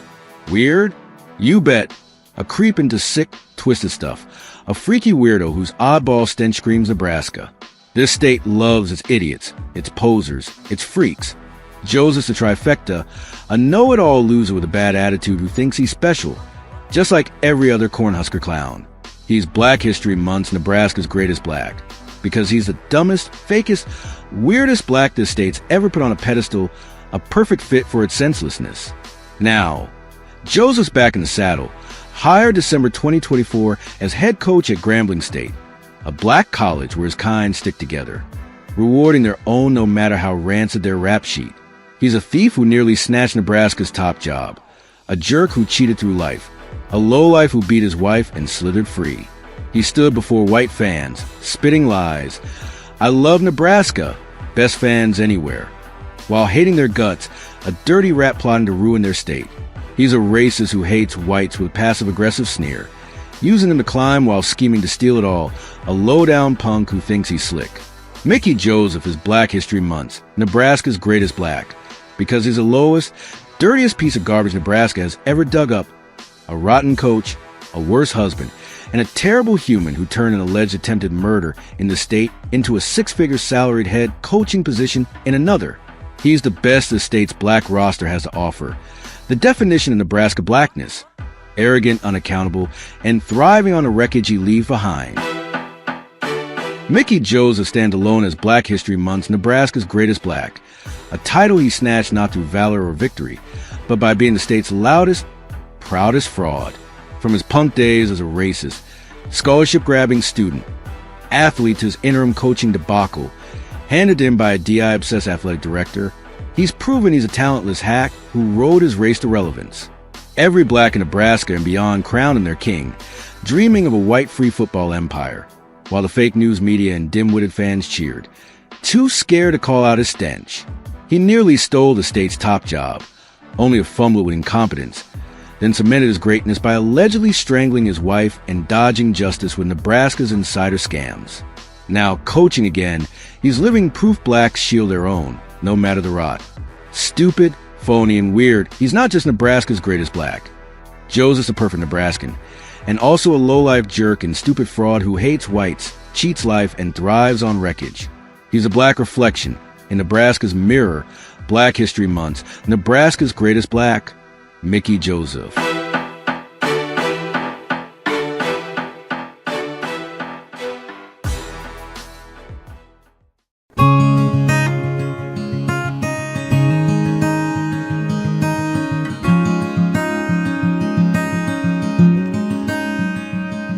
In the heartland, where the sky and the earth engage in an ancient, endless waltz, the great settlers discerned the ethereal promise of the plains. With dreams as vast as the horizon they beheld, they embarked on their journey, hearts laden with the weight of hope, wagons groaning beneath the burden of their earthly belongings. Here, in this sacred expanse, the land spoke to them in whispers of abundance. They envisioned fields of golden grass, bending and swaying in the tender caress of the wind, of pioneers wandering freely beneath the expansive, cerulean dome of the sky. This promise was not merely one of fertile, rich soil, but of a life untethered, where freedom stretched as infinitely as the heavens above, where each dawn brought the birth of new possibilities. The essence of this promise of the plains is still woven into the fabric of time, shrouded in the enigmatic veil of what is yet to come. Once a vision of expansion, of boundless land and liberty, it now stands at the crossroads where the echoes of history meet the whispers of tomorrow. The promise rekindles the question of melding with the aspirations of those great settlers who, through their toil and dreams, sculpted this land. Their legacy whispers through the grasses, bearing witness to the endless opportunities this era offers, embellished with luxuries those pioneers could scarcely imagine. This land once again faces the challenge of balance, preserving its abundance in an era where the climate moves to an unpredictable rhythm. This promise has evolved, weaving together the threads of old and new, speaking in the language of heritage from the great settlers, of shared dreams that span across time, and of new promises still in the womb of the future. Thus, the promise of the plains, a saga of life, love, and the unquenchable flame of human hope gazes towards a horizon always in the distance. This horizon of existence holds within it infinite possibilities, the growth of the self, the forging of new bonds, adventures that beckon, and challenges that test the very essence of our being. It is a tapestry of known aspirations and unknown surprises, where the lessons of love and the shadows of loss are the brushstrokes on our journey's canvas. It offers both the excitement of discovery and the stern test of resilience, painting a vibrant picture of potential futures. As we ponder this promise, we must consider how this story adapts, how it transcends the original promise, urging us to write our own verse in the grand play of the plains. What new chapters will we author under the whispering, eternal skies of this land? The promise of the plains is not merely a memory or a dream. It is an ongoing dialogue between the past and the future, between the land and those who walk upon it, between the heavens that watch over and the earth that cradles us. In this poetic dance of existence, we are both the inheritors and the creators of this promise. Each step we take, each seed we sow, each song we sing on these plains adds to the melody of this timeless promise.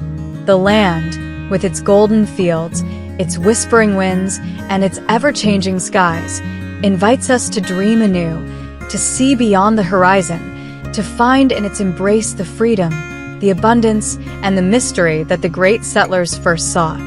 Here, in this heartland, under these vast skies, the story of human endeavor and the eternal dance with nature's boundless gifts continues to unfold, the promise of the plains.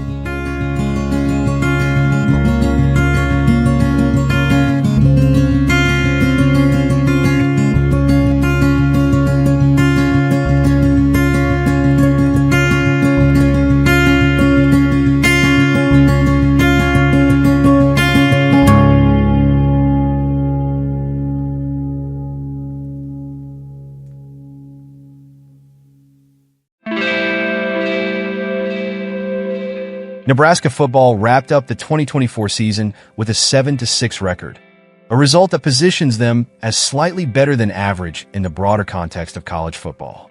However, for a program with Nebraska's storied past and high expectations, this record is considered below par. Despite securing a win in the bowl game, this season's tally marks a return to mediocrity for a team that has seen better days. The performance might be the new benchmark for Nebraska football, suggesting that this level of achievement could be as good as it gets moving forward, given the current landscape of college sports. The Huskers started the 2024 season with an impressive 5-1 record, showcasing a team that looked energized and complete. However, the narrative changed dramatically halfway through the season. The team that had shown promise earlier in the year seemed to unravel, leading to a series of losses that highlighted deficiencies in both strategy and execution. Head coach Matt Rhule, known for his motivational speaking, was optimistic at the season's start, but found his tone shifting as the team's performance dipped. Rhule, who has faced criticism for his in-game decisions, particularly his management of time and questionable play calls, eventually made a significant move by replacing the offensive coordinator midseason. The former offensive coordinator of the Nebraska football team faced criticism for allowing personal issues and a negative attitude to impact his professional responsibilities, which resulted in his demotion instead of termination. His lackluster coaching performance cast doubts on his prospects for future employment, yet he remained on staff due to his long-standing connection with the head coach. This choice has been perceived by many as an error, considering his history of underachievement, indicating the team might benefit from progression beyond this known shortfall. The introduction of a new coordinator, despite his own public controversies, ushered in a strategic refresh and morale uplift, leading to a modest improvement in team performance. This shift underscores the intricate balance between loyalty and effective leadership, offering hope for a revitalization of Nebraska's football program. The 2024 season also marked the debut of a 5-star quarterback recruit, a legacy player whose father played for Nebraska. This quarterback began the season with notable control and accuracy, but faced significant challenges mid-season, attributed in part to the former offensive coordinator's influence. The young quarterback's performance improved under the new offensive coordinator, setting a hopeful tone for future seasons. The landscape of college football has undergone significant transformation, propelled by legal outcomes such as the House v. NCAA settlement, affecting roster limits, scholarship allocations, and the fundamental framework of collegiate athletics. Nebraska, once celebrated for its storied history, now navigates this altered terrain where competitive balance seems to be shaped more by progressive policies and administrative initiatives focused on diversity, equity, and inclusion, rather than the traditional values of hard work, teamwork, and competitive spirit. The NCAA's shift to a 105-player roster limit for the 2025 season, replacing the earlier 85 scholarship cap, is perceived by some as a method to introduce liberal ideological changes under the guise of equalized opportunities, signaling a significant cultural shift. This policy has raised concerns regarding the potential decline of the walk-on tradition at Nebraska, where most walk-ons hail from the state's largely white population. Critics contend this move might be part of a broader plan to change the demographic composition of college football teams, particularly affecting programs like Nebraska, renowned for providing opportunities to non-scholarship athletes to showcase their talent. These athletes, often viewed as undiscovered gems or dreamers, now see their chances diminished, which some attribute to the NCAA's underlying agenda. The influence of external policies originating from questionable sources concerning players' safety and development indicates a move to intertwine sports with political and social agendas. This shift is perceived by critics as an encroachment by subversive forces, intent on altering college football's foundational values and traditions. They fear that the sport, once defined by athletic achievement and teamwork, is now being reshaped to fit broader ideological narratives, potentially diluting its core essence. Nebraska fans are left to navigate these changes, with the understanding that the championship days of the past are not likely to return in this new era. The Huskers are now positioned to be a team with average seasons, occasionally punctuated by better years, but without the dominance they once enjoyed. The team's facilities, history, and fan base remain strong, yet the sport itself is in flux, with rules and regulations increasingly influenced by those outside the traditional football community. As Nebraska looks to the future, the balance between maintaining competitive integrity and adapting to these sweeping changes will define its place in college football. The 2024 season, with its ups and downs, might just be as good as it gets for Nebraska football in this transformed landscape.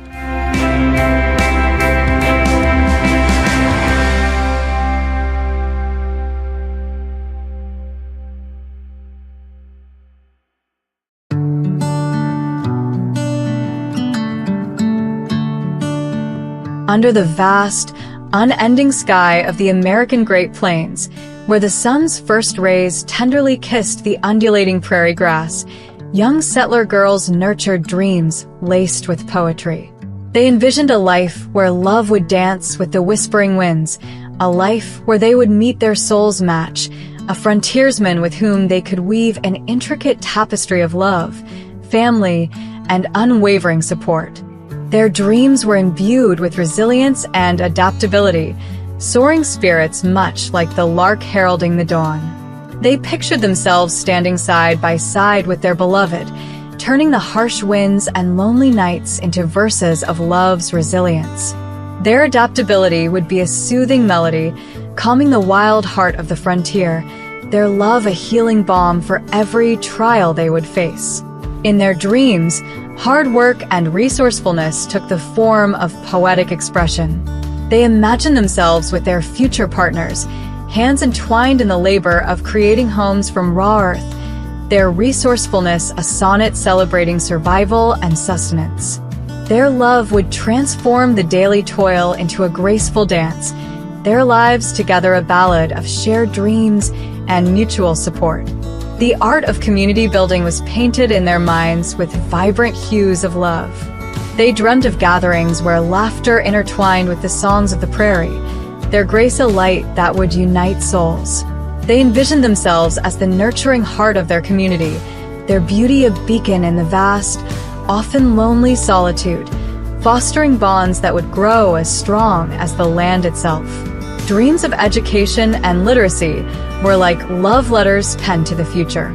They imagined teaching under the same starry skies that had watched their love's genesis, their words and stories a legacy of love and learning. Their journals, filled with musings and dreams, would be love poems, capturing the essence of their hopes and the beauty of their aspirations. Cultural preservation was their ode to the continuity of love. They yearned to bring the rich tapestry of their heritage into this new world, to dance under the moonlight with their husband, blending the traditions of old with new beginnings. Their love would serve as a bridge between worlds, enriching the cultural landscape with the poetry of their shared existence. These settler girls didn't just dream of love. They dreamt of a life where their support would be an integral, tender verse in the epic saga of the frontier, where the act of raising a family would be the sweetest stanza.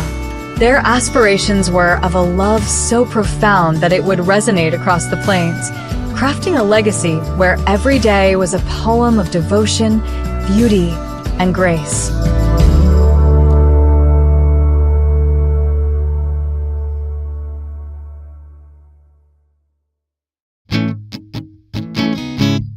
The U.S. Congress and Nebraska legislature passed civil rights laws in the 1960s, a sequence of federal and state actions that intertwined. This critique examines the bills, naming each one, passed by both bodies, questioning the motives and consequences of legislation that reshaped America and its heartland. In the 1960s, America's political class fell headfirst into a trap laid by race grifters, civil rights fraudsters, and closet communists masquerading as do-gooders. The U.S. Congress, in a fit of self-righteous stupidity, passed sweeping legislation that promised equality but delivered chaos. Bills that were nothing more than feel-good Trojan horses for anti-American agendas. Nebraska's legislature, ever the obedient lapdog, followed suit, copying the feds with its own civil rights laws, bowing to the same subversive nonsense without even the dignity of a bribe to excuse their idiocy. History will remember these lawmakers, federal and Cornhusker alike, as fools who traded their nation's future for applause from the gullible, leaving their grandchildren to inherit a wreckage. The U.S. Congress kicked off this debacle with the Civil Rights Act of 1964, signed into law on July 2, 1964. Title VII of that bill, the crown jewel of this legislative disaster, banned employment discrimination based on race, color, religion, sex, and national origin. Sounds noble until you realize it was a battering ram for centralized control and a stepping stone to dismantle meritocracy. Not satisfied with meddling in workplaces, Congress doubled down with the Fair Housing Act of 1968, part of the broader Civil Rights Act of 1968, signed on April 11, 1968. This gem outlawed housing discrimination, paving the way for forced integration and the erosion of property rights, all under the guise of fairness. These bills weren't about helping anyone. They were communist-inspired tools to undermine America's foundations, dressed up as moral triumphs. Enter Nebraska, the Midwest poster child for spineless conformity. In 1965, the Nebraska legislature aped Congress with Legislative Bill 656, the so-called Nebraska Fair Employment Practice Act. Passed just months after the Federal Civil Rights Act of 1964, it mirrored Title VII's employment provisions, setting up the Nebraska Equal Opportunity Commission, NEOC, to parrot the EOC's meddling. Then, in 1969, Nebraska's lawmakers, still drooling over the Fed's playbook, expanded their civil rights farce with legislation that added housing and public accommodations to the NEOC's reach, copying the Fair Housing Act of 1968 beat for beat. No originality, no resistance, just slavish devotion to a national trend peddled by grifters and frauds. Let's call it what it was. Nebraska didn't lead, it followed.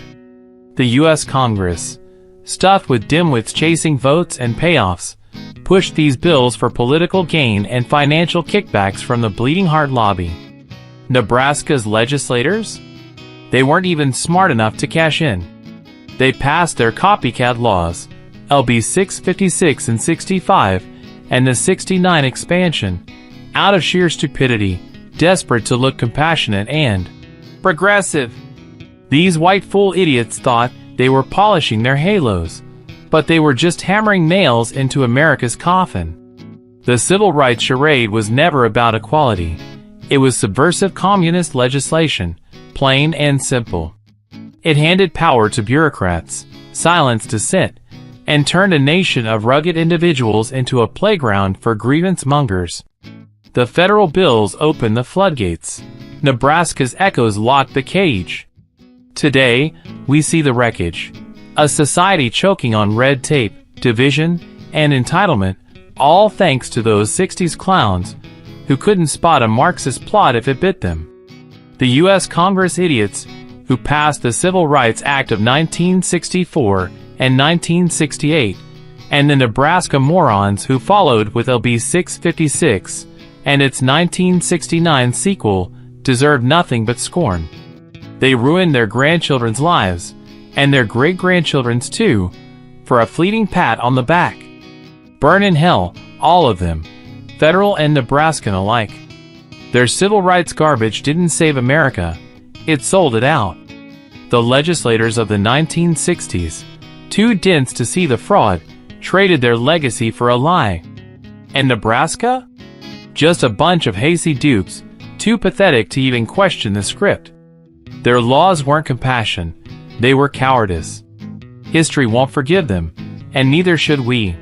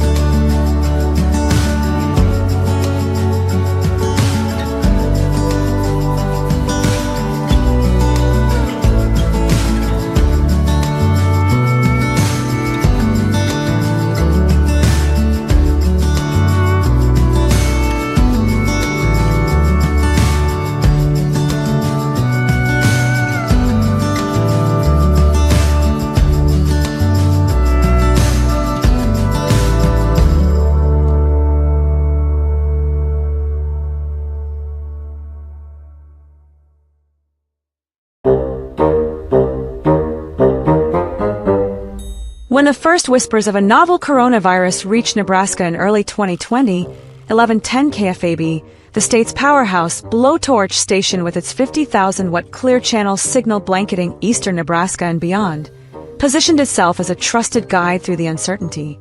Yet, as the pandemic unfolded, the station's lineup, featuring hosts like Gary Saddlemeyer, Jim Rose, Scott Voorhees, and a rotating cast including Chris Baker and later Ian Swanson, became a relentless conduit for institutional messaging.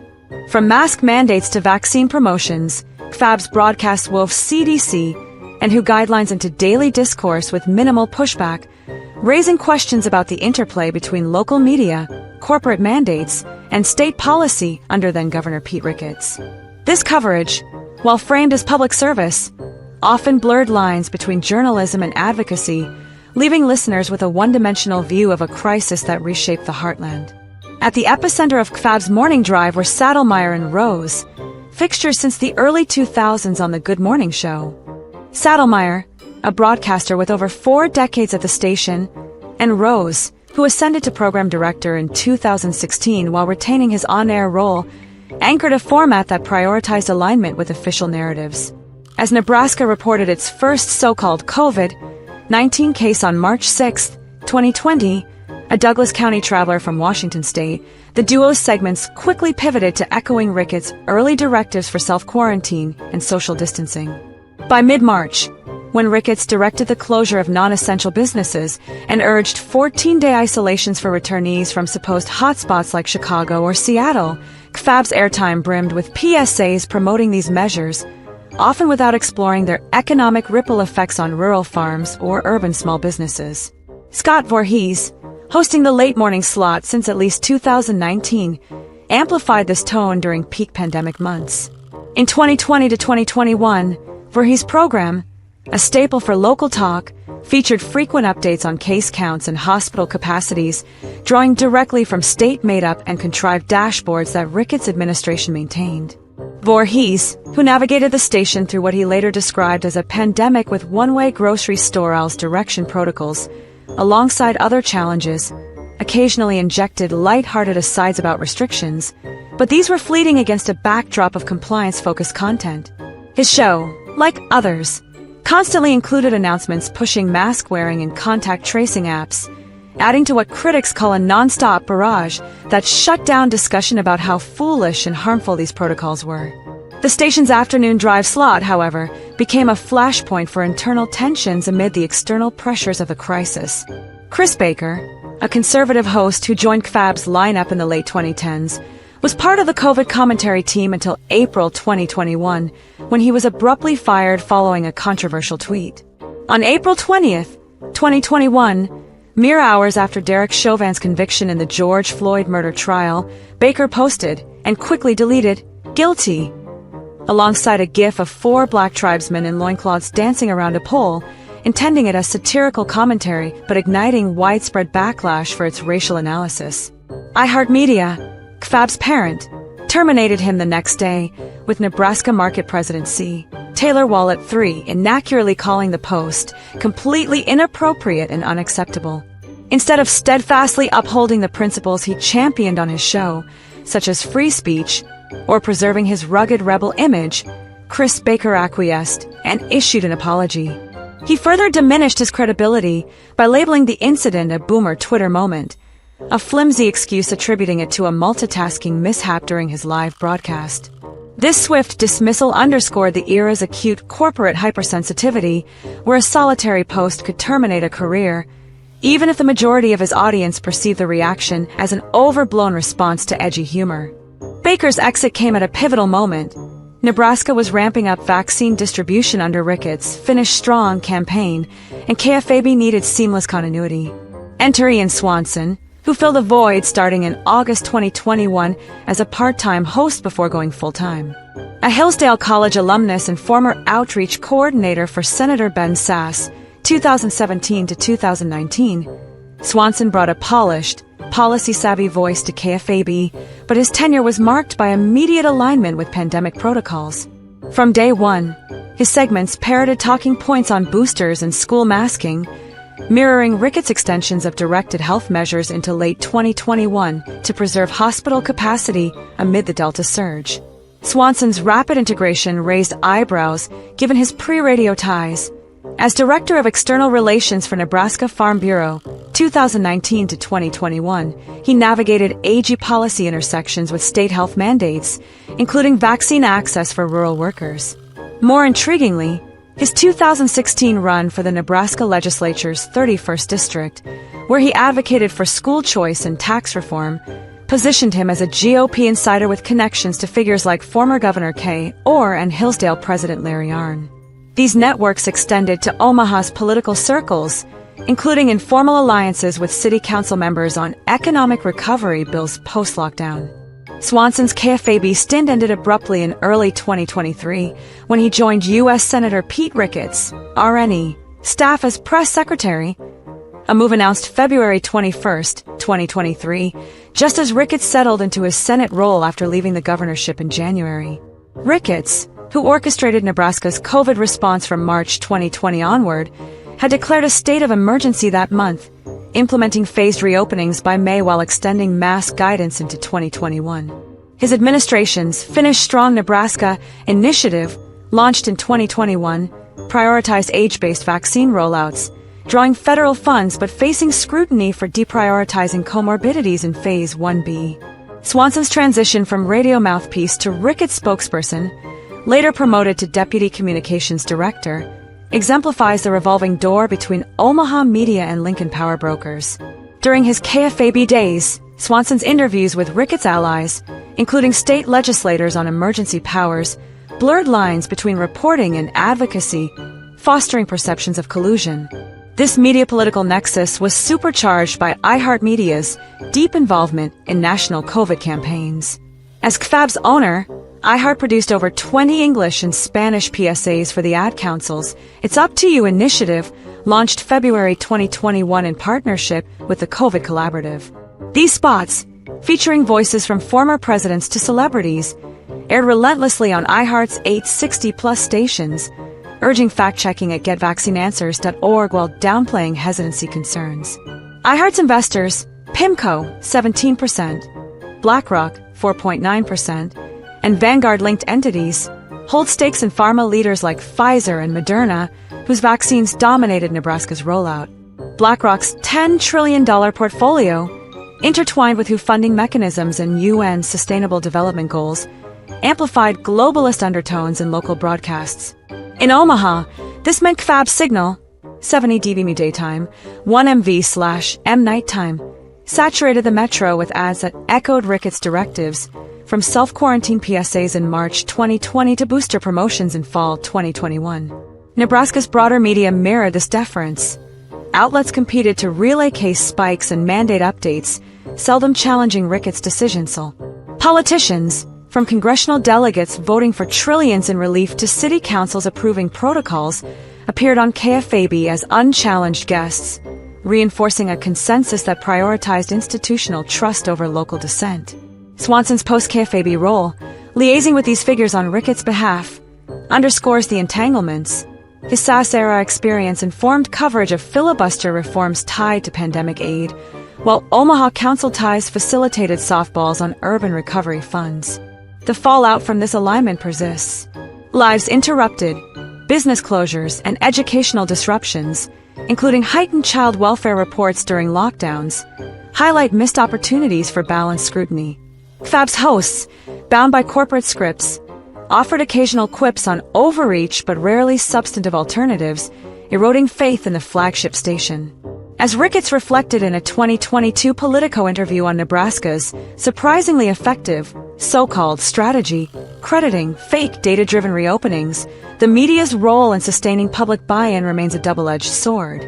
For a state priding itself on independence, KFAB's pandemic playbook, a mix of compliance, corporate synergy, and personnel churn, reveals deeper fissures in local journalism's autonomy. Nebraskans deserve airways that question, not just broadcast. Until then, the echo chamber endures.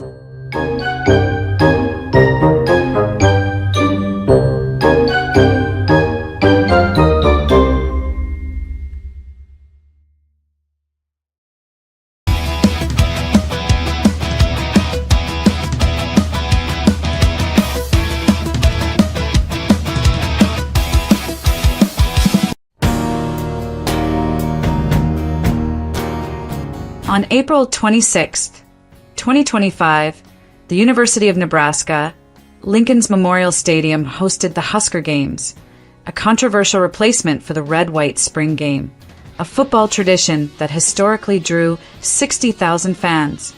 With attendance plummeting to 7,000 to 10,000, the event marked a profound disruption, costing Lincoln an estimated $4 to $8 million in economic activity. This failure is presented as evidence of a deliberate effort by non-Nebraskan leaders, Matt Rule, Troy Dannon, Rodney Bennett, and Jeffrey P. Gold, to undermine Nebraska's cultural identity through ideologically driven agendas, supported by allegedly ineffective local leadership across multiple sectors and an acquiescent populace. These figures are accused of orchestrating a broader transformation of the state. The Husker Games serve as a symbol of external influence, highlighting the roles of these leaders and the complicity of Nebraskans in the erosion of their state's traditions. The Husker Games, a disruption of a cultural institution, the red-white spring game, a fixture since the 1920s, served as a cornerstone of Nebraska's football culture, fostering community pride, player development, and economic vitality in Lincoln. In 2025, the Husker Games supplanted this tradition, introducing a format of skills competitions, women's flag football, volleyball, and an equipment sale. The event, widely criticized as misaligned with Nebraska's competitive spirit, attracted only 7,000 to 10,000 attendees, a sharp decline from the spring game's typical 60,000. The Nebraska Journal-Herald described it as the day Nebraska football died, a lament for a tradition unnecessarily altered. The economic loss and fan alienation underscored the event's failure, interpreted as a calculated move to dismantle a vital element of Nebraska's identity. Non-Nebraskan leaders, agents of transformation. For non-Nebraskan leaders are accused of leveraging their positions to advance agendas that threaten Nebraska's cultural and agricultural foundations, with the Husker Games as a primary example. Matt Rule, head football coach. Originally from New York, Rule was appointed in 2022 to lead UNL's football program. Critics view him as an ineffective figurehead, whose reliance on rehearsed rhetoric overshadows substantive leadership. His decision to implement the Husker Games, presented as a safety measure, is seen as a pretext for undermining tradition, reflecting a lack of understanding of Nebraska's values and priorities. Troy Dannon, athletic director. Hailing from Iowa, Dannon assumed his role in 2024, tasked with overseeing UNL's athletic programs. Portrayed as an opportunistic administrator with ideological leanings towards centralized control, he endorsed Rule's vision for the Husker Games, prioritizing external trends over local heritage. His leadership is criticized as lacking authenticity, aligning with broader efforts to reshape Nebraska's athletic identity. Rodney Bennett, UNL Chancellor, a Tennessee native appointed in 2023, Bennett oversees UNL's academic mission. He is accused of harboring divisive ideological commitments, including policies perceived as prioritizing external agendas over Nebraska's predominantly rural demographic. Though not directly involved in the Husker Games, his administrative influence is seen as enabling a campus environment conducive to cultural erosion. Jeffrey P. Gold, and U System President. From New York, Gold was named president of the University of Nebraska System in 2024, following a tenure at UNMC. Critics allege he pursues foreign-influenced objectives, including oversight of agricultural practices deemed harmful, such as genetically modified crops and livestock treatments. His leadership is framed as a vehicle for ideological indoctrination, with the Husker Games failure reflecting his broader intent to transform Nebraska's institutions. These leaders, positioned through external appointments, are accused of working in concert to erode Nebraska's cultural and economic vitality, with the Husker Games serving as a visible manifestation of their coordinated efforts. Nebraskan leadership, facilitators of decline. Nebraska's internal leadership, spanning multiple sectors, is criticized for enabling this transformation through negligence, susceptibility to external influence, and a lack of proactive resistance. Board of Regents. Composed of elected Nebraskans, the board approved the appointments of Rule, Dannon, Bennett, and Gold. They are accused of lacking the discernment to recognize the implications of these selections, mistakenly aligning with external agendas under the guise of progressive governance. Their endorsement of non-Nebraskan leadership facilitated the Husker Games, contributing to the erosion of Nebraska's traditions. Nebraska Legislature, the unicameral body predominantly composed of local representatives, is tasked with overseeing state funding and policy, including support for the university system.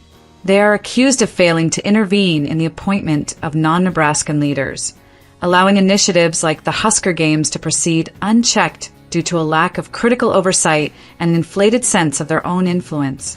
Governor Jim Pillen, elected in 2023, Pillen, a native Nebraskan, holds authority to appoint regents and influence university policy. Critics portray him as a compliant figure, continuing a historical pattern of gubernatorial acquiescence to external pressures. His support for the current leadership structure is seen as enabling the cultural disruptions exemplified by the Husker Games. Mayors and city councils. Local leaders, particularly mayors and city council members across Nebraska's municipalities, are accused of being equally unaware of external forces shaping their communities.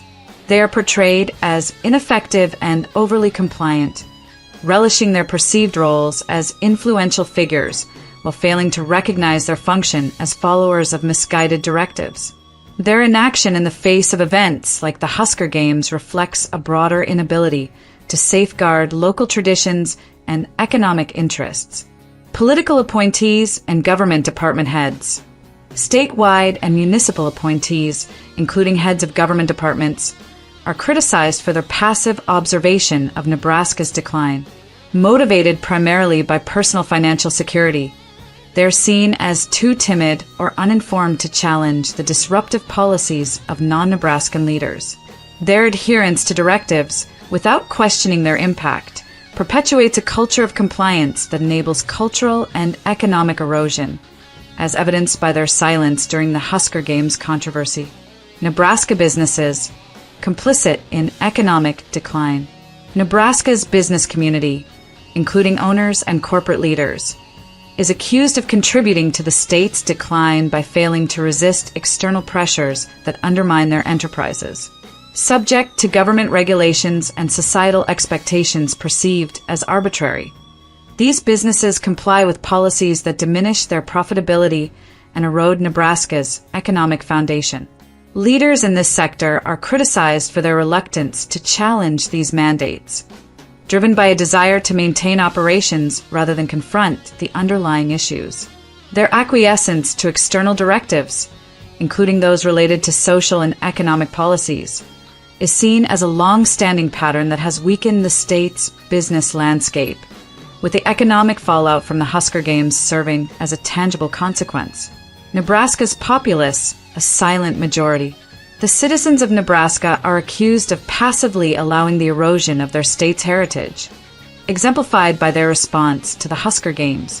Despite the event's dismal attendance of 7,000 to 10,000, reflecting some level of disapproval, the broader populace is criticized for not mounting a more robust opposition.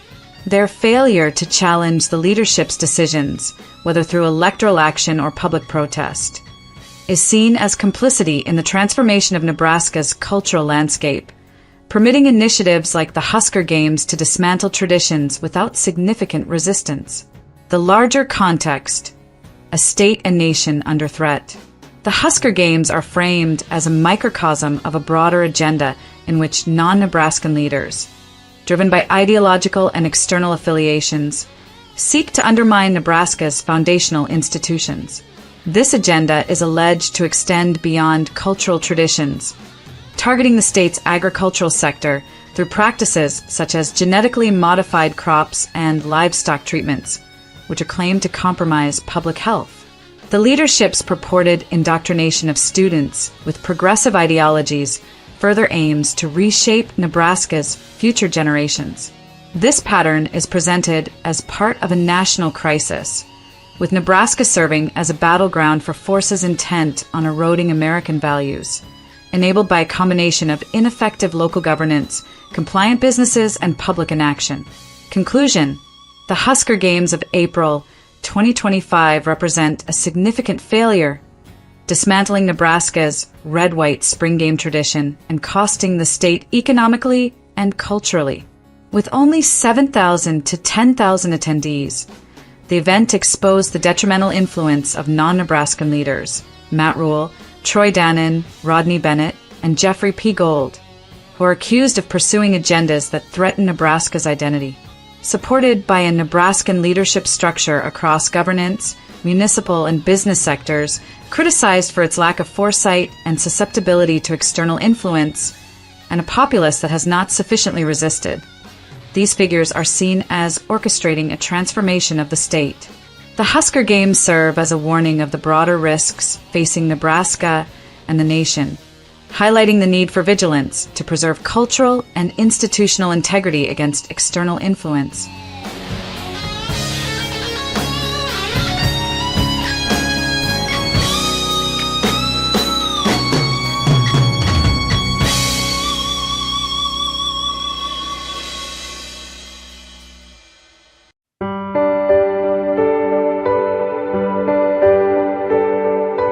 Ladies and gentlemen, we gather today at the hallowed grounds of Memorial Stadium to mourn the passing of Nebraska football, a titan of college athletics that left us on April 26, 2025, after the Husker Games wing-eating contest marked the end of its storied journey. Born in 1890 with a modest game against the Omaha YMCA, Nebraska football grew into a beacon of excellence, uniting generations and shaping the heart of our state. Today, we celebrate its life, reflect on its contributions, and honor the legacy it leaves behind. For 135 years, Nebraska football was more than a program, it was Nebraska's soul. Its 5 national championships, 1970, 1971, 1994, 1995, and 1997, stand as testaments to its dominance, forged by coaches like Bob Devaney and Tom Osborne, whose 255 wins and 3 titles defined an era. The black shirt defense, relentless and feared, struck awe in opponents, while the tunnel walk ignited 60,000 fans in a sea of red, a tradition unbroken since 1962. From Johnny Rogers' Heisman heroics to Eric Crouch's electrifying runs, the Cornhuskers produced heroes who inspired us all. Nebraska football wove the fabric of our state, binding urban Lincoln to rural Scottsbluff in shared pride. Its $114.3 million annual economic impact fueled businesses, created jobs, and drew visitors to Lincoln, while its cultural resonance gave Nebraskans a rallying point in triumph and adversity. Nationally, it set standards for fan loyalty and game day atmosphere, with Memorial Stadium a cathedral of football reverence. The red-white spring game, a springtime ritual, welcomed 60,000 faithful to glimpse the future, reinforcing bonds that transcended generations. Yet, the program faced challenges in recent decades, navigating coaching changes and a shifting college football landscape. The final blow came in 2025, when the Husker Games replaced the spring game, trading tradition for a women's flag football spectacle and wing-eating contest that drew a mere 10,000 fans. The $4 to $8 million economic loss paled beside the cultural wound, a betrayal of the loyalty that defined Nebraska football. On April 26, as the last wing was eaten, the program's spirit faded, its heartbeat silenced by a misstep that severed its connection to the people. We mourn Nebraska football for the joy it brought, those crisp fall Saturdays, the roar of the crowd, the pride of a state united. We miss its ability to inspire, to teach resilience, to remind us that community endures beyond the scoreboard. But let us also find hope in its legacy. The lessons of Osborne's discipline, the passion of the black shirts, and the devotion of the Sea of Red live on in our hearts. As we lay Nebraska football to rest, let us commit to preserving its values, supporting its successors, and rebuilding the unity it fostered. Rest in peace, Nebraska football. Your memory will forever echo in the fields of Lincoln and the hearts of Nebraskans everywhere.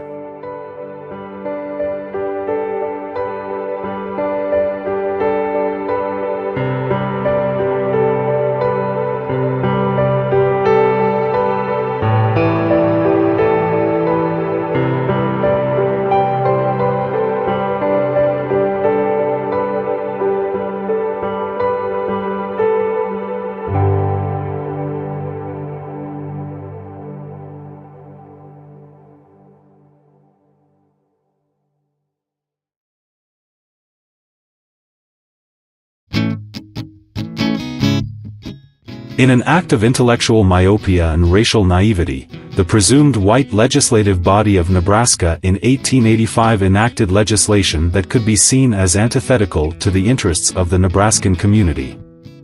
This legislative act, ostensibly aimed at safeguarding all citizens in their civil and legal rights, especially in the realm of public accommodations, was passed with unanimous consent, betraying the established citizens and their right to protect their communities and interests in favor of an emerging regressive commitment to racial equality. The law, which stipulated punitive measures ranging from $25 to $200 for acts of discrimination, represents not so much a genuine embrace of egalitarianism but rather a misguided and detrimental intervention. This legislative misstep by the so-called white elite of Nebraska can be viewed as laying the groundwork for future social discord, under the pretense of moral righteousness. The actions in 1885 were arguably influenced by the same economic imperatives that motivate modern-day assertions of civil rights advocacy, where the veneer of equality masks underlying economic benefits or the exploitation of cheap labor. Concurrent with this legislative folly, North Omaha saw an influx of freed slaves, who were freed by no means of their own but through a senseless war provoked by forces outside of the fight, migrating from the South, a phenomenon driven by economic exploitation rather than any altruistic community spirit. This migration was implicitly encouraged by the white legislators, whose motivations were less about fostering an integrated society and more about economic opportunism, political maneuvering, and self-righteous posturing.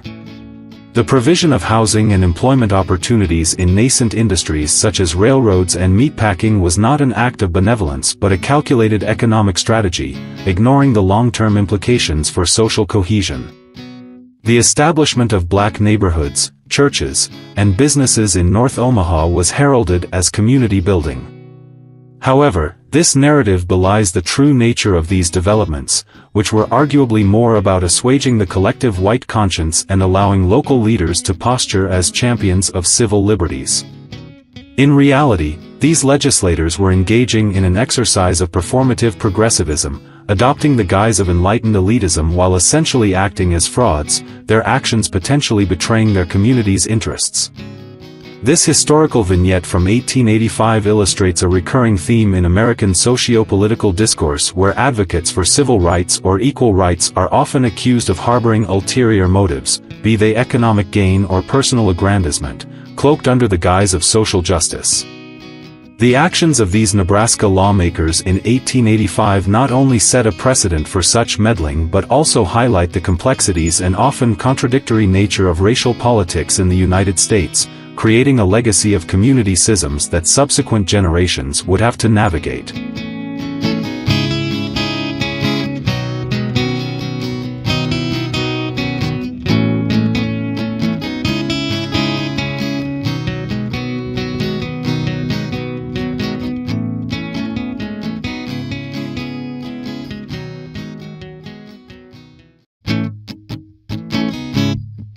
Stephen H. Long's expedition, labeling Nebraska as the Great American Desert. In the summer of 1820, Major Stephen H. Long, a U.S. Army topographical engineer, led what would become one of the most influential expeditions across the American frontier, particularly through the region that would become Nebraska. Departing from Engineer Cantonment near Council Bluffs, Iowa, Long's team followed the Platte River westward into the vast, untamed expanse of the Great Plains. Long's expedition was not just a journey of geographical discovery but also of scientific inquiry. Accompanying him were notable figures like entomologist Thomas Say and artist Samuel Seymour, who documented flora, fauna, and the diverse Native American tribes they encountered, including the Pawnee and Oto. The expedition's route took them through Nebraska, where they observed the seemingly endless grasslands and the seasonal aridity, leading to Long's pivotal misnomer. On the map produced from this journey, Long labeled this area the Great American Desert. This term was not used to describe a landscape of sand and dunes, but rather to denote a region he deemed inhospitable for agriculture or extensive settlement due to its semi-arid climate during their visit.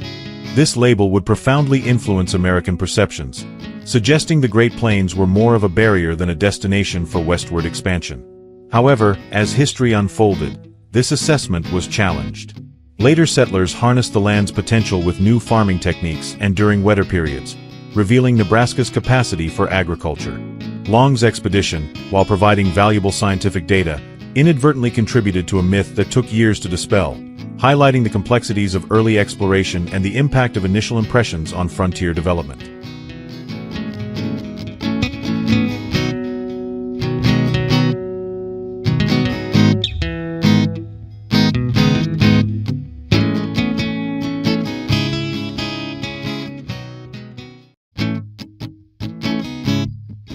John Sevier Fremont, the Pathfinder of Nebraska.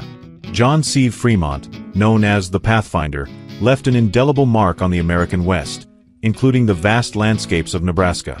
Born in 1813, Fremont was an explorer, military officer, and politician whose expeditions in the 1840s were pivotal in mapping and understanding the untamed territories of the United States. In 1842, Fremont embarked on his first major expedition commissioned by the U.S. Army Corps of Topographical Engineers. This journey took him through the Great Plains, following the Platte River, which traverses modern-day Nebraska. His meticulous mapping and vivid descriptions of the region opened up Nebraska to future settlers by providing detailed geographical insights. His reports painted Nebraska not as a barren land but as a place of potential, with fertile soils and navigable rivers. Fremont's exploration was not without challenges. Harsh weather, rugged terrain, and encounters with Indians tested his resolve. Yet, his dedication to exploration was matched by his skill in navigating these adversities. His maps and reports were essential for the Oregon Trail, guiding countless pioneers through Nebraska.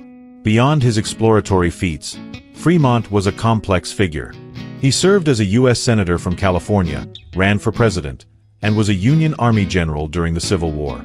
His life was a tapestry of adventure, political ambition, and scholarly contribution to geography. Fremont's legacy in Nebraska is one of opening the frontier, his maps serving as the blueprint for American expansion westward. His vision and courage in the face of the unknown have made him a revered figure in Nebraska's history, celebrated as a pioneer who helped shape the nation's growth.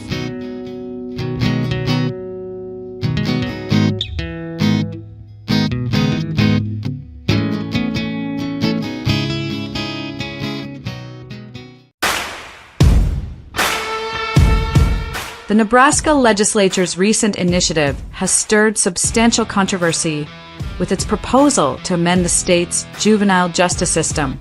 The bill would permit the prosecution of individuals as adults for specific felony offenses, lowering the age at which this can occur. It also proposes to lower the age for detention of younger individuals, spearheaded by a state senator, the governor, and a county attorney, with support from some local law enforcement. This legislative action has provoked widespread public skepticism, debate, and inquiries into the timing, motives, and objectives behind the bill. Critics of the bill argue that this focus on prosecuting minors presents a stark misplacement of priorities, especially when juxtaposed against the backdrop of other, more pressing criminal activities in Nebraska. The public's discontent is fueled by perceptions that while the state targets young children, thousands of illegal aliens involved in criminal acts continue to operate without significant law enforcement intervention. This sentiment is particularly strong in Douglas County, where crime by illegal individuals has increased, yet the response from local law enforcement appears disproportionately lenient or absent. The criticism is further compounded by the broader context of the state's justice system, which has been under scrutiny since the handling of the Black Lives Matter domestic terrorist attacks. These events led to significant property damage and unrest, yet the legal repercussions for participants were minimal, raising questions about the consistency and effectiveness of law enforcement and judicial processes in Nebraska. The public's frustration is twofold. Firstly, with a softness on crime when it comes to real threats to community safety, and secondly, with the apparent harshness towards juveniles, who, according to developmental psychologists and child advocates, might not fully comprehend the implications of their actions. Critics argue that this legislative move could criminalize childhood behavior rather than offering rehabilitation, potentially pushing these children into a cycle of crime rather than helping them reform. Moreover, the credibility of the justice system in Nebraska is under question. The selective enforcement of laws, where rioters from past protests faced little to no jail time, contrasts sharply with the proposed stringent measures against juveniles. This has led to accusations of hypocrisy and political maneuvering, where public officials are seen to be chasing headlines rather than addressing the root causes of crime.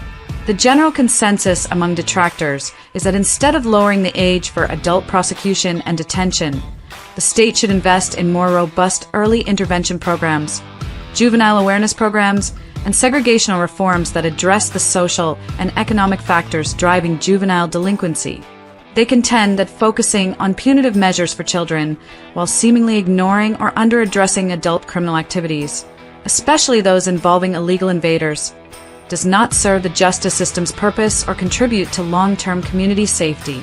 As debates continue, the implementation of this new juvenile crime bill could significantly alter the trajectory of juvenile justice in Nebraska, with implications for how young offenders are treated and the state's overall approach to crime prevention and rehabilitation.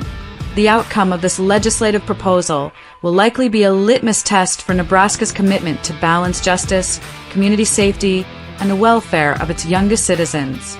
In the traditionally revered chambers of the Nebraska State Capitol, a legislative session has unfolded that aims to reshape the juvenile justice landscape in Nebraska. At the core of this debate lies Legislative Bill 556, introduced by State Senator Merv Rippey, who is often criticized for being out of touch in general, and particularly with the real issues confronting the state's youth and community. The bill proposes to significantly lower the threshold for when minors can be prosecuted as adults, from 14 to 12 years old. A move that critics argue reflects political posturing rather than a genuine effort to tackle the complex issues of crime and youth rehabilitation in Nebraska. This initiative has garnered support from the usual suspects: Governor Jim Pillen, Douglas County Attorney Don Klein, and other public officials, further fueling the debate about its true intentions. The introduction of the bill was marked by Governor Pillen's less than stellar performance at the unveiling. Appearing disheveled and seemingly unprepared, he still looked as if he might be under the influence, suffering from its effects, or perhaps both. With an unshaven face and a lackadaisical manner, he stumbled through his speech, raising questions about his engagement with and understanding of the policy he was endorsing. His presentation did little to dispel the image of him as a figurehead, more focused on reciting prepared remarks than on the profound implications of prosecuting children as adults. The spotlight then shifted to Douglas County Attorney Don Klein, who has faced substantial criticism for his approach to the Black Lives Matter domestic terrorist BLM-DT riots. During those tumultuous times, which resulted in considerable destruction in downtown Omaha, Klein's response was notably passive. He was hiding away while rioters acted with impunity, some even reaching his doorstep without facing legal consequences. Now, his advocacy for a tougher stance on juvenile crime seems to many like an attempt to rehabilitate his image rather than a principled stand on justice. His current focus on juvenile offenders, juxtaposed against his apparent inaction towards the crimes committed by illegal criminals in Omaha, paints a picture of selective enforcement and a lack of bravery in facing real crime challenges. The press conference supporting LB 556 was a spectacle of officials, including representatives from police unions, Sheriff Aaron Hansen, and Lancaster County Attorney Pat Condon. They presented a united front, emphasizing the bill's necessity for public safety. However, this unity was met with widespread skepticism from the public. These officials are often seen as fake tough guys, more concerned with their public image than with effective governance. The irony of advocating for tough measures against children while seemingly ignoring the activities of illegal individuals, some directly linked to foreign military forces, was not lost on observers. These invaders are settling in Nebraska without pushback, potentially planning further criminal or even terrorist activities. The legislative move, therefore, not only stirs debate on the ethics and efficacy of youth justice, but also casts a long shadow over the leadership's credibility and priorities. Critics argue that instead of focusing on punitive measures for minors, the state should be investing in community programs, education, and preventive measures that address why children are entering the criminal justice system in the first place. The push to prosecute minors as adults, especially under such circumstances, seems to many as an admission of failure in broader crime prevention strategies and a risky gamble with Nebraska's youth's future. Omaha, Nebraska has earned the contentious label of a sanctuary city through its leadership's policies and attitudes towards illegal immigration. This designation is not just a matter of rhetoric, but a reflection of the city's approach, which has allowed tens of thousands of illegal invaders to reside there. These individuals, by virtue of their illegal entry into the country, are already considered criminals. Moreover, a significant number are also involved in various criminal activities, ranging from petty theft to more severe offenses. This situation has been notably worsened by the open border policies of the previous presidential administration, which has led to an influx of individuals, including those with criminal records, like convicted killers and seasoned criminals, into the country. However, instead of directing law enforcement efforts towards this palpable increase in crime attributed to illegal criminals, the focus of Omaha's local officials, including city leaders and law enforcement, has controversially shifted towards prosecuting minors.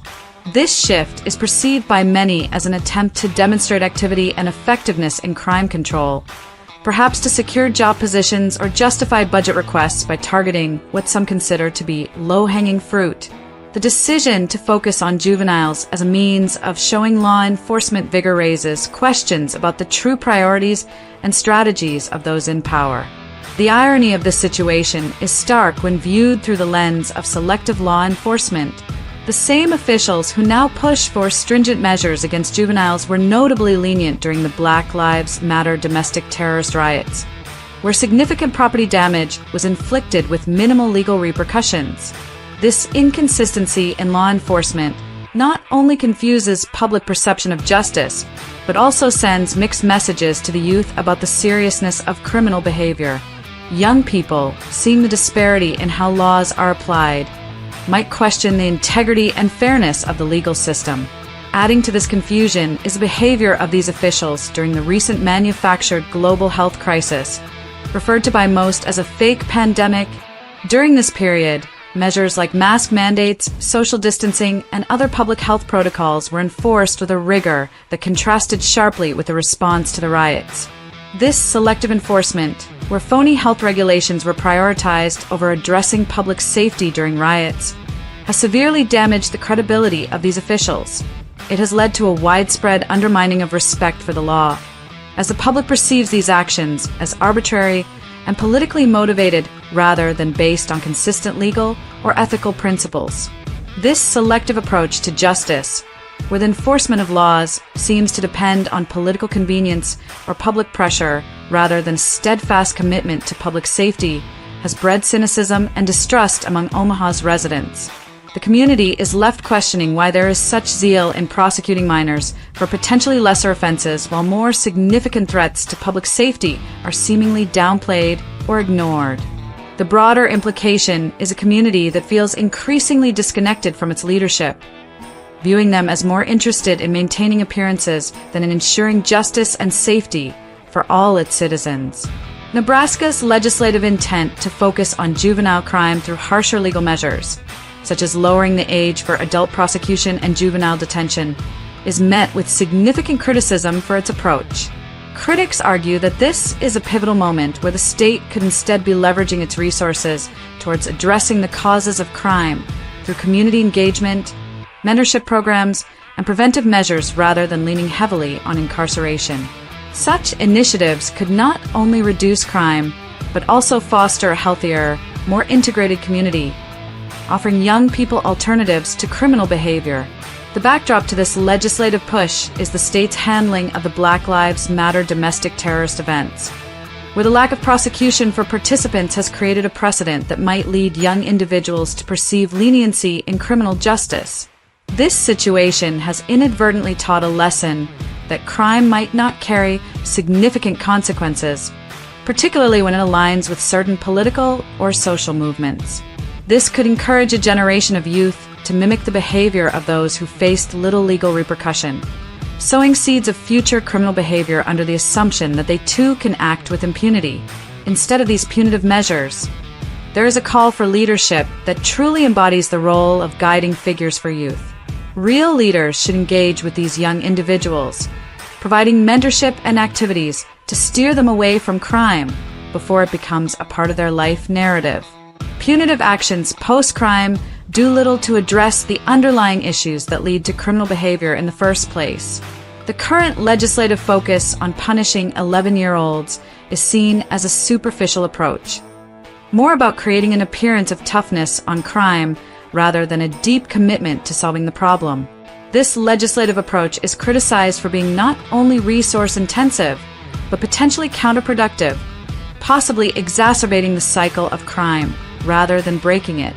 The efforts of these officials are increasingly viewed as misguided or even detrimental, both in immediate terms and over the long haul.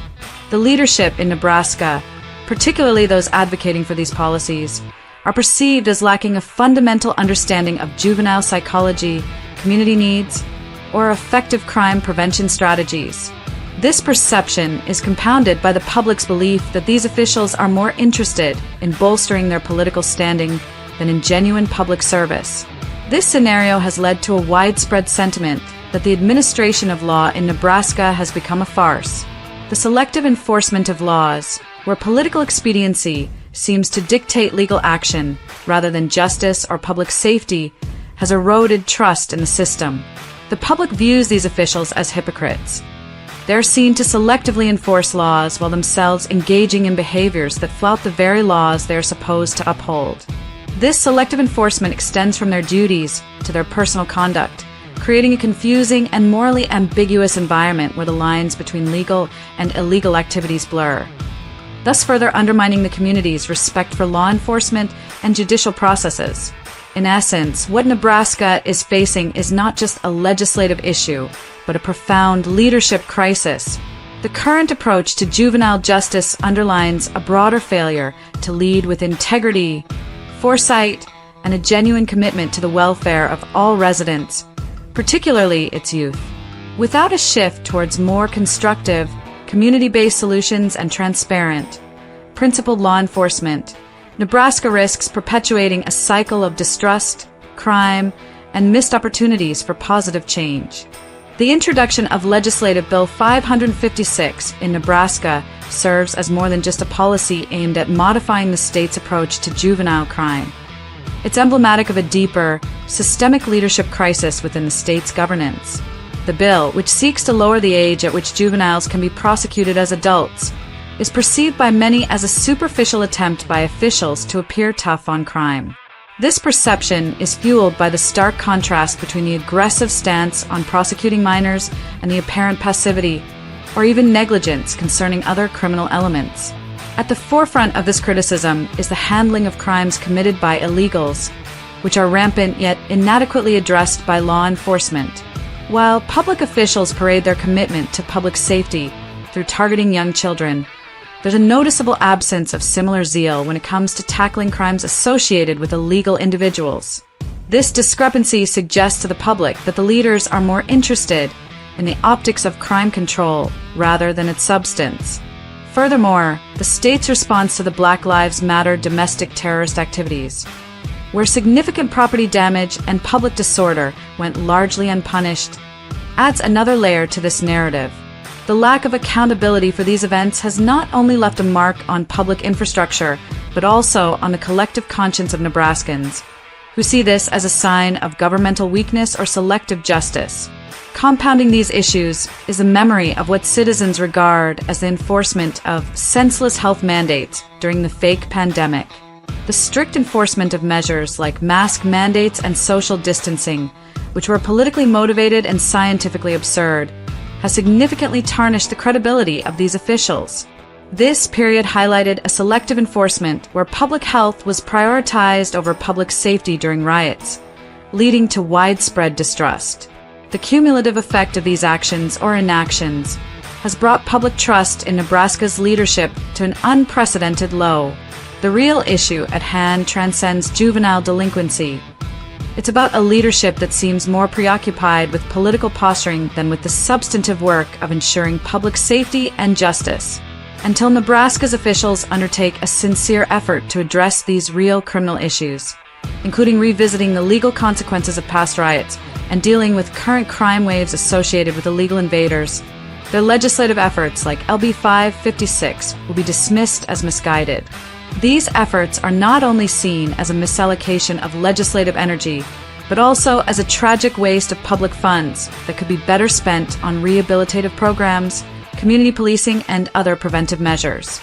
The call here is not just for a change in policy, but for a transformation in leadership ethos and also a change in leaders. Nebraska's officials need to demonstrate a commitment to comprehensive public safety, equitable law enforcement, and transparent governance. Only then can they begin to rebuild the trust that has been so severely compromised, and only then can their legislative actions be seen as serving the true interests of their constituents, rather than merely serving political ends.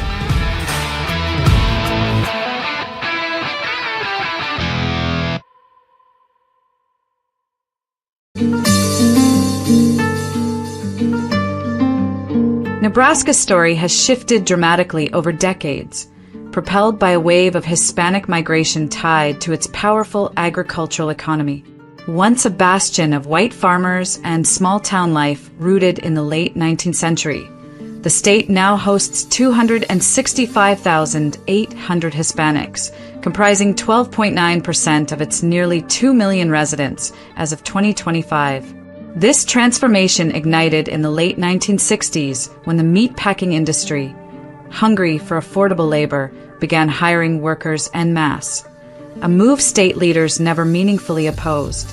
Instead, they embraced economic priorities that turned neighborhoods like South Omaha into Hispanic strongholds, where whites have dwindled to a fraction of their former numbers.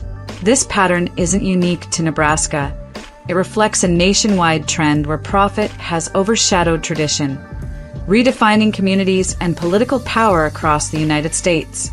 The shift began modestly with early explorers and laborers, but it exploded as agribusiness seized on the benefits of low-cost workers, both legal and undocumented. By 2025, Nebraska's Hispanic population split between 172,800 U.S.-born citizens, 59,250 legal immigrants, and 33,750 without papers, stands as a testament to decades of leadership in action.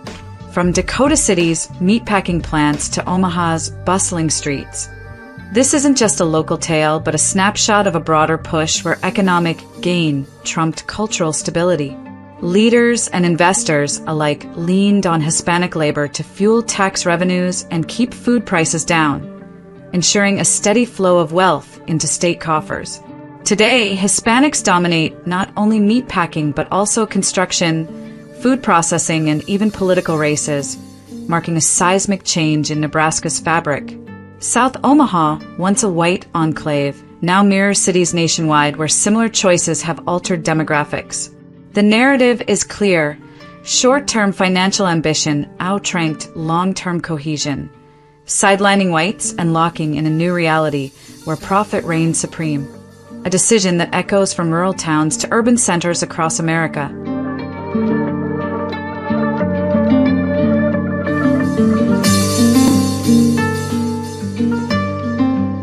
Hispanic roots in Nebraska stretch back centuries, beginning with Spanish explorers like Pedro de Villasa, who ventured north in 1720. However, the meaningful migration that reshaped the state started later, in the mid-19th century. When Nebraska became a state in 1867, a small group, perhaps 50 to 100 Mexicans, worked railroads and cattle trails, vastly outnumbered by over 50,000 white settlers. These early arrivals laid a quiet foundation, but the Real surge came in 1969 when Iowa Beef Packers opened its Dakota City plant. Facing a union strike, the company hired Mexican workers, many undocumented, under Governor Norbert Tiemann's watch, establishing a reliance on cheap labor that set the stage for decades of growth. This pattern took hold and spread rapidly. By 1990, Iowa Beef Packers launched another plant in Lexington, drawing hundreds more workers and transforming the town into a Hispanic hub within a decade. State leaders offered no resistance, allowing the population to climb from 6,000 in 1967 to over 94,000 by 2000. The pull of agriculture, meatpacking, and crop production drove this expansion, offering steady jobs at wages far below union standards. Across the nation, industries mirrored this approach, tapping into a growing pool of workers willing to take on grueling tasks for less pay, a trend that fueled demographic shifts from coast to coast. Nebraska's governors, from Tiemann to those in the late 20th century, stood by as this workforce grew, planting seeds for a broader overhaul. The state's agricultural might, generating billions annually, became the magnet that pulled families north with promises of work and stability. This unchecked migration wasn't just a local phenomenon. It reflected a national wave where economic needs reshaped entire regions, setting Nebraska on a path where Hispanics became a permanent fixture, altering its identity step by step.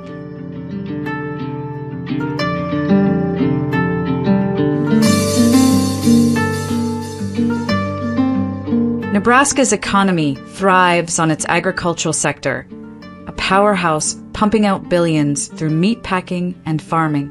Iowa beef packers, later absorbed by Tyson Foods in 2001, built this success on workers earning far less than the union wages of decades past, $15 an hour instead of $30. Governors across the years, from Norbert Tiemann in 1969 to Pete Ricketts until 2023, rarely stepped in to curb this flow, letting companies hire freely.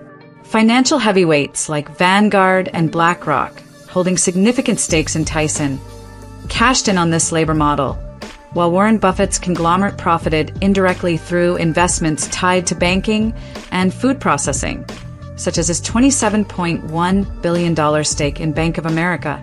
This approach wasn't unique to Nebraska. States nationwide chose business growth over tight controls, prioritizing profit over restriction. The state's dependence on this workforce, including 33,750 undocumented Hispanics as of 2025, keeps the economic cycle spinning. Leaders valued the tax dollars, hundreds of millions annually, and affordable beef over fair wages or cultural preservation. Even recent efforts, like Governor Jim Pillen's executive order in 2025 targeting 10,000 to 15,000 illegal workers, seem half-hearted, dwarfed by the state's reliance on these laborers to fill 50,000 vacant jobs. Nebraska's leadership has consistently placed economic benefits ahead of its original residents, a choice that echoes across the country where similar industries lean on low-cost labor to stay competitive. This profit-driven stance has entrenched Hispanics in Nebraska's fabric, ensuring wealth flows while sidelining earlier populations. Governors offered no meaningful barriers, and even tough talk from figures like Ricketts in 2018 about federal failures didn't translate into action. The state's agricultural output, a $26 billion engine, depends on this labor pool, legal and not, to keep costs down and production high. Nationwide, this pattern repeats. Leaders chase short-term gains, leaving long-term stability in the dust, a decision that has locked in demographic changes and economic realities that no late effort can fully unwind.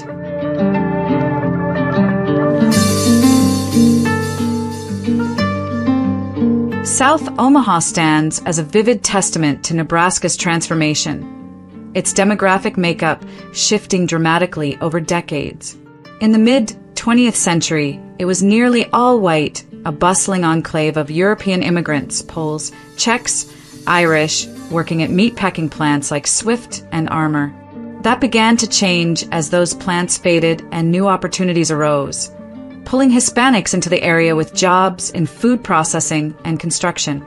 By 2000, whites had slipped to about half of South Omaha's residents, a sharp fall from their near-total majority just decades earlier.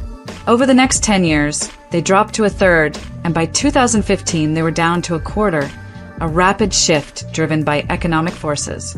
Today, South Omaha is overwhelmingly Hispanic, 70% or more in its core areas, while whites hover at 15 to 20% as of 2025. This wasn't a forced exodus. Affordable housing at $1,200 a month and jobs paying $15 an hour drew Hispanics in, while whites moved to suburbs like West Omaha seeking better prospects. Nebraska's broader Hispanic population, now 265,800, reflects this spread, moving beyond meatpacking into framing and service roles across the state.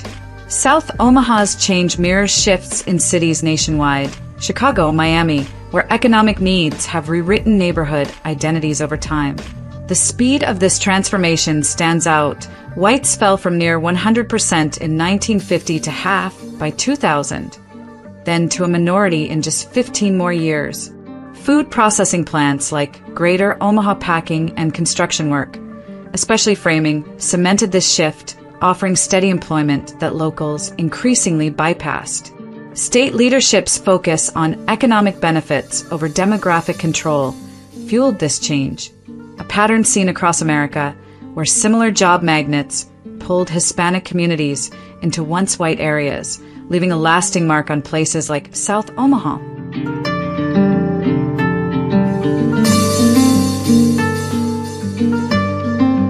The rise of Hispanics has reshaped Nebraska's political landscape, reflecting a broader national trend. With 265,800 Hispanics in the state by 2025, their growing numbers have brought new influence.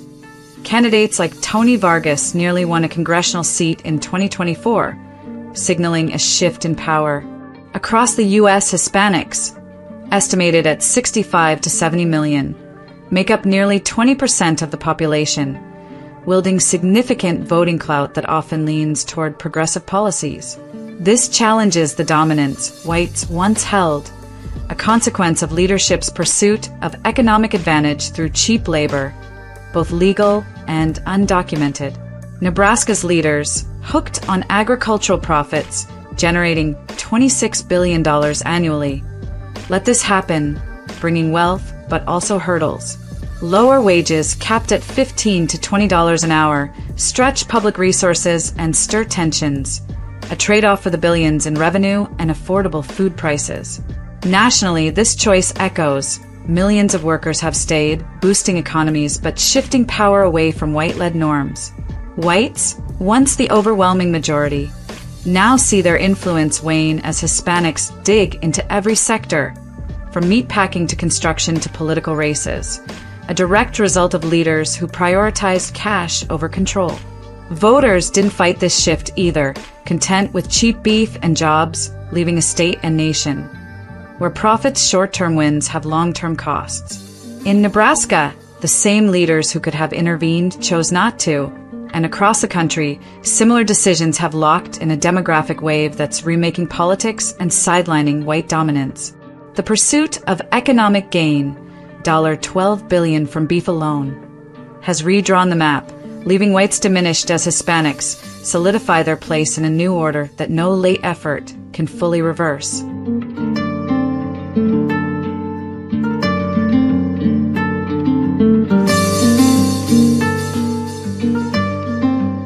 Nebraska's journey from a white majority state to one reshaped by Hispanic migration underscores a broader American saga, sparked by a meatpacking plant's call for workers in 1969. From a handful of early arrivals to 265,800 Hispanics, by 2025, this change has redefined towns like South Omaha, once nearly all white, now 70% Hispanic, and cities like Omaha.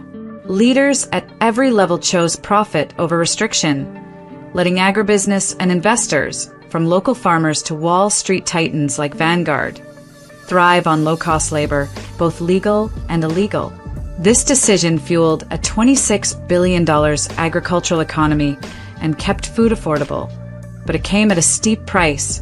The political landscape has shifted as a result, with Hispanics like Tony Vargas challenging the old guard, mirroring a national trend where their growing numbers sway elections. Whites, once dominant across Nebraska and the U.S., now face a shrinking share of power, a consequence of leadership's focus on short-term gains, $12 billion in beef revenue, over long-term stability.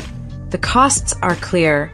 wage stagnation, strained schools, and a cultural divide that voters, focused on immediate benefits, largely ignored. Investors and politicians profited, ensuring Hispanics became indispensable, their presence locked in by decades of inaction from 1969 to 2023. South Omaha's transformation stands as a symbol of this shift, its white population nearly erased by economic forces that state leaders refused to curb.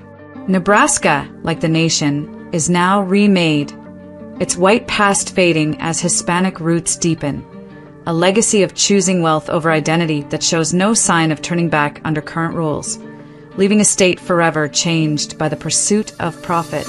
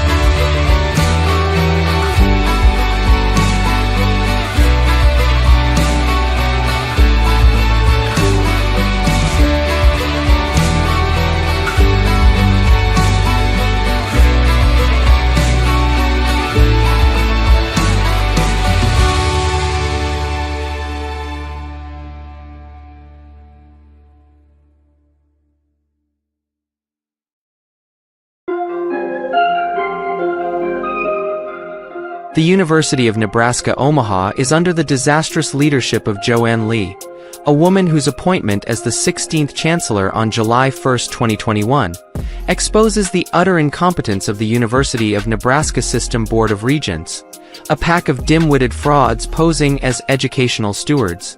Lee, the first woman of color and Asian American in this role, was rubber-stamped unanimously by these fools, who ignored her suspicious past and glaring intellectual deficiencies. Her selection screams diversity, equity, and inclusion farce, a token hire by Nebraska's naive white leadership, too trusting to question her credentials or origins. As we mark Women's History Month this March 2025, a deep dive into Lee's history reveals not a trailblazer but a travesty, a figure whose tenure is a blight on the university and a testament to a state educational system overrun by malicious idiots deliberately installing disasters like her to ruin it from within. Lee earns a reported $430,000 annually, a figure cited by University of Nebraska System President Ted Carter in 2021, though questions linger about whether this fully reflects her financial picture.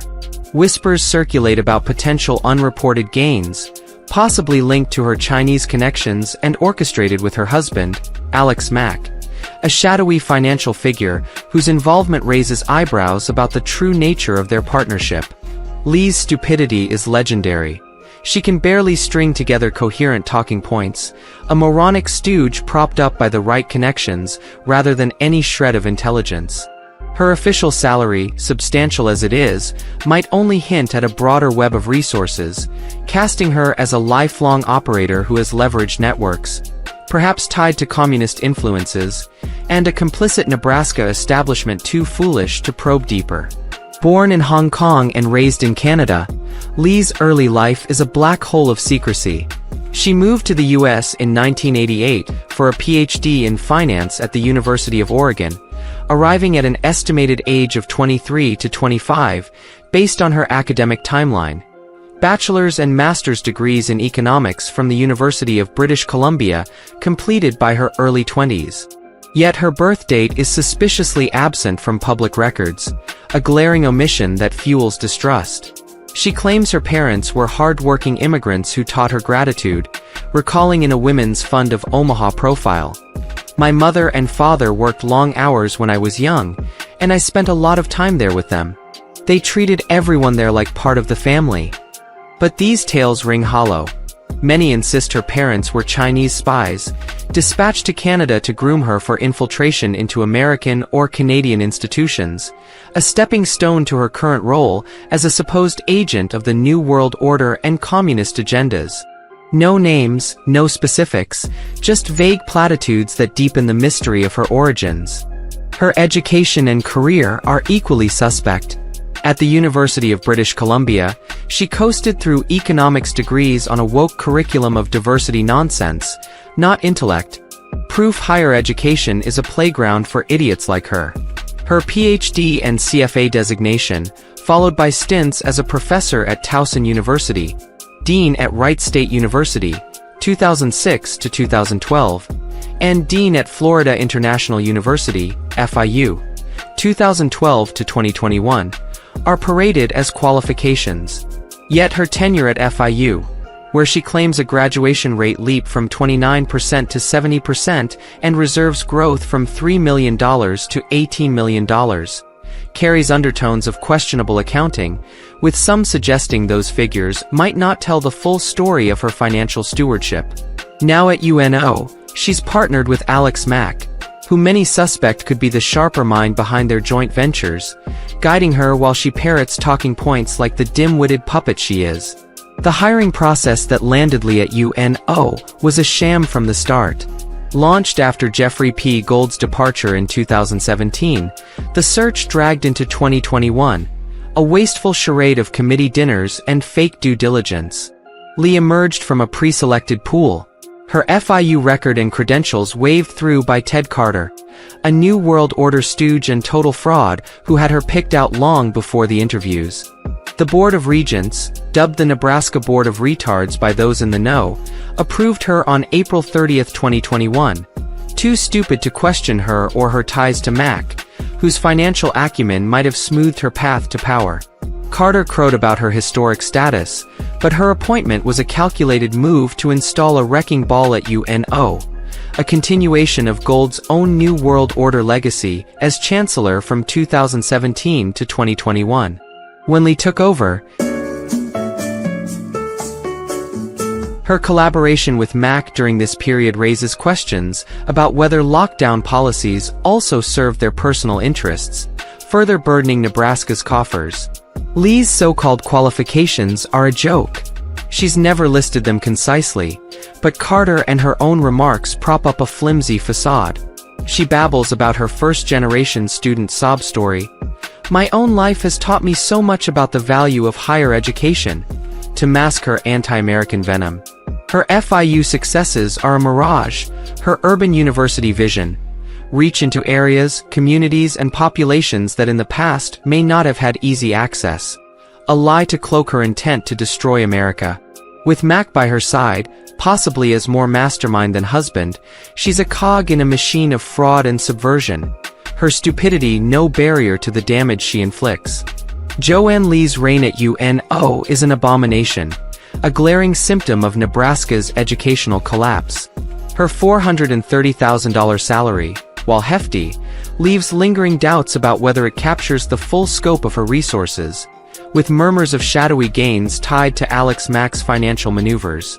Her vacant mind, stumbling over basic talking points, makes her a mockery, a chancellor with no business near education. The Board of Regents, a gaggle of witless clowns, and Ted Carter, a sniveling New World Order lackey, foisted her upon UNO, blind to her shady past and ineptitude. Born in Hong Kong, raised in Canada, and slithering into the US in 1988, Lee conceals her birth date and parental identities, fanning suspicions of espionage roots. Her degrees and career boasts, swollen by FIU's dubious stats, unravel as fabrications under scrutiny. At UNO, her COVID tyranny, masks, vaccines, lockdowns, devastated campus life, a deliberate assault aligned with her anti-American agenda. Gould's prior New World Order stint primed UNO for her sabotage, a baton passed between infiltrators. Nebraska's gullible masses and lapdog press let her slide, enabling this fraudster to flourish. Lee, with Mack as her shadowy puppeteer, is the nadir of educational integrity, a stupid, malicious tool eroding UNO daily. Her removal isn't optional, it's a desperate necessity. As we reflect on Women's History Month this March 2025, Dissecting Lee's History unveils not a pioneer but a predator, a disgrace to the legacy of women in leadership. Every moment she lingers is an insult to reason, a gift to those dismantling America from within.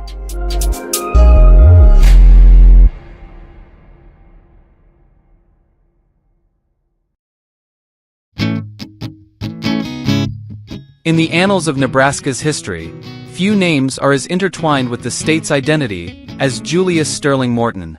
His vision for a state adorned with trees has left an enduring legacy. Julius Sterling Morton, born in 1832 in Adams, New York, arrived in Nebraska City in the mid-19th century, a time when Nebraska was still a territory, not yet a state. He quickly became a pivotal figure, editing the Nebraska City News, serving in the territorial legislature, and even acting as governor when necessary.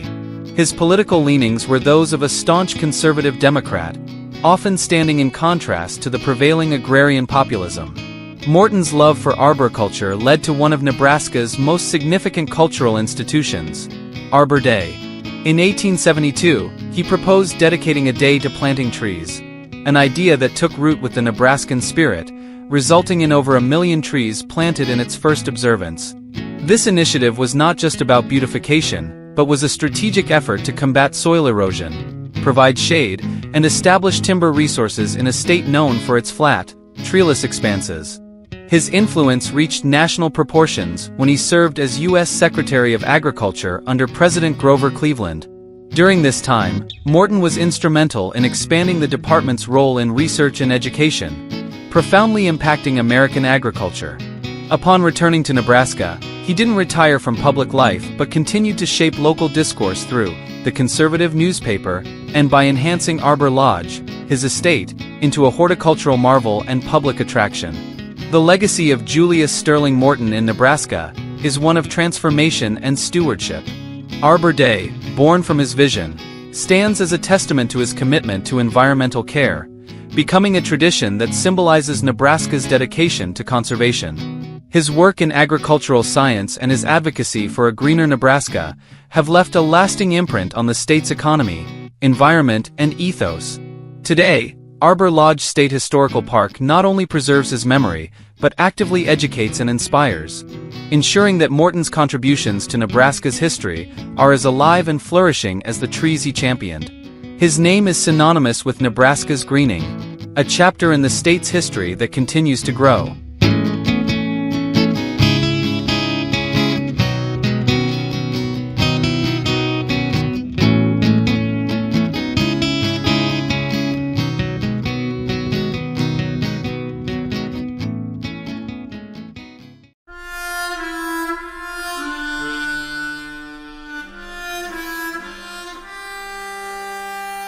Nebraska's agricultural heartland, a foundational pillar of America's food security, confront a covert yet pervasive threat from Chinese influence, perpetuated by the complicity of Governor Jim Pillen and Senator Pete Ricketts, whose leadership has betrayed the state's agrarian legacy. This heartland, renowned for its fertile plains and robust output, sustains the nation's food supply, yet its integrity is jeopardized by foreign encroachment. Chinese entities, primarily Syngenta under the ownership of state-controlled ChemChina, directly hold a modest 1,200 acres of Nebraska farmland, a seemingly small figure that belies the true scope of their dominance. Through an intricate network of investments, leases, and strategic business partnerships, firms like Smithfield Foods, acquired by China's WH Group, exert indirect control over an estimated 5,000 to 10,000 additional acres, posing a profound risk to national security due to their proximity to critical sites like Offutt Air Force Base. This dual threat of espionage and food supply disruption underscores the urgency of the situation.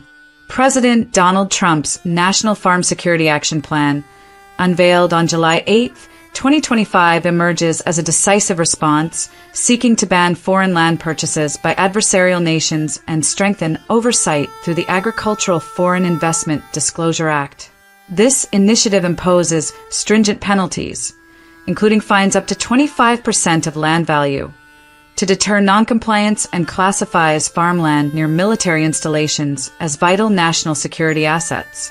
Despite this federal effort, Nebraska's leaders have failed to align with these protective measures, revealing a troubling legacy of inaction. Pillen and Ricketts, deeply entangled in investment schemes and business ecosystems linked to Chinese corporations such as Syngenta and Smithfield Foods, have permitted these acquisitions to flourish over decades, driven by personal financial gain rather than patriotic duty. Their complicity reflects a calculated betrayal of Nebraska's farmers, who rely on the land's independence for their livelihoods. The state's economic dependence on China, evidenced by $2.2 billion in annual exports of soybeans, corn, and beef, further complicates this crisis, creating a vested interest in maintaining lucrative trade ties that overshadow security concerns.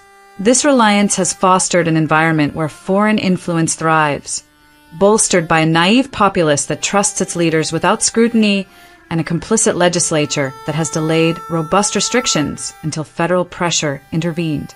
This essay delves into the limited yet critical direct Chinese ownership, the vast indirect influence through investments and partnerships, the intricate business networks of Pillen and Ricketts, and the systemic corruption that demands federal intervention. Only through such action can Nebraska's farmland be reclaimed from foreign control, ensuring its role as a bastion of American agriculture remains unassailable. Part 1. Chinese land ownership and its disproportionate impact. Chinese entities, predominantly Syngenta under the ownership of state-controlled ChemChina, directly possess approximately 1,200 acres of Nebraska farmland, a mere fraction when measured against the state's expansive and richly productive agricultural landscape. This modest direct ownership, however, is vastly overshadowed by the extensive indirect influence wielded by Chinese interests, estimated to encompass 5,000 to 10,000 additional acres through an intricate network of leases, contracts, and strategic partnerships. Among these, Smithfield Foods, acquired by China's WH Group in 2013, plays a pivotal role, extending foreign control via agreements with Nebraska farmers that amplify Chinese economic reach. The true significance of this influence transcends the limited acreage, residing in its strategic implications, particularly the proximity to critical military installations such as Offutt Air Force Base. This positioning heightens concerns of potential espionage, while the risk of disrupting America's food supply chain poses a grave threat to national security, exposing vulnerabilities in the nation's agricultural backbone. Governor Jim Pillen and Senator Pete Ricketts have consistently failed to confront this escalating danger, permitting Chinese firms to establish deep economic roots within Nebraska's framework through operational hubs in Waterloo and Omaha. These facilities, employing over 300 local workers, foster a troubling dependence that undermines state autonomy. The National Farm Security Action Plan, introduced by President Donald Trump on July 8, 2025, directly addresses this crisis with a resolute ban on Chinese land purchases and the imposition of severe penalties for noncompliance, including fines reaching up to 25% of land value. This policy lays bare Nebraska's prolonged inaction, a failure compounded by the complicity of its leaders, who have allowed Chinese and Chinese-linked investors to acquire property with impunity for decades. This unchecked proliferation is facilitated by Pillen and Ricketts connections to investment schemes that blend American and Chinese financial interests across multiple tiers, enabling foreign entities to exploit Nebraska's resources. Though modest in direct land ownership, this influence erodes America's agricultural sovereignty by establishing a foothold for broader control, threatening the integrity of the nation's heartland. The urgency of this situation demands immediate federal scrutiny to thoroughly assess the scope of Chinese dominance, dismantle the networks facilitating it, and safeguard national interests. Nebraska's leadership has betrayed its farmers and the country by allowing this infiltration, a lapse that requires robust intervention to reclaim the state's agricultural independence and protect America's food supply from foreign exploitation. Part 2. Jim Pillen's Business Ecosystem and Chinese Investment Ties. Governor Jim Pillen's Pillen Family Farm stands as a dominant entity in pork production, generating approximately 1 million hogs annually across Nebraska, South Dakota, and Iowa, deeply embedding it within a complex business ecosystem that relies heavily on Chinese-linked entities. At the forefront of this network, Smithfield Foods, acquired by China's WH Group, operates as a primary buyer, purchasing vast quantities of Pillen's hogs and directly integrating Chinese influence into his supply chain through its processing and distribution operations. This first-tier relationship extends to Syngenta's seed operations in Waterloo, owned by state-controlled ChemChina, which supplies local farmers who provide essential feed for Pillen's livestock, establishing a critical second-tier connection to Chinese corporate interests. The ecosystem further expands through global suppliers of agricultural chemicals, many of which originate from Chinese firms, entangling Pillen's operations in a broader network of foreign influence that spans multiple tiers of production, distribution, and support. Investment firms like Berkshire Hathaway, with significant stakes in agricultural companies such as Corteva, likely intersect with Pillen's personal wealth, forging additional financial links to markets influenced by Chinese capital and reinforcing his economic dependence on these entities. The Nebraska Farm Bureau, a powerful lobbying force within the state, plays a pivotal role in this ecosystem, advocating for trade policies that prioritize economic growth and international commerce over restricting foreign ownership, thereby aligning seamlessly with Pillen's business interests and perpetuating the acceptance of Chinese involvement. Despite Pillen's public endorsement of LB 644, a legislative measure designed to bar Chinese Communist Party-linked firms from receiving state tax credits. His actions appear superficial and reactive, spurred by federal pressure from initiatives like the National Farm Security Action Plan, rather than a genuine commitment to safeguarding Nebraska's agricultural sovereignty. This legislative stance masks his deeper complicity in Chinese investment schemes, where direct and indirect business ties, spanning supply chains, investment portfolios, and lobbying influences, undermine the state's independence and expose a troubling prioritization of personal gain. Pillen's reliance on these foreign connections betrays Nebraska's farmers, who suffer from the erosion of local control over their land and markets, a betrayal that jeopardizes national security. The urgency of this issue demands a federal investigation to expose these conflicting interests, unravel the extent of Chinese influence within Pillen's operations, and dismantle the networks that enable foreign domination, ensuring the protection of America's agricultural heartland from such exploitative entanglements. Part 3. Pete Ricketts and the Ricketts family's Chinese-linked investments.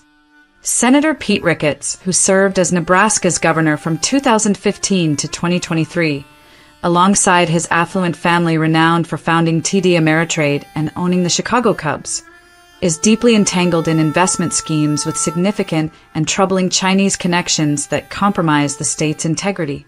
Ricketts holds substantial stakes in Shoals Global Investments, a Beijing-based firm intricately tied to West China Cement, a company controlled by the Chinese government through its Anhui Province Authority, establishing a direct and undeniable financial conduit to the Chinese Communist Party. During his tenure as governor, Ricketts actively fostered trade relationships with China, most notably through a sister state agreement with Shaanxi Province, a policy that opened the door for firms like Syngenta to expand their operational footprint across Nebraska, embedding foreign economic influence deep within the state's agricultural sector.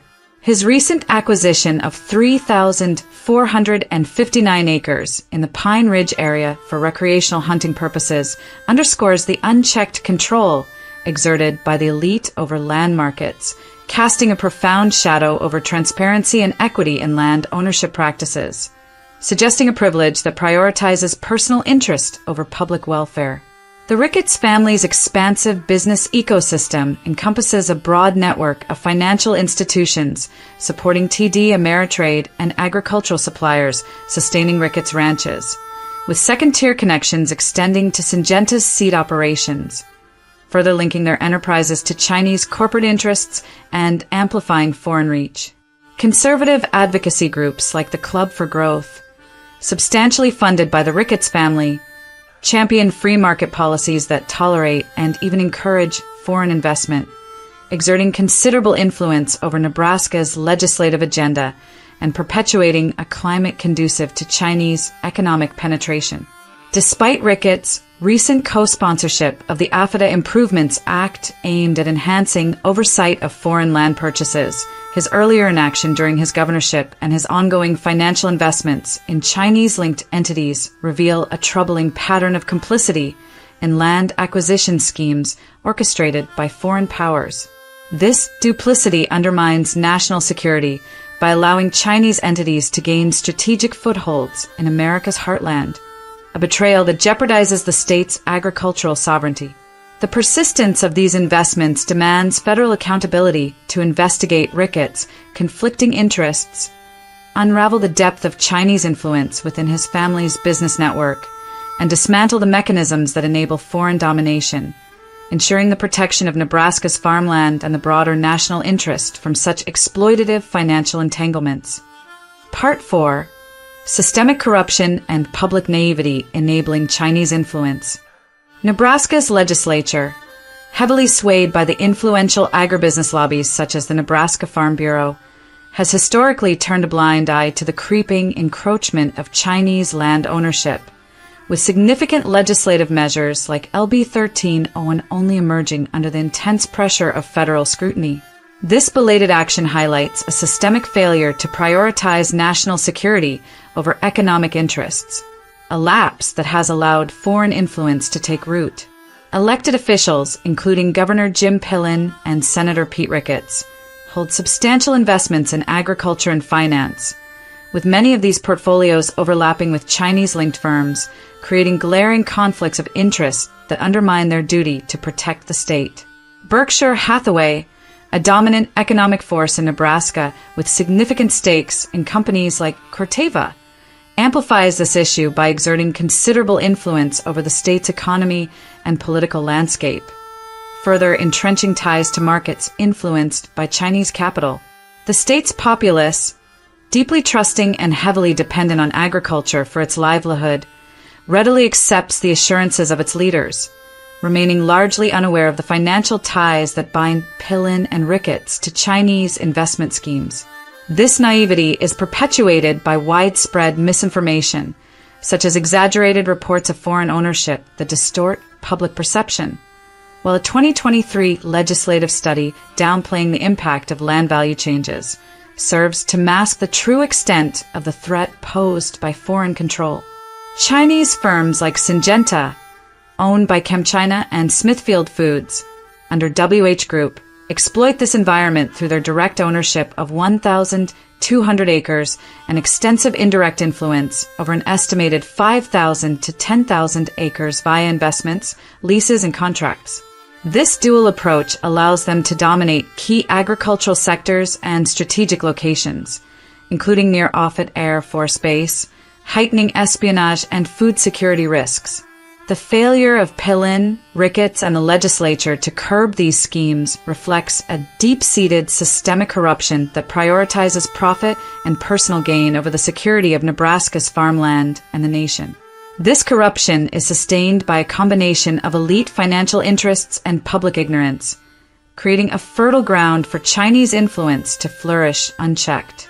A federal investigation becomes essential to expose these illicit ties, educate the public on the realities of foreign ownership, and dismantle the structural mechanisms that enable Chinese domination of Nebraska's agricultural heartland, ensuring the protection of America's food supply and the restoration of state sovereignty. Conclusion: reclaiming Nebraska's farmland.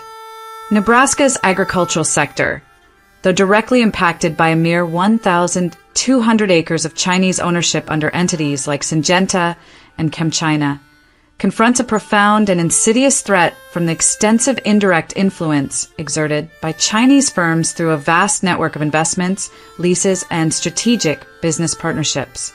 This influence, estimated to span 5,000 to 10,000 acres through companies like Smithfield Foods under WH Group, jeopardizes the state's agrarian stability and national security, particularly near critical sites like Offutt Air Force Base.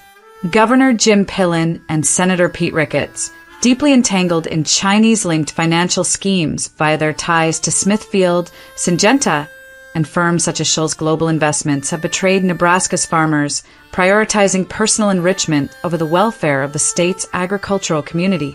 Their expansive business ecosystems, bolstered by the economic might of investment giants like Berkshire Hathaway and the lobbying power of groups like the Nebraska Farm Bureau, sustain a corrupt system where Chinese influence not only persists but flourishes, eroding local control and autonomy. The state legislature's persistent inaction, coupled with a pervasive public naivety fueled by widespread misinformation, allows this crisis to deepen unchecked.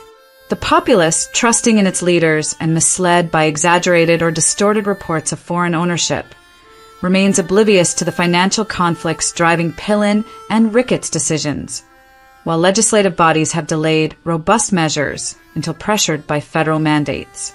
President Trump's National Farm Security Action Plan, introduced on July 8, 2025, provides a critical framework to combat this threat, employing a ban on foreign land purchases and enhanced oversight to safeguard America's agricultural integrity. However, this plan alone falls short without a comprehensive federal investigation that can fully expose the breadth of Chinese control, uncover the financial entanglements that bind Nebraska's leaders to foreign interests, and dismantle the corrupt networks undermining the state's sovereignty. Such an investigation must quantify both direct and indirect Chinese holdings, hold Pillen and Ricketts accountable for their complicity, and address the systemic failures that have permitted this infiltration. This decisive action is vital to protect America's food security, a cornerstone of national strength, by reclaiming Nebraska's farmland from foreign domination. It is equally essential to restore integrity to the state's agricultural heartland, ensuring that it remains a bastion of American resilience and independence, free from the exploitative grasp of Chinese influence. Only through such measures can the trust of Nebraska's farmers be restored and the nation's agricultural sovereignty be preserved for future generations.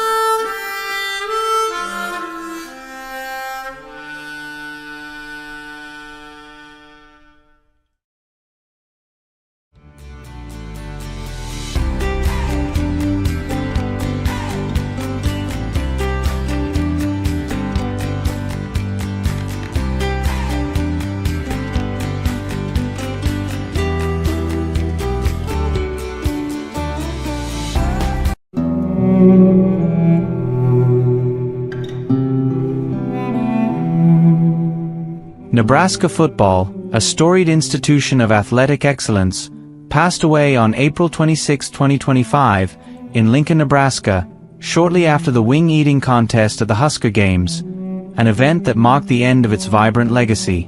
Born on November 27, 1890, with its first game against the Omaha YMCA, Nebraska football, affectionately known as the Cornhuskers, lived a remarkable 135 years, leaving an indelible mark on the state of Nebraska, college football, and the nation. Nebraska football rose from humble beginnings to become a powerhouse, achieving 5 national championships: 1970, 1971, 1994, 1995, 1997, 46 conference titles, and 53 bowl game appearances. Its sellout streak at Memorial Stadium, unbroken since November 3, 1962, symbolized unparalleled fan loyalty, with 60,000-strong crowds annually celebrating its spirit. The program produced 3 Heisman Trophy winners: Johnny Rodgers, 1972, Mike Rozier, 1983, and Eric Crouch, 2001, and legends like Tom Osborne, who coached from 1973 to 1997, amassing 255 wins and 3 national titles. Nebraska's black shirt defense, tunnel walk, and sea of red defined college football's cultural landscape, inspiring programs nationwide. The Cornhuskers were a cornerstone of Nebraska's identity, generating $114.3 million annually for Lincoln's economy and uniting communities across the state's prairies. From the Bob Devaney era's first national titles to Osborne's dynasty, Nebraska football fostered pride, resilience, and camaraderie, serving as the state's cultural heartbeat in the absence of professional sports. Its influence extended nationally, shaping recruiting, coaching strategies, and fan engagement models, with Memorial Stadium's electric atmosphere a pilgrimage site for football devotees. Nebraska football's decline began in the early 2000s, marked by coaching transitions and competitive struggles, but its spirit endured until the fateful decision to replace the red-white spring game with the Husker Games in 2025. Intended to modernize, the event's women's flag football, tractor pull, mechanical cow roping, and wing-eating contest drew less than 10,000 fans, a stark contrast to the spring game's 60,000, resulting in a $4 to $8 million economic loss and widespread fan disillusionment. The loss of tradition extinguished the program's soul, signaling its symbolic death on April 26, 2025. Survived by its loyal fans, alumni, and the University of Nebraska-Lincoln community, Nebraska football leaves a legacy of excellence, unity, and innovation. It is preceded in death by its former glory, eroded by modern pressures like the transfer portal and shifting priorities. Memorial services will be held at Memorial Stadium on May 4, 2025, at 2 p.m., with a public gathering to honor its achievements. In lieu of flowers, donations are requested to the Husker Athletic Fund to support future athletic endeavors. Nebraska football will be missed for its electrifying games, communal spirit, and enduring impact on the state and sport it loved.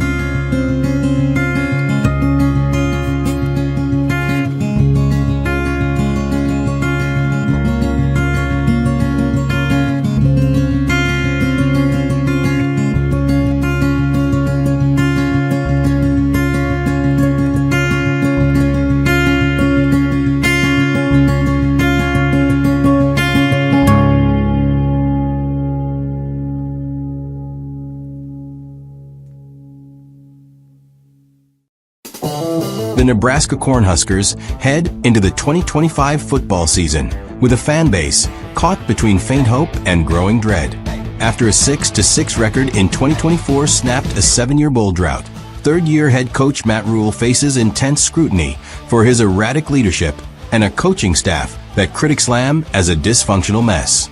Projections peg Nebraska as an average Big Ten team, likely scraping together 4 to 6 wins, with a best-case scenario of 7 and a worst-case plunge to as few as 2. A roster packed with potential, bolstered by high-profile transfers and young talent, is at the mercy of Rule's questionable decisions, epitomized by the catastrophic 2025 Husker Games, a spring debacle that has become a symbol of the program's woes. As the Cornhuskers prepare to take the field at Memorial Stadium, this comprehensive season preview dives into the team's roster, coaching, schedule, and prospects, revealing a program teetering on the edge of progress or collapse. The coaching crisis, Rule's house of cards. Matt Rule's tenure in Lincoln is under fire. Once celebrated for turning around Temple 10-4 in 2015 and Baylor 11-3 in 2019, he now faces accusations of being a blabbermouth idiot whose poor decisions cost winnable games. His 6-6 record in 2024 was a step forward, but losses to UCLA and Illinois exposed his shaky in-game management. Off the field, his choices have been even more perplexing, none more so than the 2025 Husker Games, a spring event that replaced the traditional spring game and descended into chaos. Billed as a showcase of skill competitions, it unraveled as players struggled, prompting Rule to abruptly cut events and add a last-minute scrimmage after fan outcry. His manic microphone-wielding presence, barking orders like a deranged ringmaster, earned the event the grim label "The Day Nebraska Football Died." The fiasco highlighted Rule's indecisiveness and inability to handle pressure, a troubling sign for a season that demands steady leadership. The coaching staff is a lightning rod for criticism, blending Rule loyalists, unproven newcomers, and holdovers with tarnished records. Dana Holgerson, promoted to offensive coordinator mid-2024, brings a track record of high-flying offenses from West Virginia and Houston. His air raid system could elevate Raiola, but his limited time at Nebraska and modest 2024 improvements leave questions.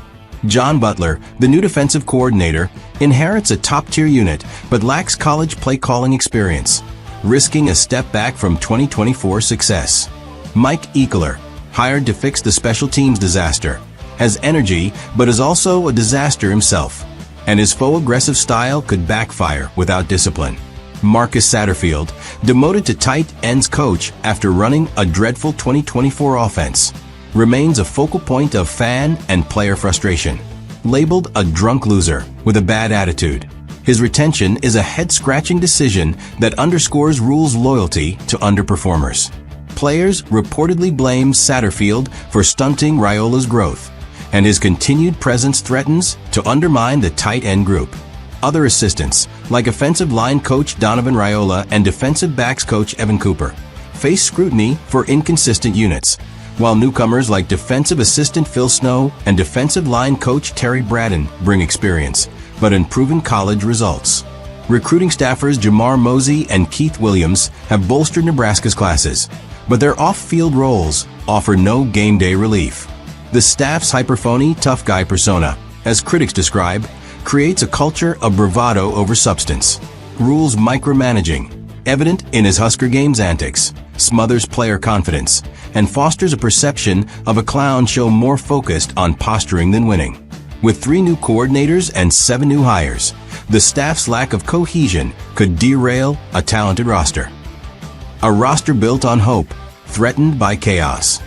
Nebraska's 2025 roster is a high-stakes experiment, blending returning stars, untested underclassmen, and a slew of transfers who could either spark a turnaround or fracture the locker room. At the center is sophomore quarterback Dylan Raiola, a former 5-star recruit whose 2024 season was a tale of 2 halves. He threw for 2,819 yards, 13 touchdowns, and 11 interceptions, completing 67% of his passes, and helped Nebraska to a 3-0 start and a brief AP poll ranking, the program's first since 2019. But a mid-season collapse, marked by poor decisions and visible frustration, raised red flags.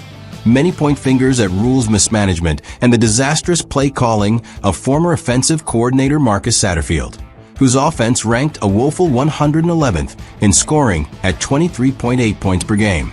Raiola's off-season work, shedding weight to boost mobility, offers promise, and new offensive coordinator Dana Holgerson's air raid system could unlock a 3,000-yard, 20-touchdown season. Yet, Raiola's occasionally goofy demeanor and lapses in focus leave doubts about his ability to lead under pressure.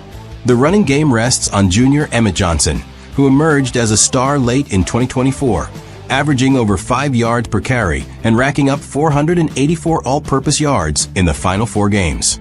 His dual-threat ability is a bright spot, but the running back room is razor-thin, with injury-prone veterans Gabe Irvin Jr. and Romer Johnson offering little reliability. The receiving core, a potential strength, is led by freshman standout Ja'Cory Barney Jr., who hauled in 55 catches for 447 yards in 2024. Transfers Dane Key from Kentucky and Nizia Hunter from Cal bring size and speed, respectively. But knitting them together with returners like Isaiah Nair risks chemistry issues if playing time becomes contentious.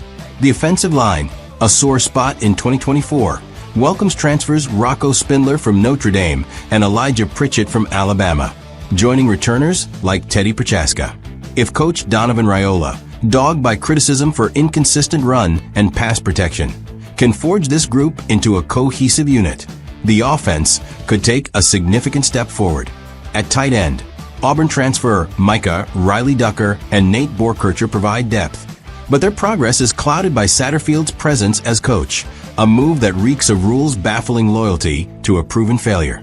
On defense, Nebraska's 2024 unit was a standout, ranking 11th nationally in total defense at 312.8 yards per game. The loss of sack leader Ty Robinson Hurts and new defensive line coach Terry Braden, a former NFL assistant with scant college experience, faces a steep challenge with players like Nash Hutmacher and Norfolk State transfer Tyus Fields. The linebacker group, led by 7th-year veteran Javin Wright, 51 tackles in 2024, and Sun Belt Defensive Player of the Year Marquez Watson-Trent from Georgia Southern, is a strength, with Oklahoma transfer Dasa McCullough adding athleticism. The secondary, anchored by safety Deshaun Singleton, 71 tackles in 2024, must improve after faltering against top Big Ten passers. New defensive coordinator John Butler, promoted from secondary coach, lacks college play calling experience, raising fears that the defense could slip from its 2024 heights. Special teams were an outright disaster in 2024, with 10 blocked kicks exposing a glaring weakness. New coordinator Mike Ekeler, fresh from Tennessee, brings energy and kicker John Hall returns, but the unit's overhaul is unproven. Rule's failure to address this issue sooner fuels the narrative of a coach out of his depth. The transfer portal has been a double-edged sword, injecting talent but threatening team unity. With 5 to 7 transfers, Key, Hunter, Spindler, Pritchett, Watson-Trent, McCullough, and Riley Ducker expected to start or play heavily. Returning players like Nair or defensive back Malcolm Hartzog may resent lost opportunities. While these newcomers are high caliber, the lack of continuity could breed animosity, especially if early losses mount. Nebraska's 19th-ranked 2025 recruiting class and early 2026 commitments, including quarterback Dayton Raiola, signal a bright future. But the immediate task is molding this disparate roster into a cohesive unit. The schedule, a gauntlet awaits. Nebraska's 2025 schedule offers early opportunities, but a brutal Big Ten slate. The season opens with winnable games against Cincinnati, Akron, and Houston Christian, setting the stage for a potential 3-0 start. But the meat of the schedule, road trips to Michigan and Penn State, plus home clashes with USC and Iowa, presents daunting challenges. The October 25th showdown at Ohio State could define the season. A competitive showing would signal progress, while a blowout could unravel morale. Games against Rutgers, Indiana, and Wisconsin offer upset potential, but demand flawless execution. Bowl eligibility at 6 wins is the baseline goal, with a potential matchup against another average team. Early wins are critical. as the back half of the schedule is unforgiving. Rule's history of dropping winnable games suggests Nebraska will need to steal at least one upset to reach a bowl. The outlook, a season of fragile hope. Nebraska's 2025 season rests on three pillars: Raiola's growth, transfer integration, and coaching execution. Holgerson's offense could push the team toward 30 points per game, a marked improvement from 2024's anemic output. The defense, despite losses, should remain a top 25 unit with Singleton and Watson-Trent leading the way. Special teams must avoid the catastrophic failures of 2024 to keep games competitive. Yet, Rule's track record casts a long shadow. His penchant for self-inflicted wounds, evident in the Husker games and 2024's late season stumbles, suggests he'll cost Nebraska at least 2 winnable games through poor decisions. The transfer-heavy roster risks locker room tension if early losses pile up, as returning players may resent displaced roles. While a 9-win season is theoretically possible with perfect execution, Rule's erratic leadership and the staff's inexperience make it a long shot. Best case, Raiola flourishes, transfers gel, and Nebraska capitalizes on early games, finishing 7-5 or 8-4 with a bowl win, signaling a program on the rise. Likely case, inconsistent play and coaching blunders lead to a 5-7 record, missing a bowl and fueling calls for change. Worst case, poor cohesion and Rule's missteps result in a 2-10 or 3-9 disaster, reigniting demands for his firing. Final prediction, Nebraska staggers to a 5-7 record, with Raiola showing flashes of brilliance, but Rule's mismanagement, epitomized by the Husker games debacle, derailing any chance of sustained success. The Cornhuskers remain a middling Big Ten team, far from the glory days of Tom Osborne. Fans will watch with bated breath, hoping for a miracle, but bracing for another season of frustration under a coach whose flaws are increasingly impossible to ignore.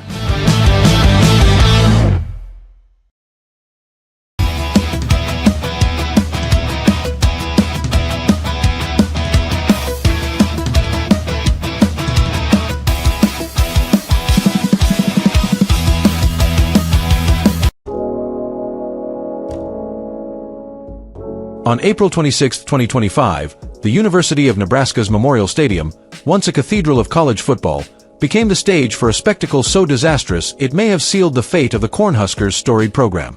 The Husker Games, a poorly conceived replacement for the traditional red-white spring game, were not merely a disappointment but a catastrophic failure that exposed the depths of mismanagement plaguing Nebraska football. Marketed as an innovative showcase of 7-on-7 competitions and skills drills, the event, also known as the Nebraska Games or Fall Sports Preview, delivered a chaotic, embarrassing mess that alienated fans, repelled recruits, and tarnished a legacy built over decades. With fewer than 10,000 attendees compared to the 60,000 who typically pack the stadium for the spring game, the Husker Games marked a precipitous fall for a program that once defined excellence. This was no mere misstep, it was a death knell, a culmination of 2 decades of poor leadership from coaches, athletic directors, and university officials, with head coach Matt Rule's decisions serving as the final nail in the coffin. The Husker Games, or as they could aptly be called, the day Nebraska football died, have left the program in a state from which it may never recover. A tradition dismantled, the cancellation of the spring game. The decision to replace the red-white spring game with the Husker Games was a profound error, rooted in a misguided attempt to prioritize caution over tradition.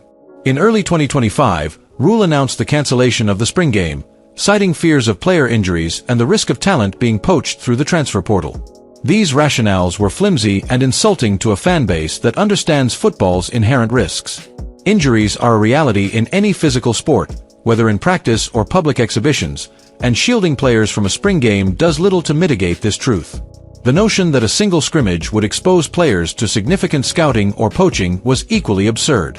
In the modern era, players are already known quantities, tracked through game film, recruiting networks, and constant communication with rival programs. A spring game would not alter this dynamic, yet Rule used it as a pretext to dismantle a cherished ritual that unites Nebraska's football community. The red-white game is more than an exhibition. It is a cultural cornerstone, a springtime celebration that draws families, alumni, and fans across generations to Memorial Stadium. With attendance often rivaling that of major programs, it underscores Nebraska's unique passion for football in a state where the sport is a way of life. Replacing this tradition with the Husker Games, a hodgepodge of skills contests, a women's flag football game, and other peripheral activities, was a grave miscalculation. The event structure, inspired by the NFL's Pro Bowl, was fundamentally at odds with Nebraska's football ethos, which craves the intensity of competitive play, not contrived spectacles. By prioritizing a sanitized, low-risk format, Rule and the athletic department underestimated the emotional weight of the spring game, setting the stage for a debacle that would reverberate far beyond April 26th.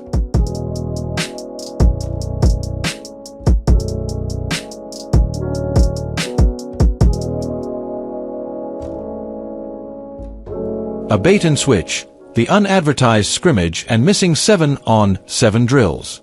The execution of the Husker Games was a masterclass in disorganization, epitomized by a last-minute decision to include a live scrimmage that went largely unadvertised. Just 9 days before the event, on April 17th, Rule reversed his earlier stance and announced a scrimmage for third and fourth string players, a move that contradicted the cancellation of the spring game. This scrimmage, featuring walk-ons and roster hopefuls competing for spots on the new 105-man NCAA roster, was a genuine opportunity to showcase local talent and engage fans. Yet, inexplicably, it was not promoted. Promotional materials continued to emphasize 7-on-7 drills and skills competitions, leaving fans unaware that real football, complete with tackling and full gear, would be played in Memorial Stadium. This failure to communicate was a critical error, as Nebraska's loyal fanbase would have rallied to support a scrimmage highlighting homegrown players fighting for their place on the team. Instead, the lack of promotion contributed to a paltry attendance, a stark rebuke to the athletic department's priorities. Compounding the confusion was the cancellation of the 7-on-7 drills, which had been heavily marketed as the event's centerpiece. These drills, billed as a modern pass-heavy showcase, were meant to highlight offensive skill and entertain fans with dynamic plays. Their absence was a baffling betrayal, leaving attendees who expected a lively display of athleticism with nothing but frustration. The bait-and-switch, advertising one format and delivering another, demonstrated a profound lack of respect for fans who invested time and money to attend. The scrimmage, while a welcome surprise for those present, was limited in scope, excluding starters and most second-string players. A more thoughtful approach could have balanced fan expectations with rules concerns. Starters could have participated in limited, low-contact series in half-pads, followed by a full scrimmage for reserves. Such a structure would have preserved the spring game's competitive spirit while showcasing the roster's depth. Instead, the athletic department's failure to adapt or communicate effectively squandered a chance to celebrate Nebraska's football heritage, leaving fans feeling deceived and disregarded.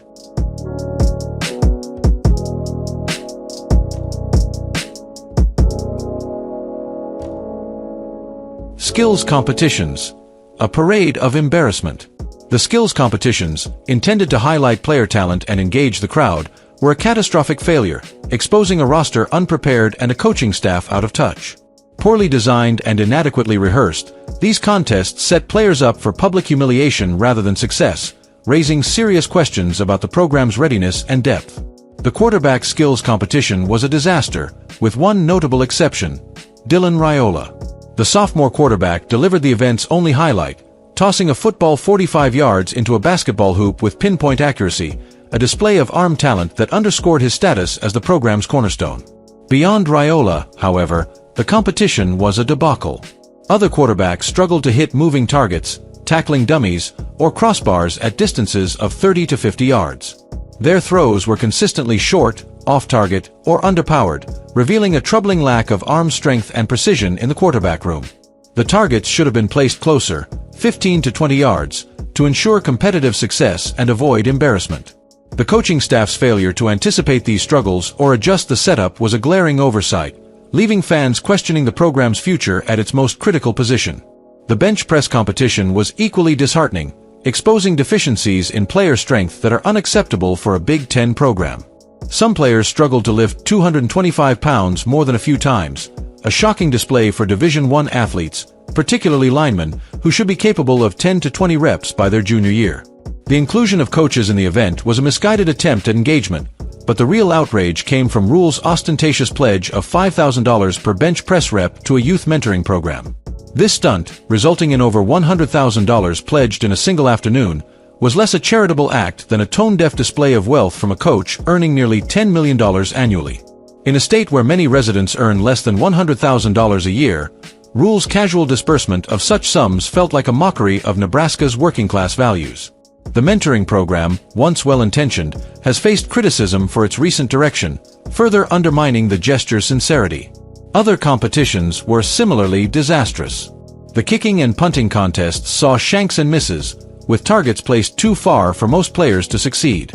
Kickers struggled to make field goals, and punters failed to land balls in designated areas, requiring an alumnus to step in and salvage the display.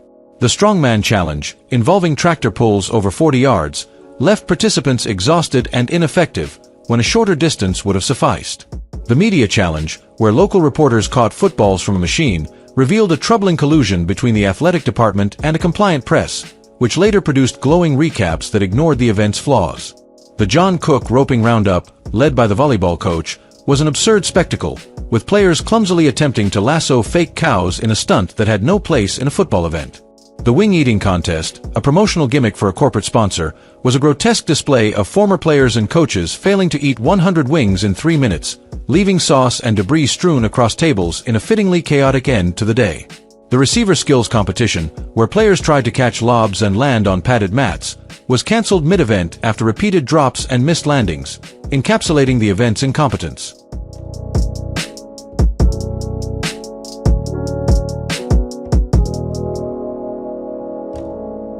Recruiting, a catastrophe with lasting consequences. The Husker Games were a recruiting disaster, alienating high school prospects and cementing Nebraska's reputation as a program in decline. Recruits in attendance appeared lost, confused, and neglected, wandering aimlessly without meaningful engagement from coaches or staff. The lack of organization, from abrasive hosts herding prospects to cramped, subpar seating in the stands, signaled that recruiting was an afterthought. Forcing these young athletes to watch a women's flag football game and a series of failed skills contests, rather than a competitive spring game, was a profound miscalculation. Top-tier prospects, who have options at programs with vibrant spring games and passionate fanbases, saw nothing to inspire confidence in Nebraska's direction. The event's chaos and lack of competitive football sent a clear message: this is not a serious program. No high-caliber recruits are likely to commit to Nebraska after this debacle, and the program's ability to attract even mid-tier talent is now in jeopardy. Nebraska's recruiting challenges are already significant, given its remote location, harsh winters, and competition from programs in more appealing climates. The Husker Games added a new and insurmountable barrier: embarrassment. Prospects who witnessed the event or heard of its failures will not entertain the idea of playing for a program that subjects its players to such public humiliation. The promise of scholarships and endorsement deals is not enough when the program's reputation is one of disorganization and incompetence. Recruits want to play for winning teams, for coaches who inspire confidence, and for programs that respect their craft. The Husker Games demonstrated that Nebraska offers none of these, ensuring that the program's talent pipeline will dry up, leaving it unable to compete in the Big Ten or beyond. A program unpoachable, but at what cost? Ironically, the Husker Games may have achieved one unintended outcome: making Nebraska's players unpoachable. The abysmal performances in the skills competitions and the disorganized scrimmage likely convinced rival coaches that Nebraska's roster lacks talent worth pursuing. No opposing program will look at the players who struggle to hit targets, lift weights, or complete basic tasks and see potential transfers. However, this is a hollow victory, achieved at the cost of the program's prestige and future viability. By showcasing incompetence, Nebraska has deterred both recruits and rival programs, but it has also alienated its fanbase and undermined its own aspirations. The program's reputation as a destination for serious football players is in tatters, and the Husker Games have ensured that Nebraska is no longer a place where top talent wants to play, or even visit.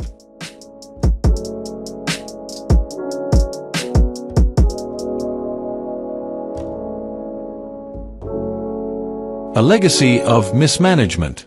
The Husker Games were not an isolated failure but the culmination of 2 decades of mismanagement by coaches, athletic directors, and university leaders.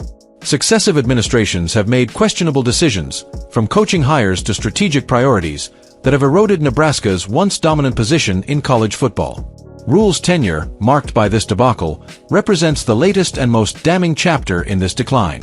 His decision to cancel the spring game, only to reinstate a poorly promoted scrimmage, reflects a leadership style that is reactive, indecisive, and disconnected from the fan base.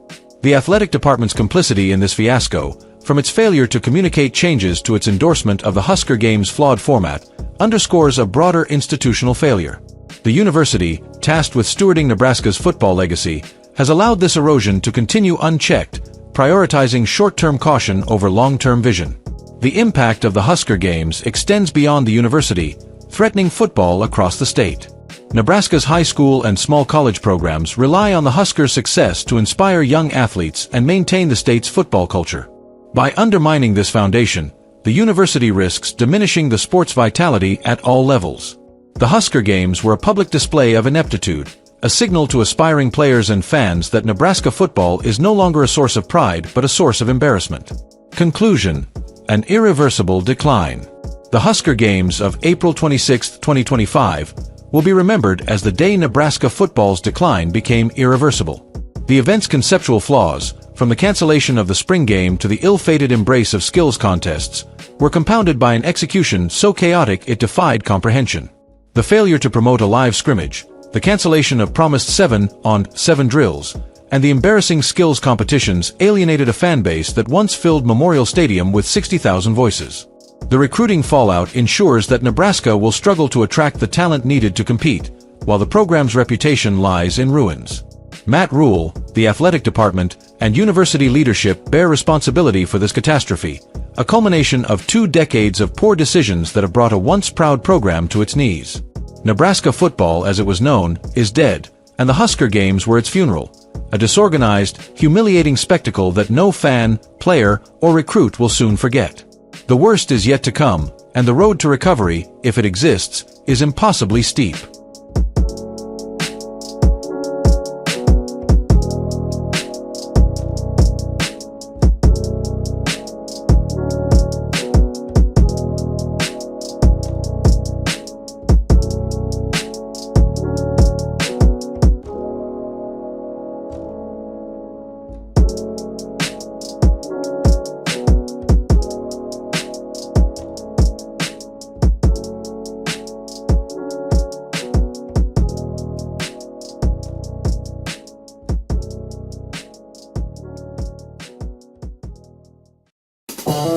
In the high-stakes arena of college football, where every snap can swing a season, the concept of a bye week has long been peddled as a benevolent interlude, a chance for bruised bodies to mend and strategies to sharpen. But as the Nebraska Cornhuskers sit idle this week following their gut-wrenching 30-27 loss to number 21 Michigan on September 20th, 2025, it's glaringly obvious. Bye weeks aren't a gift. They're a glitch in the system, an outdated relic that disrupts momentum, dilutes fan engagement, and hands an unfair edge to the calendar's whims. For a program like Nebraska clawing back relevance under Matt Rule, this post-Week 4 breather isn't recovery. It's a roadblock, perfectly encapsulating why these artificial pauses must be scrapped from the FBS schedule. A brief, bureaucratic history, from necessity to nuisance. Bye weeks in college football trace their roots to the 1980s, when the NCAA formalized scheduling bylaws to prevent oversaturation in a sport ballooning toward a 12-game regular season. Bylaw 17.11.4 mandates that teams cannot kick off before the Thursday preceding Labor Day, ensuring a standardized start while capping contests at 12 or 13 for Hawaii exemptions. This created built-in off weeks to fit the calendar's 13 to 14 Saturdays between late August and late November. In years like 2024 and 2025, an extra Saturday, courtesy of Labor Day's early placement, doubles the byes to 2 for most teams, with outliers like Florida State snagging 3. What began as a pragmatic fix for logistical chaos has morphed into a mandatory downtime that no one asked for, especially not in an era of expanded playoffs demanding peak performance through December. Proponents cling to justifications rooted in player welfare and preparation. The NCAA touts byes as safeguards against the grind of a contact sport, citing reduced injury risks and time for academic catch-up. Claims echoed in studies showing marginal drops in soft tissue strains post-rest. Coaches like Kentucky's Mark Stoops argue they allow targeted film study and injury rehab, potentially boosting output against upcoming foes. In theory, an extra week heals nicks from 60-minute wars and lets coordinators dissect tendencies, turning potential pitfalls into precision plays. Yet these defenses crumble under scrutiny. Data from 2000 to 2014 reveals FBS teams posting a sub-.500 record, 48.6%, in conference games immediately after byes, suggesting the rest advantage is a myth at best, a mild hindrance at worst. A 2020 analysis across 20 seasons found no statistically significant performance bump. Teams win about 50% of post-bye tilts, mirroring their baseline, with rust from lost rhythm offsetting any healing. Football's precision demands weekly reps. A pause invites complacency, where habits atrophy and execution falters. As one anonymous Big Ten assistant put it, you don't fix a leaky roof by stopping the rain. You drill the fundamentals harder. The mounting criticisms, rhythm killers in a relentless sport. The backlash against bye weeks has swelled, fueled by empirical evidence and on-field realities. Foremost is the momentum killer. Teams on hot streaks, like a 3-0 Nebraska entering Big Ten play, shed velocity during downtime. Historical trends show squads coming off wins dip in efficiency, with completion rates and tackle success plummeting as muscle memory fades. In 2015, post-bye squads underperformed spreads by 2.1 points on average, a gap wide enough to flip close contests. Nebraska embodies this. After dismantling UTEP and Colorado in non-conference romps, the Huskers' rhythm against Michigan, marked by 7 sacks on Dylan Raiola and gaping run lanes yielding 286 Wolverines rushing yards, reeked of a team shaking off cobwebs from an unnecessary pause. Injury prevention is another hollow claim. While proponents point to lower acute trauma post-bye, the intervening recuperative practices often mimic game intensity, inviting strains without the payoff of competition. Nebraska staff, per reports, ramped up walk-throughs and conditioning drills this week, risking tweaks to linemen like Elijah Pritchett amid a brutal slate ahead. Michigan State on October 4th, then Ohio State and Wisconsin in November. Data bears it out. Teams like Kentucky are 6 to 10 lifetime post-bye under Stoops, with road woes 0 to 5, amplifying the hazard. For the Huskers, nursing bruises from Justice Haynes' 149-yard demolition. This by forces simulated hits that could sideline Ja'Cory Barney Jr. or Heinrich Haarberg just as Raiola's arm heats up. Fan and broadcast woes compound the farce. Staggered byes scatter marquee matchups, leaving Saturday sparse. Week 4's slate sans Ohio State, Penn State, or Georgia felt like a half measure. Nebraska's 87,278 strong Memorial Stadium faithful, roaring through a near upset of Michigan, now stare at empty calendars, their passion idled, when unity could build national buzz. TV deals suffer too. Empty slots erode viewership, as networks juggle filler over fireworks. In a 12-team playoff era, where every yard counts toward at-large bids, a disjointed regular season mocks the format's intent. Even academics, a perennial excuse, ring false. Players aren't suddenly cramming midterms during byes. Nil obligations and strength sessions fill the void, turning rest into regimented drudgery. Nebraska's 3-1 squad, riding Raiola's 308-yard, 3-TD gem against Michigan, needed reps to solidify an O-line that yielded 52 lost yards, not downtime to ponder syllabi. Whispers in the end zone. Conspiracy theories fuel the fire. Lurking beneath the surface are darker suspicions, amplifying the disdain. Fans whisper that by placements aren't random, but rigged by conference overlords to protect cash cows, scheduling powerhouses like Alabama or Ohio State for late byes to peak in rivalry weeks, while upstarts like Nebraska draw early duds. In 2025's 2-bye quirk, theories abound that the Big Ten slotted Nebraska's post-Michigan breather to blunt their upset glow, preserving parity for TV-friendly Ohio State clashes. Another trope, byes as soft resets for scandal-plagued programs, echoing Michigan's 2023 sign-stealing saga, where off weeks allegedly masked investigations. Though unproven, these notions thrive on opaque scheduling committees, eroding trust in a sport already scarred by nil inequities. Nebraska's nightmare, a harmful hiatus in the Huskers' honeymoon. No critique lands harder than Nebraska's current plight. At 3-1 after torching Michigan for 420 total yards, outgaining the Wolverines 420 to 398. This bye is a sabotage. Rules rebuild hummed. Raiola's 79.8% completion pre-halftime. Barney's 142 yards and 2 scores. Momentum crested in Lincoln's sea of red, yet the calendar yanks the plug, forcing a reset when rhythm reigns. Facing middling Michigan State 2-2 next, the Huskers could have feasted on Aiden Childs' footwork flaws and a secondary ranked 105th against the pass. Instead, they risk rust.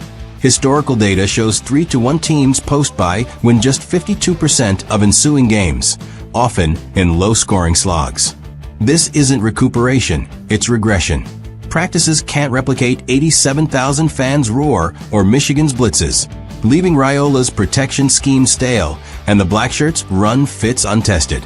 Injuries loom larger. Romer Johnson's 62 yards versus Haynes' exposed gaps. A by-drill tweak could bench him for Spartans linebackers primed to swarm. Fan frustration boils. Memorial Stadium's energy, electric for the Wolverines' thriller, dissipates into dorm room debates. And in playoff chases, this pause stalls Nebraska's resume, as rivals like Penn State rack up statement wins. Bye weeks are a farce, born of 1980s inertia in a 2025 reality. They prioritize phantom rest over proven progress, harming teams like Nebraska when unity matters most. Ditch them. Extend to 13 straight games through Thanksgiving. The Huskers deserve action, not idleness, before this break breaks their season.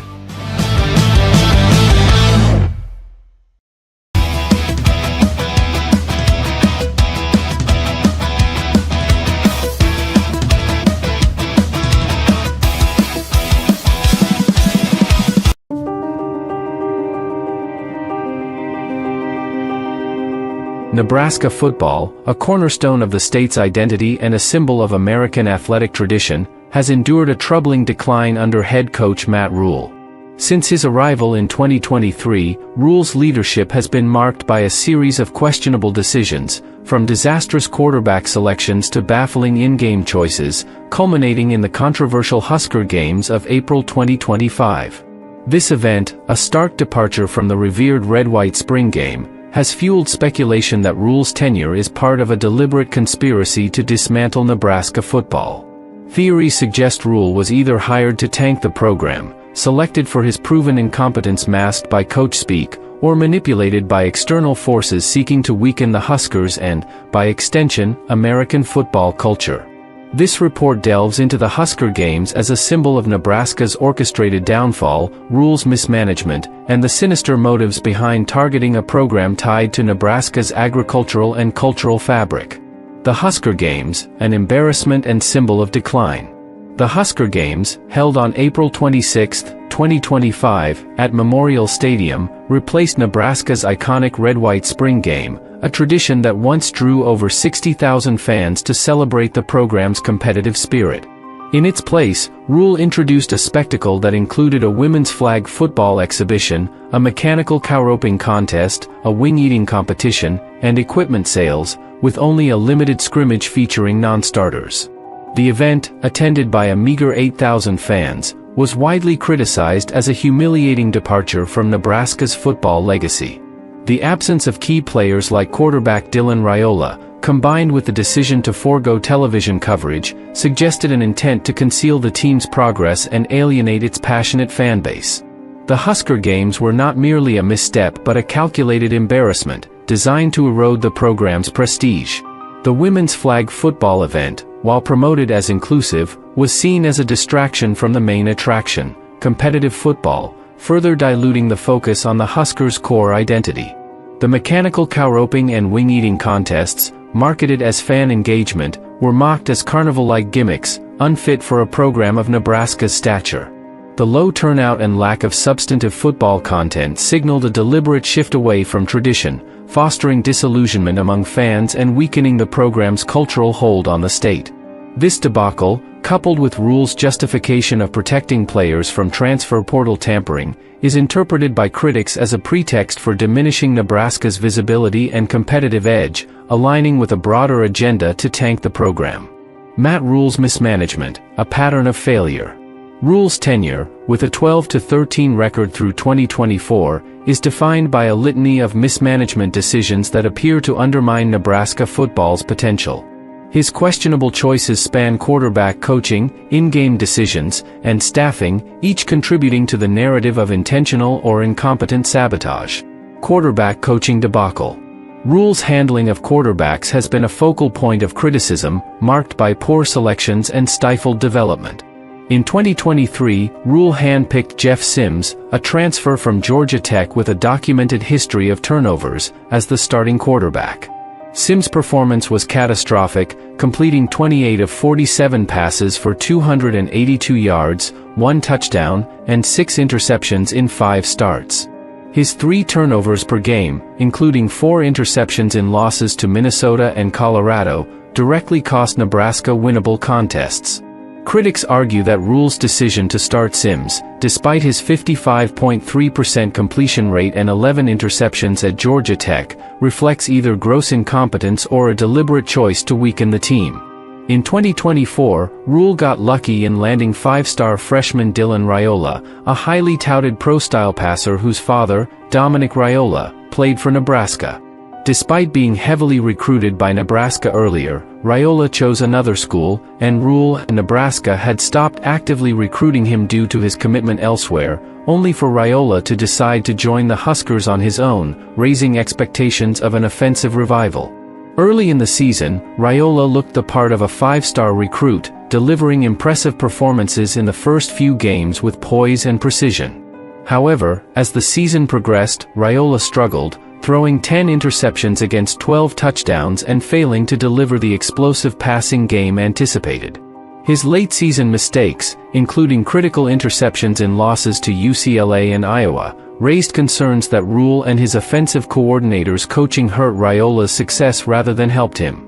Rule's public comments about Raiola's weight, suggesting he won't be a great quarterback at 240 pounds, further alienated fans, who saw this as a misguided focus on physicality over passing refinement.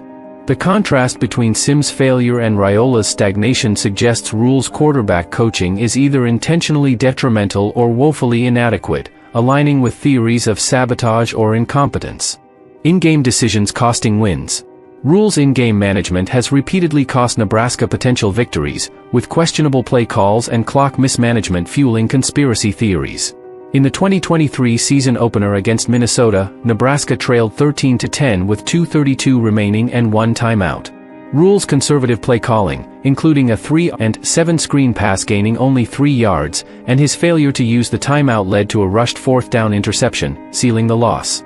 Against Iowa in 2023, Rule's decision to go for it on 4-and-2 at Iowa's 49-yard line, calling a predictable run play that was stuffed, handed Iowa field position for a tying field goal, ultimately leading to a 13-10 defeat. In 2024, a conservative final drive against Ohio State, featuring 2 runs for minimal gains and a punt with 1:45 left, squandered a chance to upset a top-ranked opponent. Similarly, a failed 2-point conversion against UCLA, with a poorly designed pass play, kept Nebraska trailing by 7 instead of 6, contributing to a 27-20 loss. These decisions, consistently tilting games toward defeat, suggest either a deliberate intent to lose or a level of incompetence that aligns with a conspiracy to undermine the program. Disorganized and questionable staffing. Rule's staffing choices further bolster the narrative of mismanagement. His loyalty to underperforming assistants, such as offensive coordinator Marcus Satterfield, has drawn scrutiny. Satterfield's offense ranked 115th nationally in 2023 and struggled in 2024, averaging 14.6 points during a 3-game losing streak. His demotion to tight ends coach, while retaining a $1.4 million salary, was seen as a financial compromise rather than a merit-based decision.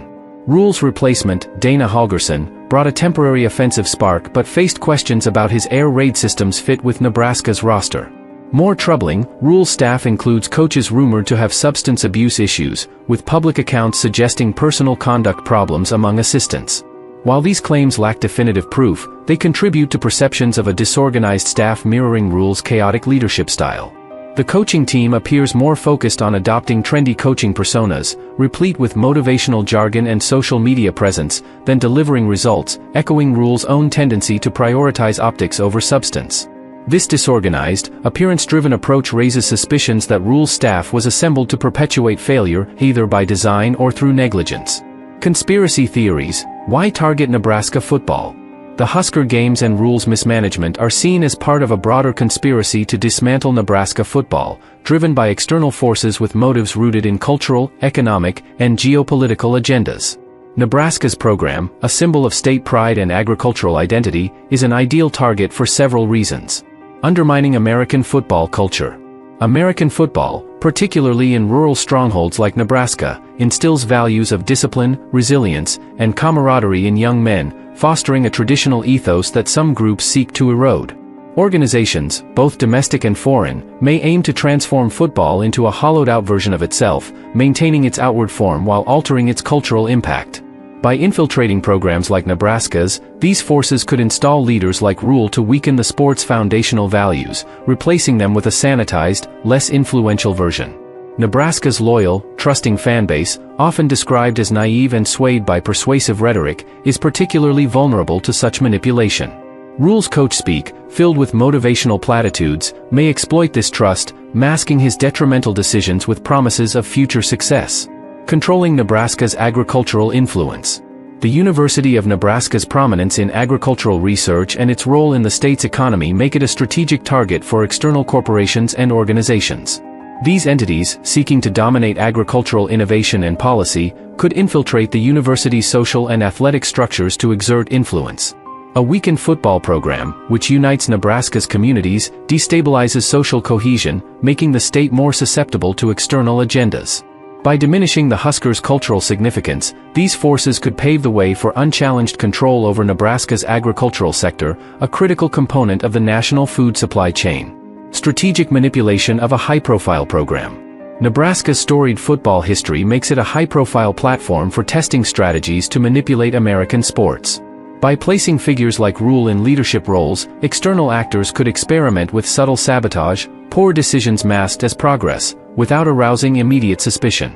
This approach could set a precedent for broader influence over college football, a multi-billion-dollar industry with significant cultural weight.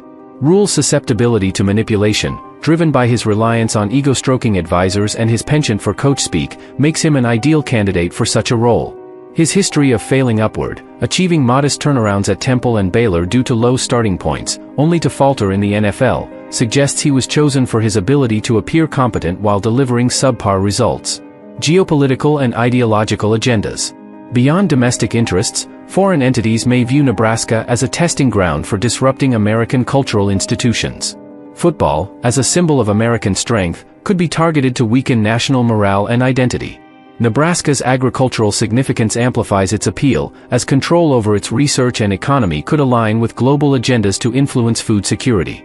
Rule's disorganized staff and questionable decisions, from the Husker Games to quarterback failures, could be orchestrated by advisors placed to steer him toward ruin, exploiting his susceptibility to flattery and external guidance.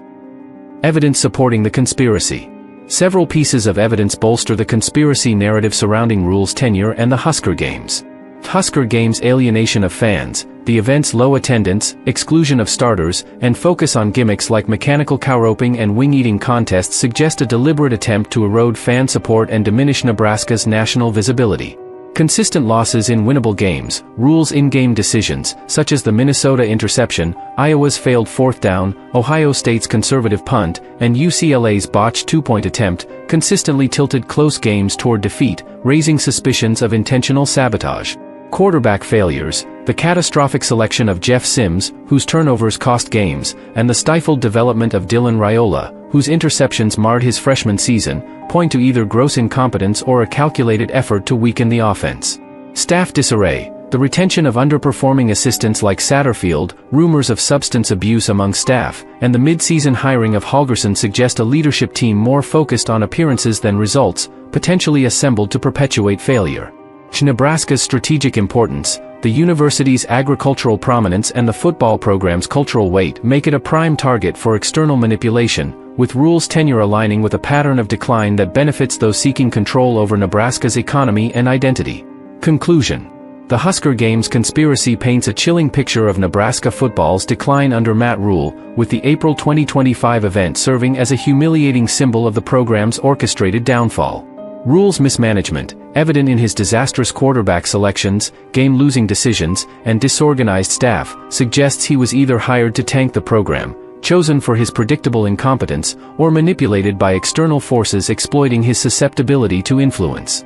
The targeting of Nebraska football reflects a broader agenda to undermine American football's cultural significance, control the state's agricultural sector, and test strategies for manipulating high-profile sports programs. As Nebraska's trusting fanbase grapples with Rule's failures, the Husker Games stand as a stark reminder of a program in peril, caught in a web of conspiracy that threatens its legacy and the values it represents.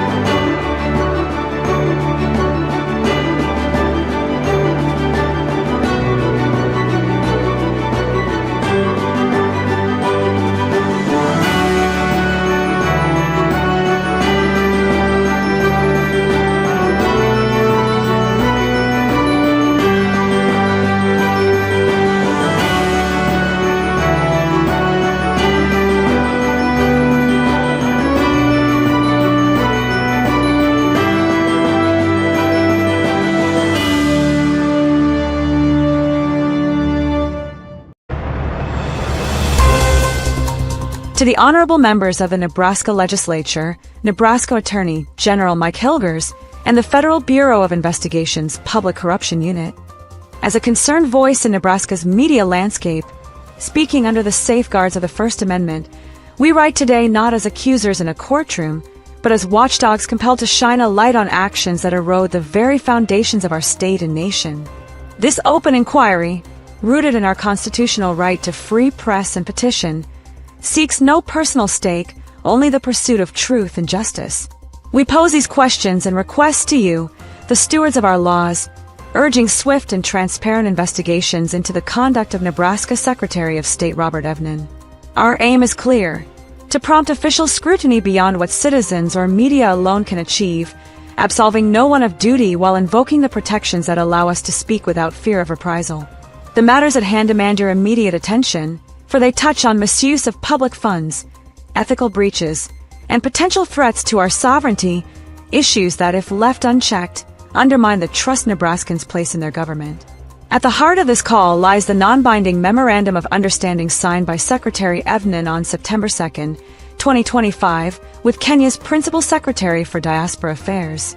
Framed as a pathway for student exchanges, apprenticeships, and lawful labor mobility, this agreement explicitly promotes the importation of Kenyan truck drivers into Nebraska's workforce. Yet, in a state brimming with over 1,000 qualified local haulers, many sidelined by regulatory hurdles, this deal appears less like diplomacy and more like a deliberate sidestep of our own capable citizens. Governor Jim Pillen has already distanced himself from it, calling it outside state policy, while Kenyan officials hail it as a direct route to commercial drivers' licenses in critical sectors. Signed without gubernatorial approval or broader agency input during a taxpayer-funded trade mission, the memorandum raises profound red flags about resource diversion and ulterior motives. Consider the clear misallocation of public funds here. Under Nebraska Revised Statute 84-306, which bars unauthorized spending of state resources, the costs of this venture, travel negotiations, and follow-up efforts have been drawn from budgets meant for Nebraskans' needs, like schools and roads. This isn't abstract. It's a potential felony of theft by deception, carrying up to 20 years in prison if audits confirm even modest waste.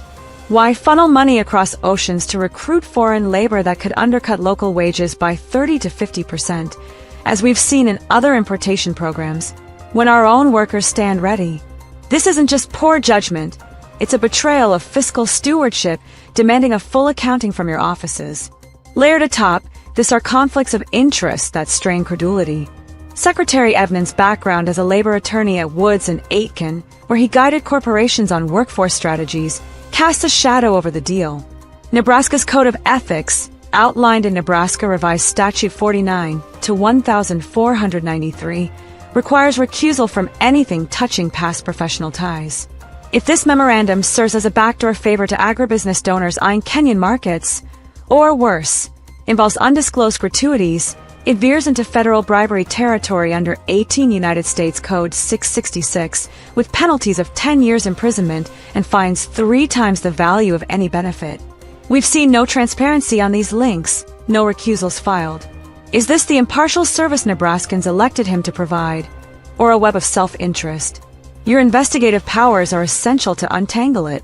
The memorandum's deeper peril lies in its potential to undermine Nebraska's sovereignty. By easing unvetted migration from a nation with histories of anti-Western tensions, it risks importing not just workers, but discord, straining schools, roads, and communities ill-prepared for such shifts. While not yet proven, this flirts with sedition under Article 1, Section 14 of the Nebraska Constitution, which guards against aiding enemies of the state. If corporate players like Werner Enterprises lurk in the background, as whispers suggest, it could swell into racketeer-influenced and corrupt organizations act violations under 18 United States Code 1962. These aren't hypotheticals. They're patterns echoing decades of labor schemes from Mexico northward. We ask you to probe whether this is isolated folly or part of a larger erosion of our heartland's cohesion. This isn't Secretary Evnen's first brush with questionable calls. During the 2020 to 2022 COVID-19 response, his office backed statewide lockdowns, mask mandates, and vaccination pushes, protocols now dismantled by evidence from sources like the Cochrane Collaboration, showing minimal transmission benefits alongside risks of harm, including fatal myocarditis in younger groups. As the overseer of SAFE, polling amid these restrictions, he helped enforce measures tied to federal grants his office managed, contributing to Nebraska's excess deaths and economic scars. Under Nebraska Revised Statute 28-904, this reckless endangerment could qualify as a misdemeanor up to 1 year per proven harm. And by amplifying overstated efficacy claims, it edges toward wire fraud under 18 United States Code 1343. His silence on retracting these, unlike forward-thinking states, speaks volumes about accountability. Rumors of broader financial entanglements only deepen the unease, though unproven. A thorough review could clarify if they tie back to state coffers. At the heart of this call lies the